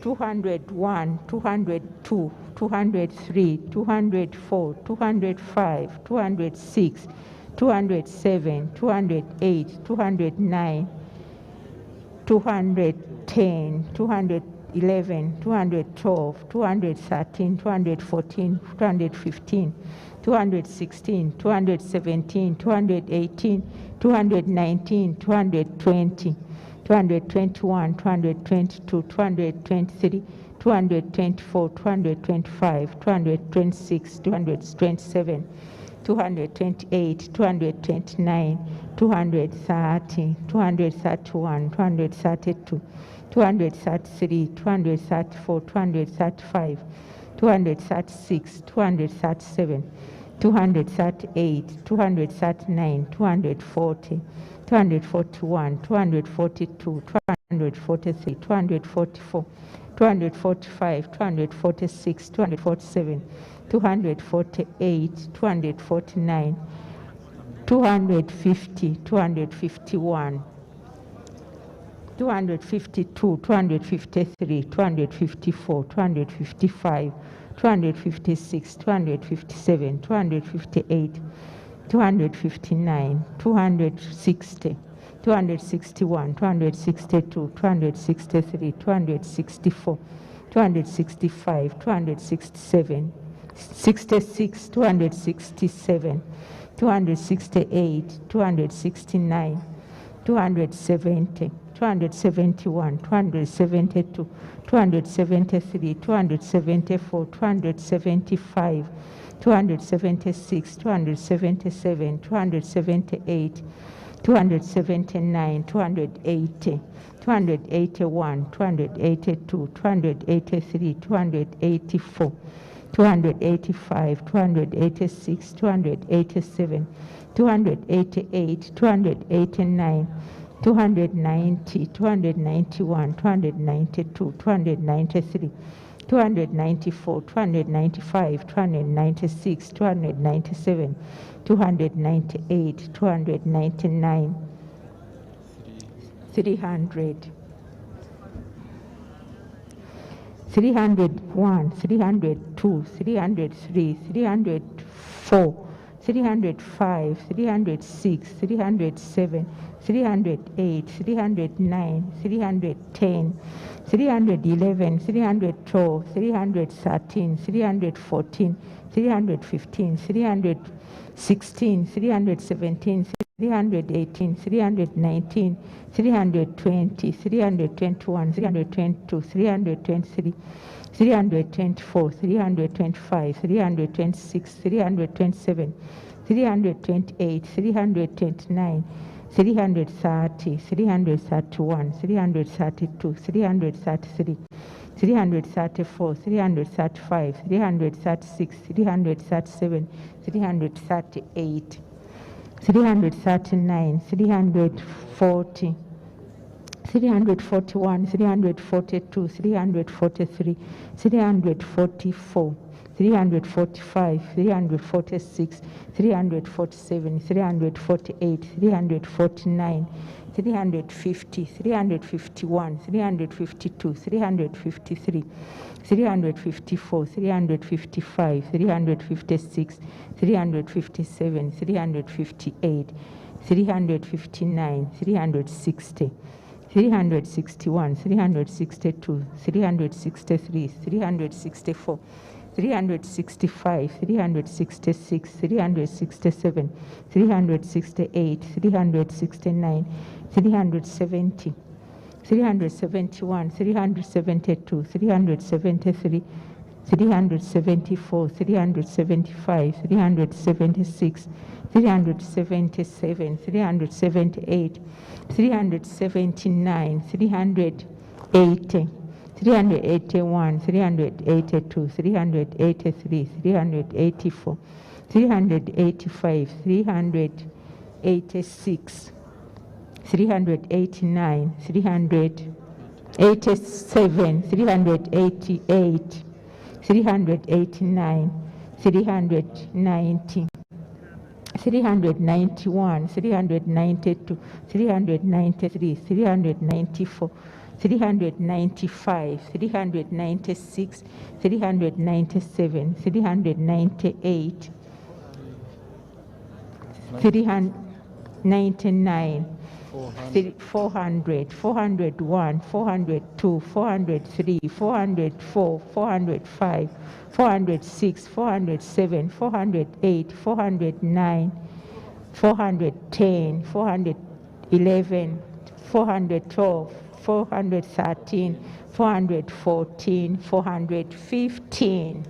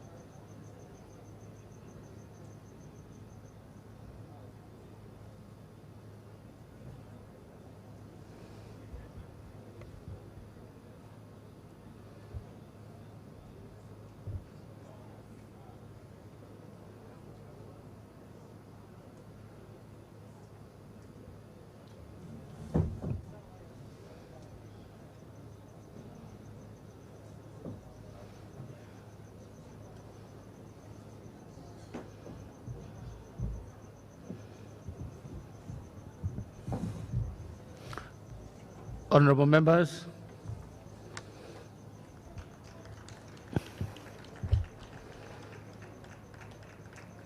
let me take this time to now announce the results of the votes just cast. Total number of votes cast, 481. Invalid votes, 7. Votes polled by Honorable Nsereko Mohammed, 24. Votes polled by Honorable Nsibambi Yusuf, 35. The votes polled by the Honorable Among Annette Anita, 415.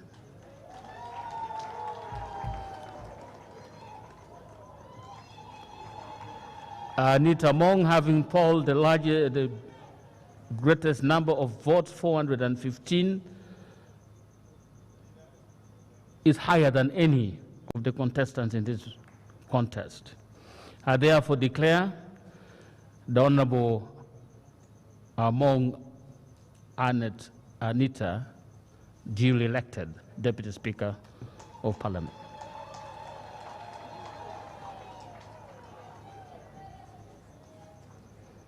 Congratulations, Honorable Deputy Speaker-elect and honorable members.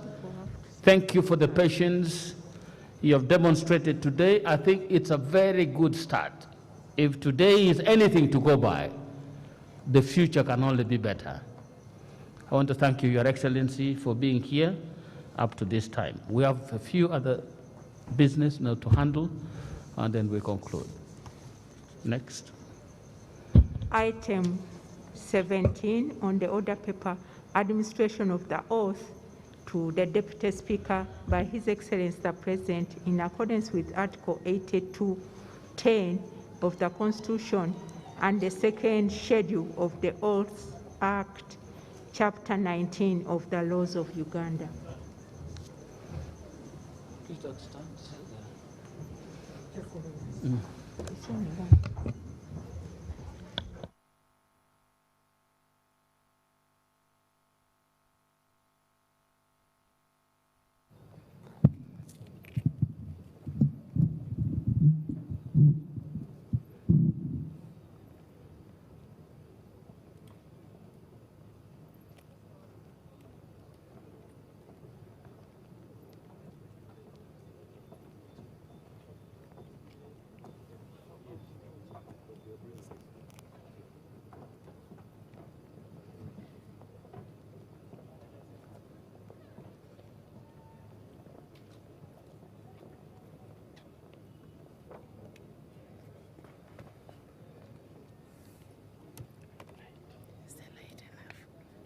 The left.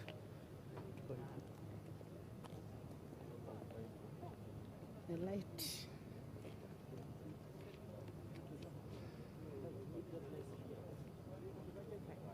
Thank you, my dear. Thank you.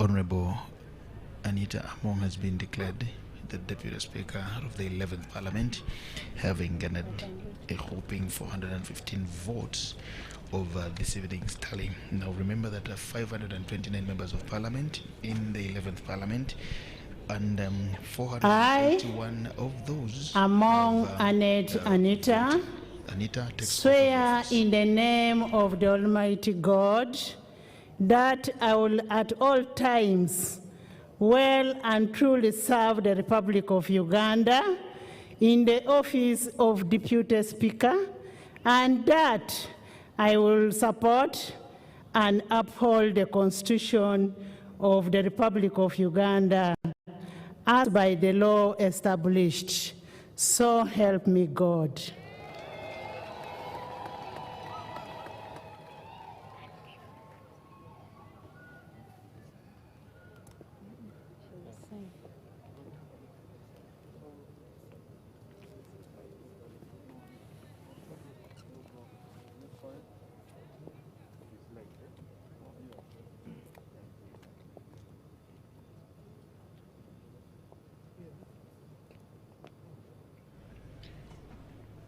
Honorable Anita Among has been sworn in as a Deputy Speaker, and going forward she will be deputizing the Right Honorable Jacob Lokori Olanya, who alone was also voted into the office of the Speaker of the Parliament of Uganda. Now, as you can see officially, Honorable Anita Among now is decorated in the attire of the Deputy Speaker of Parliament. Honorable Anita Among comes from Bukedea, and she's a woman member of Parliament for Bukedea. Remember, she came in unopposed in the elections that we held on the 24th of, I beg your pardon, on the 14th of January in this year, 2021. Mohamed Nsereko is serving his third term in Parliament, representing the people of Kampala. Remember, he tried it out last session in 2016, in the last Parliament, the 10th Parliament, against Jacob Olanya. And Nsereko that time scored over 100 votes, which has not been the case this time round. Yusuf Nsibambi from Mawokota South constituency of the FDC, who also contested on the FDC ticket, for the first time managed to garner 35 votes over the members of Parliament here today. Remember, 7 were invalid votes. We were not told why they were invalid, as opposed to the area 2 votes that we saw that were ruled out as invalid during the voting of the Speaker. This time round, we've had 7 invalid votes. Now, there, as you can see, the Speaker of Parliament leads the way as the Deputy Speaker follows, Of course, now that is the official entry over the Deputy Speaker and the Deputy Speaker, being led by the Sergeant of Arms to the chambers. And it's official now that it is the Honorable Jacob Olanya and Anita Among as the Speaker and the Deputy Speaker of Parliament, respectively, for the 11th Parliament. On the order paper, remarks by the Deputy Speaker of Parliament.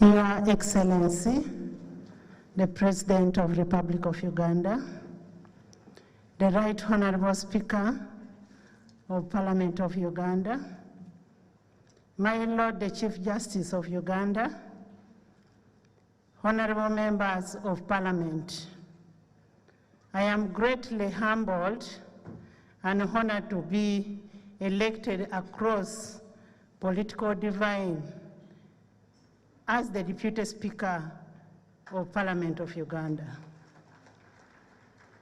In a very special way, I wish to thank the people of Bukeria district who have made this journey and made me reach the far I have reached tonight. I also wish to thank my party, NRM, under the stewardship of none other than His Excellency, the President of Uganda, for allowing me to serve the nation Uganda, my country, in the position of a Deputy Speaker. A trust that I do not take for granted. I will forever be grateful to my party. To my honorable colleagues of the 11th Parliament of Uganda, I remain highly indebted to you for your wavering support that you've showed me by giving me all those votes for the position of a Deputy Speaker. I am grateful.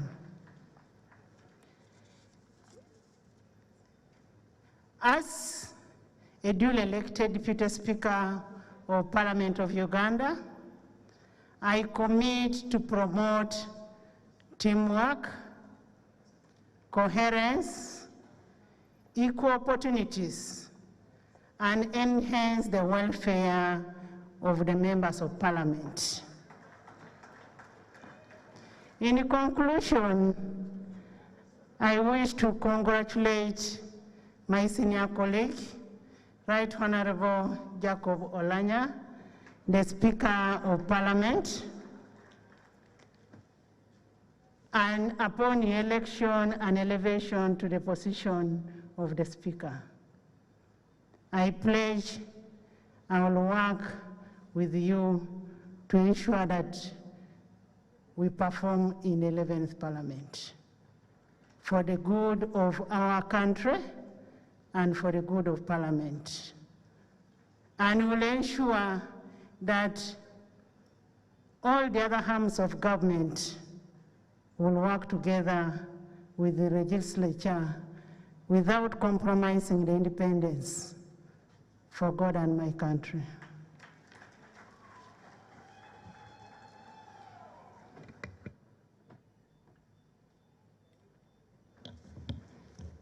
Item 20 on the order paper, remarks by His Excellency the President of the Republic of Uganda.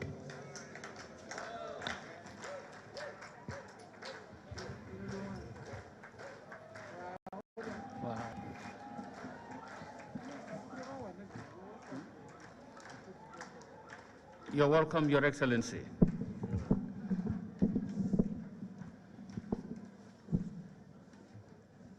Sit down, please. Thank you. Sit down. The Right Honorable Speaker of Parliament, the Right Honorable Jacob Olanya, His Lordship the Chief Justice, His Lordship Alphonse Owiny-Dollo, the Right Honorable Deputy Speaker, Right Honorable Anita Among, the Honorable Members of Parliament, the former Speaker, Right Honorable Rebecca Kadaga, and everybody here.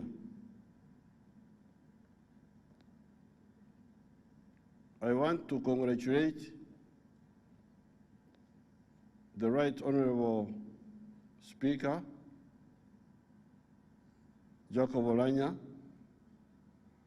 and the Deputy Speaker, Anita Among, on their election. Congratulations. I want to thank His Lordship the Chief Justice for two things. First of all, presiding over this function of today, doing it very well according to the constitutional provisions. I also want to thank him that a few months ago, he was like acting president, because I was campaigning from, I think, the month of October. I was busy campaigning. The Vice President was campaigning. The Speaker, that time, Rebecca Kadaga, was campaigning. So he was the seniorest state leader who was here.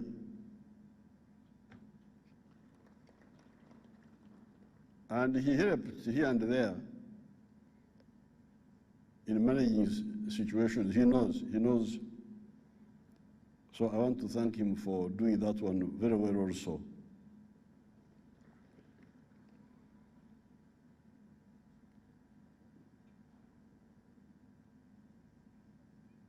I would like to advise the honorable members about the style of work. I have now known why some of the people get problems health-wise. Sitting like this for so long, you will get health problems. It's not good to sit down for a very long time. You saw me standing up, walking, because it's very dangerous. So these procedural motions you bring, procedural motion for sitting up, then for standing up, then you are just prolonging the sitting down instead of going to the business and so that people go home and do other things. But you sit so long, I don't think it is healthy.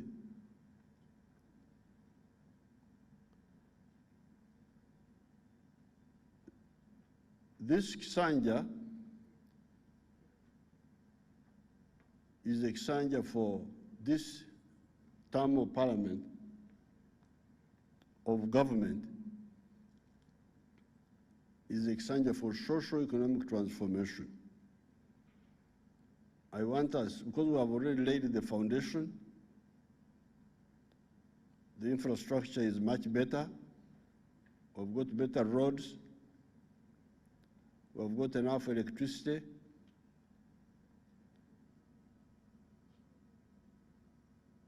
The schools, the health centers. What is needed is to use these to transform our people so that all of them get out of underdevelopment. So this, in this Xanja, I want us to be very serious.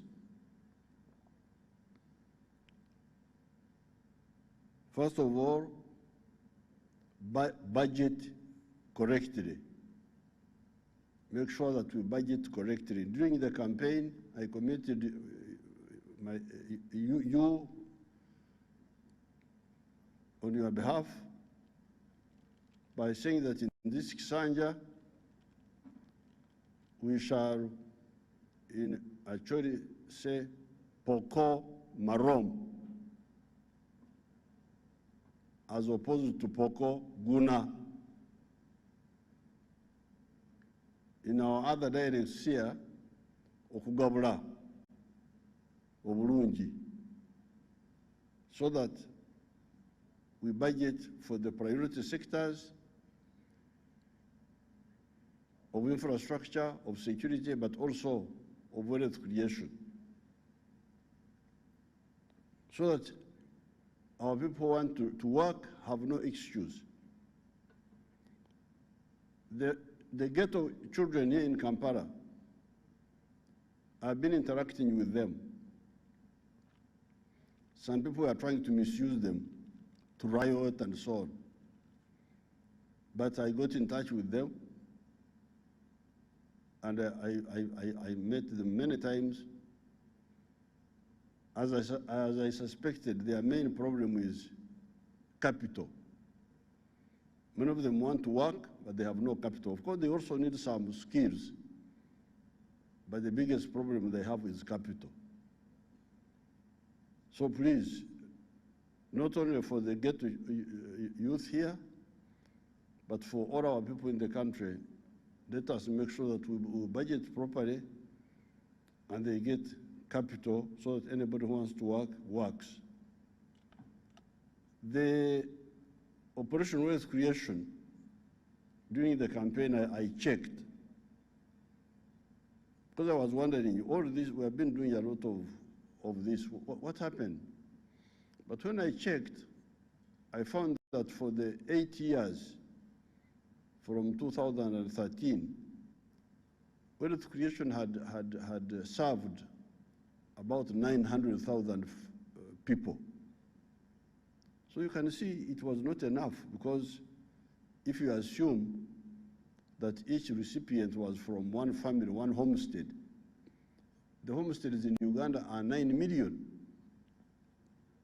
So if we only served 900,000 in the 8 years, that's not a good speed.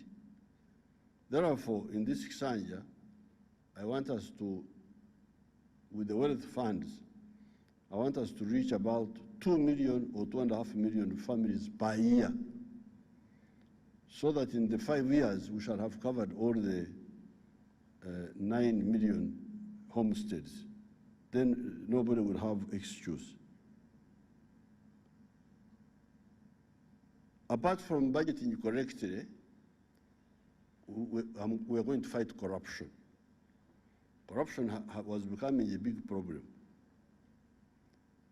I saw this recently in the Uganda Airlines. That airline,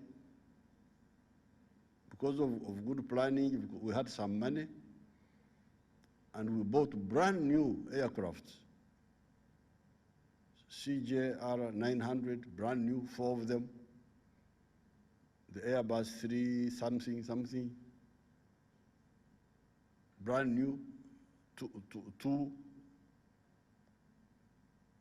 But the airline was infiltrated immediately by some corrupt elements,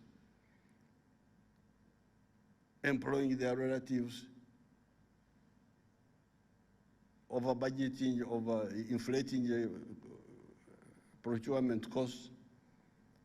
Terrible, terrible things. When I got information, I moved in and I dispersed the whole group. The management, the board, even the board, I had put some people on the board, I thought they were serious. I suspended the whole gang. Therefore, and the soldiers to fight corruption are there. Therefore, I would like you, the members of parliament, I will give a long address one of these days on the anatomy of corruption in Uganda, how it had come up. It is now clear, but the good thing is that many Ugandans are fed up and they are willing to assist us. So therefore, with correct budgeting and with zero tolerance to corruption, we are going to succeed. One of the problems we must fight is intolerance. People who don't work together with other people or who are vindictive. This is not good.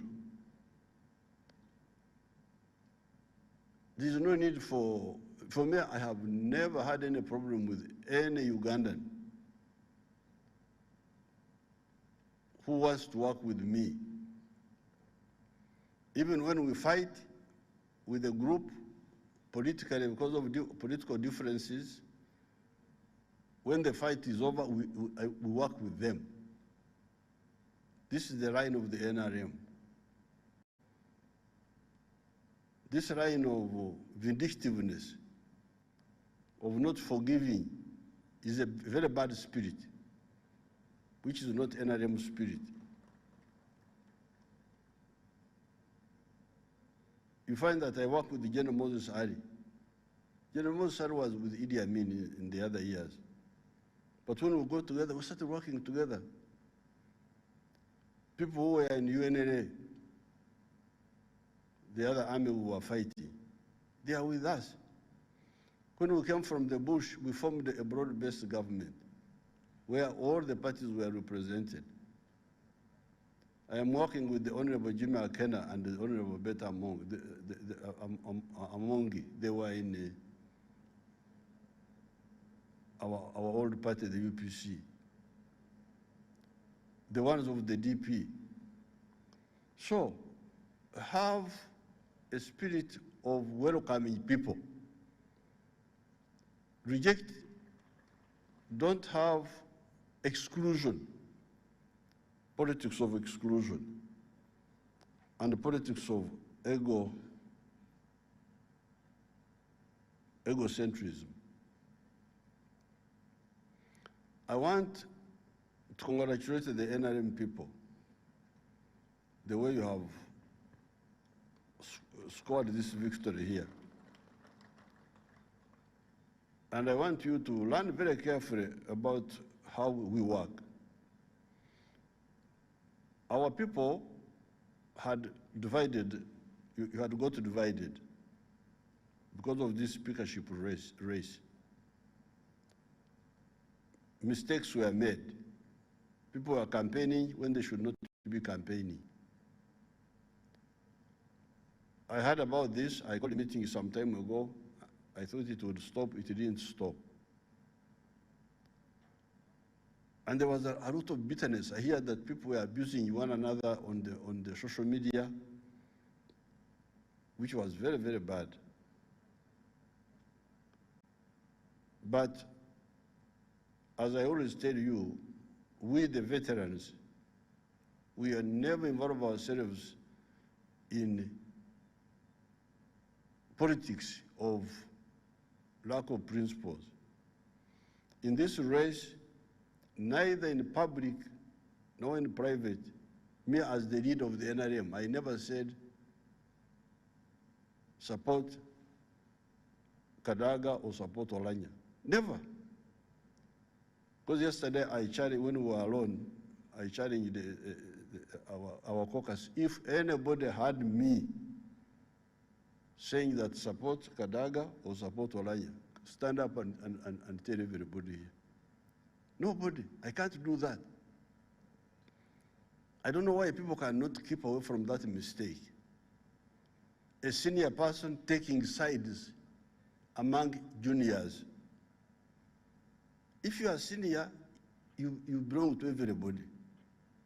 Don't take sides. This is mine, this is against me. That's very bad. You will fail, and you will make us fail. So I never take sides among my juniors or my equals. When they are equals, never take sides, because they are all my people. I wait, and as I told you, I said, you wait for the NRM caucus, Central Executive Committee, to decide, then we shall be able to know whom to support. This is what I was telling you. That's what I told the Honorable Nandutu when I rang her on the phone some time ago. That's what I told Anya Kun when I rang her some time ago. That's what I told Nyachikongoro when I rang her some time ago. Please, don't take sides. Wait for the official forum to take a decision, then you back what the forum has done. So I want to congratulate the NRM group, because it was only yesterday at around, I think, 3 or something like that, when we finally took a position of what to do, how to support the Right Honorable Oranya as a sole candidate for the speakership. We had our reasons why that was done, and how to forward the 3 names to the caucus. The 3 names of Anita and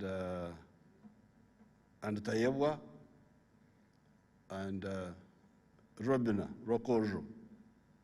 It was at around 3 in the afternoon. No, I think it was slightly earlier, about 2. But my people were terribly divided. The Pro-Kadaga group and the Oranya group. But I want to congratulate you. Since yesterday, from about 4 or 3, when I gave you guidance, first of all in the general meeting, then subsequently, I rang a number of our people, even in the night. You saw how the guerrillas work. Those guerrillas are very dangerous. Once they start working, for them they have no time limit. I was reading some people at 11:30, 12 in the night. So now you have been with Kadaga, the official candidate now is Oranya.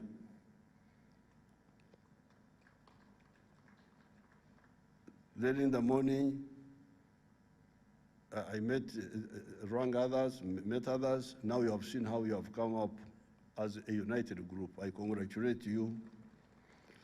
And we only had maybe like 16 hours of trying to work on the division. So I want to thank the people who are supporting Kadaga, who listened to my advice and shifted and supported the official candidate. I want to thank you. Especially Tayebwa. Tayebwa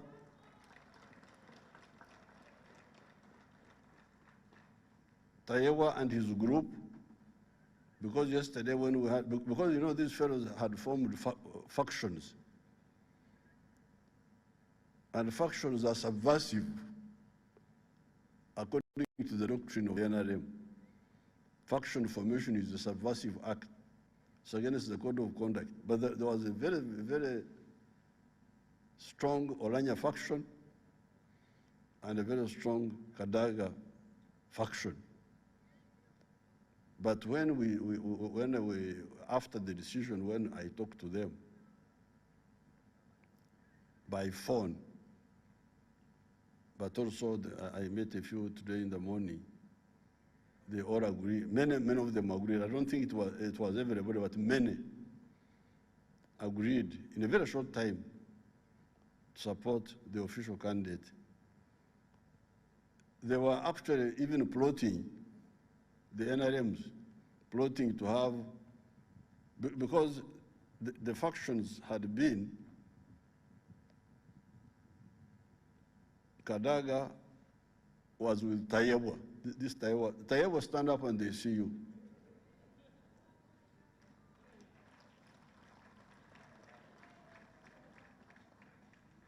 The idea was that their group, Kadaga becomes speaker, Tayewa becomes the deputy speaker.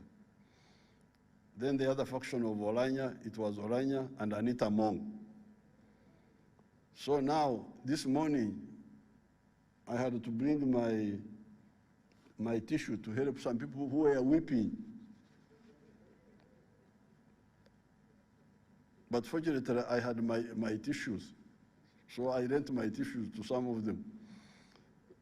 Weeping now, only the Orania faction now and the Anita Mong group are the ones who are in charge. I said, no, this is now the NRM. Forget about the Orania faction. They are going to mistreat us. I said they will not mistreat you. That they will be persecuted. That they will be persecuted. They will not be allowed to go to the committees. I said, I am the president of Uganda, chairman of the National Resistance Movement, historical leader of the resistance. Nobody will do that in this Uganda. Nobody will persecute you. So I rang Orania when those people were here. I told Orania, I said, your enemies are here. I'm with your enemies. Now, would you like to say hello to them on the phone? So I thank the Tayewa group for agreeing to support the official candidate, because they were supposed they were conspiring with the opposition to have NRM deputy speaker who would fight with Anita Mong. I said, please forget about this. So I thank all of you for really now developing the NRM spirit, even when it was late in the afternoon, but it's better than never. So therefore, I congratulate the NRM people for being mature. You have handled the issue very well. Today, the 24th of May, yes, I heard that it was Mama Kadaga's birthday, and I congratulate her on her birthday. But also, it is the anniversary of the sad events of Uganda. It is when the Uganda army, under the control of Milton Obote and Idi Amin, attacked Mutesa's palace at Mengo. So it's a bit more serious than Mama Kadaga's birthday.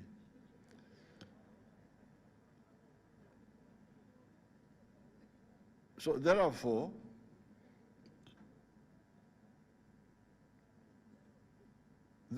it is very, very pleasing for me and some of the elders, like Moses Ali,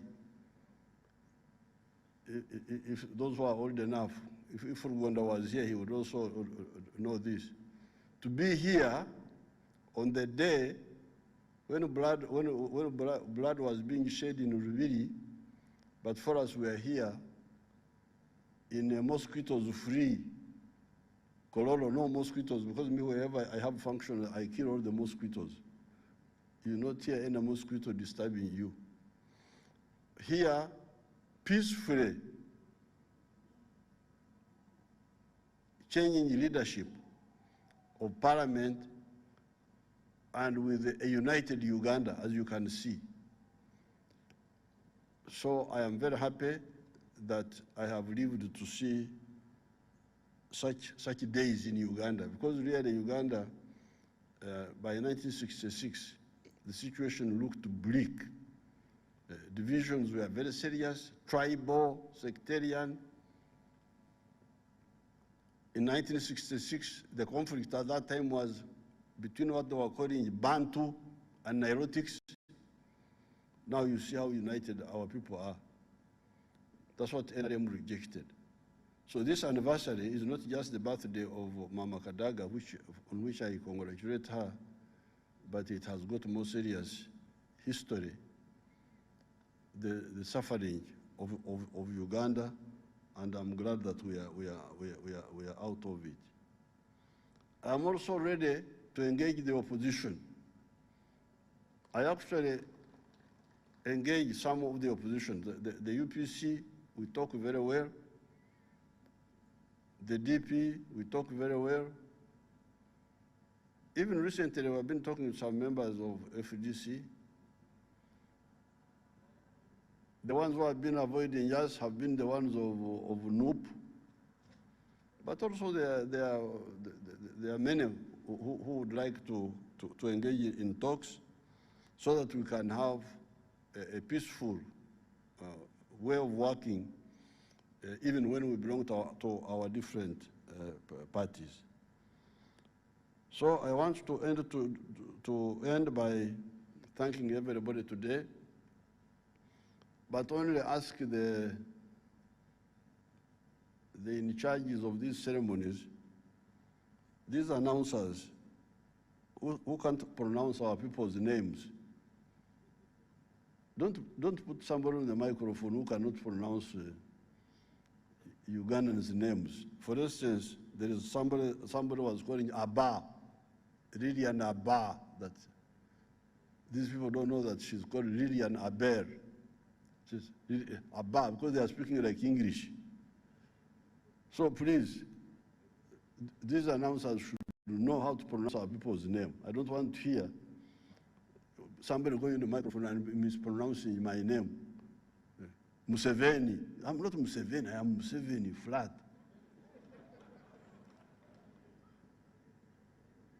Huh? Like somebody there could not pronounce Bahireira. Bahireira is one of the MPs. Somebody could not pronounce Aleper. Aleper, I think they were calling him Alepa. Alepa. How can you fail to just be an announcer?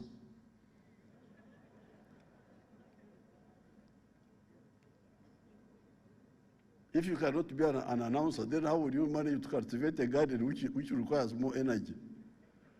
So please, be serious with any work they give you. If they give you this work, you ask, how do they pronounce this name? Don't just go. That shows you that he's not caring. Eh? You ask, how do they pronounce this name? Because the people who know the language are there. If it is an Acholi name, you ask the Acholi, how do they pronounce this one? They could not pronounce Nakwang. Nakwang, my girl, she came back to Parliament. Is she here? Nakwang, where are you? Oh, Nakwang, Alakara no. So I thank you very much, and I wish you good night. We are now just beginning. Thank you very much. Thank you very much, Your Excellency. Your Excellency, there are some communication that I need to make now before we close. One, very soon names will be coming to Parliament which will require approval. We're just starting today. The people in charge of all the parties that are represented in Parliament are therefore requested to have mechanisms of preparing some names which will be submitted to the Speaker's office, so that when some names are sent by the President, we have the means of handling them within time. You also know that around the first week of June will be the opening official opening of Parliament. And that would require a State of the Nation address, and we need some of the things to be done before that. Your Excellency, earlier, when we were just proceeding and you were already here, the Honorable Member for Doholo District, the Honorable Cecilia Wal, had made a request that the former Speaker wanted to speak to the members of Parliament when the Chief Justice was still presiding. And when she said that, I decided to suspend some part of my speech to allow her to make a comment, in which case now I would have come and made the overall picture. But then we discovered that she had moved out, but the information we got later was that she was coming back. I don't think she has come back, so I need to make this statement, Your Excellency. I just wanted to thank Madam Rebecca Kadaga for her leadership,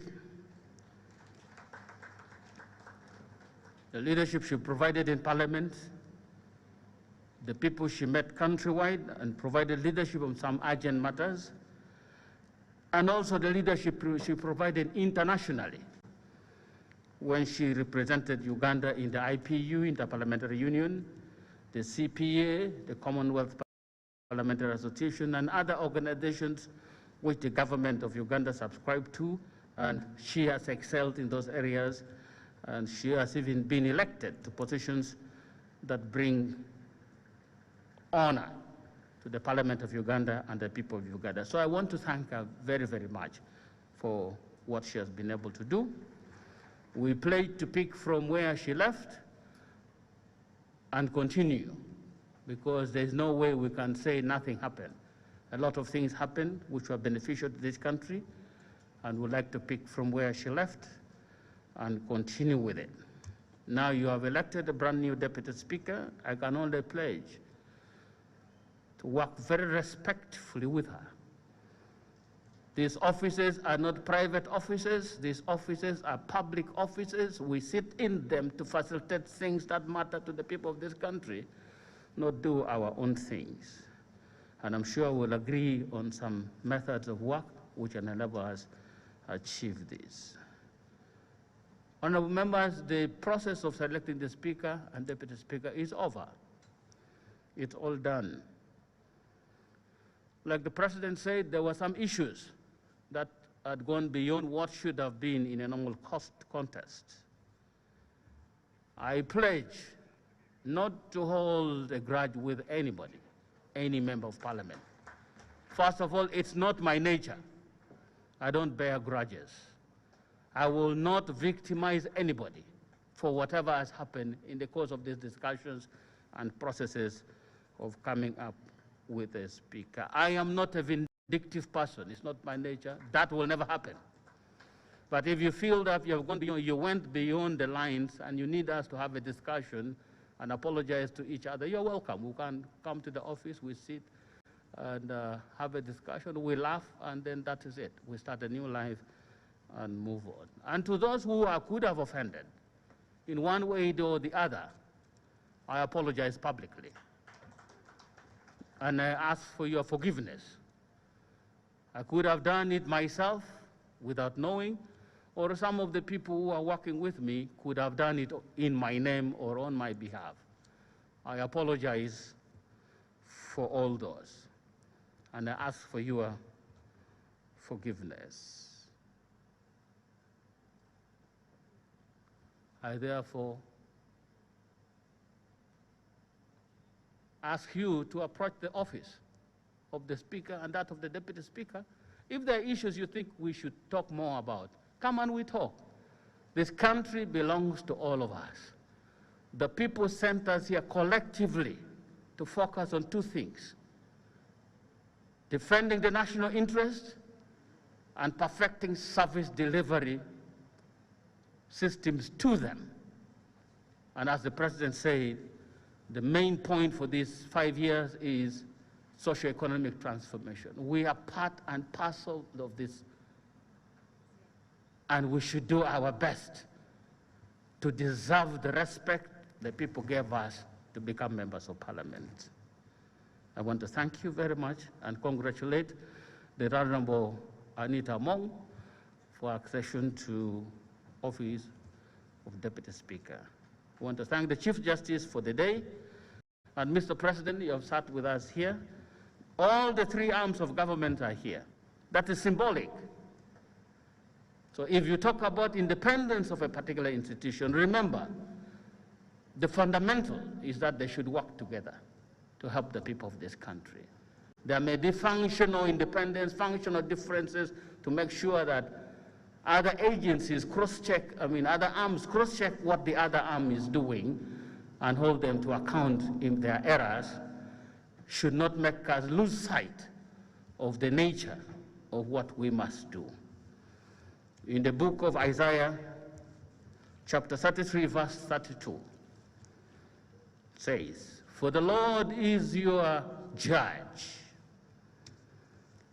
For the Lord is your lawgiver. For the Lord is your king.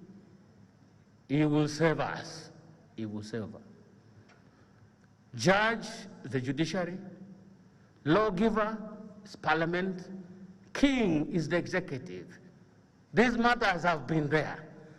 They united people's voice, people's action, the people represent. Because after all, they say, and somebody said it here, the voice of the people is the voice of God. By sending you here with those voices, that has become the voice of God. We stand together, we deliver for our people, and that should be the nature of things that bind us together, so that we achieve the best for our people. Support what has been proposed by the party which has come into government. They have a manifesto they would like to implement. They'll bring proposals to us. The one that cannot work, we will say no. The one that should work, we have no reason to say no, because it's all about the people who sent us here. So thank you very, very much. May God bless you. Can we now rise for the anthems in reverse order?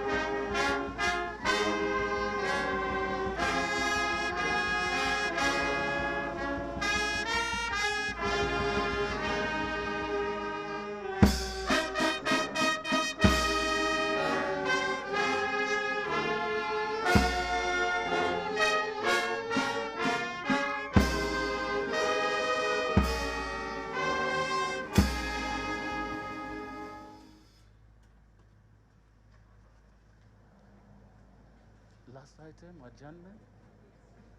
Please. Item 22 on the order paper, adjournment.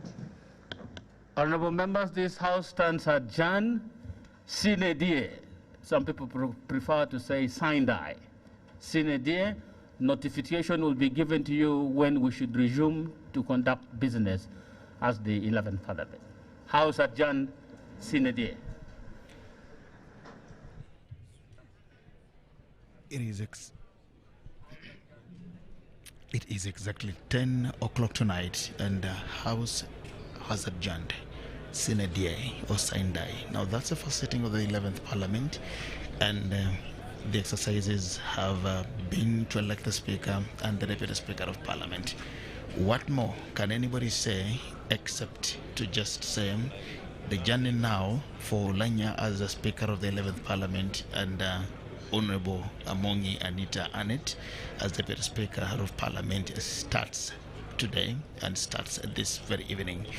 We just want to thank you so much for being with us from the time we started until this time. Thanking all the team at UBC in our broadcast house for making it possible, and those who have done everything to make sure that the broadcast is live and a very successful one. And the team here at Kololo, we also want to thank everybody for doing whatever they've done. We just want to wish you all the best. My name is Jagenda Semakola Ziksoka. We now hand you back to our broadcast house on Nile Avenue in Kampala. For God and my country, good evening and good night.